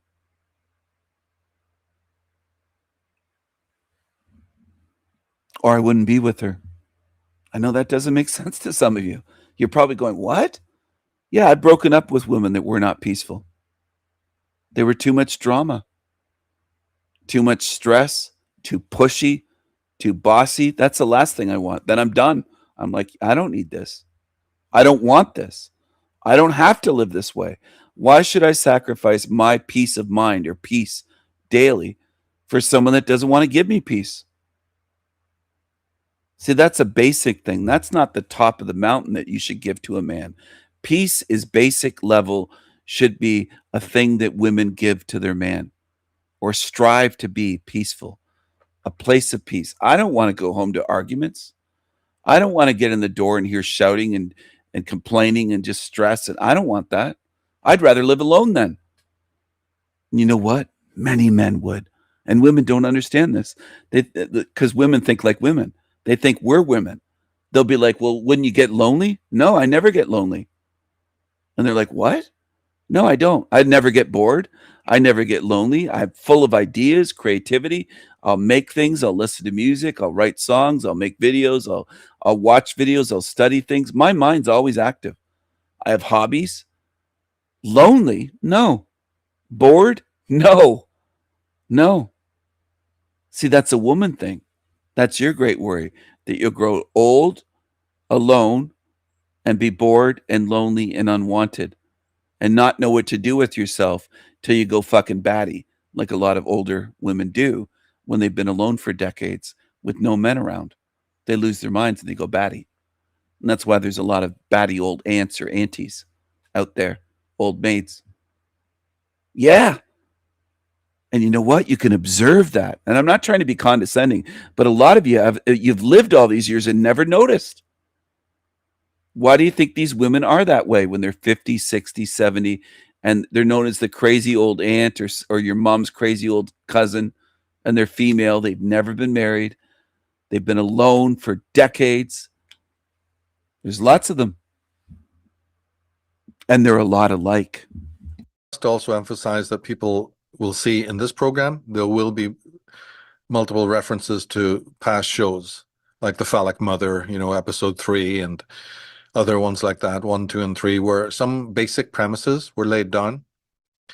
So what we want to do today maybe is sort of supplement those with some more facts that it would have broken the continuum to do it before.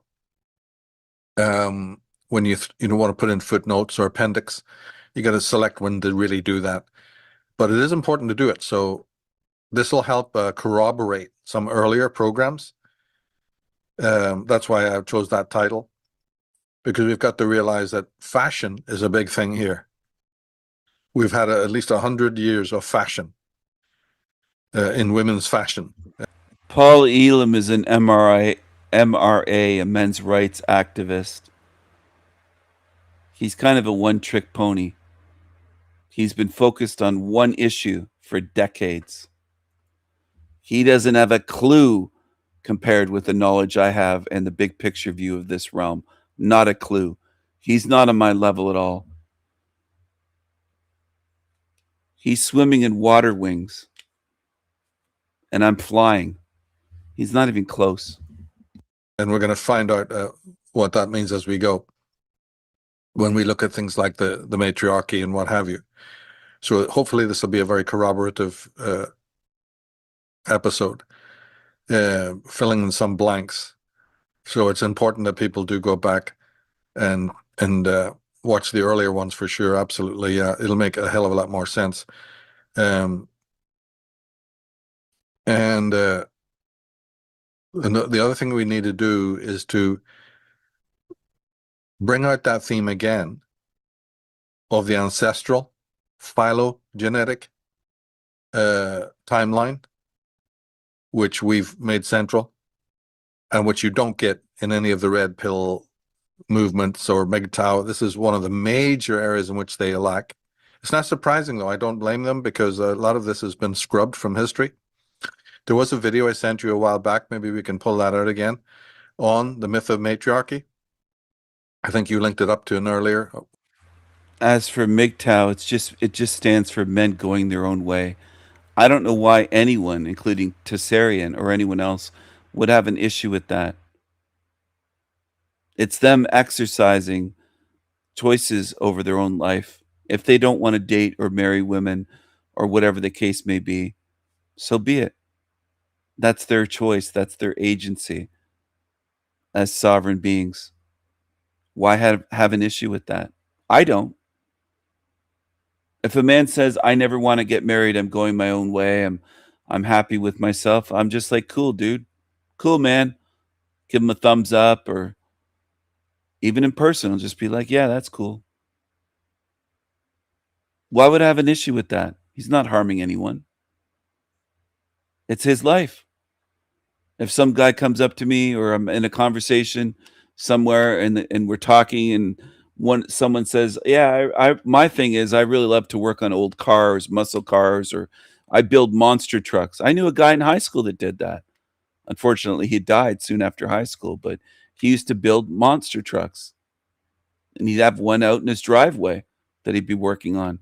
Sometimes I'd drive by there. Is that my thing? No, I'm not a mechanic. That's not my hobby. Am I against people doing that, though? Nope. If that's their thing, cool. I'm not going to bash someone for building muscle cars or putting all their spare time into building monster trucks, muscle cars, whatever. That's their thing. Good for them. It's simple. It's not hard. Do some men bash me for what I'm into? Absolutely, some try to do that. Because they can't write songs, or they can't write poetry, or they can't paint or draw. They'll say, oh, that's feminine. Well, you've never done it. You don't know anything. You're a loser. That's my response to them. You're an insecure loser. Because men that are secure don't do that. That's the secret. That's a little key there. Men that are secure, masculine, don't bash other men for their hobbies, their interests, their talents, their whatever. That's not masculine. That's insecurity. Figure it out. One of our earlier programs. Mm-hmm. Yeah, I remember. Let's do that again. Yeah, let's do that again, because it's going to be pertinent to where we're going. An excellent video on Jokata hawks and some of the other frauds, these Maria Gimbutas types. And you see, when it comes to that particular history, the ancient history, which I always make sure to plug in, it was of interest to many men from the early part of the 20th century. Freud picked up on it. J.J. Bachofen, who we've talked about extensively before. But you even have Joseph Campbell. You have Carl Jung in his concept of the archetypes, was enamored by this theory of, the goddess culture. As I was years and years ago, I said one of my first DVDs was, divination in the goddess tradition. But when you go back into scholarship, you find that Erich Neumann, Edward Edinger, as I said, Joseph Campbell, just big names. Sigmund Freud, Erich Fromm wrote at least one book on it, right, on the matriarchy specifically, and referred to it many times other than that. And many other left-wingers did as well in the humanist movement. But the thing is, they're not to blame for being deluded. Because remember, their interest was a proper intellectual one for the most part. They weren't militant, nor did they know that after their deaths, that subject was going to become weaponized by second and third wave feminism. They had no idea at all. These finds at Catalhayuk and Ephesus and other places were of intellectual interest. And as intellectuals, writing at the time, they felt honored and obliged to make reference to the new evidence that was coming out. Some did in passing, and others spent a little bit more time on it.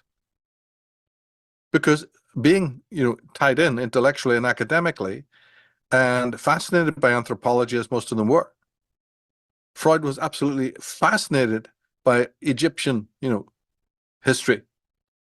Otto Rank was an expert on anthropology and things like that, subjects like that, as many of the others were. Joseph Campbell wrote 4 intensely brilliant volumes, very, very academic, not for beginners. It's not for the normal reader. These are massive academic works in his Mask of Gods series. And so they had a genuine interest, even Freud. He wrote his book, Totem and Taboo, a thin book, but again, in it, he tried to incorporate what. I'm not faulting her. I'm not bashing her, some would say. I do think she might have a lazy eye. Her one eye's open like that, and her other eye seems to be like that a lot. So I don't think I'm just seeing things. I think I'm noticing that. If that hurts your feelings to anyone tuned in, please go get a box of tissues and cry for me noticing something. Because everything seems to hurt everyone's feelings these days. Everything. People are offended by everything. He interpreted from reading some of these Bachofens and other people. But let's not confuse that interest with anything sinister. They weren't to know in any way. And when Erich Neumann wrote his book, The Great Mother, and that had an impact, and there are other names I could mention, you see, or Robert Briffault. There's all sorts of people who dabbled with this, both in the strict anthropological excuse me, world, but also in the world of mythology and psychoanalysis. It's just that when you come across those references, take them for what they are. So there's a lot of quietness with her. She's letting him speak without over-talking, interrupting. There's a quiet presence there, which I find feminine. Okay? Here's her book. Great book. I highly recommend. Will be. And in its more recent genealogy, reaches. I had a previous girlfriend many years ago that had kind of a soft voice. She wasn't part Tigga, but she kind of had a soft, quiet voice, was very soft and feminine. See what I mean by that eye? It always seems to be that one eye closing. Experts at the time. Let's go on. Anyway, maybe I'll return to that later. But that's the reason I wanted to share that. Now I know, baby truthers. Are you a fan of Michael Tessarian then? Do you vouch for him? Do you recommend him? All this stupid shit. No, I don't vouch for him. Michael Tessarian believes you're living on a spinning ball with planets out there. He believes a lot of shit. Does he have some good work, though? Yeah, he does. Has he recommended shills like Jordan Maxwell over the years? 10, 20 years ago? Yep, he did. He recommended a lot of creepy creatures and Freemasons. And does he make a living doing this? Yep. Does he do it for free? Nope. It's his job. So think what you want. I'm aware of all that. See, a lot of baby truthers jump to conclusions about me, or you don't know this. You don't know what I know. You don't have a clue what I know. I don't think most beings have a clue what I'm doing. Most of you miss the point. It's not just being in the present moment. You miss the fucking point. You're looking at the seagull on a fence post a couple 100 yards or meters to the right, 50 meters, 100 meters to the right. And I'm looking at the main concert, the show, the stage. If you don't get what that means, I don't know if I can help you. I don't know if I can help most people. That's the way it is in this realm. I don't believe everyone can learn. I have no belief that everyone in this realm can learn. That they're teachable. They can all learn. I don't see evidence for that. That's the reason. Most people never pay attention long enough to learn anything. So we got a video from Megan Kelly titled "Why Women's Higher Standards Are Leading to a Sex Recession Among Gen Z" with Dr. Deborah So. This was sent in by a subscriber, TJ. Shout out to you, TJ. I appreciate you. I have not watched this yet, so let's get started and see exactly what they're talking about here. You hear about this all the time, that the young people, they're not getting their driver's licenses, they're not really drinking, and they're not having sex. And while I can understand those first two, there's Uber, people are living with their parents longer. I don't know, drinking with the Maha world taking over is no longer favored. And by the way, some of these kids have gummies and things like that they use instead. But no sex? So what did you find? What is the answer? So yeah, I was similarly perplexed by this question because I thought, yes, Gen Z on average, they are reaching typical life milestones at a delayed pace. But you would think if they are, not driving and not going crazy and partying, what are they doing with their spare time instead? So with Sextinction, I wanted to determine, is the sex recession real? And I do believe it is, because I was quite skeptical before. The first study showing that there was this overall decline in sex was in 2016, and it found that Americans were having less sex than ever before, and this was especially pronounced in millennials, and this was expected to continue on for Gen Z. And so now what we see is globally there is this trend of people, it doesn't matter if they are married or single, where they live in the world, whether it's the East or the West, all developed countries, all age cohorts, they are having less sex. People are having less sex than ever before. But this is especially pronounced among millennials and Gen Z, and particularly men. So the statistic I keep seeing is 1 in 3 men and 1 in 5 women have not had sex in the past year. And I call BS on that. 20% of women, 1 in 5. I could be wrong, but I find that hard to believe. And Sextinction is basically a science-based approach to trying to understand why are we so disconnected, what is taking the place of sex, especially regarding what we know nowadays with screens and smartphones. Society that is becoming sexless, marriages that are sexless. And the fantastic thing is a lot of baby truthers would say, this is great, we'll just go extinct. No, I don't think that. I don't think so. I think the tigers will keep breeding and growing in Africa by the billions. I think in China, they'll keep growing. India, especially Pakistan, India, those places. There'll be less white people, and white people won't go extinct. They'll just be a hated, dominated, despised minority. It'll get worse. But some of you have this stupid, you don't think things through, what you're famous for. You'll say, I didn't think it through. I know you don't. Most of you don't. You'll say, well, at least we're going extinct. Stephen, you won't even have to end the hell realm. You're so gullible. The ones controlling this realm know exactly what they're doing. You know who doesn't know?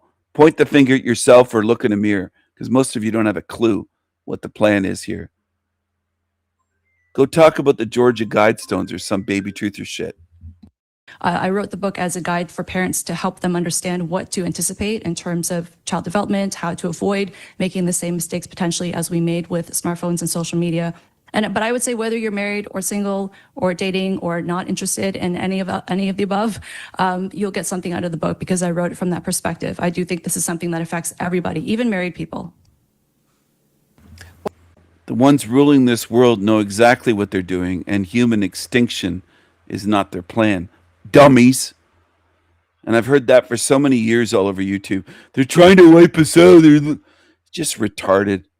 Most of you are just retards, and you just repeat the dumbest shit that's senseless and stupid, and you think you're awake. Well, I watch all these shitty truth channels. You're absolute retards. You're their energy source, dummies.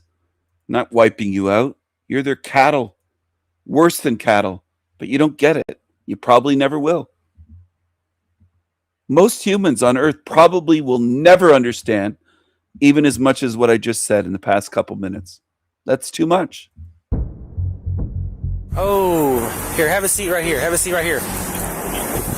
Got a Spanish-speaking male, lacerations to the throat, and looks like he was punched in the face, so probably head injuries. Just 8 hours ago, 25-year-old Saul Lopez was having dinner at this house on Oak Forest Drive. He's there with a woman he recently met online. To him, it's just a casual Saturday, but he has no idea that within minutes, he'll be fighting for his last breath. He's inside a silver Honda Odyssey with a woman who goes by Crazy and an unknown male. It's calm until it isn't. Suddenly, the vibe shifts.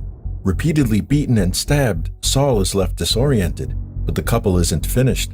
They drive him to a bridge, beat him some more, and toss him 50 feet into the Escambia River. Believing they had committed the perfect crime, the two assailants move on to their next victim. However, there was one small detail they didn't account for. Saul Lopez refused to die.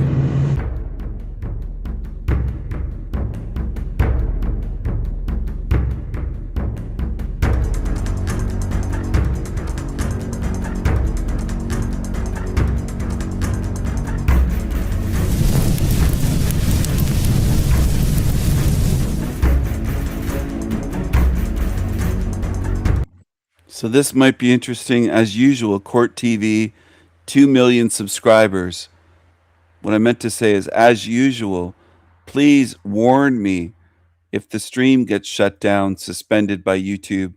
I don't need another channel strike. I don't need that. So type in the chat room alerting me that the stream is shut down by YouTube or stream suspended, because I can't see it on my end watching in Restream. It doesn't show me that at all. It'll just show me the YouTube video that I'm sharing. That's what it will show. As for depopulation that most baby truthers believe in, Africa's population has grown more than sixfold since 1950. Are they growing? Yes, rapidly. Does that mean we're going extinct? No. Are white people closer to extinction? Yes, white people are. We're the minority of the realm. And most white people don't know that. They think, well, we're the majority. We're oppressing these minorities. You're the minority of this realm if you're white. If you're of European stock, European heritage, wherever you live on Earth, it doesn't matter. It doesn't matter if you live in Canada, Australia, the UK. It doesn't matter where you live. You're in the minority on Earth. Okay? So they're pumping out babies in Africa, and also Middle Eastern people that believe in Islam are pumping out babies. You're not going extinct. As much as some of you would love to believe it, and you'll watch stupid baby truther low-level shit channels that show the Georgia Guidestones before they were taken down, which were put there to set you up, obviously. They put him up and they took him down. They took him down. Obviously. Simple. Did they dupe millions of truthers for decades? Yes, they did.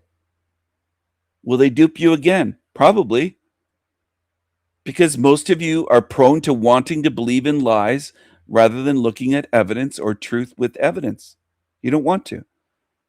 We're going extinct. People on YouTube have said that to me. Really? Well, Africa's been having a population explosion for decades. Still is. Still is. Even with the deaths of children under 5, they're still having tons of babies. Is that going extinct? No. Will all of the Africans stay in Africa? No. There'll be more over here, more in Europe, and they'll just push you out. You'll be the hated minority wherever you live. You already are, really, but it'll be worse. I've heard people on YouTube saying, I thought you called this a hell realm and you're not for people being here. Why would you be against white people going extinct? I've heard all kinds of people that are just immoral pieces of trash that call themselves truthers. Maybe I don't want white babies to suffer. You ever consider that? Oh, do you ever consider that? Maybe some people are too simple to understand my channel and what I'm doing. If I asked most people, I bet, on my channel over the 3 years to sum up what my channel's about, I don't think most would even be close to what it's about. That's what I would bet. And if they were close, it would just be them using my slogans and parroting back, choose freedom, things like that. They think that's understanding. If I said, what's my channel about? And they just said, choose freedom, which is just a hashtag, a slogan. I don't think most beings have any true understanding of what I've been showing and speaking about for 3.5, close to 4 years. I don't. And that is frustrating. I pour so much energy into this, and it doesn't just fall on deaf ears. Most are just not capable of understanding the message. So be it. But you think you're going to get freedom that way? I don't think so.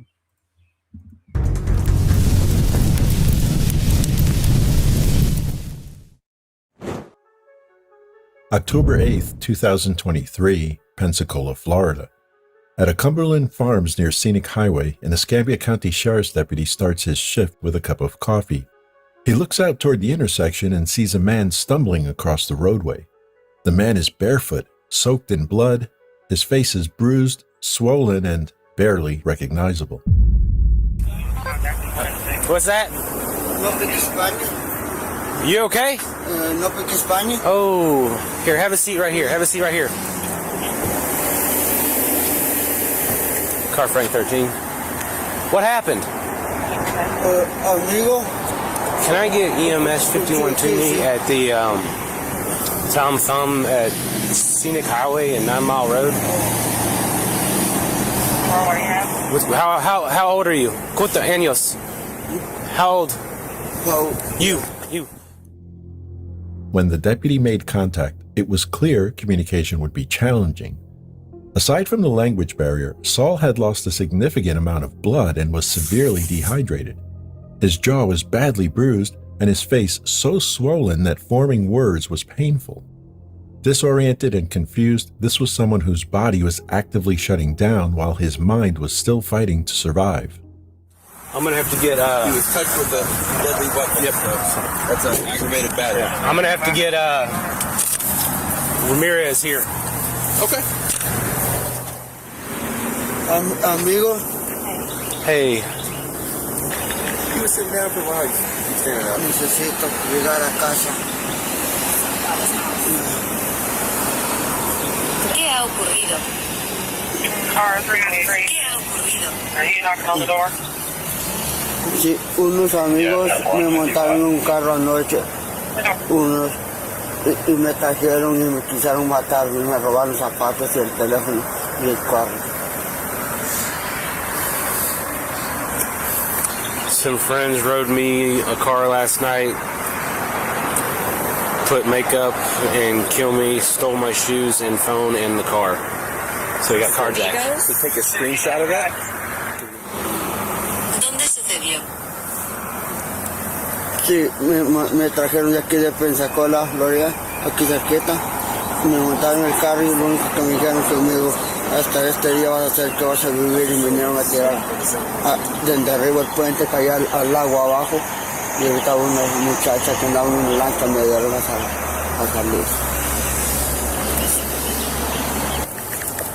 Car 393, 10-4, check. Yes or no question. 10-4. ¿Conoces los nombres? No los conozco, pero a ellos sí los conozco. I don't know them for them, and I know them. Try to answer this yes or no questions. Were you thrown off a bridge? Yeah. ¿Dónde te tiraste de un puente?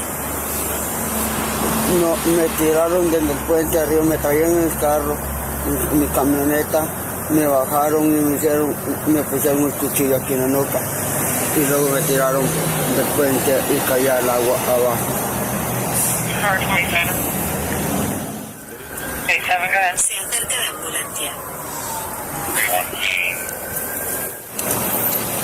So, he's got lacerations to his throat. He's not bleeding right now. His ears, the back of his head. He may have some broken ribs, his face. Oh, maybe. Yeah.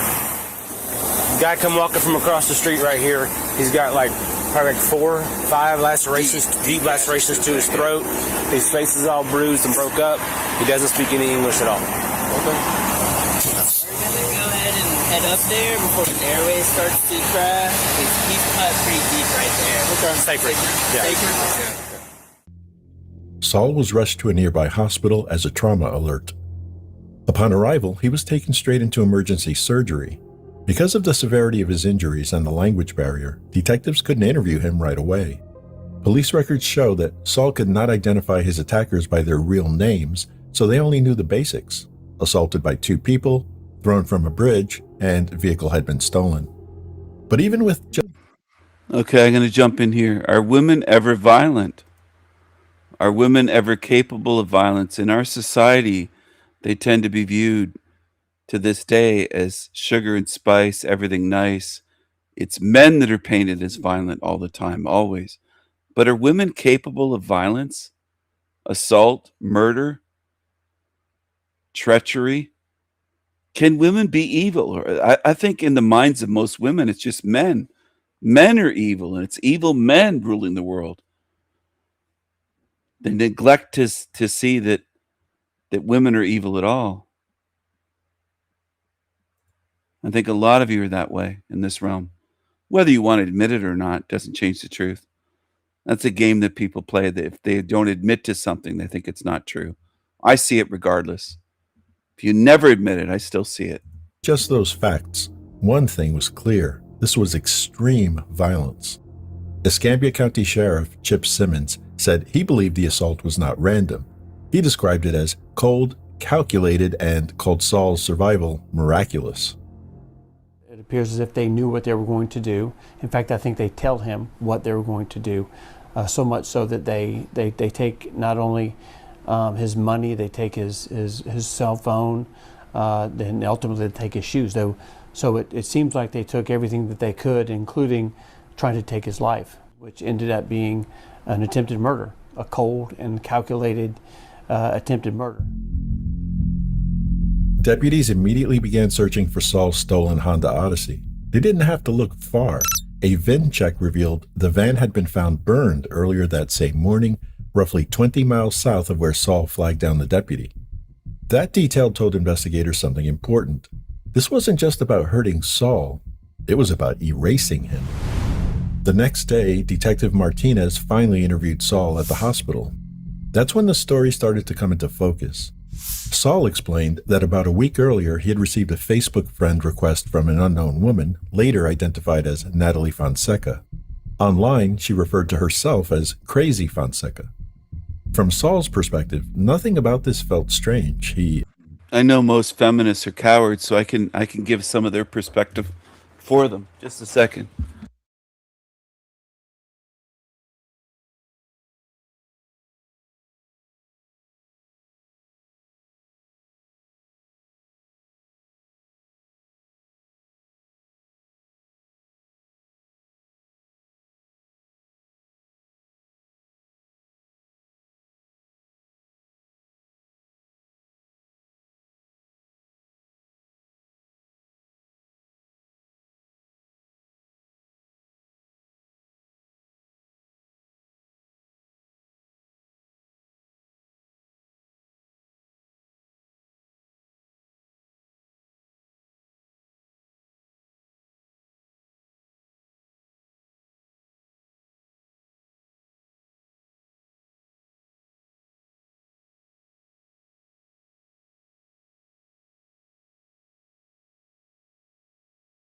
Sorry about that. I heard somebody ringing my doorbell.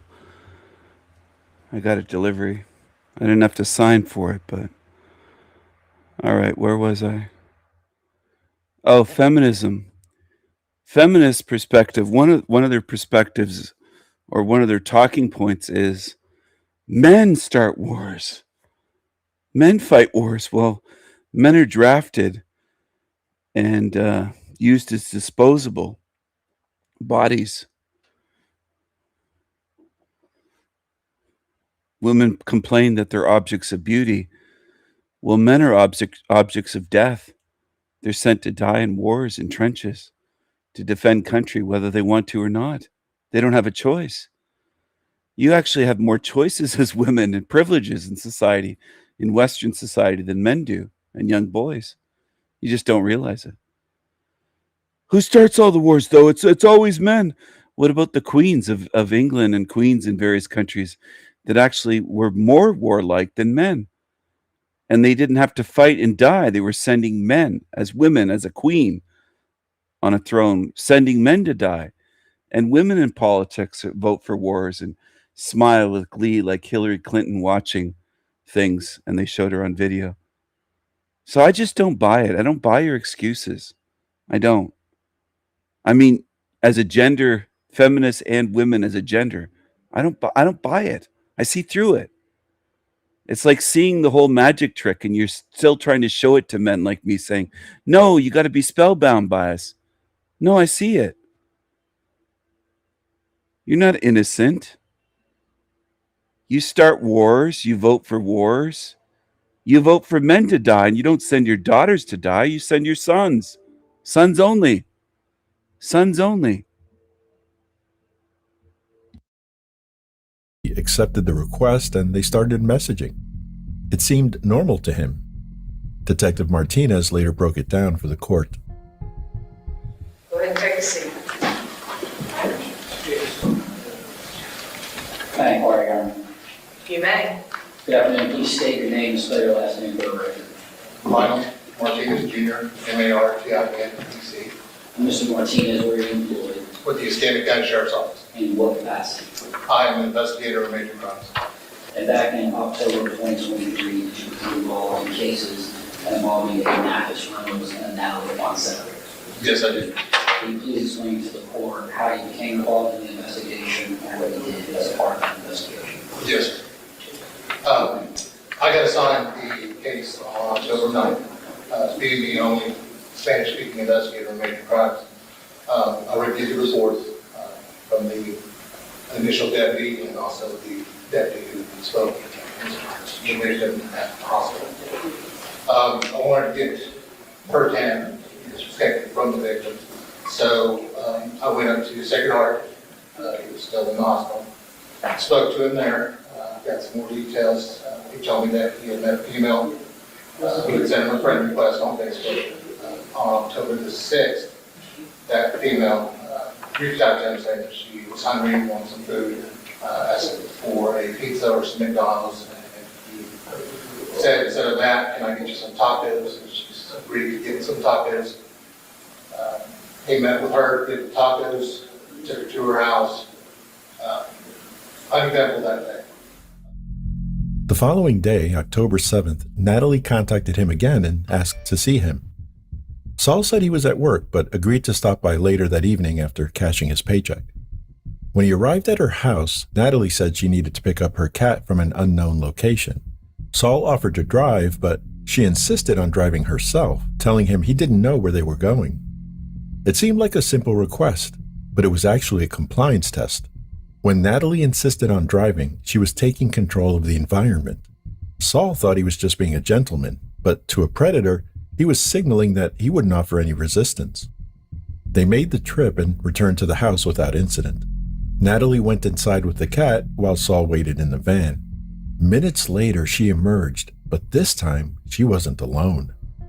Next to her was a man later identified as 31-year-old Nafis Reynolds. They both climbed in, and at some point, Nafis produced a firearm. Saul said he didn't think much of it at first, but that would soon change. Natalie, again in the driver's seat, told him they were going to a cookout at her uncle's house, so they drove together. Once they were there, they had some drinks, they had some hamburgers. The victim wanted to leave, and they said, okay, so they went back. At that time, he told him again, the black man began beating him with the pistol in his hands. Based on my investigation, I'll get to this. From there, they drove him, the female going, the spokesman told him that this was the night that he was going to die. That they were going to drive him somewhere, take everything from him, and leave him there. So he said they drove for a while, they came to a bridge, they got him out, male and female, began to beat him some more, and then he felt a knife on his throat, and they slashed his throat from one ear to the other. After doing that, they picked him up, threw him over the bridge. He fell in the water. Saul explained that after he hit the water, he felt a stinging sensation along his neck from the wounds, but was desperate to stay afloat. He swam to a small patch of land and waited in the darkness, exhausted and bleeding. At first light, he managed to flag down a passing boat. They brought him to shore, and from there, Saul summoned the last of his strength to walk for help. Eventually, he reached a convenience store near Scenic Highway where a sheriff's deputy happened to be grabbing coffee before his shift. That coincidence saved Saul's life. Detective Martinez testified that he later spoke with Saul again and asked whether he could identify the house where the woman lived. I was able to talk to him and ask him for some details if he knew how to get this house that he was with this female. He was able to utilize Google Earth, and from the store where he had seen her drive to the neighborhood, which ended up after leaving the hospital with his directions, I was able to come across the address, which is Forest Drive. I returned back to the office and looked to see if there was any calls for service at that address. There was a call service in September the 4th, the same year. There was an armed disturbance. There was 2 suspect victims that stabbed each other. The victim in this case was Mr. Reynolds, and the suspect was his brother, Mr. Coles. The witness was Natalie Fonseca. I was able to take screenshots of the body cam footage from the deputies that responded to that scene. And based on the description that was given by the victim at the hospital, I was able to see that Mr. Reynolds and Natalie Fonseca.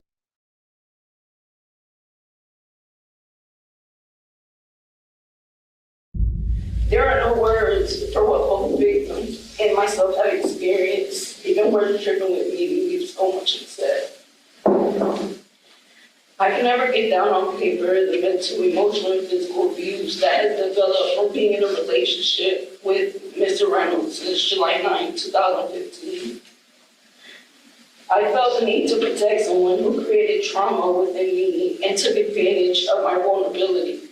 This phase in my life where my freedom was paused has taught me about life, and most importantly about myself. Not everyone has good intentions in life. Mr. Reynolds persuaded my mentor with rainbows and unicorns to get me out of my mother's house at the age of 16. Where I was once pure, enjoying life as a teen, I thought love was what I found, but love only became a mental illness. I became fragile, confused, addicted, even suicidal. Every visible scar on my body came from Mr. Reynolds. Good afternoon. Ms. Fonseca, do you remember me? I do. Okay. You remember telling the judge a minute ago that you gave 2 depositions in this case? They were with me, weren't they? Right. Do you remember the very first question that you asked when Mr. Longmire and myself walked in the room? I do. What was that question? What would my sentencing look like? If I suggested to you that you said, Mr. Longmire, what am I going to get for talking today? Would you agree that that's the truth? Yes. Did you hear your lawyer several times ask that you were taking responsibility for your conduct today? Okay. But what if I suggested to you that in your letter that you read to the judge, you repeatedly deflected towards Mr. Reynolds? Would you agree with that? I don't agree. Okay, I certainly appreciate that. Did you hear the victim in this case, the one that took the stand there and testified with an interpreter here in Pensacola, when I said, was one of these people the leader? Was one of these people worse? And he said, no, they were both similarly, situated. Did you hear him say that? Yes, I did. Okay. Now, is it your position that the lion's share of the fault goes to Mr. Reynolds? Because listening to you read that letter makes me think that's what you're trying to say. I took accountability for my own actions. Okay, what were your actions? I could have spoke up when I had the chance, but I didn't. Well, when you say the chance is to speak up and tell the truth, are you referring to the 2 times that Mr. Longmire came out to the jail to depose you? No, at the time of the incident, when it was occurring. Would you acknowledge that you were not fully truthful in either of the 2 times that Mr. Longmire and I came out to see you? I was truthful. Okay, so that's my question. Mr. Longmire? So to kind of echo what Mr. Mitchell is asking you, you're I did come out and speak with you, correct? And when I did, on both those occasions, certainly the last occasion, did I not say to you that, Ms. Fonseca, I don't believe it? Why wouldn't you consider me as a victim? Answer my question. Are they the victims or are you the victim today? All 3 of us are. Nothing further good. Why wouldn't you consider me as a victim? Answer my question. Are they the victims or are you the victim today? All 3 of us are. Why wouldn't you consider me as a victim? Answer my question. Are they the victims or are you the victim today? All 3 of us are. Nothing further good. She considers herself a victim. That's the way it is. Now, will all women assault or try to murder someone? No. But do most women exhibit those qualities of they're a victim when they harm or attack someone else or do a crime? Yes. They play the victim. They play the victim. They don't want to face consequences, and they play the victim. Whether they're harassing someone, threatening someone, committing violence, they always invert it. They're trying to kill people and they'll say, well, I'm a victim. It's very common. You can see it on YouTube. If you really pay attention, you start thinking a bit. You might be able to see it on here. That women do that. Probably not, though. I don't expect people.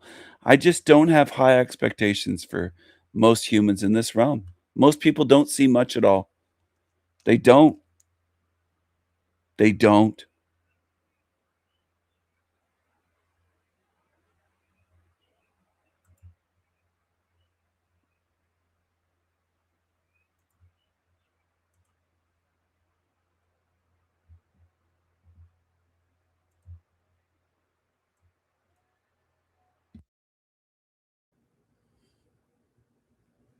It appears I'm live, baby. Hello, motherfucking bitches.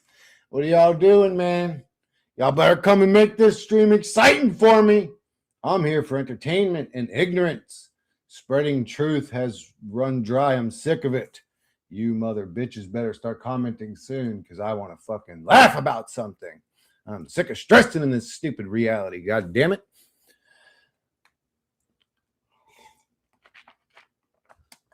So refreshing. Not really, but anyways. Oh, I may have to run just real quick, guys, but it won't take me long, probably just like a minute or two, and then I'll come back. But oh yeah, this just I wanted to goof around. There's no topic for today's video, guys. We're just here to fucking talk about how stupid this reality is. Do you know who I think would be cool to hang out with, bro? I think it'd be cool to hang out with Big Ward, bro. Big Ward, the genius. You guys know who that is? Big old fucking Jack, bald black dude. He just talks about life and how fucked up life is. And dude, I think he's secretly an anti-nihilist, bro. What up, Hazen? I think Big Ward's an anti-nihilist because he made a video saying, actually, he made a couple now. What's weird is YouTube unsubscribed me from him, and he's not even like a conspiracy theorist, but I had to resubscribe to him, which is weird because I understand that with like Otto's channel or Martin's channel. This guy doesn't understand anything at all.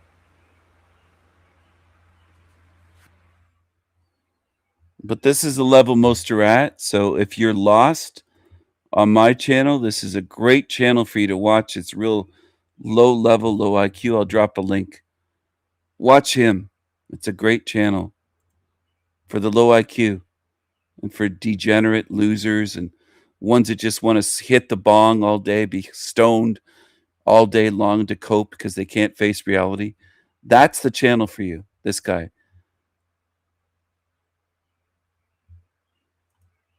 What did he say about murder? There's a quote of what he said about murder. It was really good. It's perfect for baby truthers. It's perfect for most humans because most humans are far more like him than you're on my end of the spectrum. You relate more to this. Murder is not evil.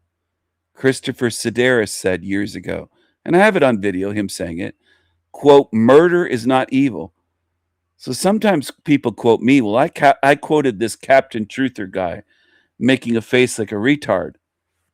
Quote, murder is not evil, according to Christopher Sedaris. And according to Hanko Flamio, truth is just a feeling. A lot of you don't notice this stuff. You'll follow creatures like this without realizing what they are. It's remarkable until I make memes showing you. Murder's not evil, is it? See, this becomes tedious for me after years trying to break through to people to show you the obvious basic shit. I shouldn't have to. You should have been able to see this without me saying a word. Not just him, but this realm, these creatures. They're everywhere. I should have never had to make a single video. It shows me there's something wrong in this realm.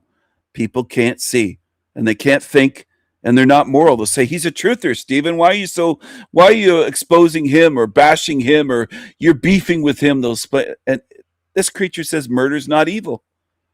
He's made threats against my life, which, of course, most of you either forgot or you don't know about. It's fine. You support evil, so I'm going to treat you like you're demons in the end. You'll see what I mean. A lot of you stand with this shit. You'll say you didn't know. You're full of excuses. That's what humans are. Why you follow evil. If you don't follow him, you're following 20 others like him on YouTube. It's what you do. Channel Eric Dubé. But it's like, why are you unsubscribing me from him? Like, what the fuck? But anyways, but he said in 2 of his videos fucking that he regrets bringing his child into this world. He said that's the only thing that still makes him cry when he thinks about this reality. He's like, and he looks at his boy. What is this weirdo wearing on his head? Look at the deep nasolabial folds on the side of his face. Look at that. It's like a deep line. It's not a scar. It's not facial hair. Look at that. What a creepy creature. Everything about him stinks. He has sweat stains right through his armpits on most of his shirts on video. And people just applaud. Because I think most of you love the the lowest common denominator, just the low level shit, because then you don't feel insecure. You're like, you know what? He's kind of like me. He stinks. He's stupid. He's a degenerate. He makes threats of violence. He says stupid, immoral shit all the time. And he says he was a black woman in his past life and just all kinds of shit. He says that in a different reality, he's, quote, sucking dick for crack behind a dumpster in a dump somewhere. This is the level most of you are at, humanity. And that's why you'll watch channels like this. It's not a threat to you. You don't feel inferior, which people hate that feeling. They hate me for that reason. They'll say, he makes me feel, I hate him. Go ahead, hate me.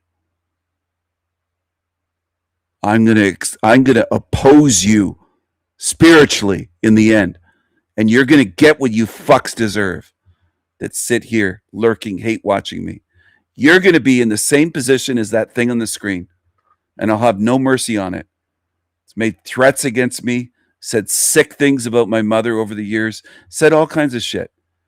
And most of you will never call evil evil in this realm. So you belong here. This is your home. Get used to it. And it's going to get a lot worse. You're not going to have a sun. You're not going to have a moon. You're not going to have supermarkets. You're going to be starving and eating each other as demons deserve. Boy, and you can tell he's a good father. He's got a good heart or whatever, but he's like, man, that shit just fucking... Good, that chased a few away. They ran away in fear. About 10 people left. Great. Rips my heart out. So I think Big Ward the Genius is an anti-nihilist. He regrets having children. I mean, isn't that the definition? An anti-nihilist is someone that doesn't think we should have kids in a world like this, right? He calls it anti-natalist. It's anti-natalist. Natalist. You can't even pronounce words. You can't even read. He's admitted that he's never read a book in his whole life. He can only read maybe half a page. No attention span. He yaps a lot, but he doesn't study anything. And this is a level many of you are at. That's why I suggest go to his channel. Leave me alone. Don't bother me. Don't harass me. Go to channels like this if you're at their level. You could view him as a genius. I don't care. Go to his channel. Gobble up this degenerate demon shit, this felon shit. He's admitted on videos he felon years ago. I exposed him as a felon. He's one of the ones I've exposed. I've exposed handfuls. Do most of you notice or remember? Nope. I don't believe most of you are learning. I don't believe most humans are capable of learning at this point in this hell realm. I think you're so foobar, you can't learn. You just pretend. And that's good enough for you. You'll say, I'm learning, Stephen. You'll praise me and love bomb me. Oh, what a glorious king and all this stuff. You're not actually learning. You're just faking it.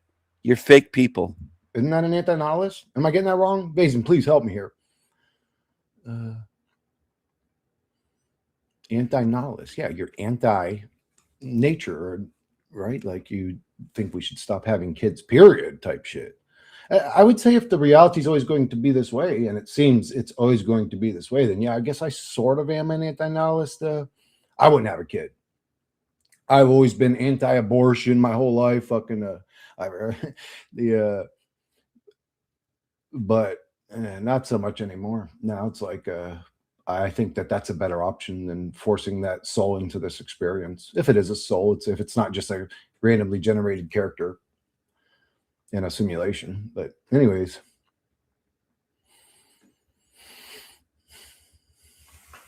Vasion, are you the only motherfucker awake right now? What's going on? I got 5 people watching. It's only 11 o'clock. It ain't like that weird of a time. Man, I must have fell off. Oh, well, I'm doing the best I can, guys. Chris, you're not selling me enough good news. Nah, it's hard, dude. I got to be honest. I wish I could. So for the people that say, if I support demons, I have to stay here. You won't let me out of here, Stephen? No, I won't. I'll seal you in a heartbeat. You lovers of demons can stay with these creatures forever. Believe me, I wish I could get on here and be like, guys, I Forever and ever. figured it out. Stay with this shit. Stay with the Black-Eyed Demon Club. This is where you belong. And you'll say, I don't want that. I don't care. You're going to get what you deserve. You evil fucking creatures. You're going to get what you deserve. And what most of you deserve is to stay here. You've done nothing to speak out against evil, oppose evil. You just followed it, funded it, supported it, stood with it as they attacked me. You belong here. You belong here.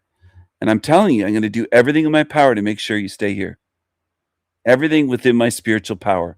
I don't care if it makes you afraid, because the last thing you want to do is change. You won't do anything to change. You're just afraid that I will do what I say I'm going to do. And I am going to do it. No matter what you want. Doesn't matter what you want. You act like a demon. You treat me like a demon. I'm going to treat you like a demon. You're going to stay here. There's no turning the other cheek. There's none of this shit that they preach and program you with. You act like a demon to me, I'll treat you like a demon. Go follow this black-eyed demon. Please, just stay away from me. Some of you are on the wrong channel. You're lost here. You don't belong here. That's what I mean by lost. You're on the wrong channel.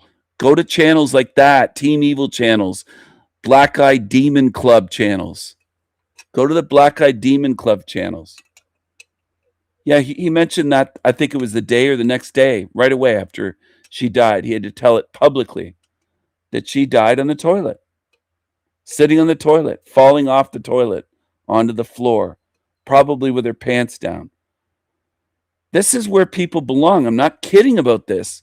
Most of you belong following these black-eyed demons. And you'll look at the eyes and say, that's normal. There's something so wrong with most of you. I've exposed huge patterns with hundreds and hundreds of these creatures on YouTube. And you're rubbing your sleepy eyes going, I can't see, Stephen. I can't help most of you. Most of you just frustrate me, harass me, aggravate me, Velcro yourself to me, obsess over me, and you don't learn. You don't learn. You don't do the one thing that I want you to do, which is why I set up these channels with an S, plural. Channels. I have multiple channels trying to reach you, and most of you don't learn. Even with the Black-Eyed Demons Club, I've shown for years, you just can't get it. The 369 method. You just hum 3 times and then 6 times, and you manifest $1 billion. Like, you don't think I wish I could come here and tell you guys some of this shit? I wish. It's like my biggest thing in life is to make people happy or smile or laugh. But on YouTube, I'm a truther. You know, like, on YouTube, I'm a truther. It is what it is. If it hurts your feelings, I'm sorry. I don't want to do that. I promise you. I want to make you happy, actually, but I can't. Yes, Big Ward. His videos showed up in my recommendations a few times. I never watched once so far fully, but seems interesting enough. Oh, he's a good dude. He's a truck driver. You know, he just talks about how fucked up life is, you know, and like how stupid people can be. And he's just I don't know. I think he seems like a good dude. I think if me and him hung out, we would have a good chemistry. I could be wrong about that, but I know I'd beat him in arm wrestling, though. At 180 pounds. Man, look at their motherfucking gun. Boy, I'll rip a motherfucker's shoulder out the socket. How powerful I am. I'm just kidding. But I'm pretty sure I would, but I'm really, really like strong for my size. His videos showed up. Yeah, he's a good dude, Vase, and check him out. You can tell he's got a good heart. This is a narcissistic loser that loves to flex. I have muscles too, but I'm bigger than you little pissant. You're much smaller than me, and I'm much bigger and stronger than you, not just physically, psychologically and spiritually. You're not in my league, not just this pissant on the screen, any of you.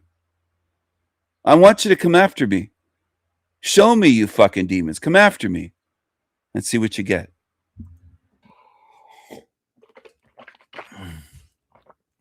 What up, spinning wheels? Hi, Chris. See, some of you are so dumb. I think you think that when I call them demons and retards, that I'm just insulting them for no reason.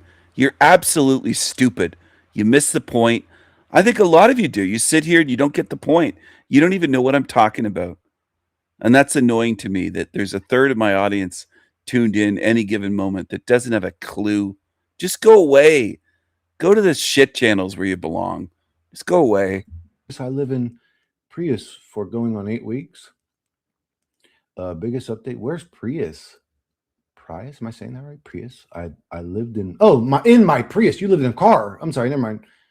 For 8 weeks. Biggest update is the curtains and jackery. Go follow this low IQer that can't even read silently. He has to move his lips and read the words. He can't even just read his screen silently. Go follow this shit.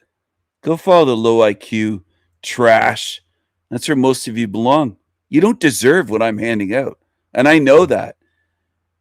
Because you'll leave my channel and you'll go to channels like this and say, King Steven said this and he's an asshole. You're just low-level trash. Most of you are fit for channels like his. Saying that right? Prius. I lived in my Prius. You lived in a car. I'm sorry, never mind. For 8 weeks. Biggest update is the curtains and jackery so I can charge my phone. Oh, a Toyota Prius. Oh God, I'm sorry, spinning wheels. That's gotta be uncomfortable. How are you doing? Are you all right? Or are you struggling? 8 weeks, man. You've been doing that shit for 2 months.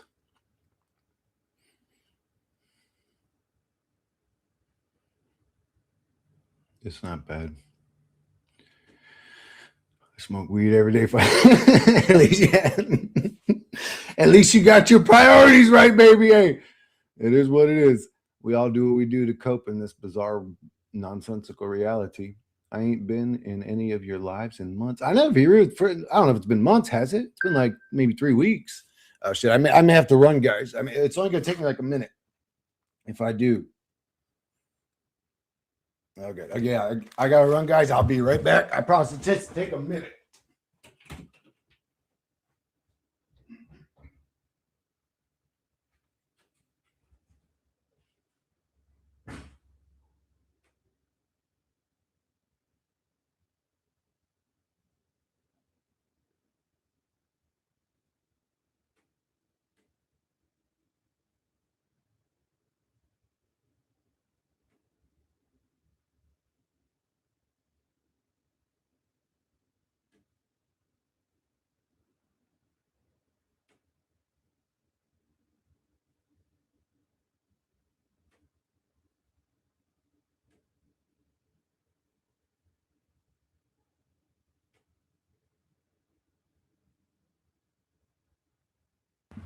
Sorry about that. I didn't realize that when I was playing, this idiot was going to go away.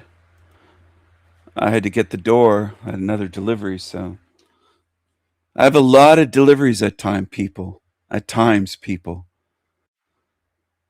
not a scumbag. I don't live in a fucking trailer like he does.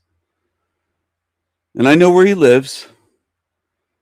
I know what kind of car he drives. I know his criminal record. I know everything about this creature. A lot of you are just so stupid. It's just too bad. It's too bad this realm is this way. You just don't have a clue.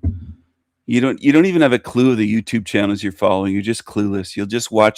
You'll watch absolute demons for years, which is sickening to me. And someone will expose them and you'll still watch them. You just keep on watching demons.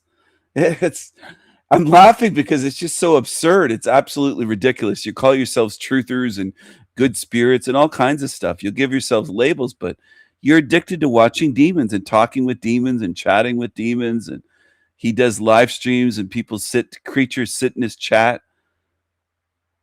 And he's not the only one. YouTube is riddled with demons. And the best part is, I warned you. So one day when you get the rude awakening and you see them, you're out of your body, or this realm has changed, this hell realm, and sealed. And the demons aren't hidden at all anymore.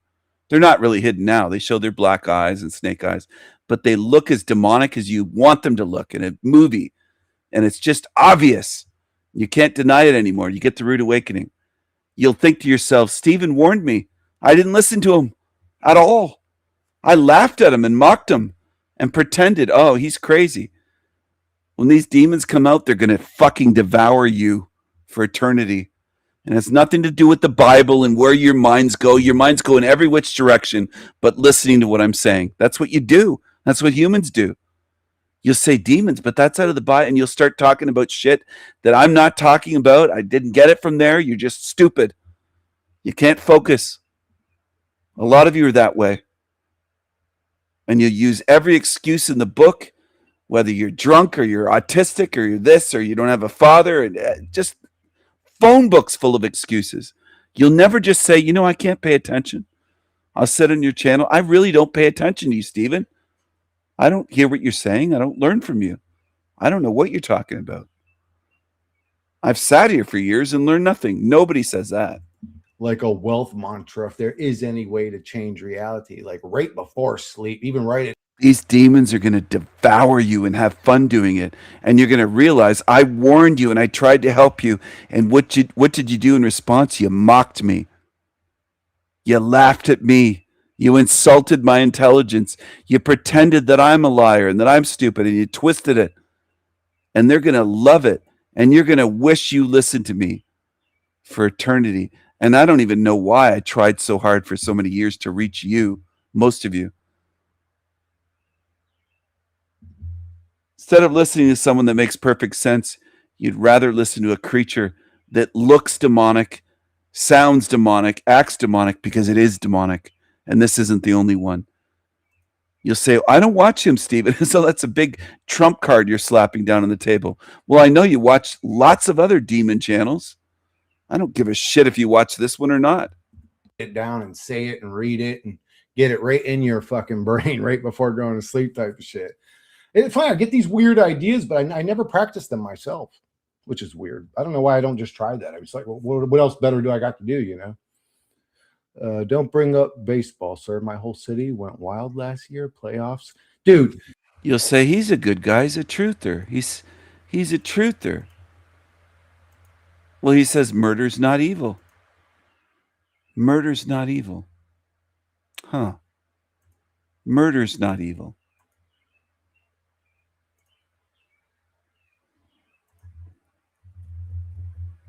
And you defend it. Who do I mean by you? Truthers, the so-called truth community. Hundreds on his channel, and some that have come to my channel and left comments defending this demonic piece of shit that said a lot of demonic shit over the years. This is just one quote, but it's never enough. And that's also a pattern I notice with you humans. You pretend you want truth, but massive evidence is provided to show it's a hell realm, and almost none of you will acknowledge what this realm is. Because it isn't about the amount of truth and the amount of evidence. It's about you. You're not honest, most of you humans. You belong here.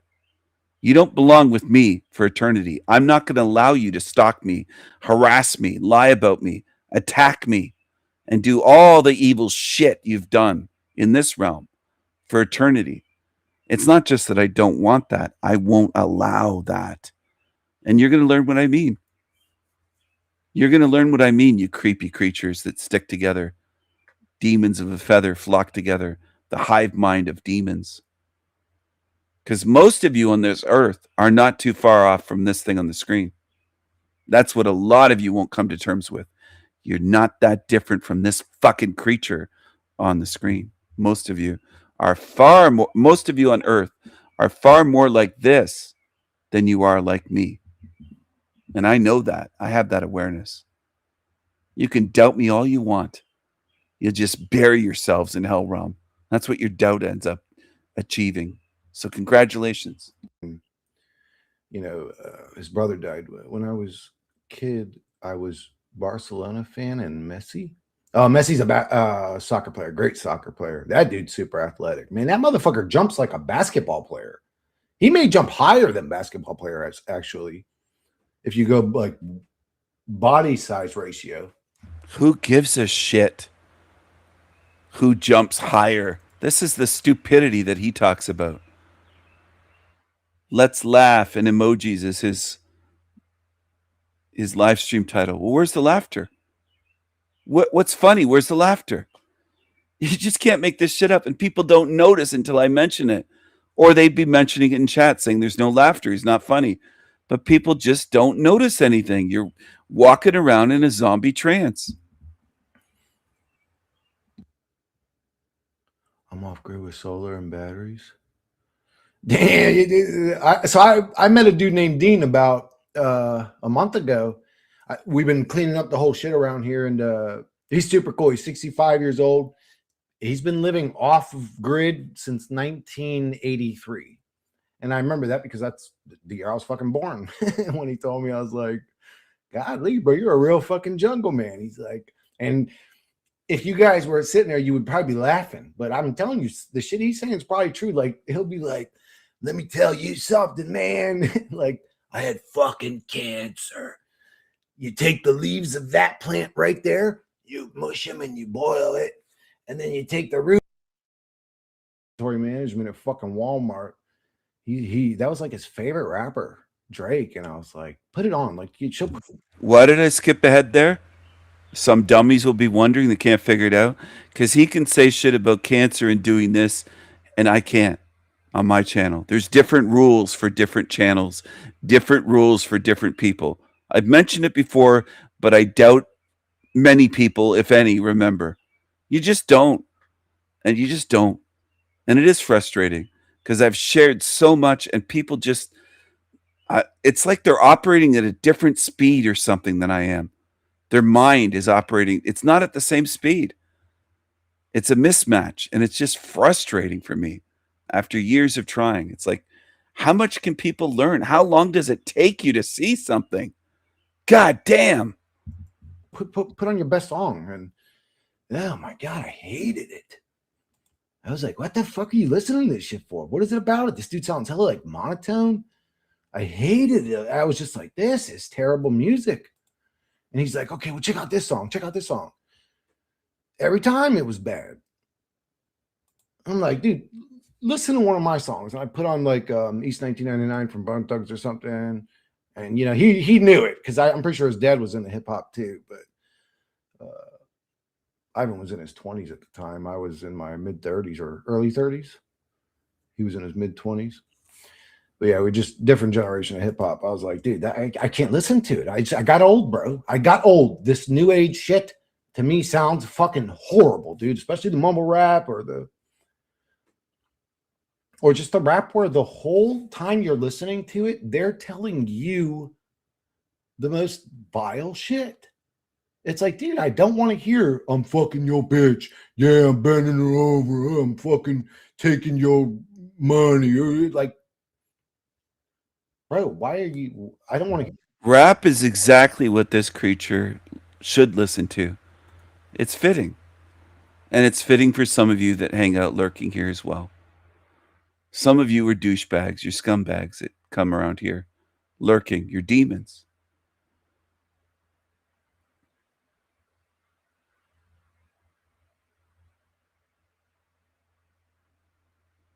And if I could block you from ever seeing my content, I would. If I could prevent you from ever hearing my voice again, I would. You demons. I think a lot of people in this realm assume that they're deserving of the best, and you deserve the truth, and you deserve information. You deserve people's time and energy and their trust, and you just are so fucking entitled as a species, humanity. It makes me sick. It's gotten so much worse in the past 20, 30 years. It's disgusting. It really is. The entitlement as though you deserve everything. A lot of people contribute nothing in this realm, and they believe they deserve everything. As though they have a right to my channel and to come on here live and to watch my content. You don't have a right to anything that I do. Anything. Young men are now more likely to be unemployed than young women, yet young women are far more financially cynical, 21 points less likely than young men to believe they will ever out-earn their parents. White women are more likely to feel the country is racist than their non-white women middle-class partners. You white women are awful. Yeah. I wonder how much of that is like related to that finding where the only way that women could be agentic was like on behalf of someone else. So like the more successful that you are or the more that you have going in your favor, the only like way that you can be agentic is to like be so deeply caring. There are some ethnographies on adolescent girls, and the only ones that were allowed to be popular were if they were super, super nice. And so they had to like kind of over deliver on like kindness in order to be allowed to be popular. And so it feels a little bit like that same pattern that like perhaps women do this so the envy or resentment of other women won't bring them down. Joyce Benenson has this Hero, cool- friend of the show. Oh, she's the best. I'm obsessed with her. She has this paper on leveling showing that like women are more likely to use a leveling strategy where they say like, oh, we should all be equal when someone is surpassing them. Yeah.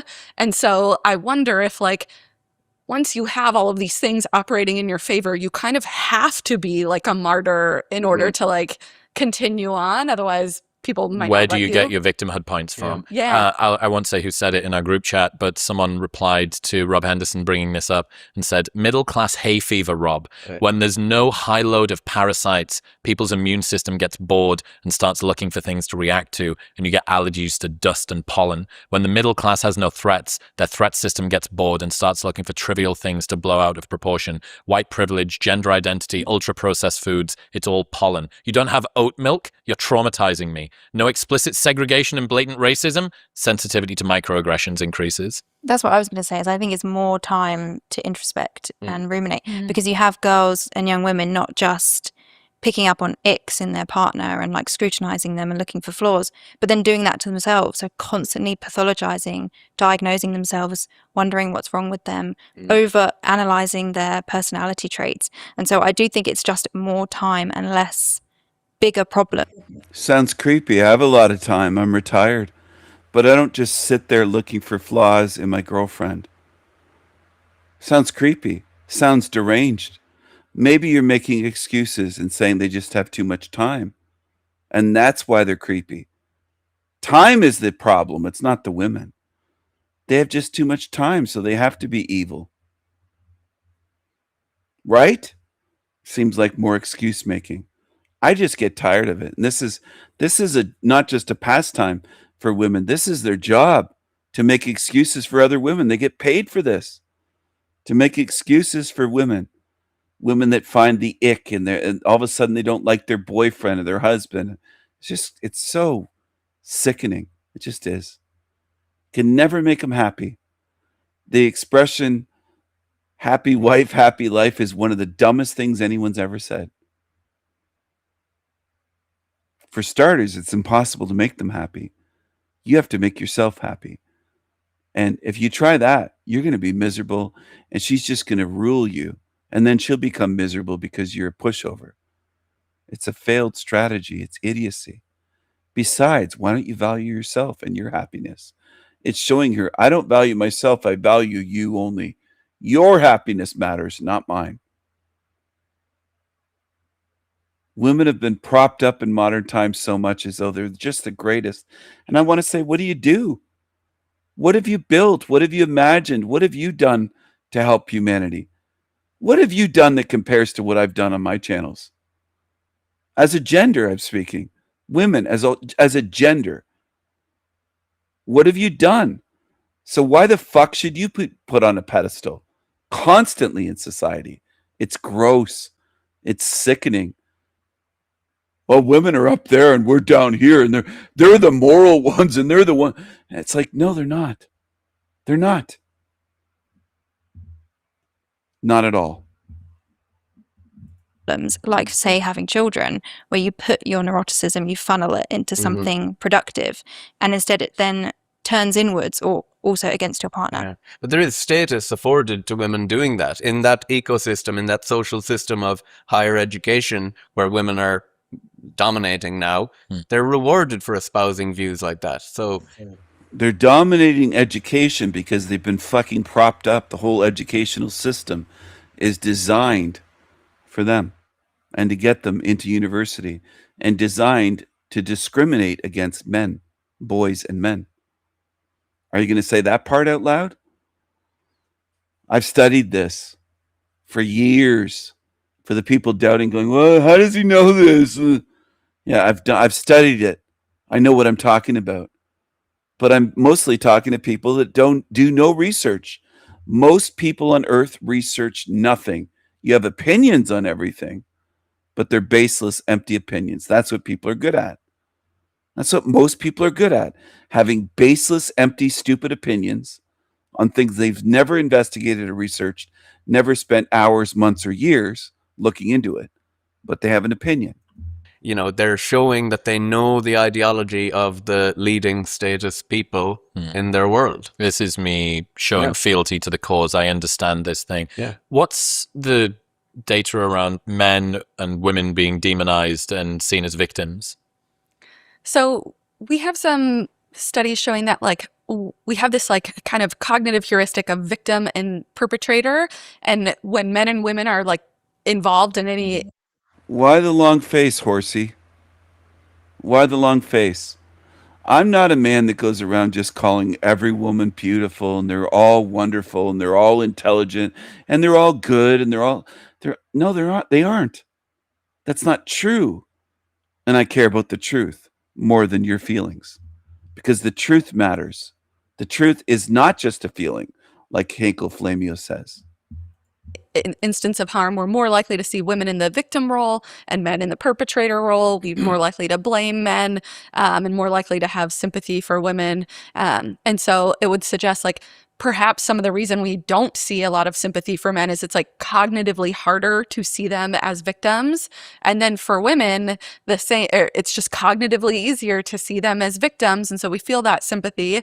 But it kind of sucks for both sexes. So in the domain of harm, men are disadvantaged and they're not seen as victims. But for women in other domains where you'd want to be the agentic person, like if you're deciding on a CEO or a president, women aren't seen as agentic and as capable. So it's not like one sex is clearly doing better than the other. They're both facing these like... One doesn't get sympathy and one doesn't get belief. I guess that's one of the challenges I think that women face when they go into the workplace, that they feel like if they need to be assertive and dominant, they have to temper the throttle of it a little bit for fear of being bitchy.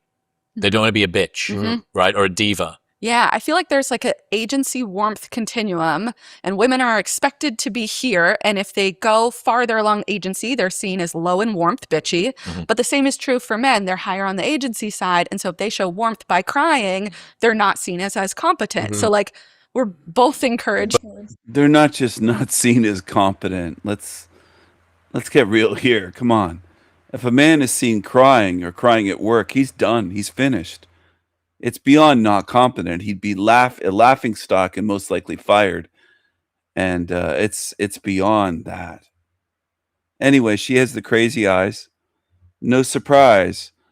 She has the crazy eyes, and it's no surprise. Of course. Well, this is normal these days for the eyeballs to be bulging out like this and white to be right all the way around them. It's normal. Everything's normal. She could show that she's a complete demon and start eating babies' brains right off the table, and people would be like, "You're mean. You're saying she's a demon?" As competent. So like we're both encouraged to stay in our lanes. But if women show too much warmth, they're seen as pliable and not competent, because it's seen that people that are a little bit more brusque are seen as higher competence, right? Warmth is negatively associated with competence, I think. And I just think this kind of protectiveness that we have about women, it just gets repackaged as oppression in a way. And I get that you could be paternalistic and overly, and a lot of kind of, abuse of women does occur under the guise of for their own good and protection. But it is astounding the extent to which we are more protective of women than men. You have to really contort yourself into a lot of knots to see the women are wonderful effect and think of it as oppression toward women.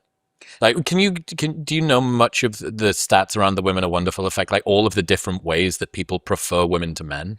I know one study that looked at this kind of where they looked at hiring discrimination, and it's gone down against women, but people overestimate its presence. And so they assume it's still there, even though the data suggests clearly it's not. So it's like we're almost like just sensitized to detect it, even if it's not there. And even when you learn about some discrepancy, if it's against women, people are up in arms about it. But if it's against men, it's like no biggie. Is attractiveness?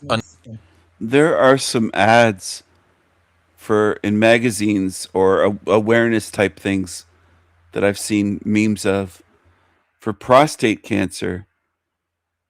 And you know who's affected most by prostate cancer and death of that? Women, it says. Well, women don't have a prostate, but they're still most affected because it says they lose their husbands and boyfriends to prostate cancer. So women are the real victims. And Hillary Clinton said that women are the primary victims of war. Hillary Clinton said women are the primary victims of war. I'll try to find that quote. Do I think it's just a few quotes? No, I think most women believe that. I do think that. I think most women feel like they're victims of everything, no matter what. When their son or daughter dies as a kid, I think a lot of women feel like they're the victim. When their son dies in a war and comes home in a coffin with an American flag or a Canadian flag draped over it, women, the mothers, believe they're the victim.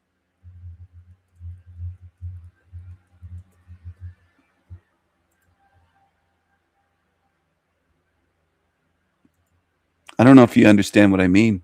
Sometimes I think I'm just speaking and people don't know what the fuck I'm talking about, which sucks. It does. It does. It sucks. But it's normal in this realm. Everything like that is normal. It's normal in this realm for people to understand nothing.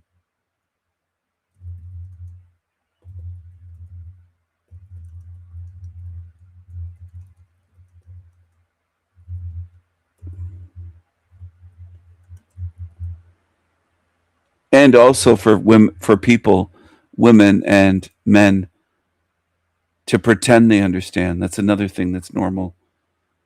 People just pretend they understand. They'll fake it, and that's what people are in this realm. There's so many fakes, frauds, phonies, pretenders. It's extremely common.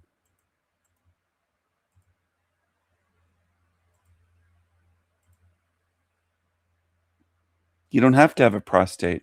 If the man dies, you're the victim. It affects you the most when your husband dies. Male privilege. Women have always been the primary victims of war. Women lose their husbands, their fathers, their sons in combat. Women lose. You're the victims. You're the primary victims of war. And there's the male privilege.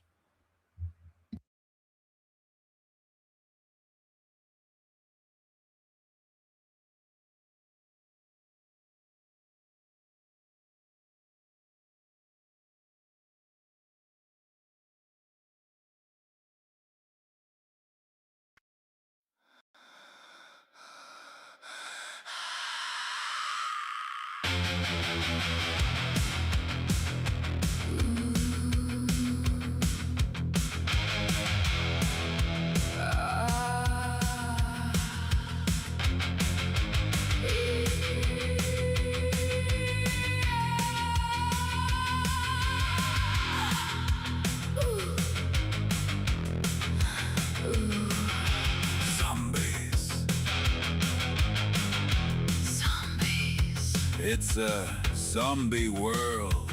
It's a zombie world. Zombie. World. Demon tards and zombies. Demons and zombies. Losers and piss ants. Truth is just a feeling, they say. Feelings. Nothing more than feelings. Emotions and hoes. Zombies and trolls. Piss ants. Peasants, losers, demons. It's a zombie world. Cruel world. Wicked world. It's a zombie world. Zombie everywhere. Cockroaches, demons and hoes. Demons and hoes, they have no thoughts, No ideas, no insights. no minds of their own. They listen to programming, See, hear, believe. repeat, Parroted back. they mimic and copy. Repeats and repeats.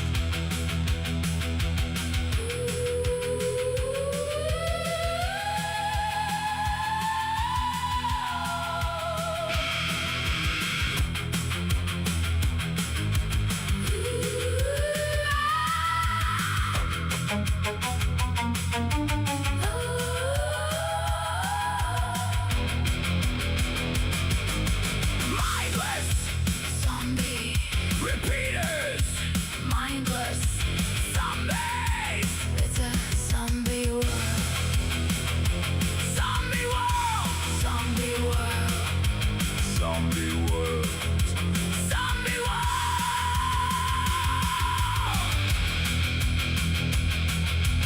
Zombie world, zombie world, zombie world, zombie world, zombie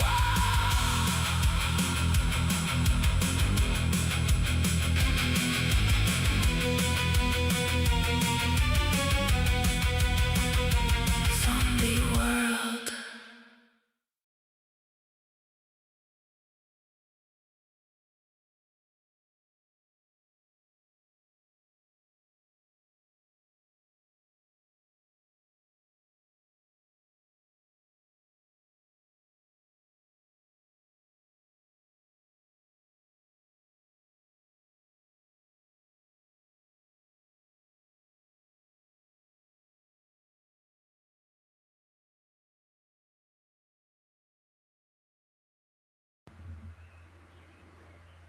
Quite a few people voted for Hillary Clinton.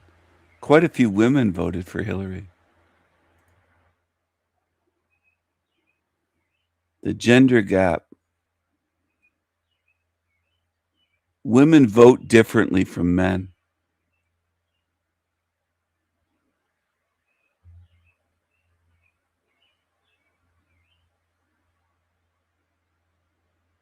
Wonder how many voted for Hillary.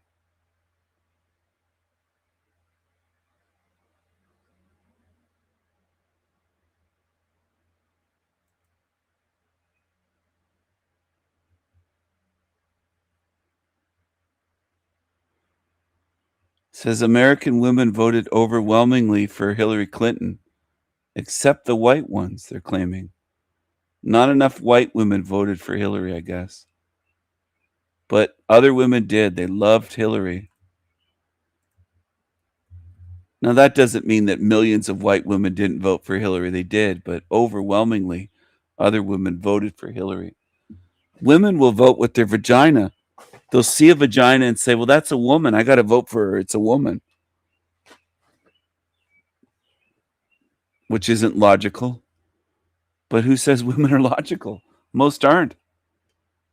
Most aren't most of the time. They need a man to show them logic, to lead them.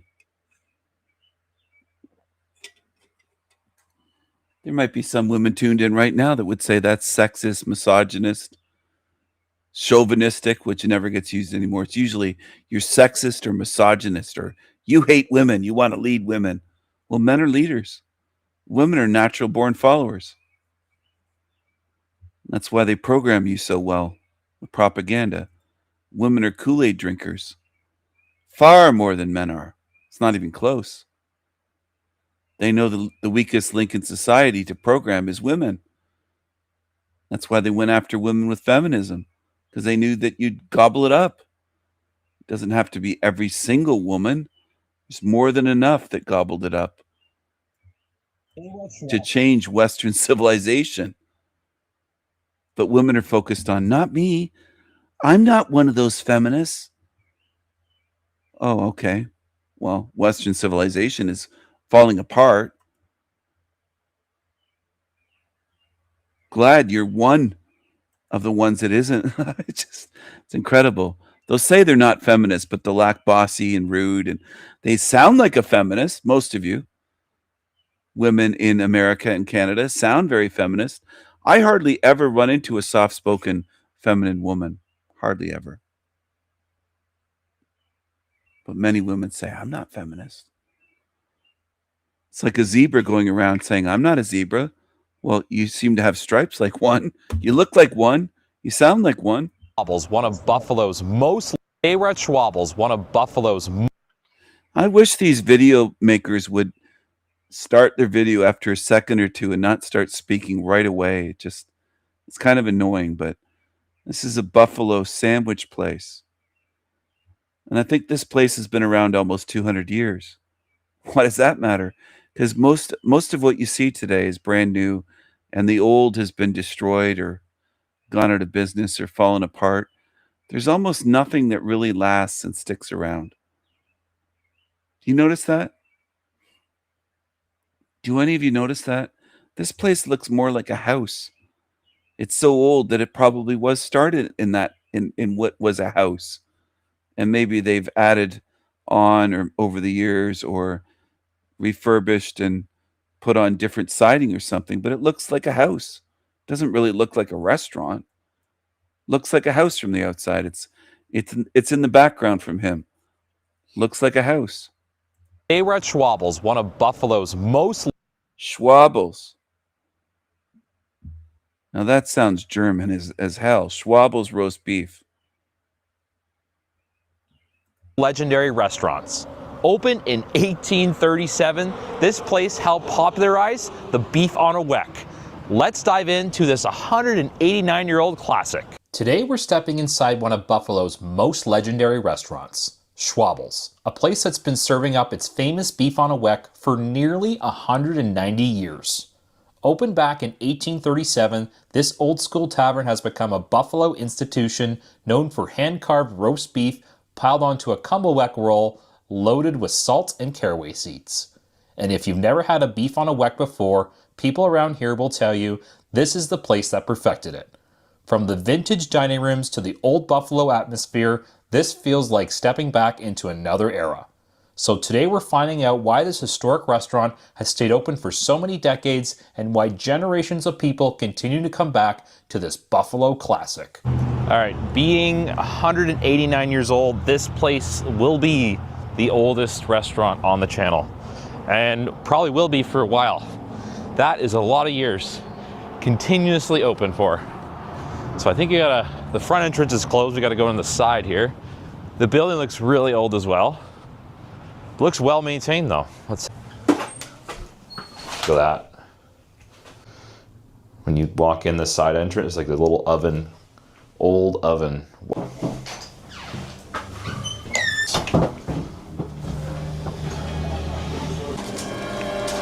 Hello, how are you? How many today? Just myself. I'll go right there for you. Sure. Can I do right? How about today? You got alcohol? I do. I have a full bar. Okay. Our seasonal drink is our Ebenezer Punch. It's Okay. a blend. I'll try. Hardly any places around 100 years or 150, 190 years. There are places where I grew up, not where I live now, but close to my hometown in the closest city. They closed up after generations and they're gone now. I read it in the news. I saw it in the news. I was curious and Googled the name of some old restaurants in a city many, many, many hours away from me, a long drive. They're gone. Closed for good.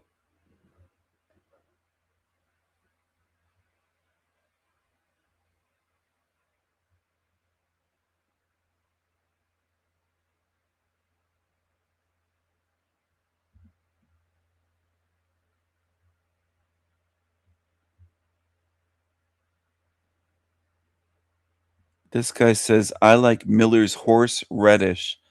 There's so many instances of people not being able to spell. Horse reddish.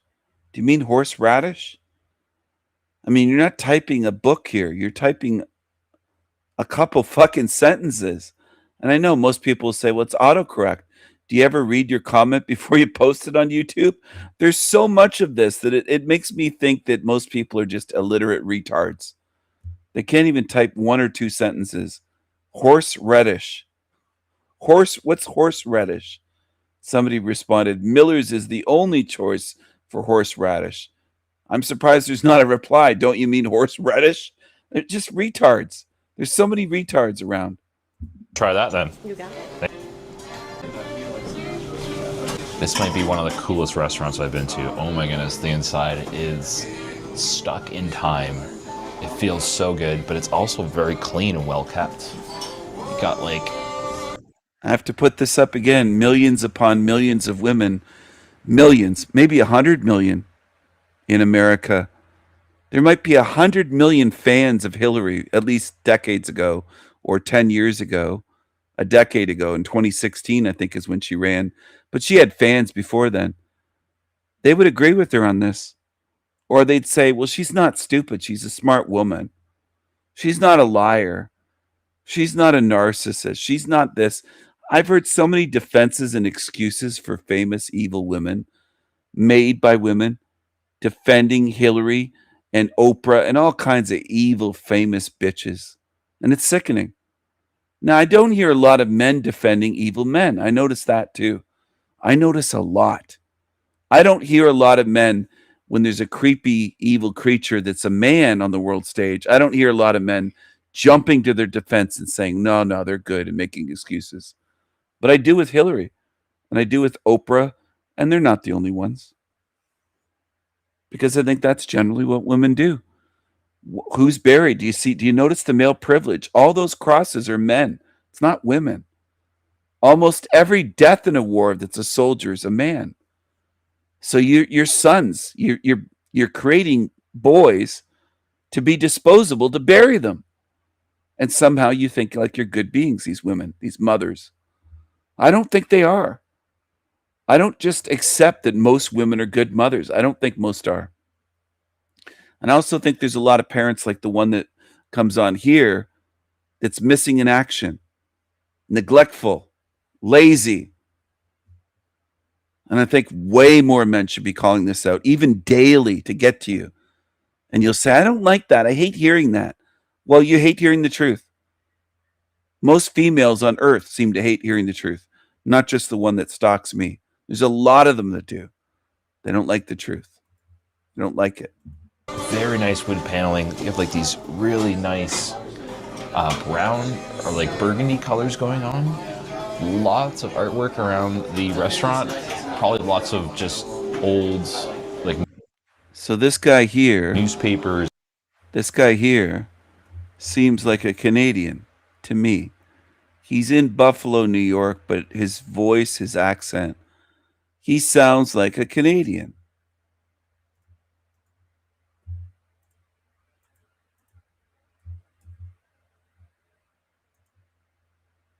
I know. Finkelstein might be watching saying, what is Steven's problem with people with brown eyes? Does this guy have just brown eyes? Because that's the way Finkelstein said and tried to misrepresent me. Steven seems to have a problem. TSM, he calls me, as all demons do. TSM seems to have a problem with people with brown eyes or dark eyes. Yeah, they're not black. They couldn't be. You can't just say they're black eyes, right? Well, this laptop that costs thousands of dollars, this Lenovo Legion laptop that's thousands of dollars and a big screen and the most expensive screen upgraded that they make, must be fucked up because his eyes look black to me. I think you people have the issue in general. I do. I don't think you can see anything. I think many of you need your eyes tested. You need to get your IQs tested. Some of you need to see psychiatrists for mental help to see if you're borderlines, if you're psychos, because you have issues with simple things like telling the truth. Like when I show these black eyes, so many have black eyes these days. You can't even acknowledge that. Most of you on YouTube, it looks like you can't acknowledge anything that I show. So you show me the dishonesty of humanity. All I have to do to see the dishonesty of humanity is go on YouTube, watch a few YouTube channels, and also see how people respond to me. Most of you are just fucking liars. All over YouTube. And like photos of people who've been here. So this is your seasonal drink? Yes. Okay. We have 3 different seasons of drinks. We have the Tom and Jerry's. Oh, They're okay. always the same. Yeah. Okay, cool. So he just said it's a seasonal drink. If I called it a seasonal drink in YouTube, someone would say I called it a beer in the panelverse. You just lie. It's like breathing for demons. Lying is like breathing for demons. People just lie. It's automatic lies. And if you don't notice that, you've got a lot of work to do on your attention, because people lie and lie and lie effortlessly. It's not like they're thinking of lying or expending a lot of energy to do it. They just lie and lie and lie and lie. Automatic for them. Thank you. A couple minutes with the menu. Yeah, of course. few more minutes, We yeah. have a- Guess this is a must try. They have seasonal drinks. So this is their summer drink we're having here.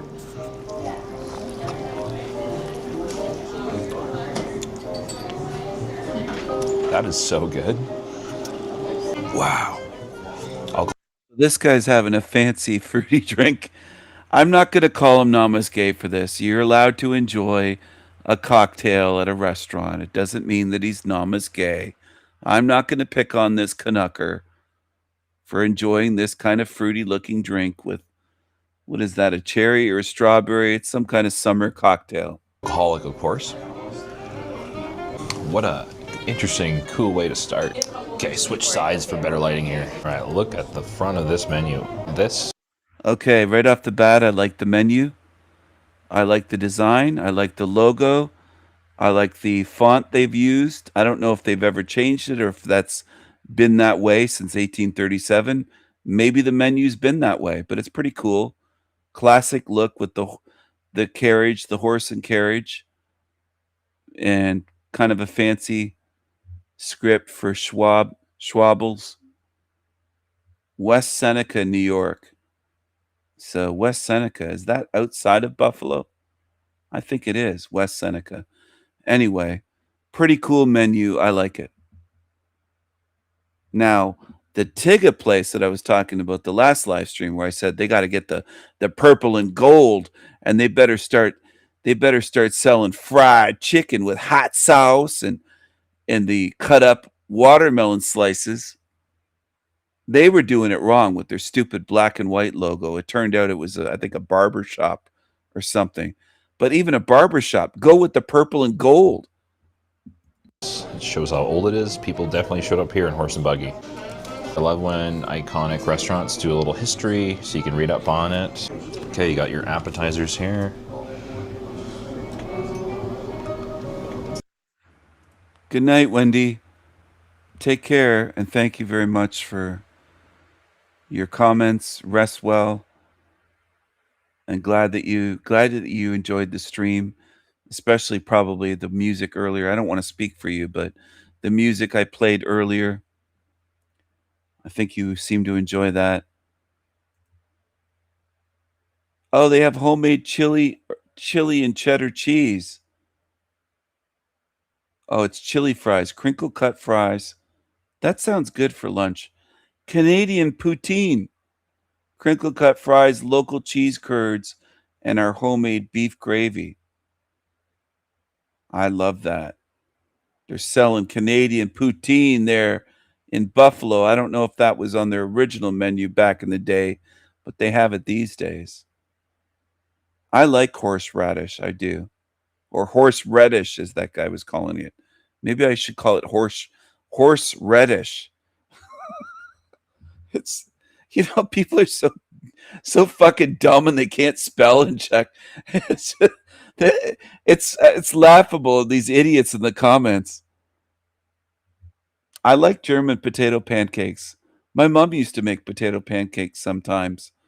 She used to make all kinds of pancakes like that, potato pancakes and all sorts of things. My mom was a great cook and baker, especially with her pies. The homemade pies, homemade pastry pies, just delicious. Everybody loved my mom's baking. No horseradish. This person's freaking out. June is freaking out with all these question marks. That on the roast beef sandwich is a must.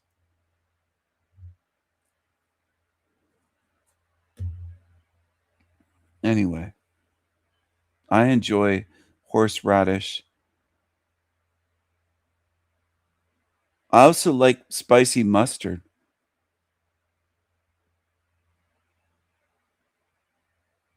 Okay, couple. Mustard with a kick. What else do they have here? Good old julienne salad with meat and the hard-boiled egg.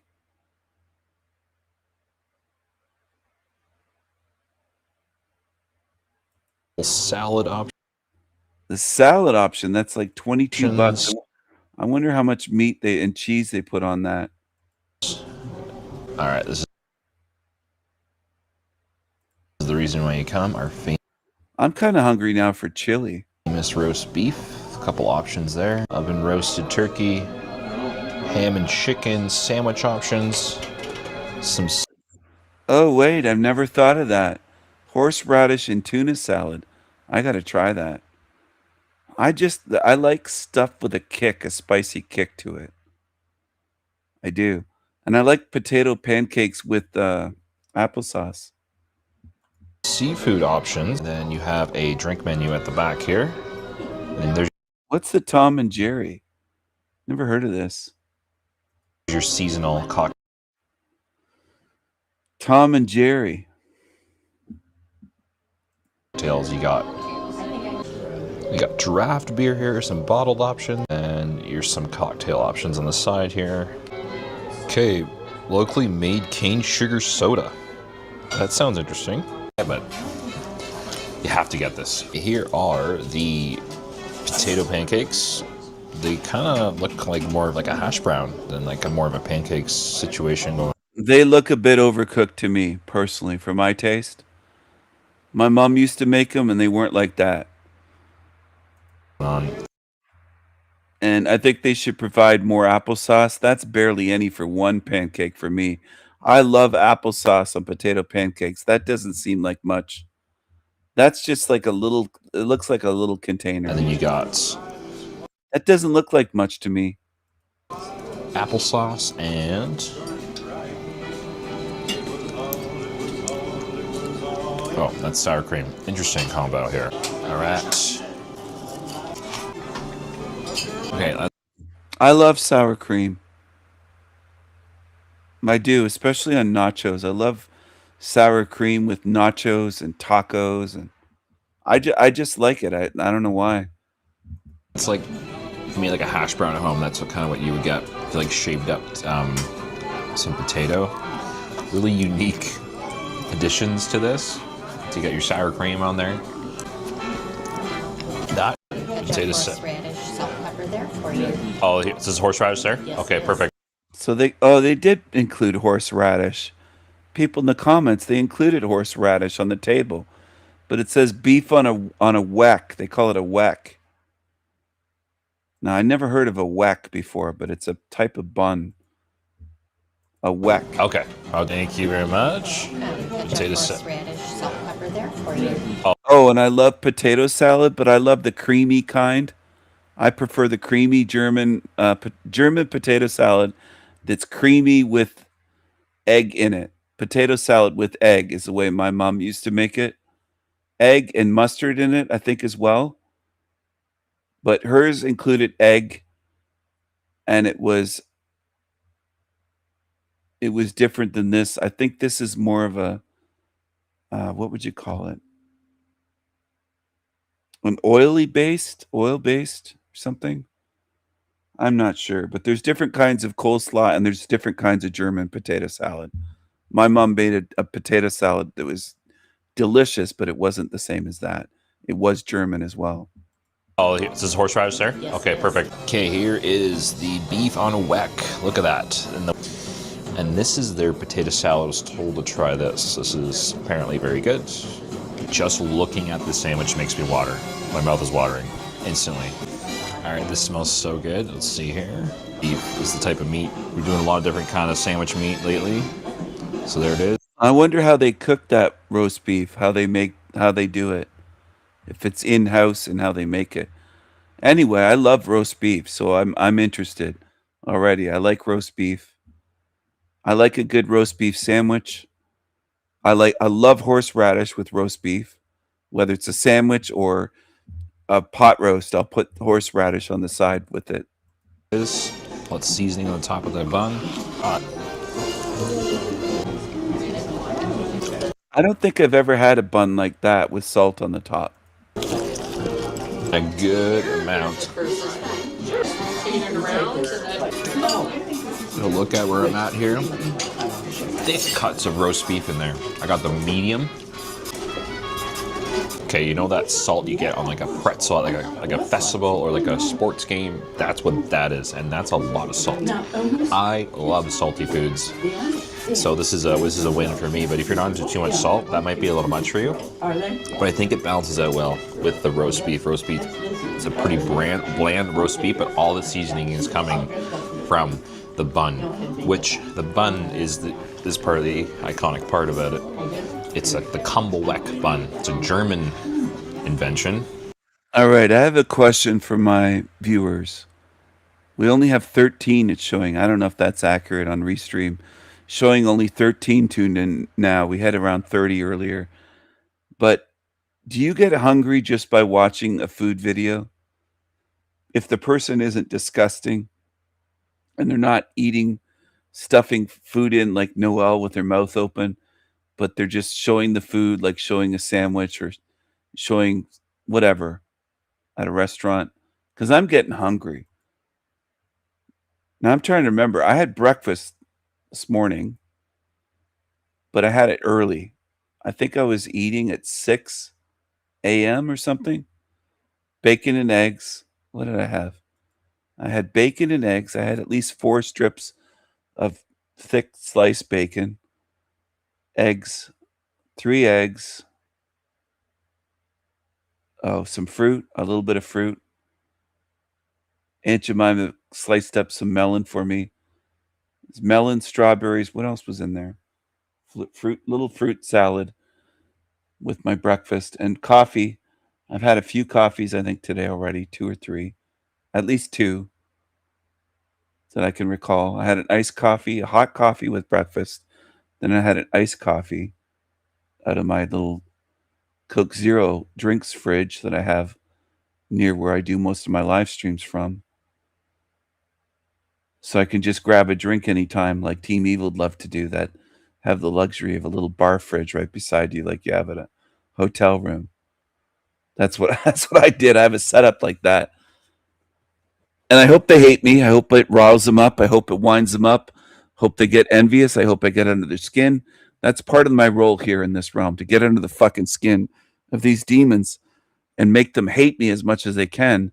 And if they hate me so much, I won't have to do anything. They'll anchor themselves to this realm. Their hatred will keep them here forever, because they're hating a good spirit. And all I'm doing is teasing them, saying they wish they had a fridge like that, for example, or they wish they had my Marshall speaker, or they wish they had a brand new expensive laptop costing $1,000, or 4 laptops the way I do. These broke ass bitches, these stinky homeless bums in vehicles and meth heads wish they had what I have. I love it. I love getting under their skin. I love it. That's fun for me. It's demons. It's not regular people. I don't tease people just for being poor or whatever the case may be. But if they're evil, they deserve it. Anyway, you know what I prefer, though, to roast beef is prime rib. That's one of my ultimate favorites.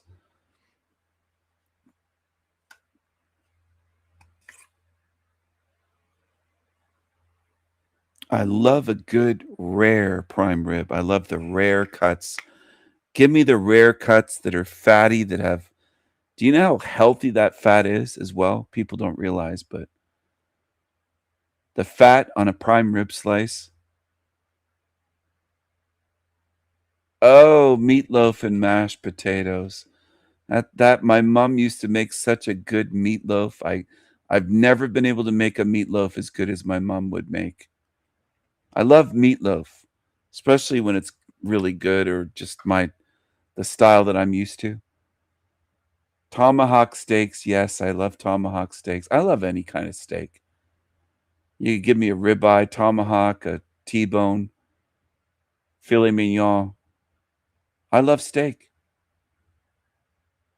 But I honestly think I love prime rib more than steak. Prime rib with mashed potatoes or a baked potato with all the fixins at a good steakhouse where they have a nice salad bar as well. And they have that fluff. I call it fluff as a kid. It's like a fluffy salad at the salad bar. I don't know how they make that stuff, but oh, damn, over 10 jars of tallow beef fat. Yeah, that stuff is the best. My goodness, 10 jars. That's a lot. That seems like a lot to me, at least. I wish I could try your meatloaf and mashed potatoes. That sounds so good. You're making me hungry. You people are making me hungry. You're making me hungry.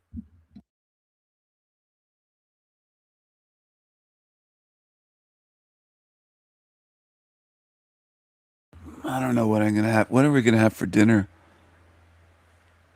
Aunt Jemima. For people that might be new to my channel, they don't know what I'm talking about. So I should show her more often. This is Aunt Jemima. She's Aunt Jemima. That's who it is. It's Aunt Jemima. She works for me. She makes my breakfast, and if I want some lunch or a drink, or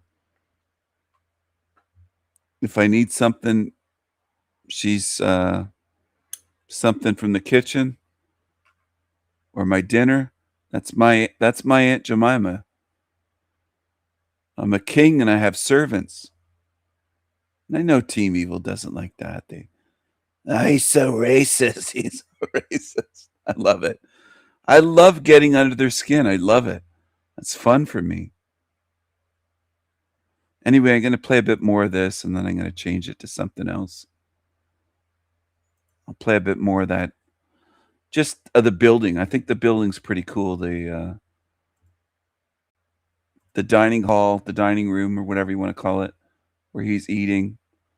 He kind of asked this guy some dumb. Yeah? When'd you start? Whatever you got to do. And she was like, How's your day going? Yeah? When'd you start? They're crazy. You open at 11:30, right? Yeah, 11:30 is when we open. Board of directors there. And So what's the strategy here?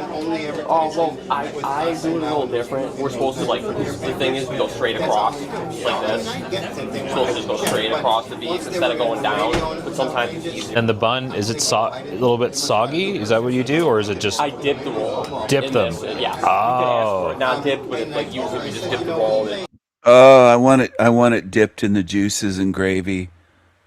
That's what I like. The au juice, the au jus, the au jus, the au jus, au jus. It sounds like I'm saying old Jew. I'm not saying old Jew. Old Jew. I'm not saying old Jew. So is this like is it old fridge? Yeah, it was used in the war to store blood. What? Wow. And it has been Store blood. It's a vampire's fridge. refurbished, obviously. Right. And now we keep our beverages in there. Okay, cool. So that's like a one of a kind. It's not like a thing that was old. Okay. No. Awesome. Very unique. Cool. That cash register, how old is that thing? I believe it's from the early 1900s. Is that brass? Yes. It weighs a ton. You can actually see the bar going. The bar. Oh, yeah. Yeah. Wow, look at that. You don't use it today, do you? We use it to store our money in. Oh, you do? Yes. Okay, because it's like a bank vault. Yes. You can't take it with you. Well, that and also the buttons don't go up. All right, that's enough. I'm going to share that. I remember taking my sister to the keg one time for lunch. I picked her up at school, and I was the older brother. And I felt pretty cool because I could take my sister. I picked her up at school, and I said, "Are you hungry?" And we were driving, and she goes, "Yeah." She was done school for the day or whatever. and I took her to the keg for lunch. And she thought that was fancy. She thought it was like, oh, my older brother can afford to take me to the keg. I wasn't that much older. We're not that many years. We're not even 2 years apart. So, but I had money. So we ate there for lunch. We were the only young people in there at lunchtime. It was all like old people. There weren't that many in there, people to begin with, but I still like, I haven't been to the keg in a while, but I still like it.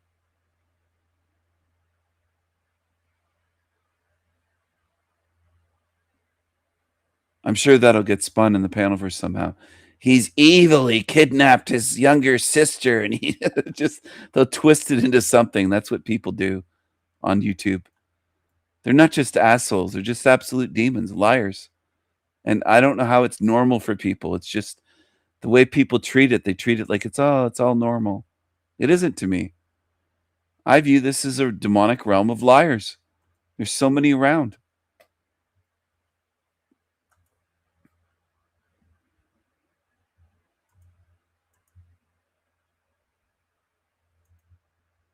Get his deals, and also said that there was a woman who was talking about this, and her channel is called American Discourse News.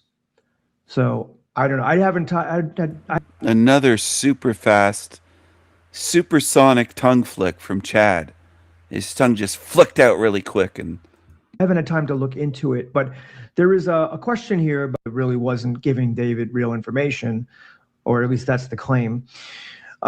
Said in a live stream that he's going to do a TV series for big money on this, I guess meaning David's life, and asked viewers to contact the mainstream media outlets for him so he can get his deals. And also said that there was a woman who was talking about this, and her channel is called American Discourse News. So I don't know. I haven't had time to look into it, but there is a question here by one of the viewers, and it's a good question, so I'll put it up here. Was Corey Good a real friend of David Wilcox? I don't know what to think about Corey. What do you think, Bill? My opinion of Corey is that he was fake. Although I believed him at first. I do know that they were appearing at these conscious expos and in Palm Springs. There was a big one with David Avocado Wolf, Corey Good, David Wilcock, all the people who have the audacity and the ego and confidence to be out in front of a camera and just lie. And David, I don't think was lying, but Corey Good, I think, if you listen to Bill Ryan from Kerry Cassidy and Bill Ryan, who knew all about the deepest whistleblowers and real researchers who'd studied, the papers and the history of ufology. Then Corey Good comes around in the internet age, gleaming stuff from forums and putting together, and then other people are saying they do the 20 and back or 30 and back, zero evidence. And now, if somebody's BSing, what are they? Why? I mean, what are they getting? Well, money. He was having financial problems. It's a way to suddenly get on Gaia TV, get paid. So Dave stayed with Corey till the end. Was saying it was the deep state debunking him, and I think that was a mistake for Dave, but everything would have unraveled, for him on Gaia. Anyway, that said, I've made mistakes. I've thought incorrectly and corrected myself. Again, we can't judge David for that. But why would someone like Corey Good lie? Such a huge lie, Well, and, if you don't know the answer, it's for the money. Mm-hmm. I think he did it for the money. When it comes to money and we find a way to make money, people can get kind of crazy. Yes. Just look at Bernie Madoff. He pulled a scam on people for 30 years, and people believed him for 30 years. Yeah. Until he was caught. You've got a president now who every single thing out of his mouth is a lie.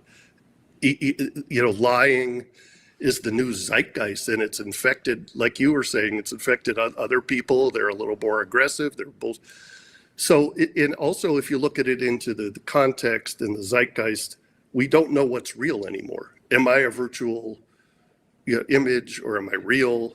Yeah. Yeah, a lot of people, my videos, I'll make them in different locations, different settings, different lighting, different clothes. I mean, you can see I have a cut on my, and people still question whether I'm real or not. And I always think, I don't know, have you ever seen the movie Vanilla Sky? Yeah. With Tom Cruise, and towards the end of the movie, he's like, I'm real. I'm real. I mean, he wasn't real, so I just quote that quote. I'm real. Yeah, that's the point, is that reality is what we think it is. And what, somebody, to get back to that question, why am I so happy? I decided that my unhappiness was not real. I decided the reality I was living in was not real. There's a great book by Vladimir Nabokov, who wrote Lolita. It's called Invitation to a Beheading. And the whole book is this guy is in a like Kafka-like situation. He's been in prison, and he's going to have his head chopped off the next day. And they don't explain why. And there's this big red-bearded guard, and he's got this whole thing with the guard. In the last paragraph, he says, I don't believe this is real. And the guard disappears, the prison walls melt away, and the whole book, the whole story melts away. So that's why, like, chasing Corey Good, was Corey Good real or not? How did David Wilcock die? It's like chasing the breadcrumbs of a serial killer that you'll never find. You're always going to be 10 steps behind. And this was my big breakthrough moving to Mexico, is that I was an expert on every conspiracy you could imagine. And I moved here and I started telling people about it, and they would just say, well, I'm going to go like play music. I'm going to do some painting. I'm doing my, I'm going surfing. I'm working on organic permaculture. If you do, the power is in the moment doing your thing, not chasing the truth. I know. But one of my viewers commented that in this reality, you could never, ever know what definitive truth is, because it's kind of like Quicksilver. As soon as you have it in your hand, you think you have it, it's out. And by the way, we have a comment here. Someone says, I think they got to David's mind. And I'll let you comment on this, Bill, but I was going to say, today I was watching a video where it was an actual TV station. And I believe it was in California, and this might have been from a few years ago. And these people were saying that there was this mind technology that was being words were being put into their head. And there was about up to 600 people in that area that all came together and said the same thing, that there was thoughts, and they could hear it just as clear as if you and I were talking right now. So was it possible that the deep state implanted this invasive mind technology into David Wilcock? Oh, 100%. Yeah, there was, I don't know if it was a TED Talk, but the new interfaces between consciousness and the web and somebody's thinking, They really wanted to take out David Wilcock, sucker, because his pushing the fake alien agenda was so dangerous to the system. I mean, what a joke. People are so gullible and stupid. They just are. Order a pizza, and half an hour later in the talk, the pizza's delivered, and nobody saw him call for it. Vice versa, now you're at Walmart, and they're reading you biometrics and seeing your mood, and you're reading your body and your eyes. And they can raise the price of something you're about to buy, see if you're happy in this one section. And so, yes, my first reaction to the David Wilcock death was that it was mind control, and that some kind of technology was used. But then I started watching more videos, and he seemed to be decompensating. And when I found out about the stresses he was under, we all have a breaking point. I mean, you see all these terrible movies. Everybody getting tortured has a breaking point where they say, "That's it. You know, just kill me," or "I've had enough." They could have pushed him. He was being cyberbullied. The divorce, the legal problems, financial problems. I mean, he had a few million saved up, but he was also paying a lot of money in legal fees. And He had a few million saved up. He made millions scamming you idiot people. You stupid humans. You stupid pissant peasants. He had millions of dollars. he made it from duping you. You love to support the liars, and you just love, people love it. You love a good scammer, humans. You love to reward them with millions of dollars. his persona was this king. You know, he was this great person. He didn't see himself suffering again and being living in a small apartment or something. So at a certain point, issues of shame, like in the Wall Street crashes, people jump off the building. I think some people miss my sense of humor. They don't know when I'm kidding.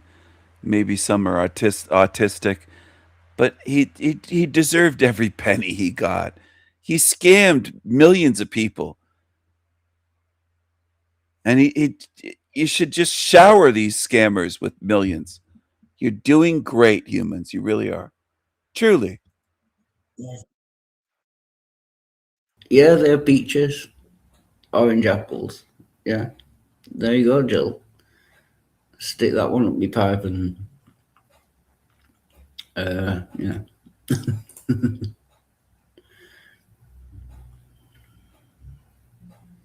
I never forget when I embarrassed atheists. Well, you didn't embarrass me. Prove me wrong doesn't embarrass me. It just means that I was wrong. I accept that I'm wrong and I'm move on. You know, like normal people do. Apparently there is an apple which is orange. Yeah, don't really give a shit, to be honest. You know. Gangster Ghost, good to see you, man. How's it going?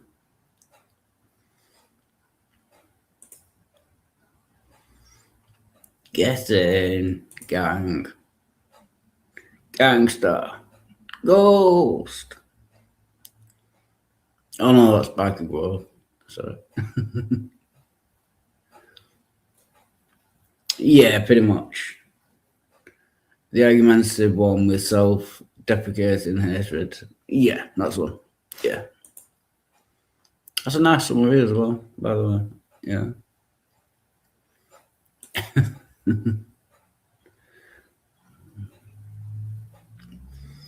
Oh, wow. Atheists are always wrong. That's why they're atheists.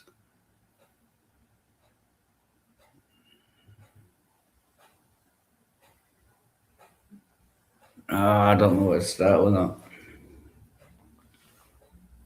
Atheists are always wrong. That's why they're atheists. First of all, it should be atheists are all wrong. That's why they're atheists. But that's a technicality. Yeah. So you have to be always wrong to be an atheist.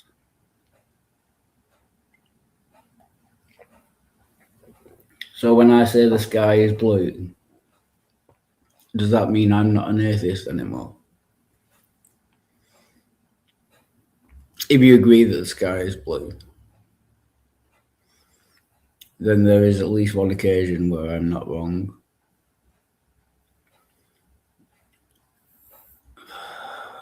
Jill, I just feel like giving you a pat on the head and just sending you away. Do you know what I mean? Not in a bad way. Just pat on the head. Oh, Jill. Just turn you away.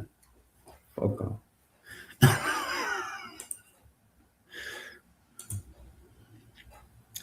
Oh, I've heard of that.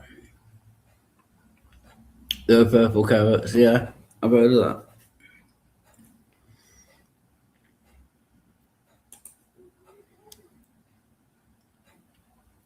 I haven't heard Jill. Nice. That's cool name, actually. I hope you don't mean rest and relaxation, because that wouldn't work.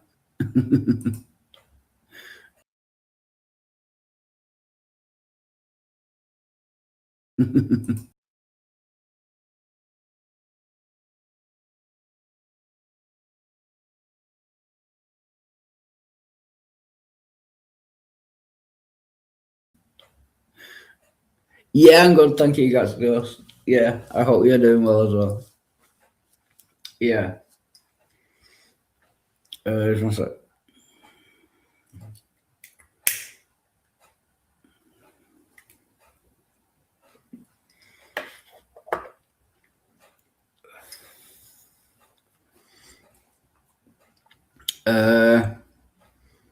Yeah, I'm still going to prehab.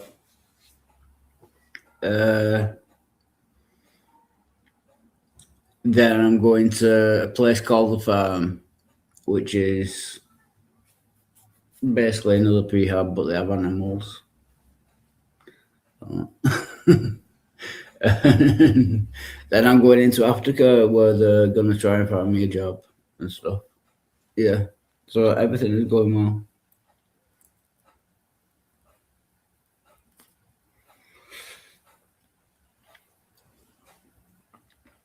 I'm a little stressed because I normally play a music track at the beginning of the video, and I can't do now. Oh no, I can't. I just don't want to because. Oh, it doesn't matter. Read it. Good to see you.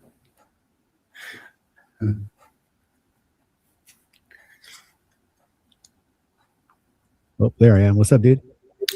How's it going? Not too bad. How you doing? Yeah, not bad. Yeah, just talking about like I normally do a music video at the beginning of the thing, but I've lost that many channels and StreamYard's being a bitch as well now. So Yeah, nobody likes to share anymore. Yeah. You can't play my song. Can't show my movie. But You just sat in the corner. on my royalty check.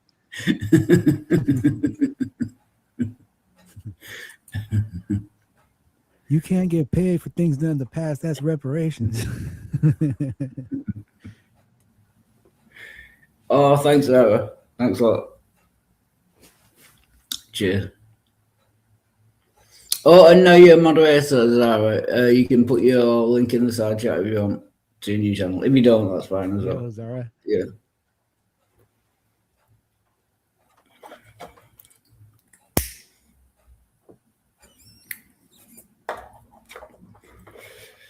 So what have you been up to?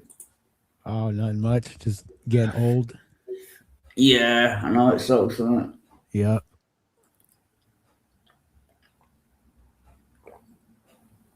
Another day still alive. Yeah. At some point, that's for me. I'm speaking for me. At some point, that's going to run out. I think. It's gonna what? It's going to run out. Oh, eventually, yep. Yeah. Yeah. Everybody's number is gonna come up. Mm. Cannot stop the time. We didn't start the fire. Nah, fucking Billy Joel did. Bastard.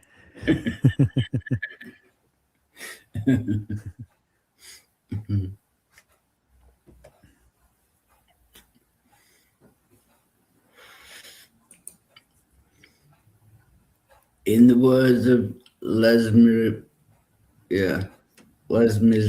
I can never pronounce it. Yeah, French, see. Yeah. Les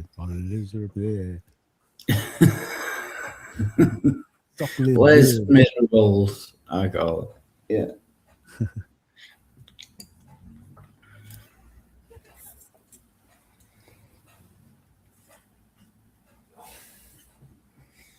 Yeah, so I was looking around YouTube, and no one was live. All the ones that were live wouldn't let me on.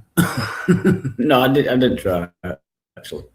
It's just Who I wouldn't wasn't let you in? particularly interested.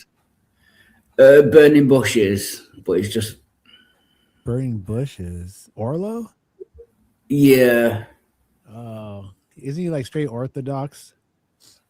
yeah, Orthodox. I presume Yeah. Catholic. Yeah. Because he was a like a wannabe. Hello. Are you enjoying the stream? I'm going to go over to a higher quality channel than mine. I think this will probably be pretty cool for people.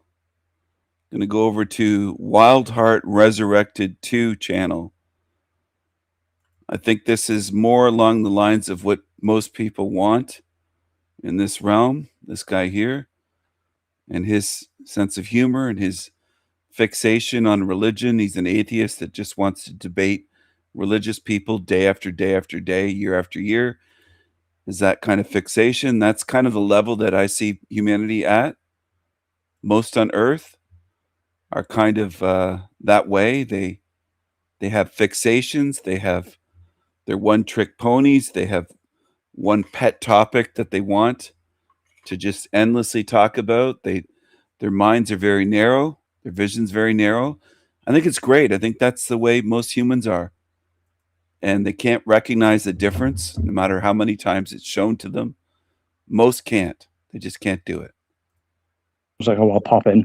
Make sure See you're if he good. brings me on the show. Oh, cheers, man. I appreciate Let's see. that. No, it's okay. Let's see.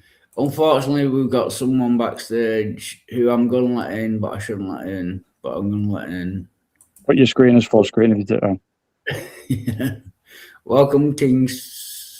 What is it, King Stephen? Hello. Yeah. Oh, hey, Chief. Hello. This is- Hey, hey, Dave. Why did you say you shouldn't let me in? What was that about? Because it always ends in you being a troll. And Oh, come on. I'm not a troll, Yeah. dude. I'm one of your best guests ever. Who are these guys? I can't see their names because you have a comment highlighted on the screen. I'm Bear, the one with the fox avatar. You're Bear? Yeah, I think we've like spoken ages ago. I think so. Yeah. Yeah, Like I recognize last your year? voice. You've got a very like a nice Scottish. voice without being gay.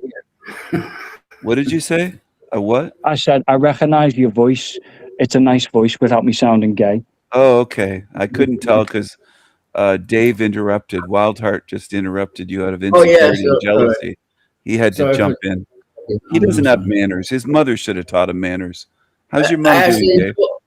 I actually interrupted to welcome Big Bad Mama. Good to see you.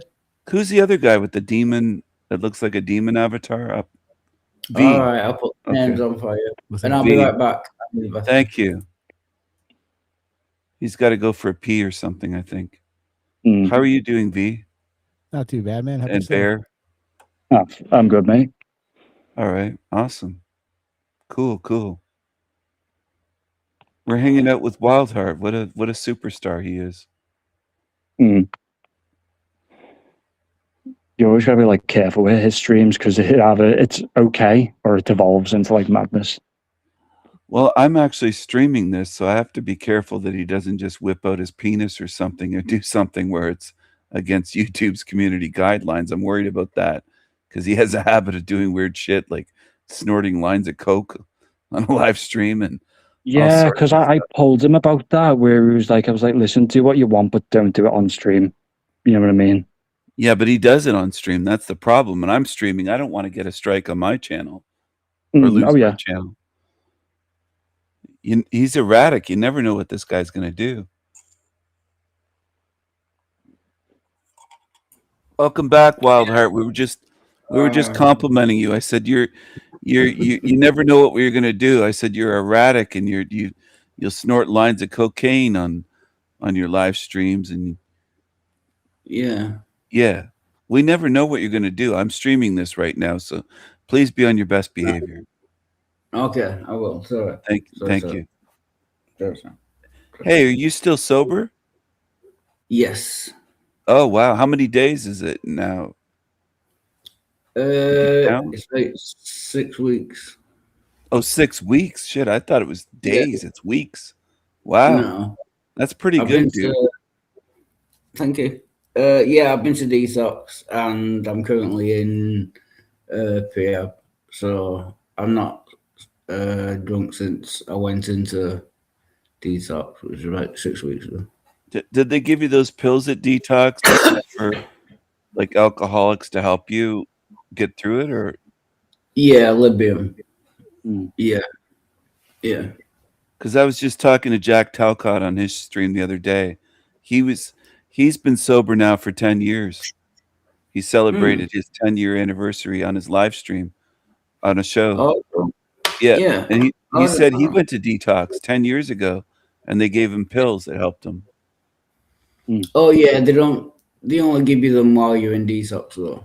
Yeah, that's what I meant. Like, yeah. So you don't go through the shakes or something. I think it's something like that. Yeah. Depends on the severity of how like bad you're addicted to it. Yeah. Yeah, if you're physically addicted, sometimes you can have seizures, and that's bad. So they give you either Libium or diazepam. Just to stop them. But you only get them for like 2 weeks. Or if you're really bad with alcohol. Oh, sorry, mate. Go on. Sorry, go ahead. Just to say that quick, if you're really bad with alcohol, your body can develop something called autoimmune syndrome, where because you've had that much ale, your body will start producing alcohol from intakes of carbs and yeast and stuff.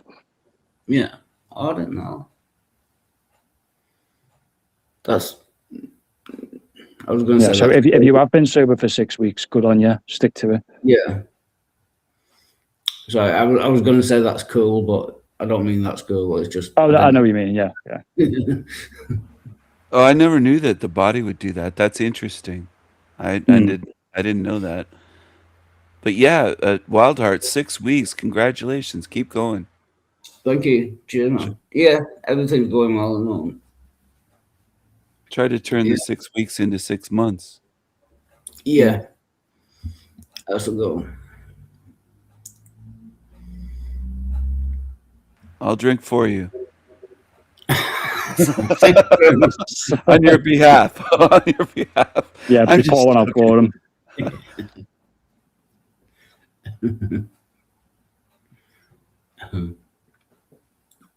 So have you been doing King Stephen? What's going on?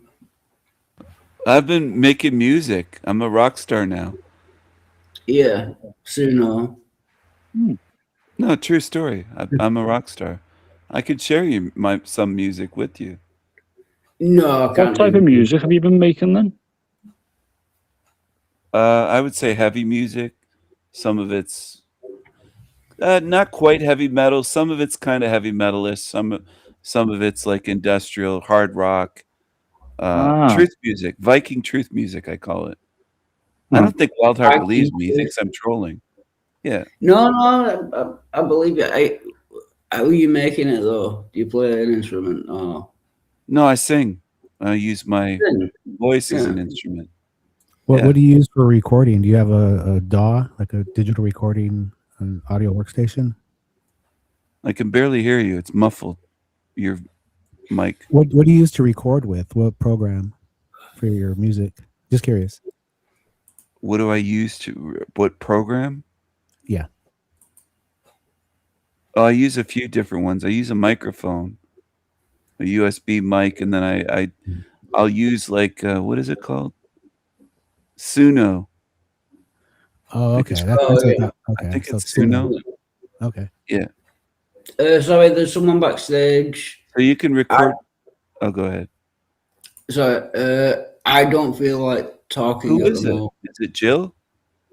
No, nothing's coming up when I click the three buttons. Does JIL still come around here? That guy that you argue with? Yeah, he was in the chat earlier. Oh, okay, I missed it. He's not been around for a while, to be fair. Right, I'll do that.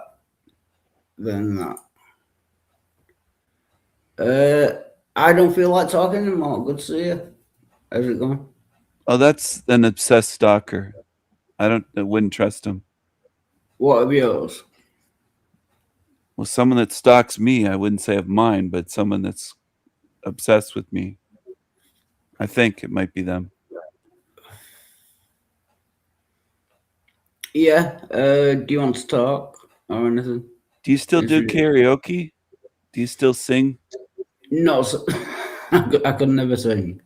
No. You used to sing karaoke, if I'm not mistaken. Oh yeah, I used to make noises. Yeah. John says the guy who just joined, is he like talking at all or? Nope. No, it's just music. No. Just get rid of him. Yeah. I'll put you backstage now, right in the private chat if you wanna. They might be evil. They could be evil. Yeah, because I know it was only small, but I showed my face backstage just so you know I'm real. That was all. Yeah. Oh. I shared a song. It's not copyrighted. It's by me. You could play it. It's I write the lyrics and I sing. I don't play instruments, but I do AI for the music, but I'm singing. Yeah. Oh, so we got Bear probably wants to hear it. I don't know. Maybe V. Who else? Someone's Give it here. a listen if you want. So do you sing directly into Suno? I sing and it into the just microphone. Does the music around it? And I Is that how it works? record my voice. I'm singing. And then And it then Suno records makes the music for it and puts it all together? it. What? I'm just curious how it works. No. No, I'm not gonna play it on. Oh. You're not interested. On account that I it's can 7 listen. minutes long. I'll never play a 7 minute song. No. You don't have to play all 7 minutes. Just play the first 3 minutes. All right. You don't have to play it. I'm not going to coax you. All right, Gingy. Don't play it. Don't play it. I will say I know the feeling because I've been trying to get a friend of mine to watch a favorite film that I love, and it's like 3 hours long. 3 hours? Yeah. Oh, that's a lifetime for you guys. I know. See, I think the attention spans of the young people have been destroyed. I'm 88 years old, so 3 hours for me is like blinking an eyelash. That's nothing. Whereas I love the long form content stuff. I love long form content. I love watching stuff. It takes a long time to get into. I don't like these 30-second, 10-second shorts and TikToks and all that crap. I don't like it. Oh yeah. You guys like that garbage? Do you watch any of that? I don't know. It's short terrible. shit. I don't watch TikTok or anything like that. Or even the shorts on YouTube, I find annoying. I don't like TikTok or shorts, pretty much. It's it's YouTube shorts are terrible. Well, there's some that are have a quick guitar lesson in there for a quick little riff or something like that, but they flood it with a bunch of crap. It doesn't give you a chance to yeah, really- because there's some good YouTube shorts, don't get me wrong, but here's the problem. When you're scrolling, you'll be shown a clip from a TV show or a movie, and you'll watch through it, and the algorithm will go, oh, you must really like this TV show or movie. That's your entire feed now. Yeah, that's what I was saying. It gets flooded with a bunch of crap, so it's really hard to, you really can't pick and choose them, really. It's unless you do your own list. But Yeah, I agree. That happens to me too. I watched a short video on a retard recently, and then my feed is just all retarded shit. It was so stupid. Yeah. I watched one. Damn, I don't want any more of this. I watched one where it was talking about, Hell of a Boss, the animated series. I watched one of the short about it, and that was my entire feed. Did you know in Hell of a Boss? And I was like, I don't care. What was it? The Short Bus series? Oh, Short Bus. Yeah, I remember that one. Or it was an animated anime. You guys watch anime, like Japanese anime stuff? I do. No. Not since Robotech. Unless it's That was what? 85. Not since Robotech when I was in 6th grade, and I was back in 85. You guys aren't anime geeks. I like anime. Oh, okay. Like the current anime, I'm really not into any of the new stuff, but Definitely go back and watch the old stuff. They're the best ones. Yeah, old anime, classic stuff. Maybe it's warped these days. I don't know, but I think it'd be cool to make a Wild Heart anime character. Yeah. That would be funny. That'd be pretty Actually, wild, like, wouldn't it? There's a game on, I think it's on Steam, called The Wild Hearts. It's nothing to do with the band who I stole my name off. But I'm sure there's a game called Wild Hearts, and that's anime. Yeah. Oh wait, you stole your name? I thought that was your nickname, Wild Heart. No. Oh shit! What? Why did I think that? I thought somebody nicknamed you Wild Heart. No. Oh, it's a I just band. stole it. Okay. Yeah, I just stole it from them. Are they recent, or are they older? No, older, like 90s, 2000s. Fuck, Yeah. I never heard of Wild Heart. No one else. Yeah. They're from England, from Newcastle. Yeah. Did they put out actual albums though that made it on radio, or are they just like a local band or something? I think they're like a local band, but I think they had a couple of like mainstream hits, maybe one or two. But they did loads of albums. Yeah, they're still going actually. They're still touring. Oh, really? Mm. Oh, damn. I was going to say, isn't like Bob Thrower from Newcastle as well? Who's that, sorry? Bob Thrower, the metal band. Oh, I've not heard of them.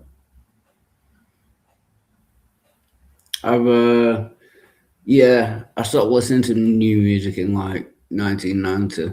You know, like I Were have you a fan of Boy George and Duran Duran? Those British in the 80s? Obviously, classics. Mm. Yeah. Okay, I didn't know. Yeah. So the Wild Hearts Also, are not Frankie goes to Hollywood. Oh, Frankie. Oh, yeah. I remember Yeah. that 80s. Mm. I think I know the by song. mine, there's a plaque on the wall saying this is where they formed the band. Oh, really?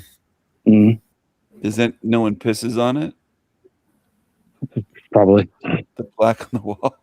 I mean, I don't know. What was I going to say?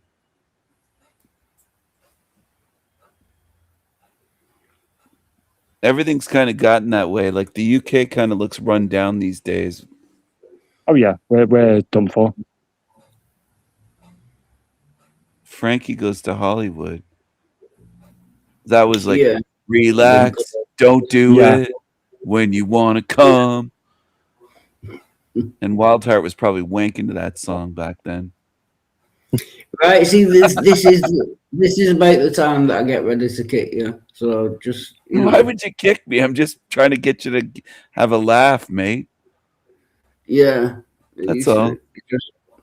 You need a It's good not that laugh. it's not that it's offensive. It's just not funny. Do you know what I mean? It's not that's offensive, but it's not funny. Yeah. Oh. Well, this is just my regular personality. I don't know why you. I'm sorry about that. I don't know what's wrong with you. Tell you No. what, let's I'm sorry you're a we'll- ginger. I mean, I'm sorry that you look that way. What am I supposed to say? tell you what, just we move on dead quick. Animals, they're from Newcastle as well. Who's that? Sorry. The Animals. Oh, the Animals. Yeah. Mm. They're like Wales. They're like 60s. Yeah, they were from Yeah. like Newcastle. Oh, I remember them in the 60s. Well, I wasn't. I mean, they were You known remember after the 60s. Yeah. Hmm. Yeah.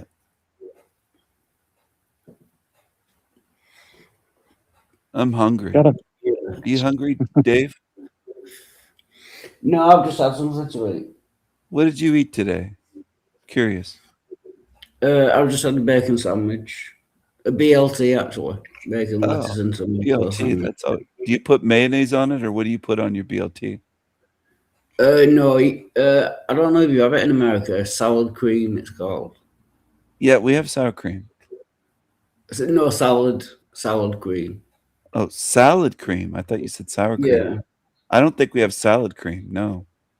Yeah. We'd It's call it like, salad dressing. It'd be like ranch or something flavor. Oh yeah, maybe. that'll be the one.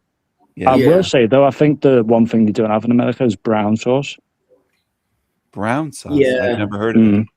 What I is think that? they call it barbecue sauce, but I'm not Oh sure. no, barbecue's barbecue. barbecue is just barbecue. Brown is Yeah. I don't know like the actual name for it. It's just like brown sauce that you usually put with pork. What does it taste like for flavor? Brown sauce. It's like kind of like tangy. Yeah. Is it A like a bit steak like a sauce? barbecue, then maybe a tangy, Maybe like a little bit like a steak tangy sauce, barbecue. like Oh, A1 or steak something. sauce. Yeah. I Yeah, can I hardly would hear say you. for some imagine like reason. the tangy barbecue sauce, but without that flavor of barbecue. Yeah. It's like they're the main two staples in that field. Yeah, you got tomato sauce and then brown sauce, and then you get and brown sauce is like What do you put the brown yeah. sauce on again? Sandwich? Usually Anything. sausages, bacon. You can have it with pretty much anything, but sausages and bacon are like the big ones to have it with. You Yeah. put it on a bacon sandwich then, a brown sauce? Yeah. Okay, here we would put like mayonnaise, mayo, bacon, lettuce, tomato. It's almost always mayo. Yeah, mayonnaise. Can I just interrupt on admin things? Someone else is backstage. I think it's the same picture as before. Called Shafriala's Productions. Oh, what? What kind of steak sauce do you guys have over there? To be honest No, with you, we usually just have a lot of like the American style steak sauces. Okay, like A1 and stuff like that. Yeah, or like Sweet Baby HB? Ray's and stuff. Oh, okay, that kind. So wait, to get this sorted out, then they're not backstage. Oh, somebody keeps coming backstage, or Yeah, Shafria's Productions. If you can put your camera on, then I can check that you're human. And then probably a troll. yeah.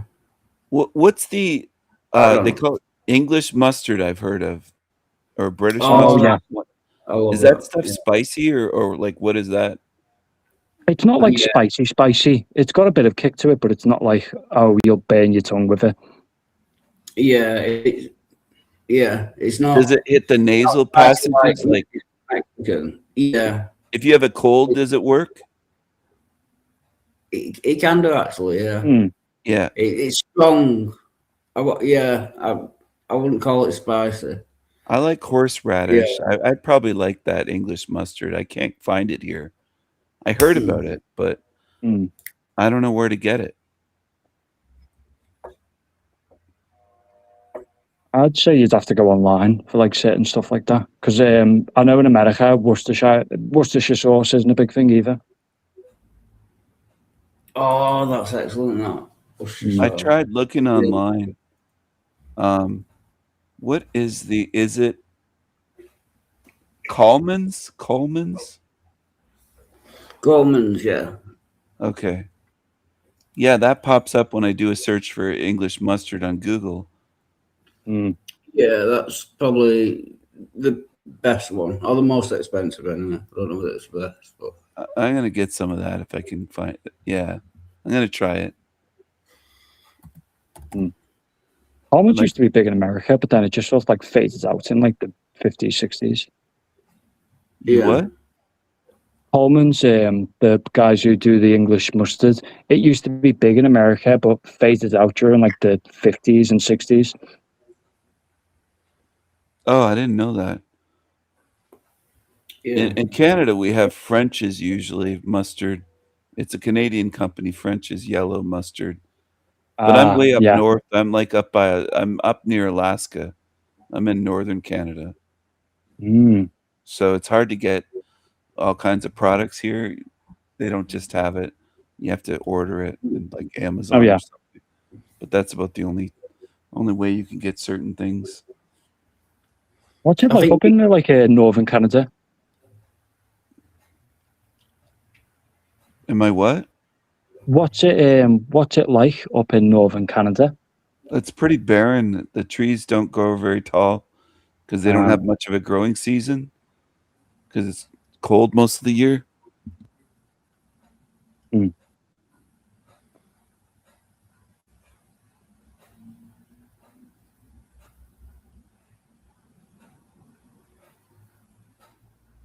So how cold is it there, like generally? Is it like below freezing or? Because you get some places like there where, it's like snow all the time, and is it that bad?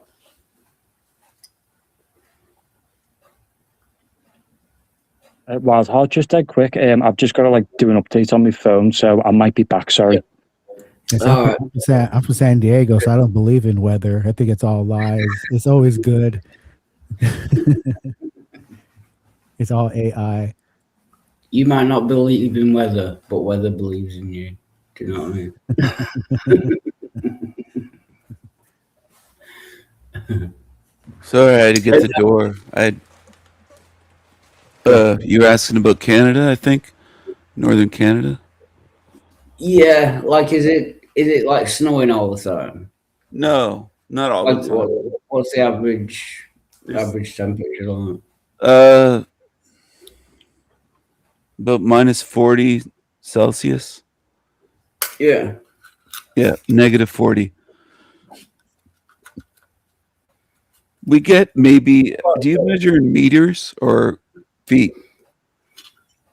It depends. We use both. It depends what for. The Brits use, in feet we get maybe 15 to 20 feet of snow a winter. That's like twice as high as a human being. Yeah, it'll be over the roof if you don't shovel. Keep it off we have to shovel our roofs and stuff. Yeah. Yeah. That's why the moose are so tall. He could ride them to work. The moose are really tall. They have long legs. Moose tastes really good. I've eaten moose lots of times. Really? Moose meat. I've not had moose. You never had moose? No. Moose burgers, moose steaks. Nope. I've never had moose. Well, they don't have any moose over in England, do they? No, naturally, I don't think. Probably in zoos and stuff, but yeah, I don't think we have them naturally. Oh, Chef Frias. We just have a lot of moose knuckle from all those skanks walking around the streets. Yeah, there are a lot of horns, but yeah, no moose. Oh no, antlers. Yeah, so. Yeah, Chef Frias, if you can show your camera or type something in the private chat, just let them know you are. Yeah. How many people live in England these days? I can Google it if you really want. But I'm not got a clue. I wonder if there's more in England than Scotland. Are you a bigger population? I would imagine so. It's a bigger landmass. Oh, you're big. Okay. 2 or 3. Yeah. England is the biggest country in the UK. Oh, I thought Scotland was bigger for some reason. I guess I'm confused. Yeah, no, Scotland is a bit up top. I'd say it's about a third of England's landmass, but I don't know if that switches over to population. What? It's about 3 times. England is about 3 times bigger than Scotland. Oh, landmass. It's 3 times. Oh, maybe half. What about Wales? Is that the tiniest? Yeah. No, there's Northern Ireland. That's the tiniest. The population of England is estimated to be approximately 58.6 million people. Oh, wow. I thought it was like 10 or 12 million. Yeah. I didn't have a clue, to be honest. I don't know if this is true. I heard that British people see the Welsh as retarded, essentially. Right, we've got someone else backstage. Jesse Johns or Nolan. You get a lot of visitors. Yeah, it seems a bit more when you're on, to be honest. Are Do they you your think the trolls? Welsh are retarded? Are they treated differently in the UK? Welsh people? Right, let's see how this goes. Oh no, Thank you not for that inviting idiot. me. Wild Heart, thank you for inviting me to your show. Not that idiot. Yes, no problem. Oh, do you know? To be fair, I watched some of your videos, not all of them, but Yeah. you definitely made me a big fan of yours. Most definitely. Did you say a big Yeah. fan? Yeah, big fan, Big mate. fan. It's a lovely Yeah. weather in the UK, the British, right? Man, I really love I really love Scotland. You're from Scotland, right? No, I'm from England. This guy's retarded. Well, that's harsh. I'll be just mad though. I mean, you look like a Scottish fella, man. You look like a Scottish, the Viking from Northern Scotsman Highlander. It's not a Viking. Like he drives a golf cart to work. He looks like a leprechaun. He's like a leprechaun. There's a lot of Vikings. I mean, there's a lot of Viking ancestry in Scotland, in Northern This guy's Scotland. a moron. Yeah, it's because they used to invade us. In Taco, but there's a lot of Viking in England as well. Yeah, you could tell by their hubcaps. Scottish. Love the Scottish weather. Scottish. Get a job, Nolan. Bro, why do you speak like an NPC, Mr. King Stephen? You're an NPC. You're an NPC. You're a troll. I may be a troll, but am I telling the lie? You But am I sound a like liar? an incel. You are a liar. He followed me over here because I'm live streaming your show, Wild Heart. So he's stalking me. Right, that's why we're getting little trolls. That's how he found you. He's an Yeah. idiot. He's Hey, an incel. King Stephen. He's an King incel. Stephen, can you describe me about He's an consumer incel. behavior? In our previous meetup, you asked me What an about my incel. qualification, education qualification, right? Do you don't know anything about consumer behavior? What an incel. I'm having a Reuben sandwich, enjoying this. Of course, you don't know anything about consumer behavior. I will teach you You're an commerce. incel. Okay. I'm Do you glad know my anything about audience is commerce? seeing this. You can't show your face. You're an incel. Do you know anything about commerce? You're an incel. Yeah, business is easy. You buy something cheap and you sell it for more. Have you ever had any sort of business or entrepreneurship? I don't King answer Stephen? questions from troll losers that pretend to be people they're not. You're a fraud. Come on. I mean, at least I have some. You're a cockroach. commerce. You don't have anything. You're a cockroach. You live with your sister. You don't have a job. You You're follow from me art around on background, YouTube. right? You So follow me that might around be on some YouTube envy. and you interrupt. You talk over. You don't have manners. It could be envy. You've never It could shown be manners. envy. You're a loser. Cockroach.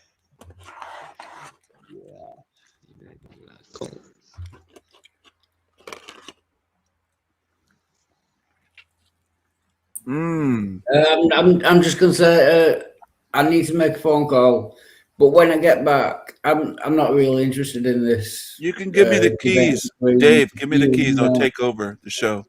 I'll run it No, while you're you're- away. Nah, you're fine. You're fine. Okay. But yeah, I'm just saying I'm not really interested in this debate between you. I'm and not your either. friend Let's do on the my religious. channel. Yeah. We could do religion. But I do need a short phone call back. So Okay. yeah, if you could close the door on your way out, that'd be nice. What? What? What just happened? He's kicking you out. He said you're a loser. You're a cockroach. All right. You're an obsessive stalker. I'm going to leave now because Nolan, you're a fucking cockroach loser. But am I a liar? You are a liar and you're a loser. And you obsessively follow me around like a fucking incel loser. It's not always about You're a winning. piece of shit. Goodbye. I clicked off. Fuck him. He's a fucking loser. Follows me around like a loser. He lurks here and sees where I go, and then he follows me around like a cockroach, like an obsessed loser. That's what he is. That's all you'll ever be. You're of this hell realm, and this is where you'll stay.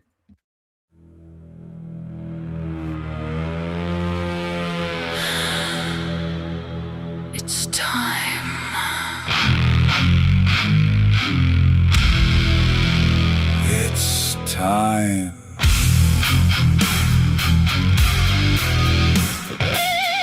I am The one true power, the one true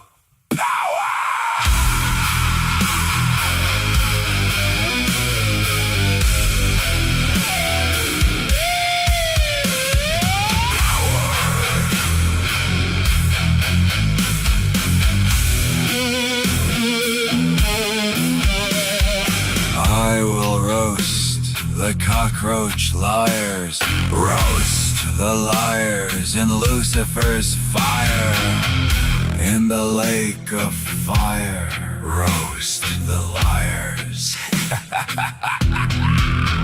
I am the Raven King. I can make anything.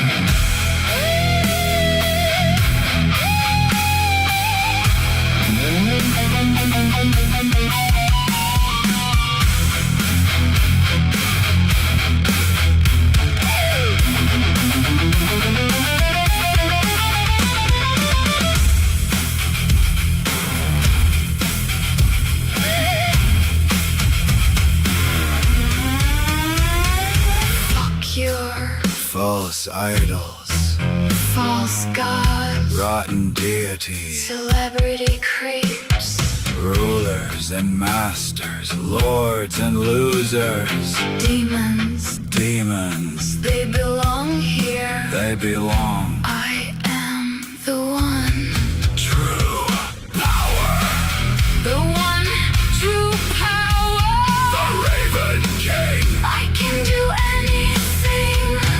hotter than hell, I sing and rebel, hotter than hell. set minds on fire. I am the one, True power, the one. true power. Burn the demon liars, burn The filthy liars, burn the demons.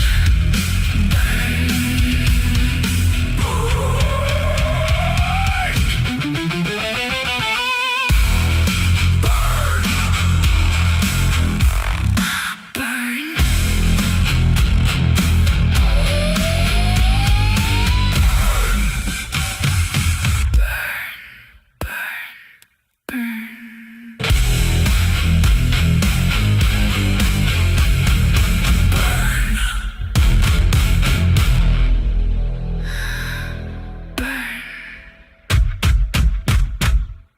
It's time. It's time. I am the one true power, The one true power. I will roast the cockroach liars, roast the liars in Lucifer's fire, in the lake of fire, roast the liars. I am the Raven King. I can make anything. Fuck your false idols, false gods, rotten deities, celebrity creeps, rulers and masters, lords and losers, demons, they belong here. they belong. I am the one.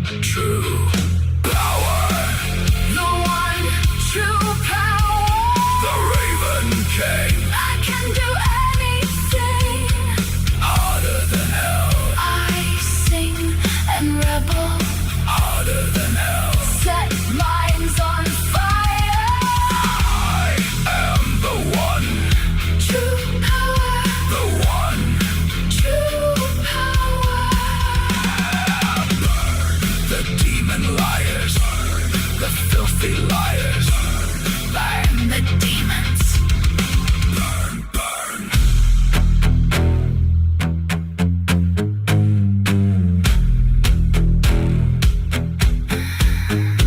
It's time. It's time. I am the one true power. The one true power. I will roast the cockroach liars. Roast the liars in Lucifer's fire. In the lake of fire. Roast the liars. I am the Raven King. I can make anything.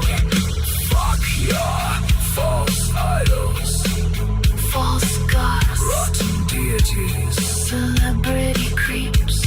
Rulers and masters. Lords and losers. Demons. Demons. They belong here. They belong. I am the one true power. The one true power. The Raven King. I can do anything. Harder than hell. I sing and rebel. Harder than hell. Set minds on fire. I am the one. True power. The one true power. Burn the demon liars. Burn the filthy liars. Burn the demons. Burn, burn, burn, burn. Burn the demons. It's time. It's time.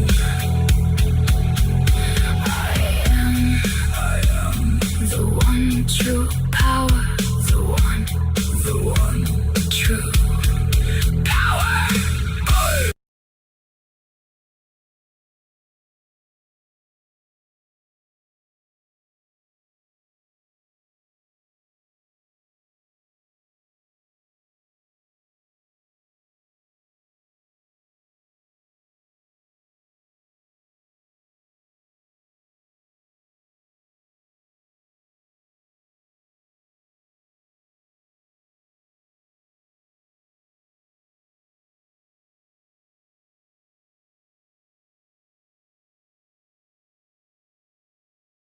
She is very racist. She even said, I would never date out of my own race ever again." And she married a man who's Asian, a neurosurgeon, and she says he's on the autistic spectrum, and all she does is use and abuse him and uses his money while she goes off and does god awful shit.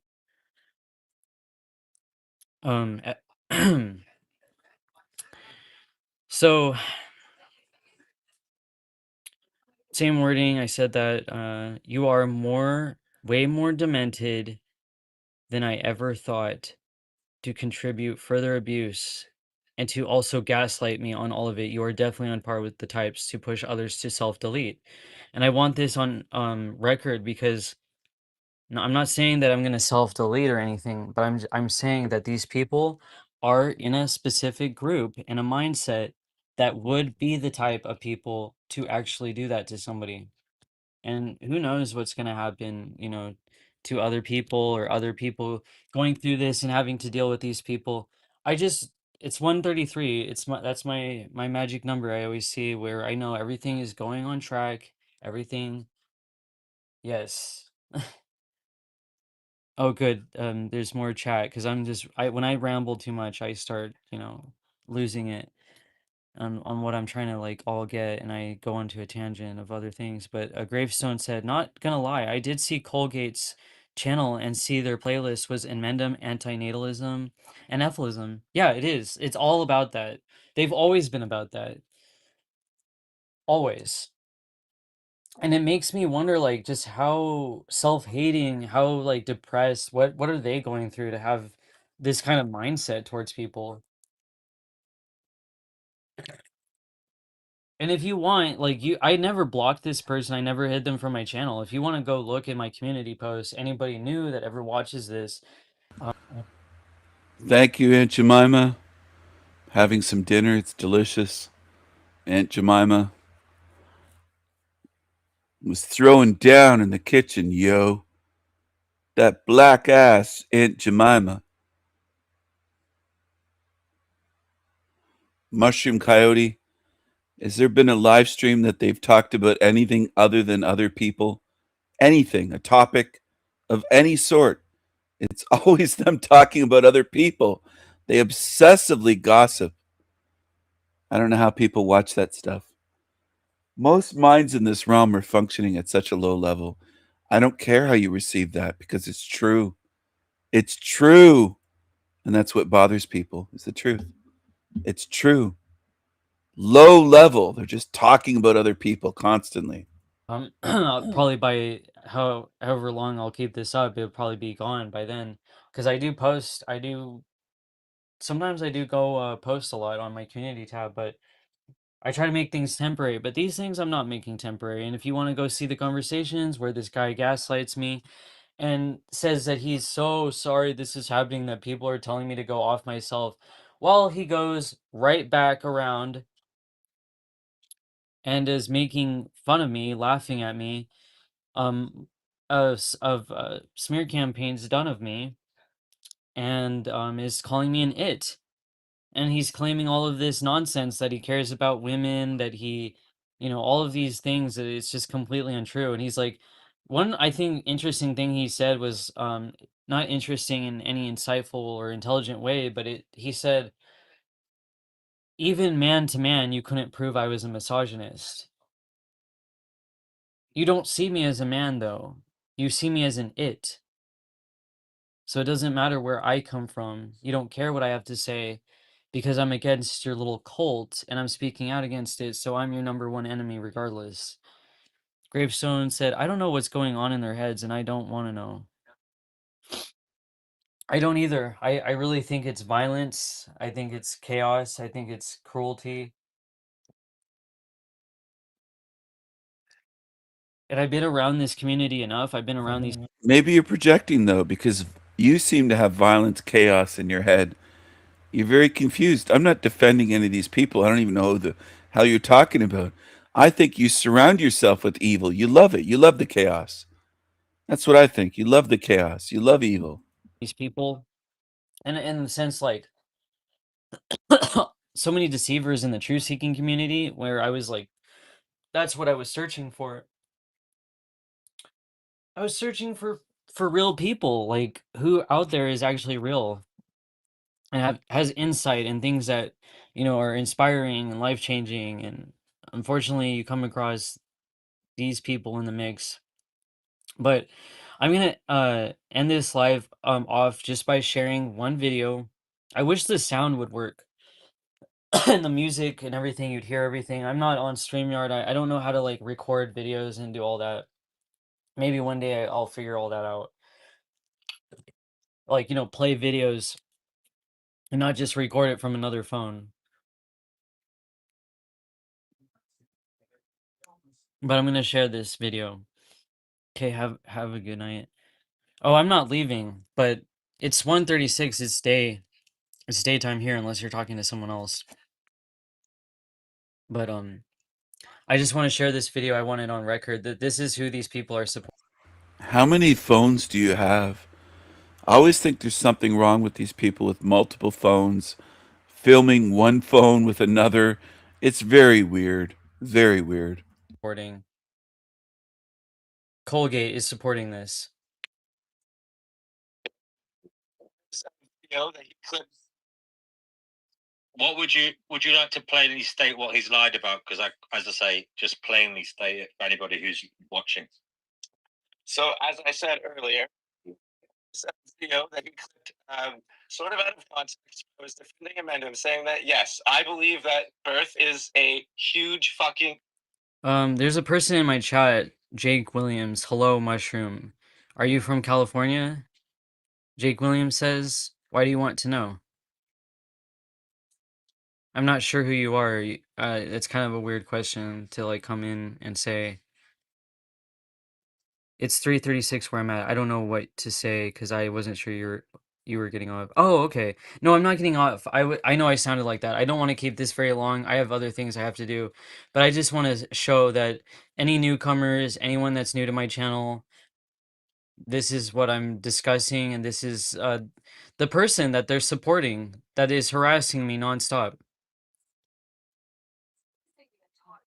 William said you sound very Californian. The world in Mushroom's mind has harassed Mushroom. In Mushroom's own mind, the whole world is against Mushroom. Everyone. Came to your show before, by the way. Oh, you did? Okay. Well, then I apologize. That's funny that I sound Californian. What does that mean? What do you think a Californian sounds like? Uh-oh. I've said that about some people. Like I'm like, oh my gosh, I love your accent. You sound, you're. I know you're from that place, and they're like, oh, I thought I got rid of that accent. I wish I had a different accent. Like if I could have an accent, I love the. When Mushrooms tries to laugh, it almost sounds painful. It almost sounds like it's painful. They don't know how to laugh. Watch this. Accent. I wish I had a different accent, and they're like, oh, I thought I got rid of that accent. And they're like, oh, I thought I got rid of that accent. I wish I had a different. Are you okay? It almost sounds like you hurt yourself trying to laugh. It doesn't sound fun or happy or healthy. You sound terrible trying to laugh. You really are uptight. You really are. You've got issues. And they're like, oh, I thought I got rid of that accent. I wish I had a different accent. Your accent, you sound, you're. I know you're from that place, and they're like, oh, I thought I got rid of that accent. I wish I had a different accent. Like if I could have an accent, I love the Massachusetts, like Boston accent. I love that accent, but alas, I'm here in California.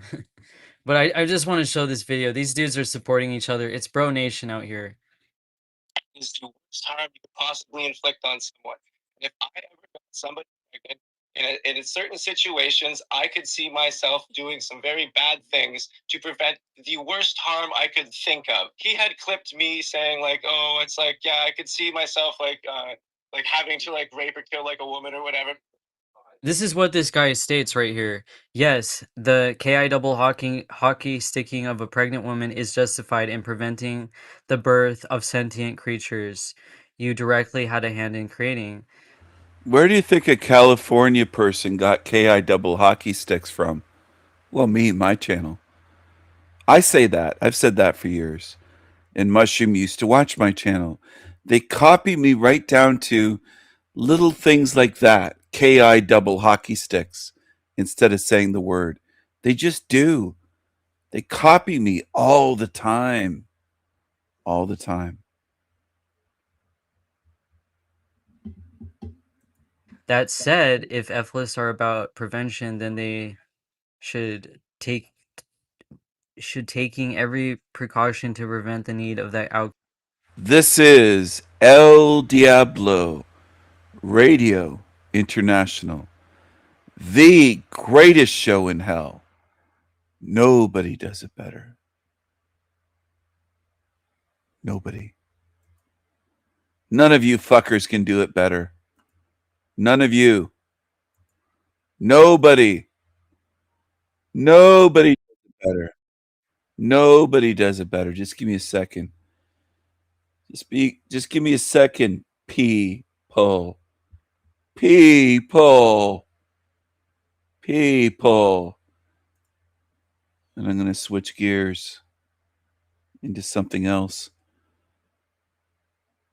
Oh, I have a milestone here. Yeah. Yeah. Right here. Right here. See that? 702 subscribers. We reached the 700 club. Not the 700 club. The 700 subs. 700 subs since April 24th, 2025. So in about a year and a month, 700 subscribers, 772 videos. Nobody does it better. Nobody. 336,000 views. That's over 10 times what that Finkelstein's channel has, and he's had a channel for over 3 years. I did this in 1 year and did 10 times his views. El Diablo's channel is kicking ass. 700 subs. It wasn't that long ago I was celebrating the 666 subs. Now it's 702. There you go. People are still subscribing day after day, month after month. That's how it works in this realm. This video here has 666 views. Wow, they love their Popeyes chicken. The darkies. Popeyes. Yo, kids. Exactly, grew up in the city of Chicago, but close by. But decided to come back, check out this place and show you guys around a little bit. For those that haven't been to the city, it's an interesting place. So as you can see here, there's a high school and there's a Popeyes. There's a Popeyes. This still makes me laugh. I can't help it. They built a goddamn Popeyes attached to a Chicago Tiga high school. It's mostly Tigas. There's a high school and there's a Popeyes literally built into that high school. You can't make this up. No one could. If they put this in a movie, they'd say, "Oh, no way. That's racist. They're making it up. They're not building Popeyes into high schools for the Tigas." Oh yeah, they are. They are. And it's real.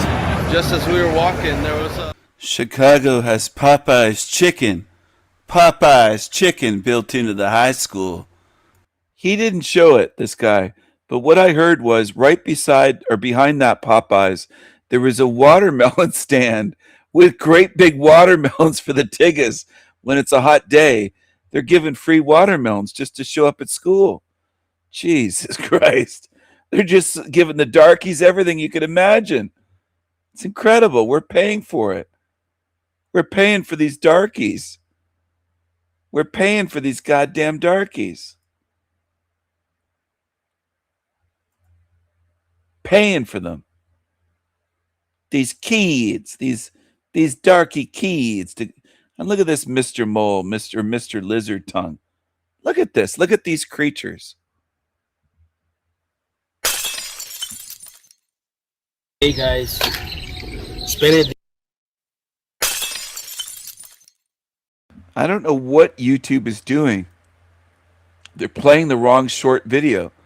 And this keeps happening. I click on a video and they play one beside it. YouTube is fucking around and it's so annoying. I hate to complain, but Jesus Christ, what the hell is wrong with you, YouTube? Mr. Mole, Mr. Lizard.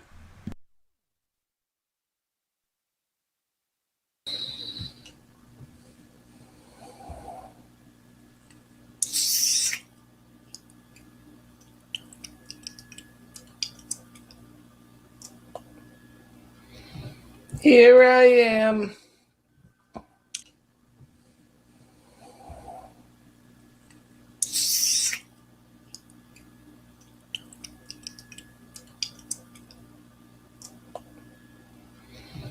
Here I am. Mr. Mole, Mr. Lizard. That's a Team Evil creepy creature. And here's another creep. Look at this. This is called the weirdest walk on YouTube. This darky doesn't even know how to walk. Hey guys, it's Benedict here. Today we're gonna be talking about 3 ways to lose your woman. It could be your wife, it could be your girlfriend, it could be your friend with benefits, you know, whatever. But today we're gonna be talking about 3 ways to lose your friend. One thing that you must realize is that He's a degenerate, and he can't even walk. He can't even walk. I mean, how bad do you have to be if you can't even walk? Like a human being. He's walking like a giraffe with 2 broken legs on drugs. Terrible, terrible Tigga. That's a Tigga walk. That's a Tin Man Tigga walk. Tin Man Tigga. It's a Tin Man Tigga. Tin Man Tigga.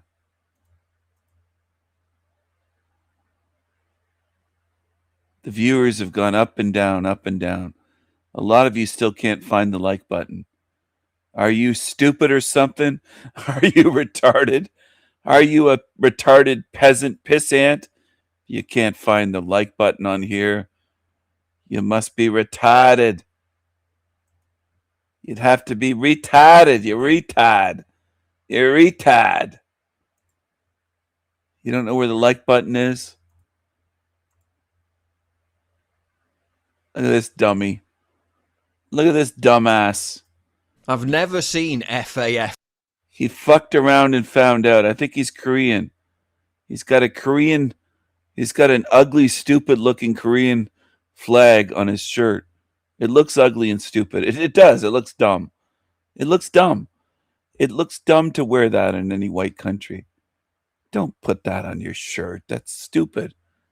This guy's a retard. It's a dummy. I've never seen FAFO play out in real time quicker than this. When live streamer Kang Joel arrived in Marseille, France, he had some very strong opinions about white people. White people like too proud of to be a white. Guys, I wanna fucking press white. Fuck white, bro. Fuck them. Can you guess where this one's going? Ooh, talk about instant karma. So Kang got an Uber. Hello.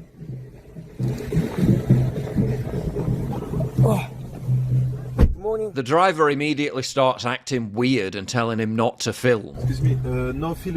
And his name is Kang. Kang. Kang got the "we was Kangs" treatment. This is good. I love this. I wish this would happen to more of these anti-whites. I do. He's earned this fucker. Okay. Outside. Morning. The driver immediately starts acting weird and telling him not to film. Excuse me, no film me, huh? Okay. Outside. Then drops him off in a very diverse part of the city. Yeah, okay, yeah, here. With very few annoying white people here to bother Kang Joel. White people. Then literally the second he gets out the car, Kang gets culturally enriched. He said W Joel. And then... Hello. Yeah. Nice to meet you. Yeah, it's really not nice at all. Me, my face. Don't come to me. Don't come to me. No camera. So, my face. They demand he leave the area. Go out? Why? Before circling, physically attacking and trying to rob him. Okay. Chill. My face. It's a my face. My face. Okay, my face. Okay. Chill. Where's my face? Okay, I'm coming. I'm leaving, dude. What?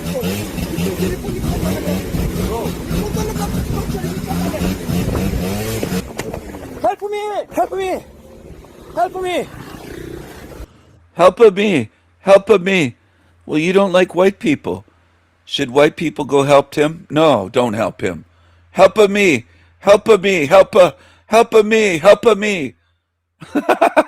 You don't like white people. Fuck you. Fuck a you. Fuck a you.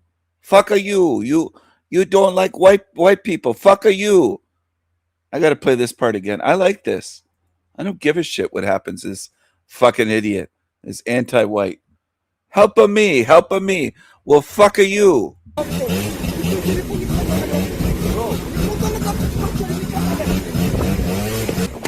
Help me! Help me! Help me! Help me! Help me! Help me! Please, please help me!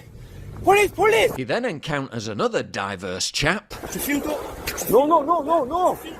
No! who demands he get his phone out No, no, okay. Okay. No, no. because he just wants to see the photos and totally not steal his phone. Why? Why? What do you mean? The man threatens to pull out a knife, physically attacks him. English. Please, please. Please. Hey. Hey, please. Please. Please, please. Please. Don't do that. Don't do that. Don't do that. Don't do that. Don't do that, please.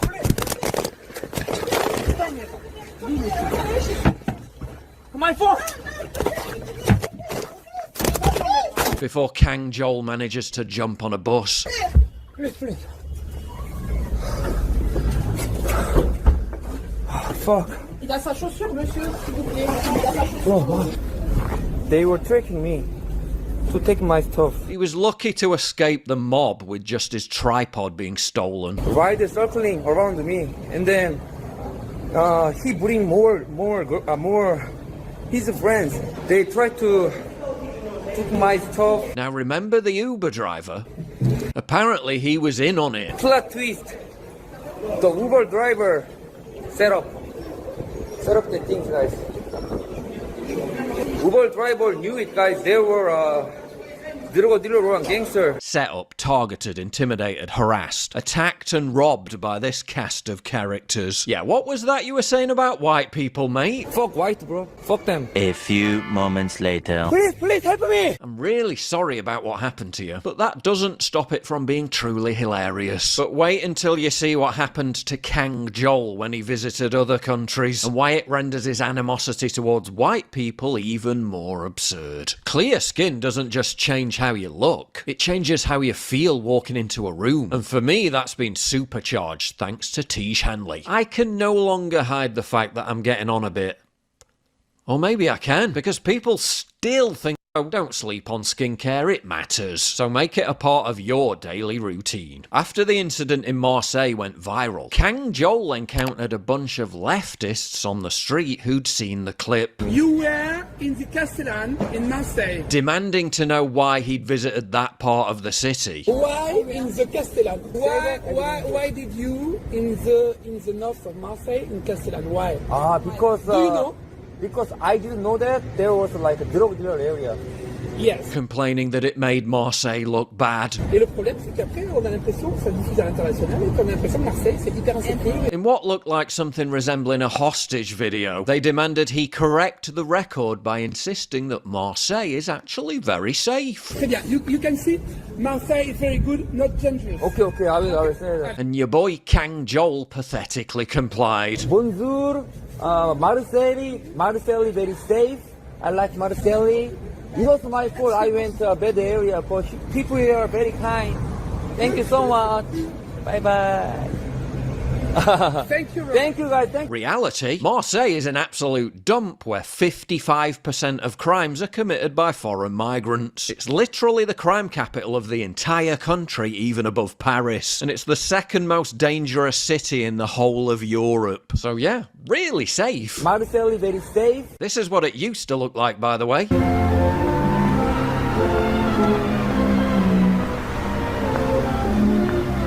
But post-diversity, it quite often looks like this. Yeah, those bloody white people again. Fuck white, bro. But for Kang Joel, the jarring disconnect between delusion and reality is a running theme. Kang Joel visits Kenya and this happens.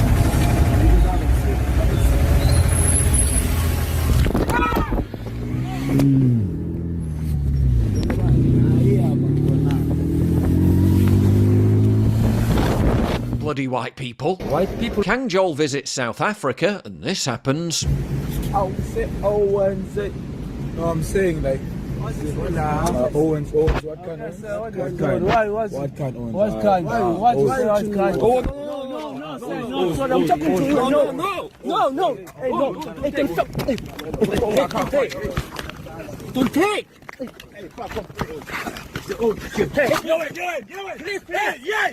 Bloody white people. White people. Literally the next day in South Africa, this happens. Bro Joel, get the fuck out of this area. It is not safe. You will really get hurt or robbed. Maybe stabbed, please, bro. Where to go, guys? Where? Hey, guys!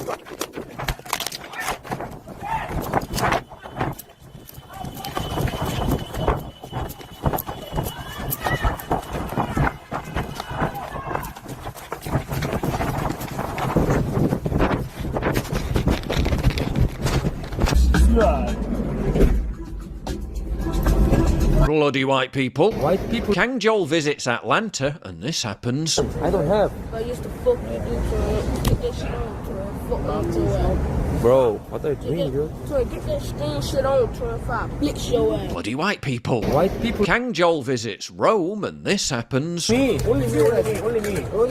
Don't touch. Don't touch. Hey, give me my camera.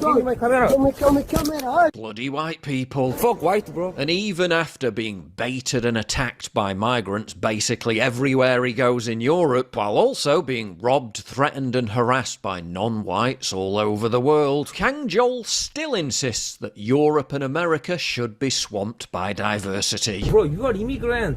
America is an immigrant itself. What the fuck are you saying? It's not like...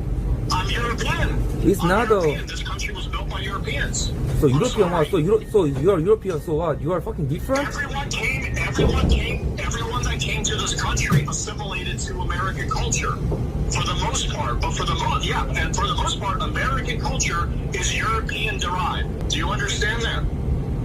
Not only European, bro. There are many African, Asian, in USA. But when asked if he wants mass migration to be inflicted on his own country, South Korea, Kang Joel's sentiment suddenly switches. How would you feel if all of the Arabs and Africans in France right now moved to South Korea? Would you like that? If they are minority, it's okay. Minority, not a majority. Millions of them. Yes or no? Millions of No. them. Yes? No. Good. No. No?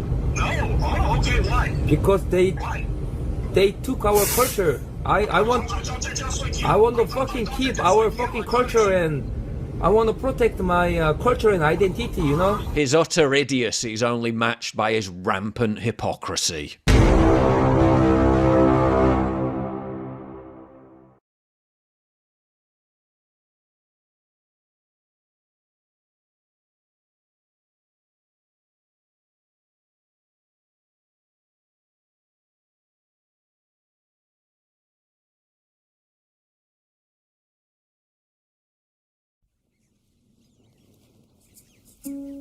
Ulaanbaatar, population 700,000, capital of Mongolia. A former state of the Soviet Union, surely the poorest. Over the last 10 years, almost all the coal and copper mines have closed, throwing entire families out into the street. But the temperature here is lethal. 7 months out of 12, it drops to minus 30 degrees, sometimes minus 40. Even more vulnerable than the adults are the children, left to their own devices and ready to take refuge anywhere to survive.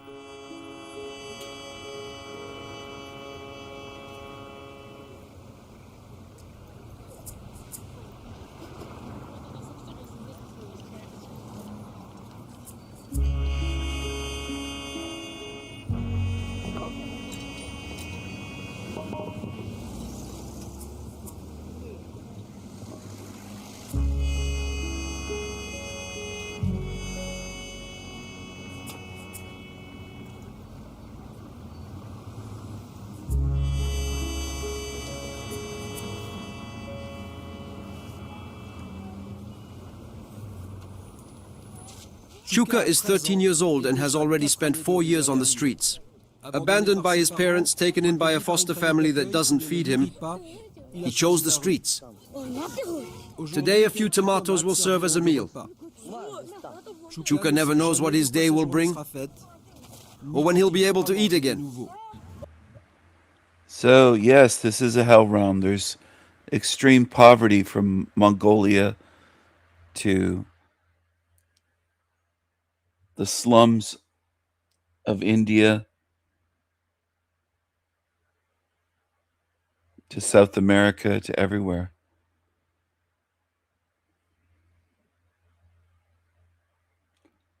Oh, what's this?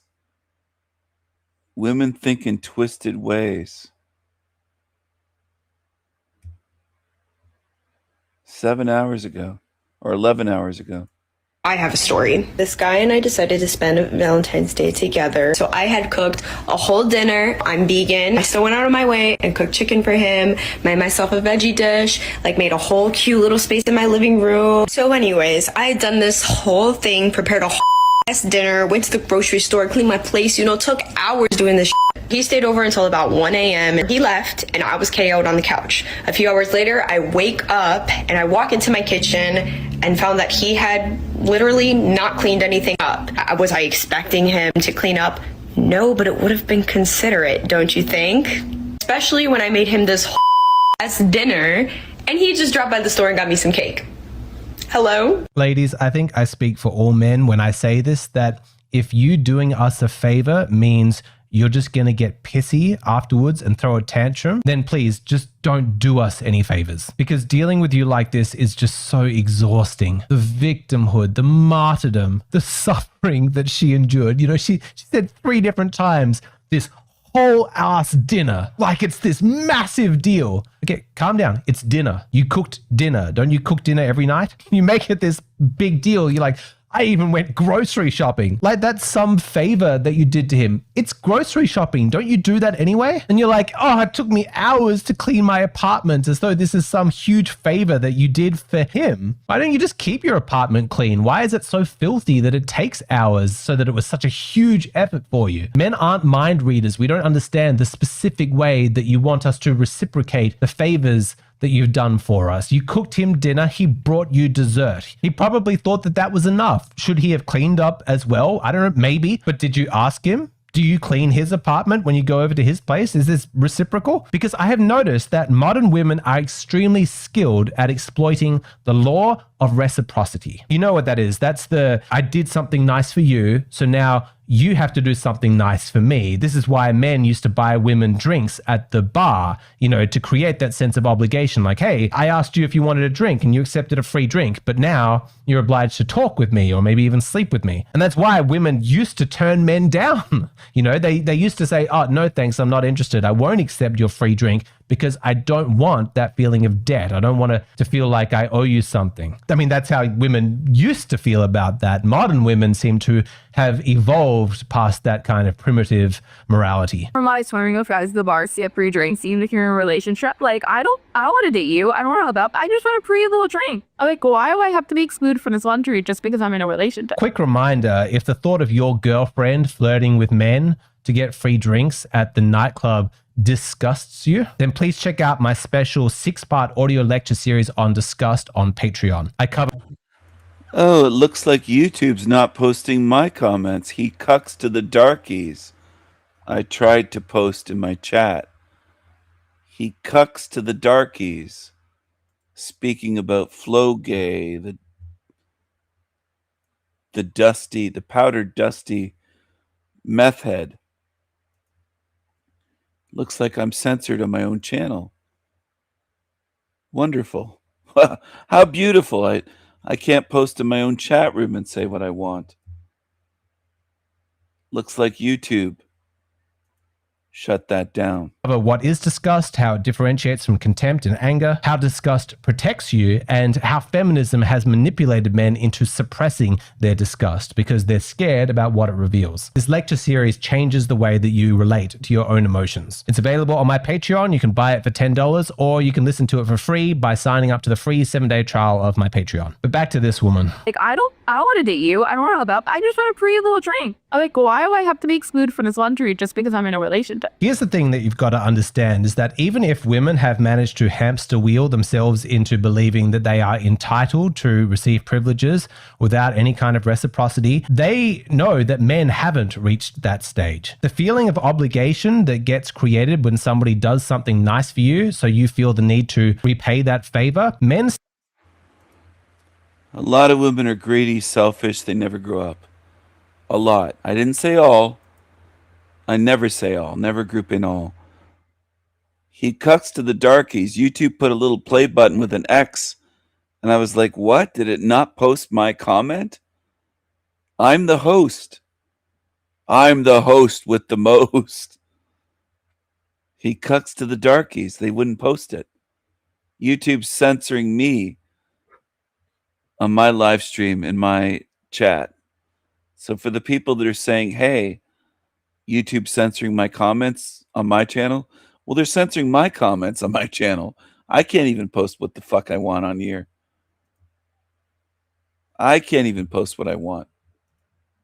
Still have that, and women know that men still have that. Sadly, that gives a toxic woman a strategic advantage over you. It's truly awful when your own virtues get used against you, and most men hold to a very specific and deeply held moral code around fairness, around honor, and earning your own way. We don't like to be in debt to anybody. We want the ledger to be clean and balanced, and that's admirable that we're like that. You're probably raising your sons and daughters using that same moral code. And in part 2 of this video, I explain how to protect your daughters from men who are attempting to exploit that morality. But it's actually less common because that is almost universally frowned upon in our culture. But the gender equivalent, women exploiting men, society doesn't have a problem with that. They often label it as empowerment. And so the strategic woman has figured out that she can be generous as a tactic. She can give a gift or do a favor, but the purpose of that is to specifically activate that code of morality. She wants to create a feeling of debt inside a man, and one of the easiest ways for her to do that is through sex. Does no one want to talk about the fact that women bait and lure men in by sex in the beginning of the relationship, giving it up to him to impress him, to lure him in? Y'all don't think that this is manipulative or deceiving? It is. You give it up. You've done that, women, with me. In my past, you just gave it up. Right away, you used sex to try to lure me in. You evil, manipulative bitches. Or hurtful, or is going to lead to any psychological problems within the men that you're dating. Make it make sense. Some women might play up the fantasy that she's just a liberated woman. She's really casual and chilled out about sex. She doesn't have any hang-ups like those other girls. No, she'll just sleep with you for fun. It's no big deal. And because you're horny, you fall for it and then suddenly realize that you have an obligation to this woman. I'm sure some of you guys in your dating life have been accused of using a woman or sex. Like you'll hear a woman just say, like, I can't believe you just used me. It's an interesting thing for her to accuse you to, because consider for a moment what she's actually admitting. You know the law from this channel. Listen. How do they get used for sex? They're using sex to try to trap a man to lure you in. To a woman's accusation as a confession, because implicit in her words, you just used me for sex, is the understanding that the sex was not mutually enjoyable, mutually beneficial. By having sex with you, in her mind, she was doing you a favor. She's upset with you now because that sexual encounter was not about just feeling happy and pleasure in the moment. No, if it was, then she wouldn't feel used afterwards. The reason that she's accusing you of using her is because that sex was a down payment and she was expecting an investment on that return. She was expecting reciprocity. She wanted something from you. You screwed up the saying. She wasn't expecting an investment on. She was expecting a return on the investment. You mixed it up, I think, Alexander. She's accusing you of using her is because that sex was a down payment and she was expecting an investment on that return. She was expecting reciprocity. She wanted something from you. That's why she was giving you something. Now, she was expecting a return on the investment. You mixed it up. That could be emotional support, it could be resources, it could be commitment. I don't know exactly what it is that she wanted, but the common thread between all of those is she's not explicit about it, okay? Probably wanted a relationship, using sex to get a relationship. Women are the gatekeepers of sex. Men are the gatekeepers of relationships and marriage. She doesn't tell you up front what it is that she's expecting, but suddenly you're aware of the fine print on this contract because after you don't give her what it is that she was expecting, that's when the accusation comes. You used me for sex. It's pretty fascinating, isn't it? How she's managed to flip this. You know, suddenly he's the jerk for believing her, I guess, that things were all casual, but stop for a moment and actually consider who's truly being manipulative in this situation. A lot of guys are just completely confused by this situation. They're in over their head. They're just wondering what happened to that chilled out lady that I met, you know, who's up for just the casual hookups. Where did she go? Why is she so angry with me? Why is she like leaving these emotional crying voicemails on my phone? Why am I getting messages on social media from all of her friends telling me that I'm a jerk? I'm not sure what it is that I specifically owe this woman because we never actually discussed any details. Well, of course you didn't. And that was on purpose. There's no accident here. This is not a mistake. Women know that if they explicitly state what they want at the outset, that you're likely to say no. You know, she just comes at you and says, you know, I've got massive insecurities and self-esteem issues. And so I'm going to give you sex. And in return, I expect you to take responsibility for all of my emotions and my self-esteem problems. You need to be there for me. You need to comfort me when I'm feeling low. You need to take responsibility for my emotional state, okay? Women know that if they actually say what it is that they want from a man initially, no man's going to sign up to that. And that's where this new strategy comes into play. That's where she's able to exploit the law of reciprocity because she knows that if she sleeps with him first, then she can count on his code of honor so that when she says, now I've done something nice for you, you need to do something nice for me, that's going to kick in and he's going to feel indebted to her, like he has an obligation to her. I gave you sex, now you need to give me everything that I'm asking for. Otherwise, you are betraying your masculine code of honor. You're not that kind of a man, are you? There's no such thing as a free lunch. Right? Well, there's no such thing as free sex. And you should be very wary about accepting favors from women because it's not likely to come with no strings attached. The fact that she's not telling you what the strings are, that doesn't mean that they're not there. For 10 minutes of casual pleasure, you may have just signed up to take responsibility for all of the pain that she has accumulated in her life up until this point. And when a woman is falling apart, it's very difficult for men to not feel like it's their responsibility to be there for her. Today, I had to take my car to the shop, and he offered to pick me up, and we go work out together. And we did, and it was wonderful. And then we went just for a quick Chick-fil-A lunch, and I had to get some grocery shopping done, and he came with me to get some groceries. And when we got up to pay, he wanted to pay for, why am I crying? He wanted to pay for the groceries. I'm not used to someone loving me this way, treating me this way. This man is so great. He treats me like a queen.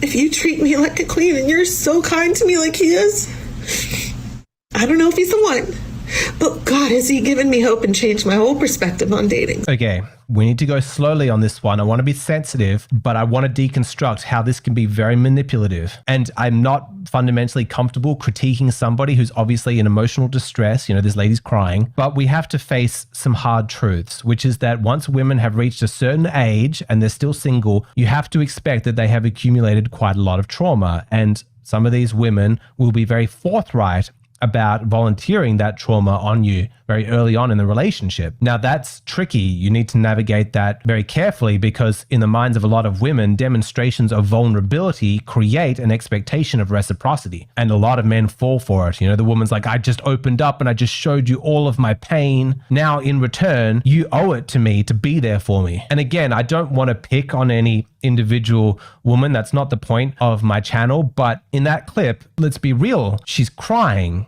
she's hugely emotional. Why? Because a man bought her groceries. He did some basic man stuff to her, like he was nice to her, and it brought up all of this stuff. Now, from one perspective, it's kind of sweet. But do you see how this can also be used manipulatively to create a feeling of guilt and obligation? Because to have such a strong emotional response, over a guy just being kind to her, just regular stuff, what you'll find is that some women can be like, you are different, you are special. I have dated nothing but awful men who mistreated me, who abused me, who traumatized me, but you have come into my life and you are restoring my faith in men. I think this woman at the end there, she even said, like, this is giving me a vision of hope and optimism for my future. Like, that is a heavy, heavy burden to put on a guy. Like, that is a lot of responsibility to be the man who is curing all of her past pain, that's giving her optimism for the future. Does any guy really want to be that special to a woman? Now I got a boyfriend that, like, I want to stick in a little jar with some leaves and some sugar water and poke some holes in the top with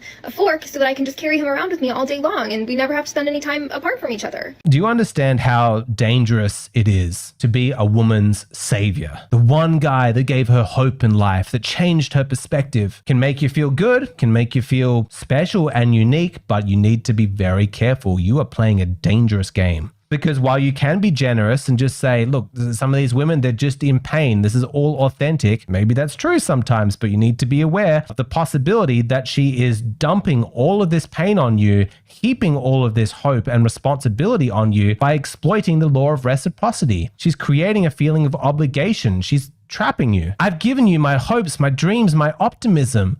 I've given that to you. Those are gifts. And now in return, you owe it to me. You can never let me down. If she's really talented at it, she will build upon this over years. She will create this identity of the savior, the one good man, and she will instill in him values that say that his unending obedience and commitment to her has to be absolute. And she'll reward him occasionally and he'll feel good about himself. Like, yes, I really am different to all the other men out there. I'm special. I've saved her. And a lot of men, they become addicted to that feeling, of being the one good guy in a sea of terrible men. But if she's got you to that point, you're fucked. Like, you're trapped. And if you notice the common thread amongst all of these tactics, it's that a woman is giving you something that you never even asked for. The gift, the favor, whatever it happens to be, whatever she gives you, it's not like you explicitly requested it. Consider the woman from the beginning of this video and look at how quick she was to martyrdom. Even though the obligation that she had in her mind in exchange for her cooking dinner, she never actually told him that she wanted him to clean up her apartment instead of bringing dessert. Still, the sense of victimhood is so absolute. She does something for him, not out of the kindness of her heart, but with this expectation of reciprocity, and she's not upfront about it. A lot of men experience this in the home when it comes to domestic duties. When I make dinner, nobody sees that. When I do the laundry, nobody sees that. When I do the dishes, nobody sees that. When I clean the house, nobody sees that. Yeah, perhaps they don't see it, but they definitely hear about it. With some women, every argument you have with them is always going to begin with a list of all of the things that they have done for you. It's thrown in your face like a tally of obligations you have to her. And again, let me restate what I said at the beginning of this video. Ladies, if you're doing a favor for your man, but doing that favor means that you're going to be angry at him when he doesn't reciprocate in a specific way that you want, then please just don't do the favor. Men don't appreciate hidden terms in a contract. That seems sneaky and dishonest to us. We want things to be upfront. Don't say to your boyfriend or husband, you have to spend the evening with me because I intentionally turned down plans with my friends so that we could spend some time together. I gave up that opportunity and so now you owe me. And the man's thinking, wait, hold up. I never asked you to do that. And I'm tired of feeling like I'm constantly in your debt because of these things that you do for me. Like, I didn't ask you to buy me new clothes. I didn't ask you to clean my bathroom. At the time, I was grateful because they're nice gifts. I thought you were just doing something kind. But if there is a hidden price behind all of this generosity and you're always going to be pissed off with me in the aftermath, well then, frankly, I just wish that you hadn't done any of them. Gentlemen, you need to learn to track your own feelings. Check in with yourself. Do you feel like you owe her? Do you feel like you have some obligation to her? And if so, please investigate that. Ask why. Is it because you have a genuinely loving relationship and it makes each of you happy to make the other person happy? If so, great. Like, well done. Congratulations. I mean that sincerely. That's awesome. Stick with that. If it's coming from a different place, then be suspicious. Because maybe you were just late to discover that her generosity was transactional and that your sense of duty and honor, your moral code has been exploited to trap you using the law of reciprocity. And if that's the case, then really stop and ask, well, what actually is my moral code? What do I truly owe somebody in terms of reciprocity when the specific terms were never discussed? Do you need to honor this secret agreement that she made without your consent? Or do you need to honor yourself and say, no, I'm not going to participate in this? So let's recap. In part 1, we've covered the favors that are being done for you that you never asked for. We've talked about how women exploit men's code of honor and the strategic use of the law of reciprocity that women are employing. In part 2, I want to flip the genders. It looks a bit different in the way that men create a sense of obligation inside women. And this is just good for you to know so that you can educate and protect the women that you care about, your sister, your female friends, your daughters, and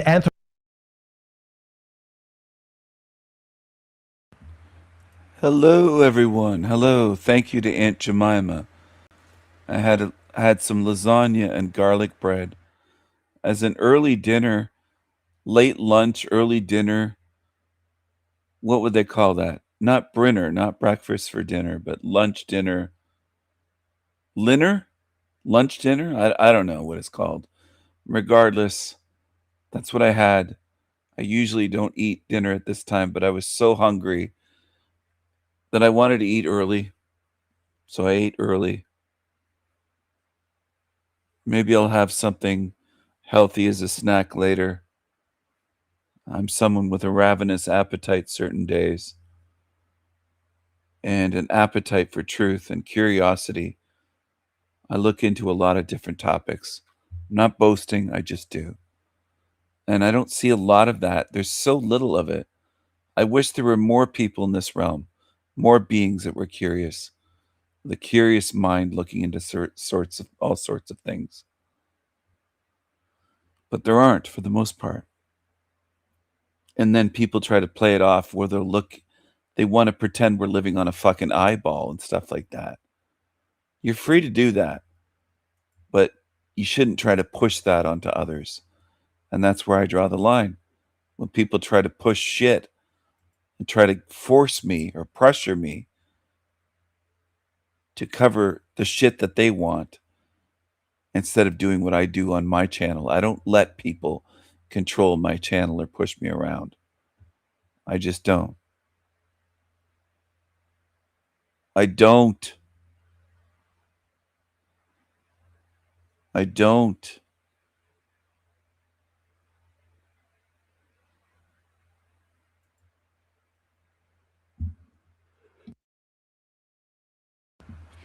Thank you, Blue Puddles. I did. It was delicious. Aunt Jemima cooked up a small feast.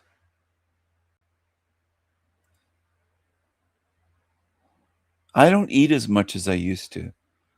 There was a time when I could just eat tons of big pieces of lasagna. Now it's like one large slice is enough for me. Not 2, not 3. I when I was younger and thin, I used to just be able to tear apart lasagna, spaghetti, whatever kind of dinner. And I just don't eat as much anymore. I'm old. I'm 88. So the amount that I eat is slowed down.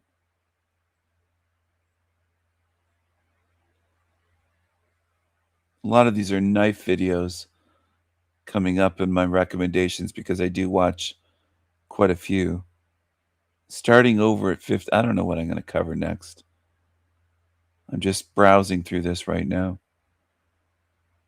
But I like to share things and cover things that I'm interested in.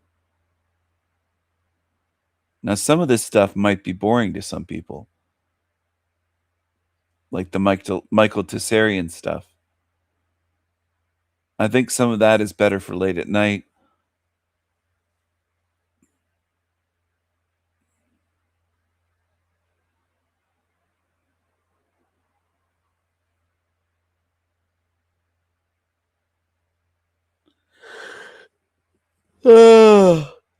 Excuse me, everyone. I'm yawning. I slept a bit last night, but not enough. And then I woke up early. So I don't know how many hours I got, but it's an ongoing battle. And then I wasn't going to go live. And then I was like, you know what? I can't seem to get back to sleep. And it was 5 o'clock in the morning or something. So I stayed up.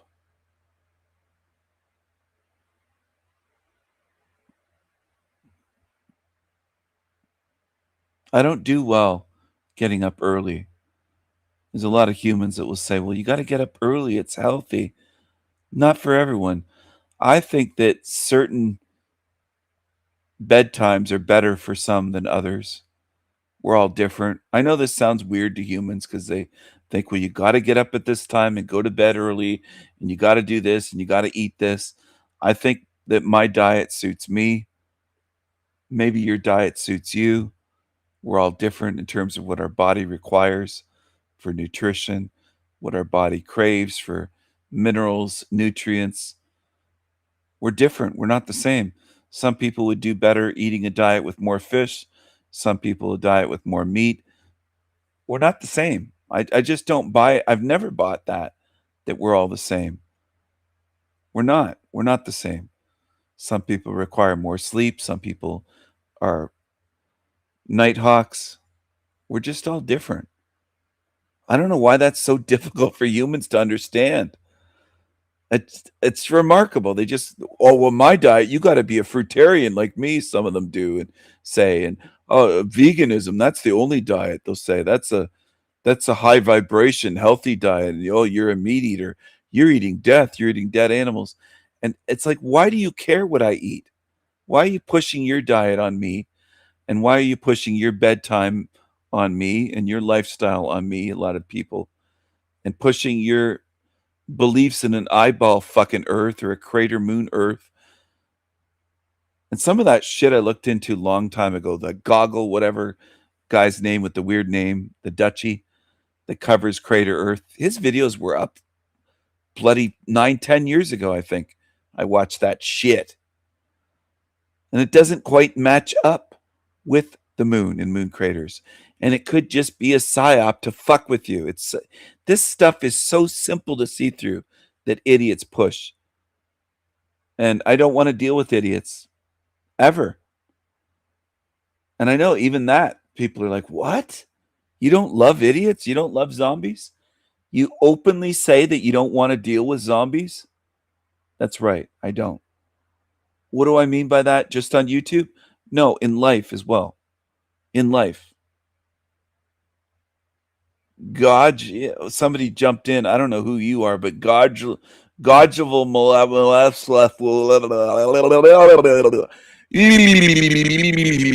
I can't pronounce his name, so I'm just going to do it as Godjevil blah blah blah blah blah blah. Just a fancy flocker. It's such a. I think the whole thing is ridiculous. Years ago, I can't remember what year it was, but there was a big thing, and this happens once in a while. There was a great big thing with flat earthers watching this thing called "There Are No Trees," no real trees on flat Earth. That's my best attempt at God says. That's what it sounds like to me. That's what it sounds like. But there was a thing, there's no real trees or something like that on flat Earth, and it just exploded. And I think these things are planted. It doesn't mean that there weren't some gigantic trees. There could have been. And some of these mesas could have been trees, maybe. Some of them look like big tree stumps. So I'll agree partially with people, but they almost always go way too far. Like, oh, this was an avatar world with all these forests that were fucking 5 miles tall, trees 5 miles tall or 10 miles tall. Really? Okay, well, what supported that then? How much rain was there? How much water was there to feed these gigantic trees that are fucking 5 miles that would suck up a lake with water? Where was all the water from then? Oh, it was all different. It was a vapor canopy, and it was blood. And people let on. A lot of people Like that Nolan creature come to my channel and they assume, oh, Steven's never looked into it because he won't cover it. I looked into it years ago. Well, he's not open-minded because he won't look into what I look into. Go fuck yourself, Nolan. You're a little dictator. You're such a little dictator.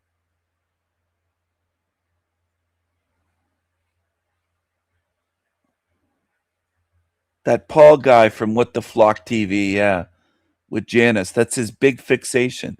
You know, I don't trust people with a huge fixation. That's a red flag for me. What do I mean by that? If someone's a Marxist, let's say, or a Marxist feminist, which is always closely related, I don't know any hardcore feminists that aren't leaning Marxist, that are right-wing. They're almost always far left Marxists. But if that's their main thing, right off the bat, I know they're fucked up.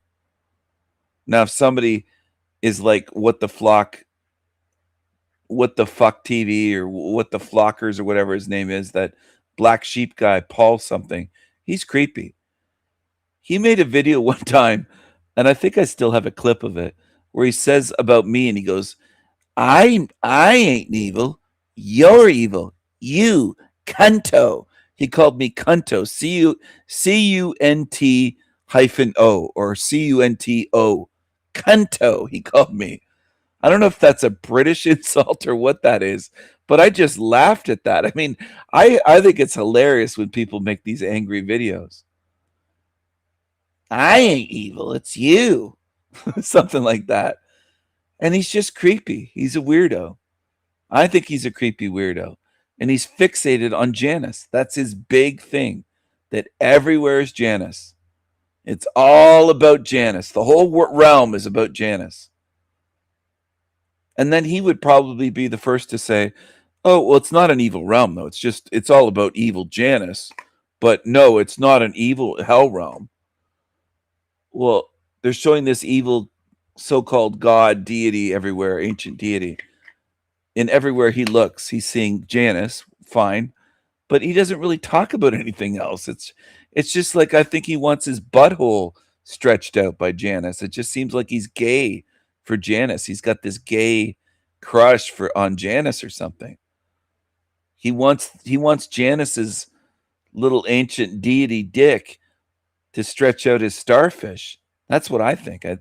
He wants Janice's little dick in his belly button or something. I don't know. He's creepy. Oh, his mom does his laundry still. Is that why? Because I'll never forget he called me cunto. No one had called me that in my life. I'd never heard that word. I was like, what? He called me cunto? What's he going to call me next? A nincompoop? I think he might be gay for Janice. I think he could be. I don't know which face of Janice he wants. The old man face or the young Janice? The long-haired Janice? Or they usually depict Janice. Sometimes they'll depict it male and female. There'll be a male face and the back of the head's female for the duality, the polarity. But yeah, he's gay for Janice. That guy has a hard-on for Janice. That's all he talks about for years. I can't remember the last time I really looked at any of his videos. I think I'm still subscribed with one of my accounts. Strong beliefs with little evidence, and sometimes no evidence. I think that's actually the best way to convince humans, is to just present no evidence on these channels and just make fantastical, huge claims with zero evidence, and more people believe it. They just love it. And most people will never come along and go, where's your evidence, please? Can you show me how this adds up? How does this make sense? How does this logically follow? Yes, they do. They love to attack. That's what they do. That's what they do. They attack character, then they run away and hide when you challenge them. Yeah, he banned me. I think I asked a question and it was just too much for Polly Boy. He's so creepy. And people defend him and they go, oh, well, he lives with his mother or his parents because they're older and he looks after them. I think he's probably never lived on his own. I bet he's lived with his parents his whole life. If I had to bet on Paul from Black Sheep, whatever he calls himself, Black Sheep douchebag, he would probably He's probably one of the type that's always lived with his parents, never been on his own, never paid his own bills, and he wears little Marvel comics or Spider-Man underwear, underoos or something. And he's just this chubby little guy that's a creepy British. Maybe I'll go to his channel. That's what I'll do. Just give me a second. I kind of forget the name of it. Black Sheep something, I think he changed the name to. Not Black Sheep of the Family. The fuck is it? Black Sheep. Not Independent. I don't know what it is. Oh, Black Sheep Researcher. Maybe this is him. I don't know what that is. Look at the stupid avatar for the channel here. 33,000 subs. That might be him. It says subscribed. All right. So I'm still subbed. 33,000 subs. What do you know?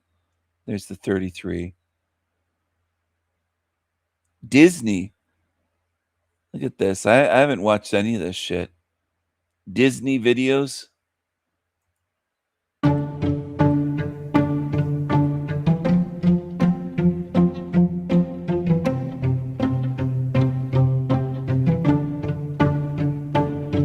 I think this is him. I don't know if it is. Does he show his face? Oh, that's him. That's the fucking creep right there. I think I actually did cover one of his videos, a little bit of it, maybe a few weeks ago. I lose track. I can't keep track of what I've covered when. I've covered so much shit. Look at this shithead. So guys, I want to look at Disney. So guys, I want to look at his eyes are going all over the place and one's going up. And I mean, what is this? Is this, I like the character Sloth from the Goonies, but what is this? Is this a, hey, you guys? Like, what the hell is this? A little bit different because something has been going over in my head for many years. We've heard obviously about the Disney cruises, the Wish ship, about the sex scandals. We've heard about MK Ultra being at the park. We've heard about the bunnies, the cheetah prints, the pandas, you name it. But I want to look at something else. It's like they're using what is known as Disneyfication. They're changing the narrative. The parks are being used to enchant children. They're changing. This guy's just such a weirdo. He truly is. God damn. Maybe turn them in. Keep kids away from this guy. Now, I'm not accusing him, but I think he is weird. I'm not saying he's done anything. I'm not making an accusation. I just have my spidey sense going off. Like, I wouldn't trust this guy as a babysitter. I'm not saying he's done anything. I don't know anything about this idiot. And he does seem like an idiot. He seems creepy to me. Seems like a weirdo. Into changelings, swap them spiritually, mentally. They're using the magic of the flute to entice children into the parks. It reminds me of the Pied Piper of Hamelin type of story, and this is what I want to look at. And basically, I bet this guy's dream job is Disney. Basically, his voice bothers me. Everything about this guy. I'd never liked this guy. Right off the bat, I knew he was a weirdo. 3,600 views in 5 days, 480 likes. It makes me sick that just hundreds of people gobble up this shit. It's disappointing. It makes me disappointed in humanity, not just in so-called truthers. This is absolute garbage. Look at his hands. He's this limp-wristed, chubby weirdo. It's just weird. If you're not sure about what happened to Pied Piper, they say it's folklore, myth lore, but it's not. It's actually a true story. Hey, fucker, you wouldn't be calling me cunto in person. You'd be pissing your pants. You wouldn't do shit to me. You don't have a muscle in your body. You're all flabby. You need a bra for those moobs. 130 children went missing when basically a rat catcher came to town. That is the theory. It used to be in the church. They made a mosaic in like the 13th century and it got destroyed in the 17th century. It's crazy. So They hired this rat catcher to enchant the mice, the rats away, didn't pay, so he came back and abducted the children. Some stories are talking about it was a recruitment drive for soldiers, trafficking. We've talked about the St. Vitus dance before on this channel. All those things have been talked about, the Black Death.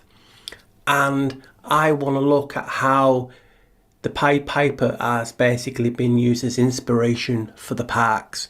And this, I want to show you a clip. This is one of the first cartoons they really individualised a couple of the characters.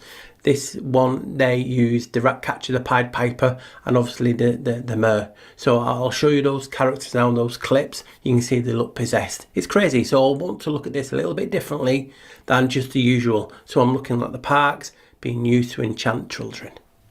So what you're watching now is obviously a little clip from the 1933, the Pied Piper. They basically Disneyfication it. They changed the narrative of the story, to hide the darker tones.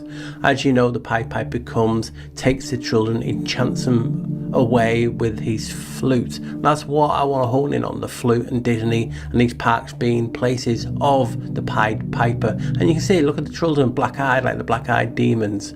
And they're taken away. Oh, where'd you get that from? Black Eyed Demons. I talk about Black Eyed Demons, the Black Eyes Club. Interesting. Polly Boy. Polly Boy probably looked into this and told himself, oh, I must get a flute. I must get a flute to lure.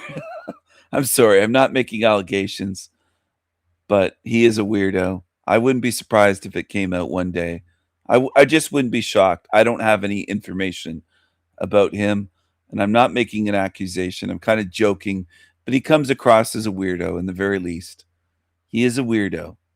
Used to enchant children. So what you're watching now is obviously a little clip from the 1933, the Pied Piper. They basically Disneyfication it. They changed the narrative of the story, to hide the darker tones. As you know, the Pied Piper comes, takes the children, enchants them away with his flute. That's what I want to hone in on, the flute and Disney and these parks being places of the Pied Piper. And you can see, look at the children, black-eyed like the black-eyed demons. And they're taken away. In the original folklore, true story, the 130 children disappeared into a cave. And that always reminds me of obviously the Celtic stories of fairy folk taking children and obviously changelings. But in the Disney one, they basically opened up a magical portal to Joyland, where the children played forever and ever. The narrative of the park, come to the park and have all this music, sweets, treats. And in their tale, the lad who couldn't walk, the disabled lad, was basically cured, where in the original one, he was never taken. So why are they honing? Yeah, it's creepy even the way they made the cartoon characters. If I could get it to pause, where it's not all blurry, I'd take a screenshot. Narrative. Maybe I have to slow it down.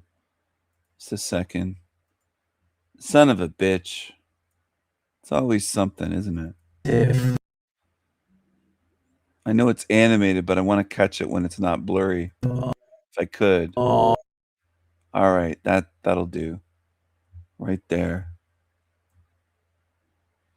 Just want you to see what they look like enlarged a bit. Of enchant.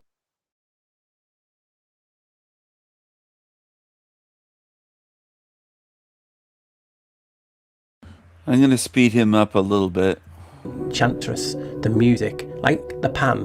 So this is what I want to look at in the video, because something just doesn't sit right with Disney and the ethos of these parks. So obviously there's method in my madness and why I'm honing in on the Pied Piper and the flutes. But that will be the final reveal. So as you know, or may not know, obviously a lot of us have children and you've been children yourselves. You know the pull of Disney. It's everywhere. And we saw the basically symbols that they use and how they look like phallic herders. We've all saw it. But the flute is tied to enchantment, and according to even Disney, flutes have always been associated with spellbinding music in folklore. And they mention Pied Piper. the Pied Piper as inspiration, and pastoral fairies and forest spirits. And That's the best that I can do very quickly, just taking a little clipped screenshot of a part of them. Look at the faces. It's just creepy. That looks creepy. When you pause it and take a screenshot and they're not in motion, they look creepy. And I think that was by design, even though it was way back then. They look like creepy little things. It's not something that children should be watching. It's creepy. And the composers of Disney basically lean heavily on this tradition, and it makes you think about the innocence of that tune, because it's been associated with being light and childlike, so they're using a lot of it in their films, and it supposedly fits Disney's emotional tone. It's so weird, this. And when we're even looking at, I'm just looking at my notes now, Disney parks, park etymologically did mean fenced in and livestock pen. So you can see what I'm trying to get at. You're going into a dead zone, so you're leaving the world behind, you're getting your memories wiped, and then you're going into the park to experience and to get influenced by the sound. And even resorts meant a refuge. You go into somewhere for help. And in legal terms, it means end near a resort, meaning the last court of appeal. That is what basically park, and obviously resorts, last resorts. So you can see why it's making they're choosing these terms to use for the park, and having these dead zones and all these basically flutes in their films and in their parks. They use basically the flutes for imitating birdsong, wind, forest, and talking animals. And they use flutes. You know, when you go to So check this out. This is Club 33. It's Disney's Club 33. Login required to view this page. Club 33. They have a dress code. They have a frequently asked questions, a fact here. Benefits of Club 33. Membership. Club 33. 33rd degree of Freemasonry. That's one thing it's linked with, but it's probably linked with more than just that.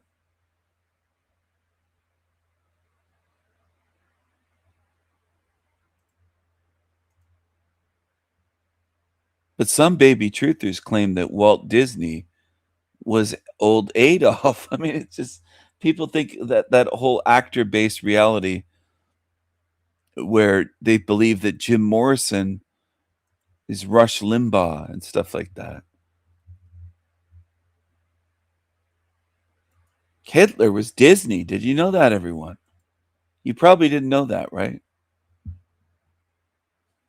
That's the level some people are at, and that's what they want to do with their life.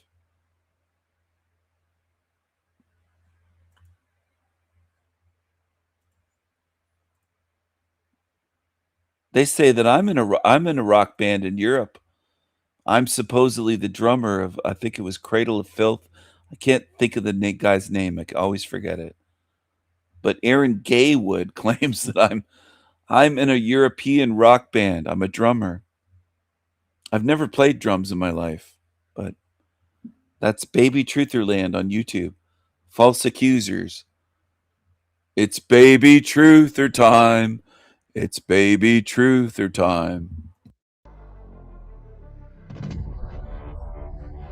The African savanna, a dry, sun-baked land, seems devoid of any signs of life.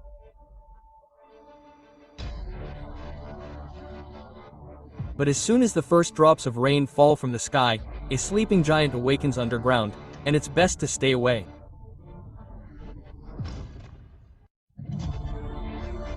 You're on Zane TV, and today we'll look at the African burrowing frog of the day. Don't forget to rate this video and subscribe to the channel. Wait, that African bullfrog, that looks a bit like London McDouchebag, that African ugly creature. Otay, clap for him. Clap for London McDouchebag. Otay, Otay. There you go, Otay. Ote. It looks like him, though. We're getting started. This monster is very hungry, having lain underground for about 6 months, waiting out the dry season. And now it will pounce on absolutely anything. Any movement within sight immediately. This is a picture of me from years ago. Does it look like the guy they claim I am? That's me. In Canada. In my front yard. Is that Martin? What's his name? Scapupa. Well, obviously, we must be the same person, right? Cradle of Filth drummer. See if it comes up. Pictures.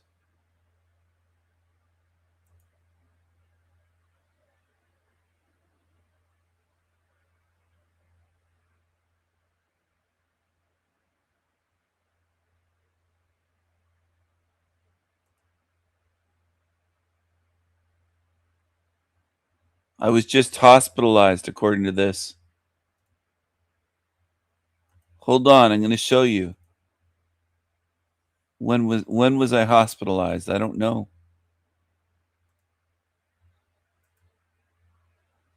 I just saw it on Google Images. It's news to me. Cradle of Filth drummer Martha Skarupka hospitalized. When was this? What happened? What happened to him? I mean, to me. Is this me? Does that look like me? You must be retarded, some of you. Absolutely retarded. That's the thing. You can't tell the difference. It's a mental illness, and I've been telling people this. I made videos, 2 wolves. You can't tell the difference. You're fucked up. This is me. That's him. This is me. That's him. This is me. That's him. That's me. That's him. That's me. But you're fucked up. A lot of you are. It's a lot of you on YouTube. It's not just a few humans. It's not just a couple. It's not just a few. It's not just a few handfuls or dozens. It's a lot of delusional, paranoid, baby truther, false accusers that jump to conclusions. They're just absolute fools. Low IQ, low investigation. Fucking idiots is what they are. Fucking idiots. And they belong here because I don't want them stalking, harassing, obsessing over me for eternity. And I won't settle for that.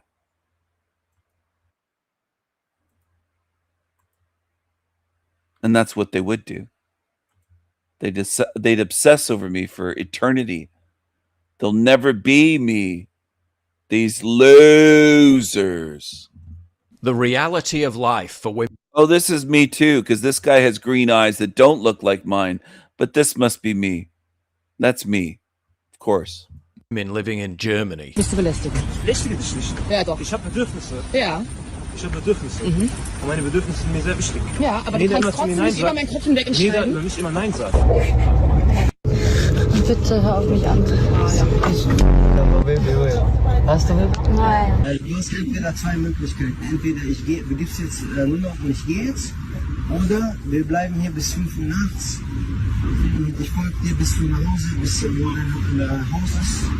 Wo du willst. Guck mal, ich bin hier mit meinen Kindern und spazieren. Und ich werde einfach die ganze Zeit verfolgt von so einem Mann. Der ruft mich die ganze Zeit. So gruselig. Entschuldigung. Warten Sie mal kurz. Hallo. Ich wohne auch hier. Sind Sie neu in die Gegend? Können Sie bitte einfach gehen und mich in Ruhe lassen? Dankeschön. Aber einen Kuss bitte. Bitte, ich möchte aber meine Ruhe haben. Ja. Ja, du bist leider da. Geh bitte. Lass mich in Ruhe. Now compare that to the propaganda they're broadcasting in public awareness ads. Wir sehen es. Immer wieder. Belästigung in der Öffentlichkeit. Auch im Stadion. Egal ob eine anzügliche Bemerkung, eine sexuell orientierte Berührung oder eine unangemessene Geste. Oh, sorry, my mistake. Looks like I was wrong. I can only apologise. All the assaults and harassment of women is being carried out by white German men. Jede Tat ist ein Angriff auf unser Selbstwertgefühl.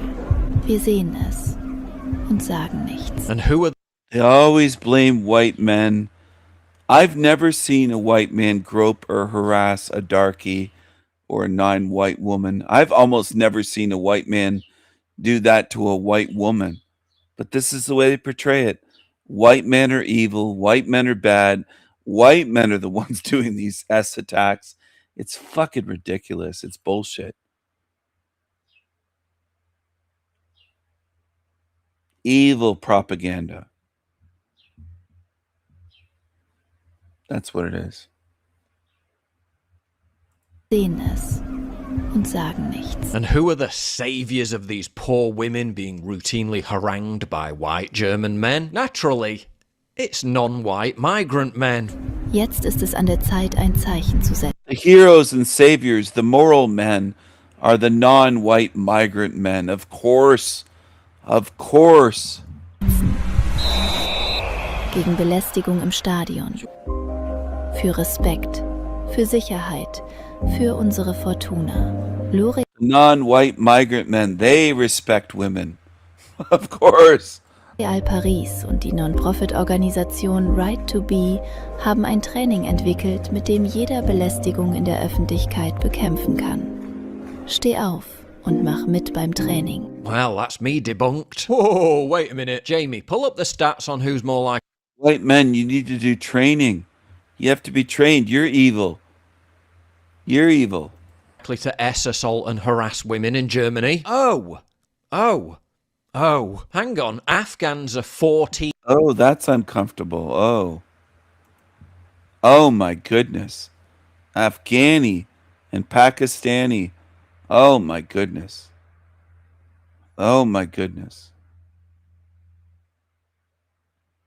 16 times more likely to be implicated than Germans. Way more. That's way more. 16 times more. Not 16% or 60%. 16 times more. Fucking hell, man. Then the rest of Africa is 11 times more. It's almost like they're the most dangerous. Hang on, Afghans are 14 times more likely than Germans to commit an S offence. Syrians 11 times more likely. But that's not what the PSA told me. Wir sehen es und sagen nichts. They've launched an entire campaign aimed at highlighting the supposed problem of S assaults in German football stadiums, where the spectators are overwhelmingly white German men. Yeah, go and ask German women if they feel safer in a football stadium or walking down any major street in Frankfurt, Munich or Cologne. I think we know what the answer will be. Einfach nur, weil ich Angst habe, Bahn zu fahren, Angst. It's unfortunate that white women worldwide just can't say who they're afraid of. They'll just say they're afraid. They're afraid. They're the better communicators. Women are better, they claim.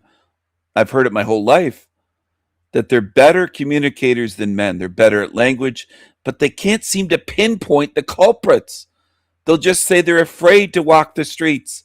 I'm a woman, I'm afraid to go on trains. Well, who's making you afraid?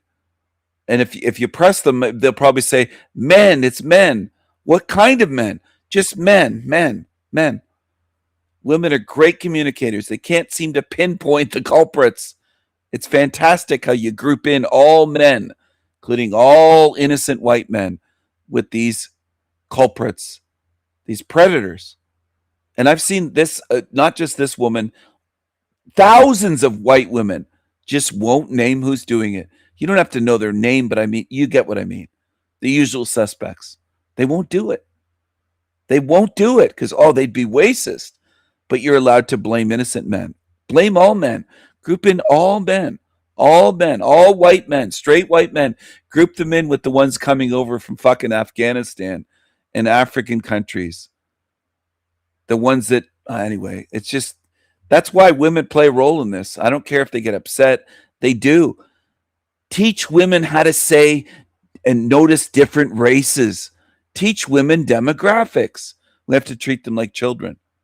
And they'll get upset saying, oh my gosh, you're being condescending. Well, I'm sick of seeing thousands of fucking videos that just say, I'm afraid, I'm afraid. Who are you afraid of? Men that look like me? I don't think so. Angst habe, in die Stadt zu gehen. Angst habe, irgendwas noch in der Öffentlichkeit.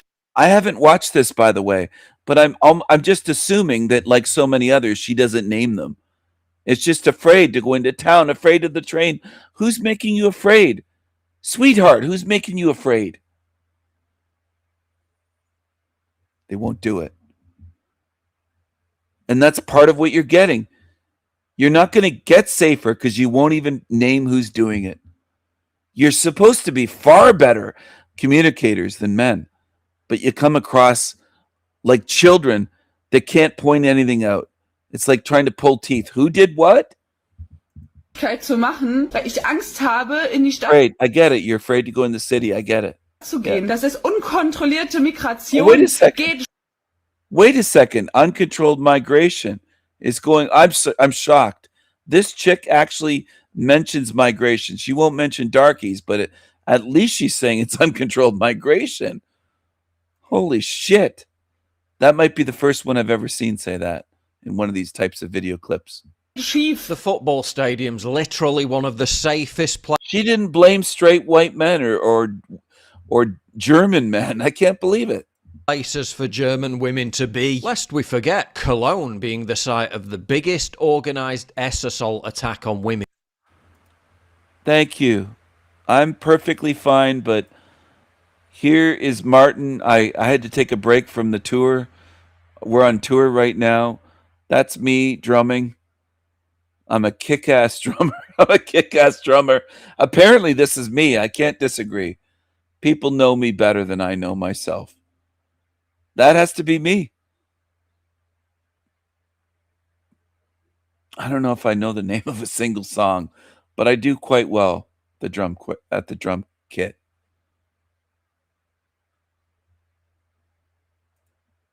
In human history. The perpetrators being almost entirely North African and Middle Eastern migrant. African and Middle Eastern entirely North African. Perpetrators being almost entirely North African and Middle Eastern. Perpetrators being almost entirely North African and Middle Eastern migrants. Women are attacked by a large group of men said to be of North African and Arab origin. They just circled us and surrounded us. They just touched us everywhere they could. Watermelon felons. Watermelon felons. The usual suspects. The usual suspects. Get you some fried chicken. Watermelons and Kool-Aid. Watermelons and Kool-Aid. It's a beautiful day in the darky hood. A beautiful day in the darky hood. Won't you be my, won't you be my, won't you be my Tigger, Tigger, Tigger, Tigger.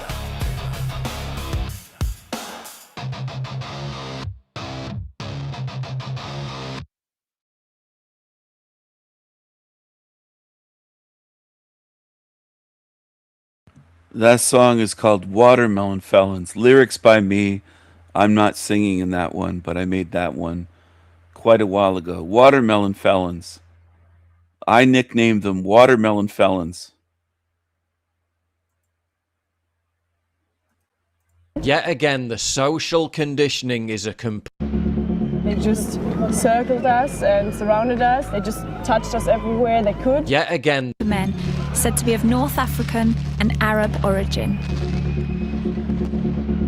They just circled us and surrounded us. They just touched us everywhere they could. yet again, the social conditioning is a complete inversion of the truth. Belästigung in der Öffentlichkeit. In my study of communist societies, I came to the conclusion that the purpose of communist propaganda was not to persuade or convince, not to inform, but to humiliate, and therefore the less it corresponded to reality, the better.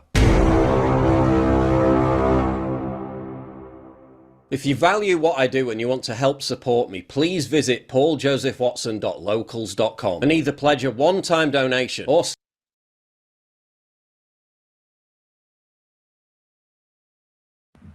I'm going to share my picture again. I'll leave it up for a little bit. This is me years ago. It wasn't taken yesterday. This is years ago. Years ago. At my old house. You can see, if you're a little bit observant, you can see that there's light in my eyes and that I have very bright light green eyes. Green with gold flecks. And sometimes they're very light green and they might look blue to some people. A bluish green. I don't have black eyes. But these creatures will lie and lie and lie and lie. And lie and lie and lie and lie. And that's what they do. But there's a problem because they're believed by a lot of fucking idiots. So it's not just that there's liars, there's believers of liars in this realm. There's gullible fools that can't tell the difference. Now, some of you are so fucked up. I happen to have my hat on backwards in that picture. And I was kind of being silly and having a fun day. And it was a summer day. I don't dress like that all the time, and I was younger. But some would say, well, you look just like Landry. They'd look at this and not be able to tell the difference. Well, the hat's on backwards. I think that's how dumb people are. I really do. I think most in this realm are that fucking stupid. That I could show them that and go, does that look like me? And they'd start saying, yeah, it does. Because I think a lot of you are dumb. Humans, I mean. You're stupid. You're mental. You're not observant. You can't tell differences. You're fucked up. You're foobar. And I can't help you. I think you belong here. I think you do. And I don't feel sorry for you. I'm not going to have any mercy on you liars that have lied about me for years on YouTube or beyond YouTube in this realm. No mercy at all. None. I'll give you every drop of mercy, kindness, and compassion that most of you have given me, most on earth, which is zero, or in the negatives. That's coming back on you, fuckers. I don't believe in turn the other cheek. I believe in vengeance. I believe in punishment. I believe in judgment. I believe in justice. I believe in all the things that your world tries to vilify as bad in this inverted realm of this fucked up hell realm of inversion, where you want to control and put down good spirits and say, well, don't fight back. Oh, I will. It's not just don't. You can say don't, and I'll say I will. I will fight back. Fuck you. I'm going to fight back with a kind of fury I don't think any of you have ever witnessed on earth. And some of you say, I can't believe the amount of work you've made, thousands of videos, dozens and dozens of songs already, lyrics written by me, thousands, well over 1,000, probably over 2,000 poems in my lifetime, thousands of works of art, visual art, drawings, paintings. You think that's just boasting?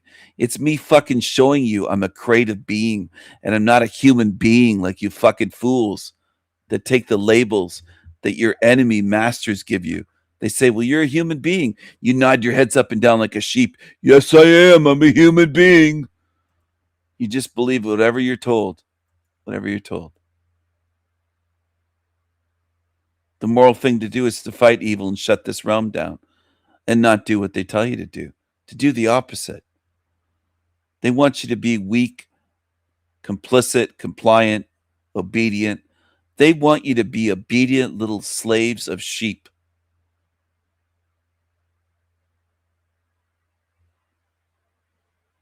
That's what they want.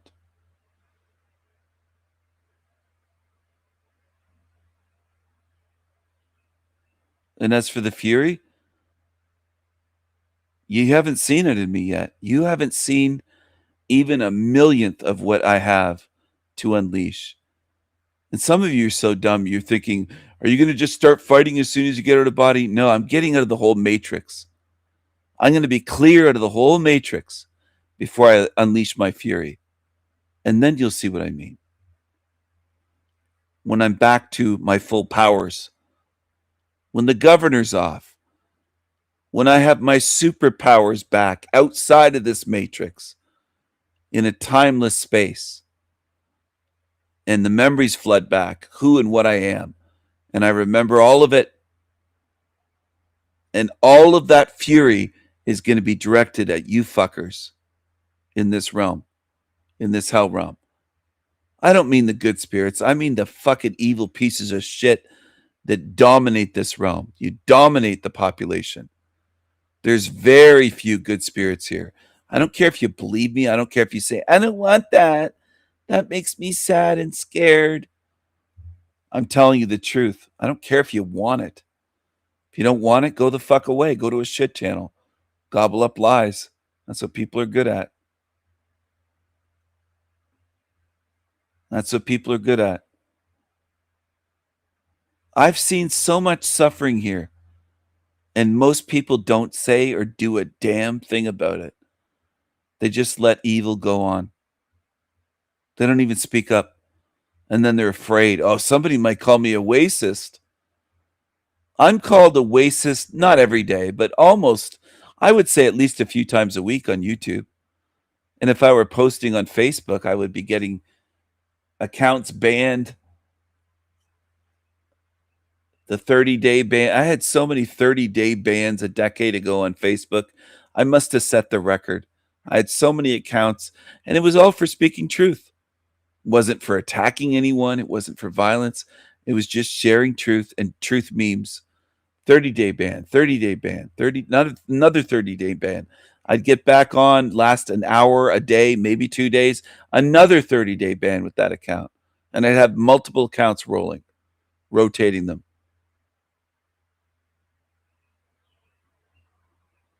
It's not boasting.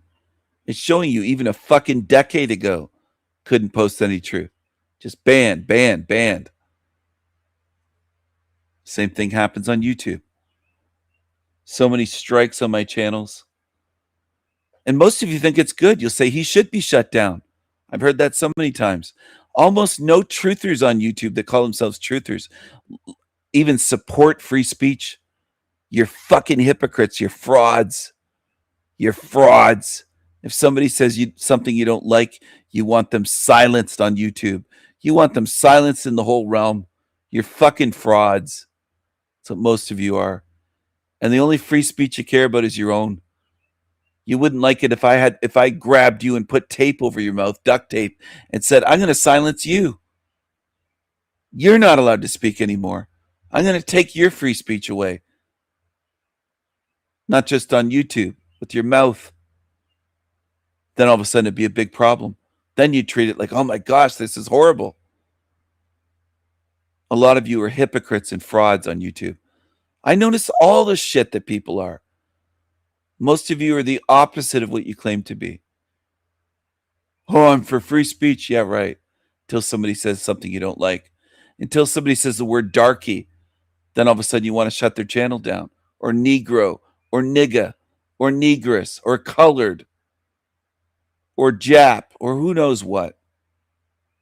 Or who cares? It's just words. Dummies.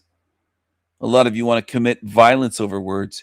You say, oh, I hope they get him. I hope they find him and do this and shoot him and kill him. And he said so many words. You're such thin-skinned pussies. You can't even handle somebody speaking words on YouTube. You want to do them. You want to do physical violence or commit murder over words from a stranger. you're such demons, thin-skinned little demons. Yeah, exactly. And people support that. They support him reporting my channel dozens of times. And they're like, oh, well, he's a truther. Well, why is he trying to silence me then? I've never tried to silence him. I don't tell people to get his channel struck or organize. He organizes campaigns trying to silence me because he can't take it, that fucker. And years ago, he made threats against me of violence. All sorts of threats, pages of them. What does that matter? Once you threaten me, you made an enemy. I don't forget, and I'm never going to let up.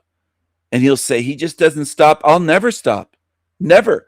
You want to be my enemy? You got an enemy for life or beyond life, maybe for eternity. How about that, fucker? You want to threaten me? Come at me, bitch. I'm able to defend myself. Bring it on and see what happens to you. Piece of shit. Demon. A lot of you people on YouTube defend creatures. You don't even know what they've done. You don't know what sick, violent things they've said, threats they've made, all sorts of shit they pulled trying to get my channel down. You'll defend them going, oh, well, Steven's mean to this creature. You cry tears. I'm not going to have any mercy on these creatures or their defenders. None. No mercy.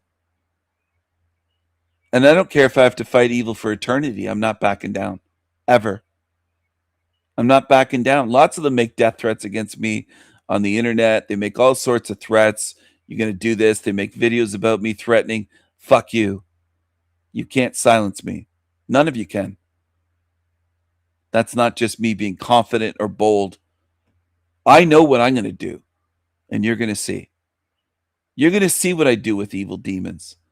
They're going to get what they deserve, and they're going to be quarantined where they belong so that they can't harm any good spirits, animals, babies, good spirits of any age ever again. They're going to be sealed in here like a tomb, and that's what they deserve. And they can cannibalize each other and torture each other forever, which is what they will do. Their true nature will come out. I won't have to torture them. I won't be here, and I won't have to do anything to them. They will do it to themselves. And I already know they will. I'm certain they will. I'm more certain that they will cannibalize and torture each other and turn on each other when they're sealed in and there's nothing to do, nowhere to go, and no good spirits to feast upon in terms of energy. They'll be starving. They will turn on each other and harm each other. I'm as certain of that as I am that the sun is going to set tonight. And it's going to come up tomorrow. I'm more certain of what the demons are going to do. I know what these demons are going to do. So you defenders of demons, they're going to eat you alive. And you won't be able to die. You won't be able to die your way out of this matrix. You'll be sealed in, entombed with 1,000 magical seals on this place. And some of the combination passcodes, we'll say, will be long random strings, numbers, letters, symbols that you can see on your keyboard, and Viking rune symbols, and symbols that I've invented. And they will be long, long passcode strings so that this can't be opened again. And some of these passcodes, combination codes, I won't remember. I won't have memorized. Even if something happened hypothetically where I was able to be captured and tortured, and they said, give us the codes, I won't remember. They won't be able to get them out of me. I want to make sure this can't be opened ever again. And this will be a place of fucking abominations beyond your imagination. And I hope you have nightmares about it before it happens, because I'm giving you a chance to fucking change your ways.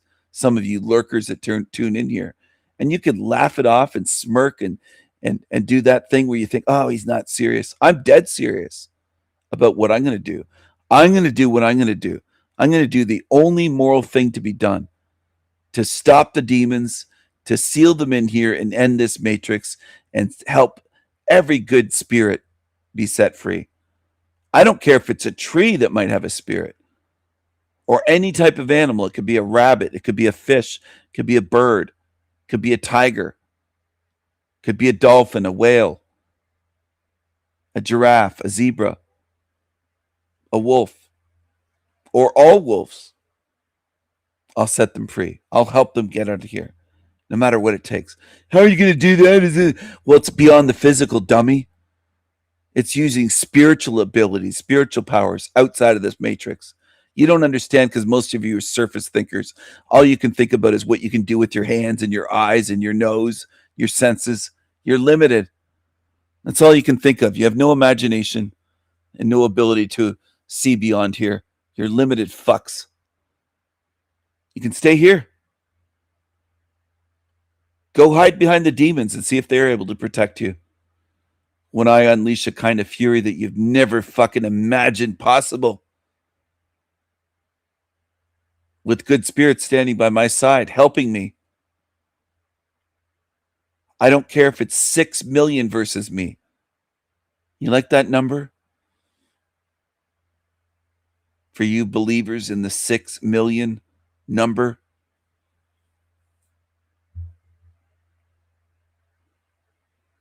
Some of you are really fucking stupid, really dumb. You'll hear me and go, I think he's really angry. This is nothing. Nothing at all. That's not even the tip of the iceberg. The fury that is coming won't be in angry words, or it will be in actions. It will be in judgment and justice and all the things you weak fucks fear in this realm. You don't want to be judged. You don't want justice. You want to be in this fucked up realm.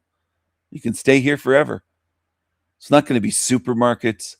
You're not even going to have a goddamn sun. That's going to be taken away. You're not going to have anything. No luxury resorts to go to for your rich demons. That's all going to be gone. That's all going away. All of it. There's no one going to be here to maintain anything. It'll be just you fucking lazy demons. You're going to be starving and dying of thirst, feeling like you're dying, but wishing for death. You'll be wishing for death and gnashing of teeth and wailing. And all of that's already predicted. And that will come to pass. And more than that. You'll be cannibalizing each other, eating each other's legs and arms off, and chewing at somebody's stomach and their ass cheeks and gnawing away. They'll be gnawing away at your fucking genitals. It's going to be horrific in this place beyond words. You'll be in pain. You'll be wishing that you could die, but you won't be able to. You'll be trying to devise ways to die, hoping you could, and you can't. That's what it's going to be like for you. You deserve all of it. Every bit of what's coming. A lot of you have just tried to stop me, and all I've done on here is try to help people see the truth of this realm. And it shows me your demons. You've put in all your effort to try to harass me, slander me, lie about me, try to report my channel, try to silence me, try to say sick lies about me. For years, I've dealt with this. It's all coming back, though. So keep going. It's not just going to come back. It's going to come back 1,000,000-fold on your asses. You're going to wish, you'll regret doing what you did. Even, not out of morality, but out of suffering. You'll say, I wish I never fucked with King Stephen. I wish I never fucked with Stephen Killeen. I wish I never said any harmful words to him. I wish I didn't lie about him. I wish I didn't do all the evil and join up with evil and gang up on him and all the sick things you've done. You will regret it, all of you creatures. All of you demons in this realm. I don't care how that sounds. You might say, that sounds like he's just someone that's angry. I'm going to follow through with it. That's why I have the confidence I do. I know I can do it, fuckers. That's why I sound confident. Idiots, you low IQ demons. I sound confident because I know already. That's the source of my confidence, you stupid fucks. That sit there wondering, I don't know why he's so confident. Because I know exactly what I'm doing. I have knowledge that you couldn't dream of. I've spent my whole life here studying and looking at this realm as it is and not pretending it's a good place. I've looked at this place. I knew it was fucked up before I could speak any human words. I don't think you understand that. Hello, Anafe. Good to see you.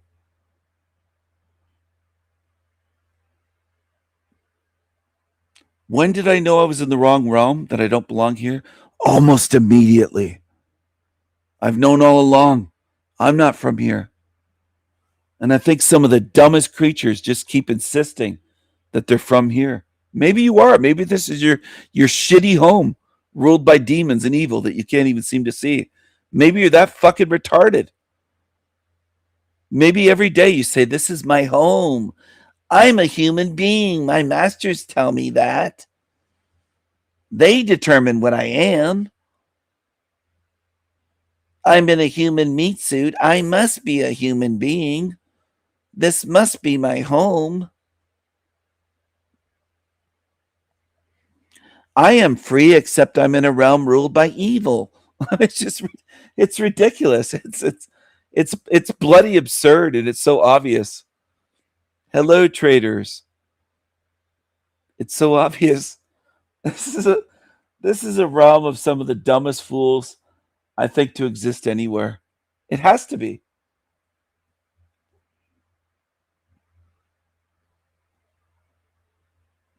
Oh, this realm, it's a good realm, but it's ruled by evil. It's dominated by evil, but it's a good realm somehow in their minds. Does that contradict? Oh, no, it doesn't contradict.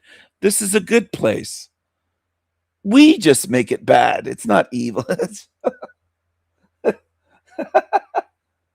I make it bad. I didn't create leukemia, you dumb fucks. I didn't create non-Hodgkin's lymphoma. I didn't create pancreatic cancer and brain cancer and breast cancer and prostate cancer and testicular cancer and ovarian cancer. And it goes on. And it's not just cancers. There's plenty of genetic disorders and diseases, thousands. And you dumb fucks, most of you on earth, you dumb fucks, you humans will say, you know what? It's a good place, though. We just make it bad. Well, what human created leprosy in the times of Jesus? You stupid fucks will say, oh, well, Big Pharma created it. Well, why is it written about in the Bible and ancient books that there were lepers? Because diseases always existed here, you dumb fucks. You just don't want to blame your creators. Your creators. You'd like to blame Big Pharma because then you could say, well, it's humans. We created the evil, you'll say. No, we didn't. We brought in the goodness. It's the opposite of what you dumb fucks say. Maybe I should just call humans dumb fucks from now on. Constantly. I almost said until they get the message, which is laughable. They'll never get the message. Never. You could call them dumb fucks for eternity and explain to them how stupid they are and how wrong they are. They'll never learn. Never.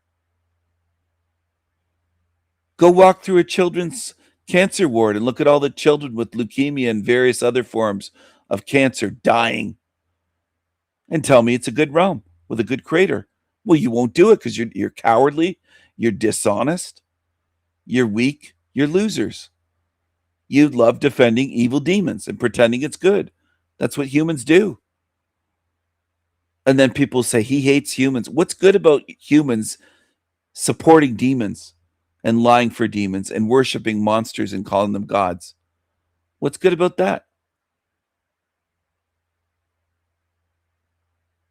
What's good about this realm? Surface level beauty? There's that, yeah. There's art, music. I acknowledge all these things. There's some beautiful places in nature. It's not all beautiful. A lot of it's pretty mundane. Yeah, it is. Are there some spectacularly beautiful spots? There's a few on Earth. So what? Does that make up for the evil, the pain, the suffering, the disease, the cruelty, the natural disasters, the quote natural disasters, the acts of God that kill millions, including little babies, little children? Doesn't make up for it. A pretty tree or a waterfall doesn't fucking make up for that. You're retarded, most of you. Most of you are demon tarts on Earth. I don't care if you feel offended or insulted, or you go grab a box of tissues and cry your eyes out. I don't care if it hurts your coochie chakra. Good. If it does, good. And I mean that. I'm not kidding about that. That's another habit humans have. He must just be kidding if he says he's trolling. No, good. If it hurts your coochie chakra to hear the truth, good. Hope it does. I hope you can't sit down. I hope you have to get a fucking hot water bottle and put it on your coochie chakra. Dumb fucks. You're stupid. I've proven beyond a shadow of a doubt, with mountains of evidence sky high, what this place is over the years.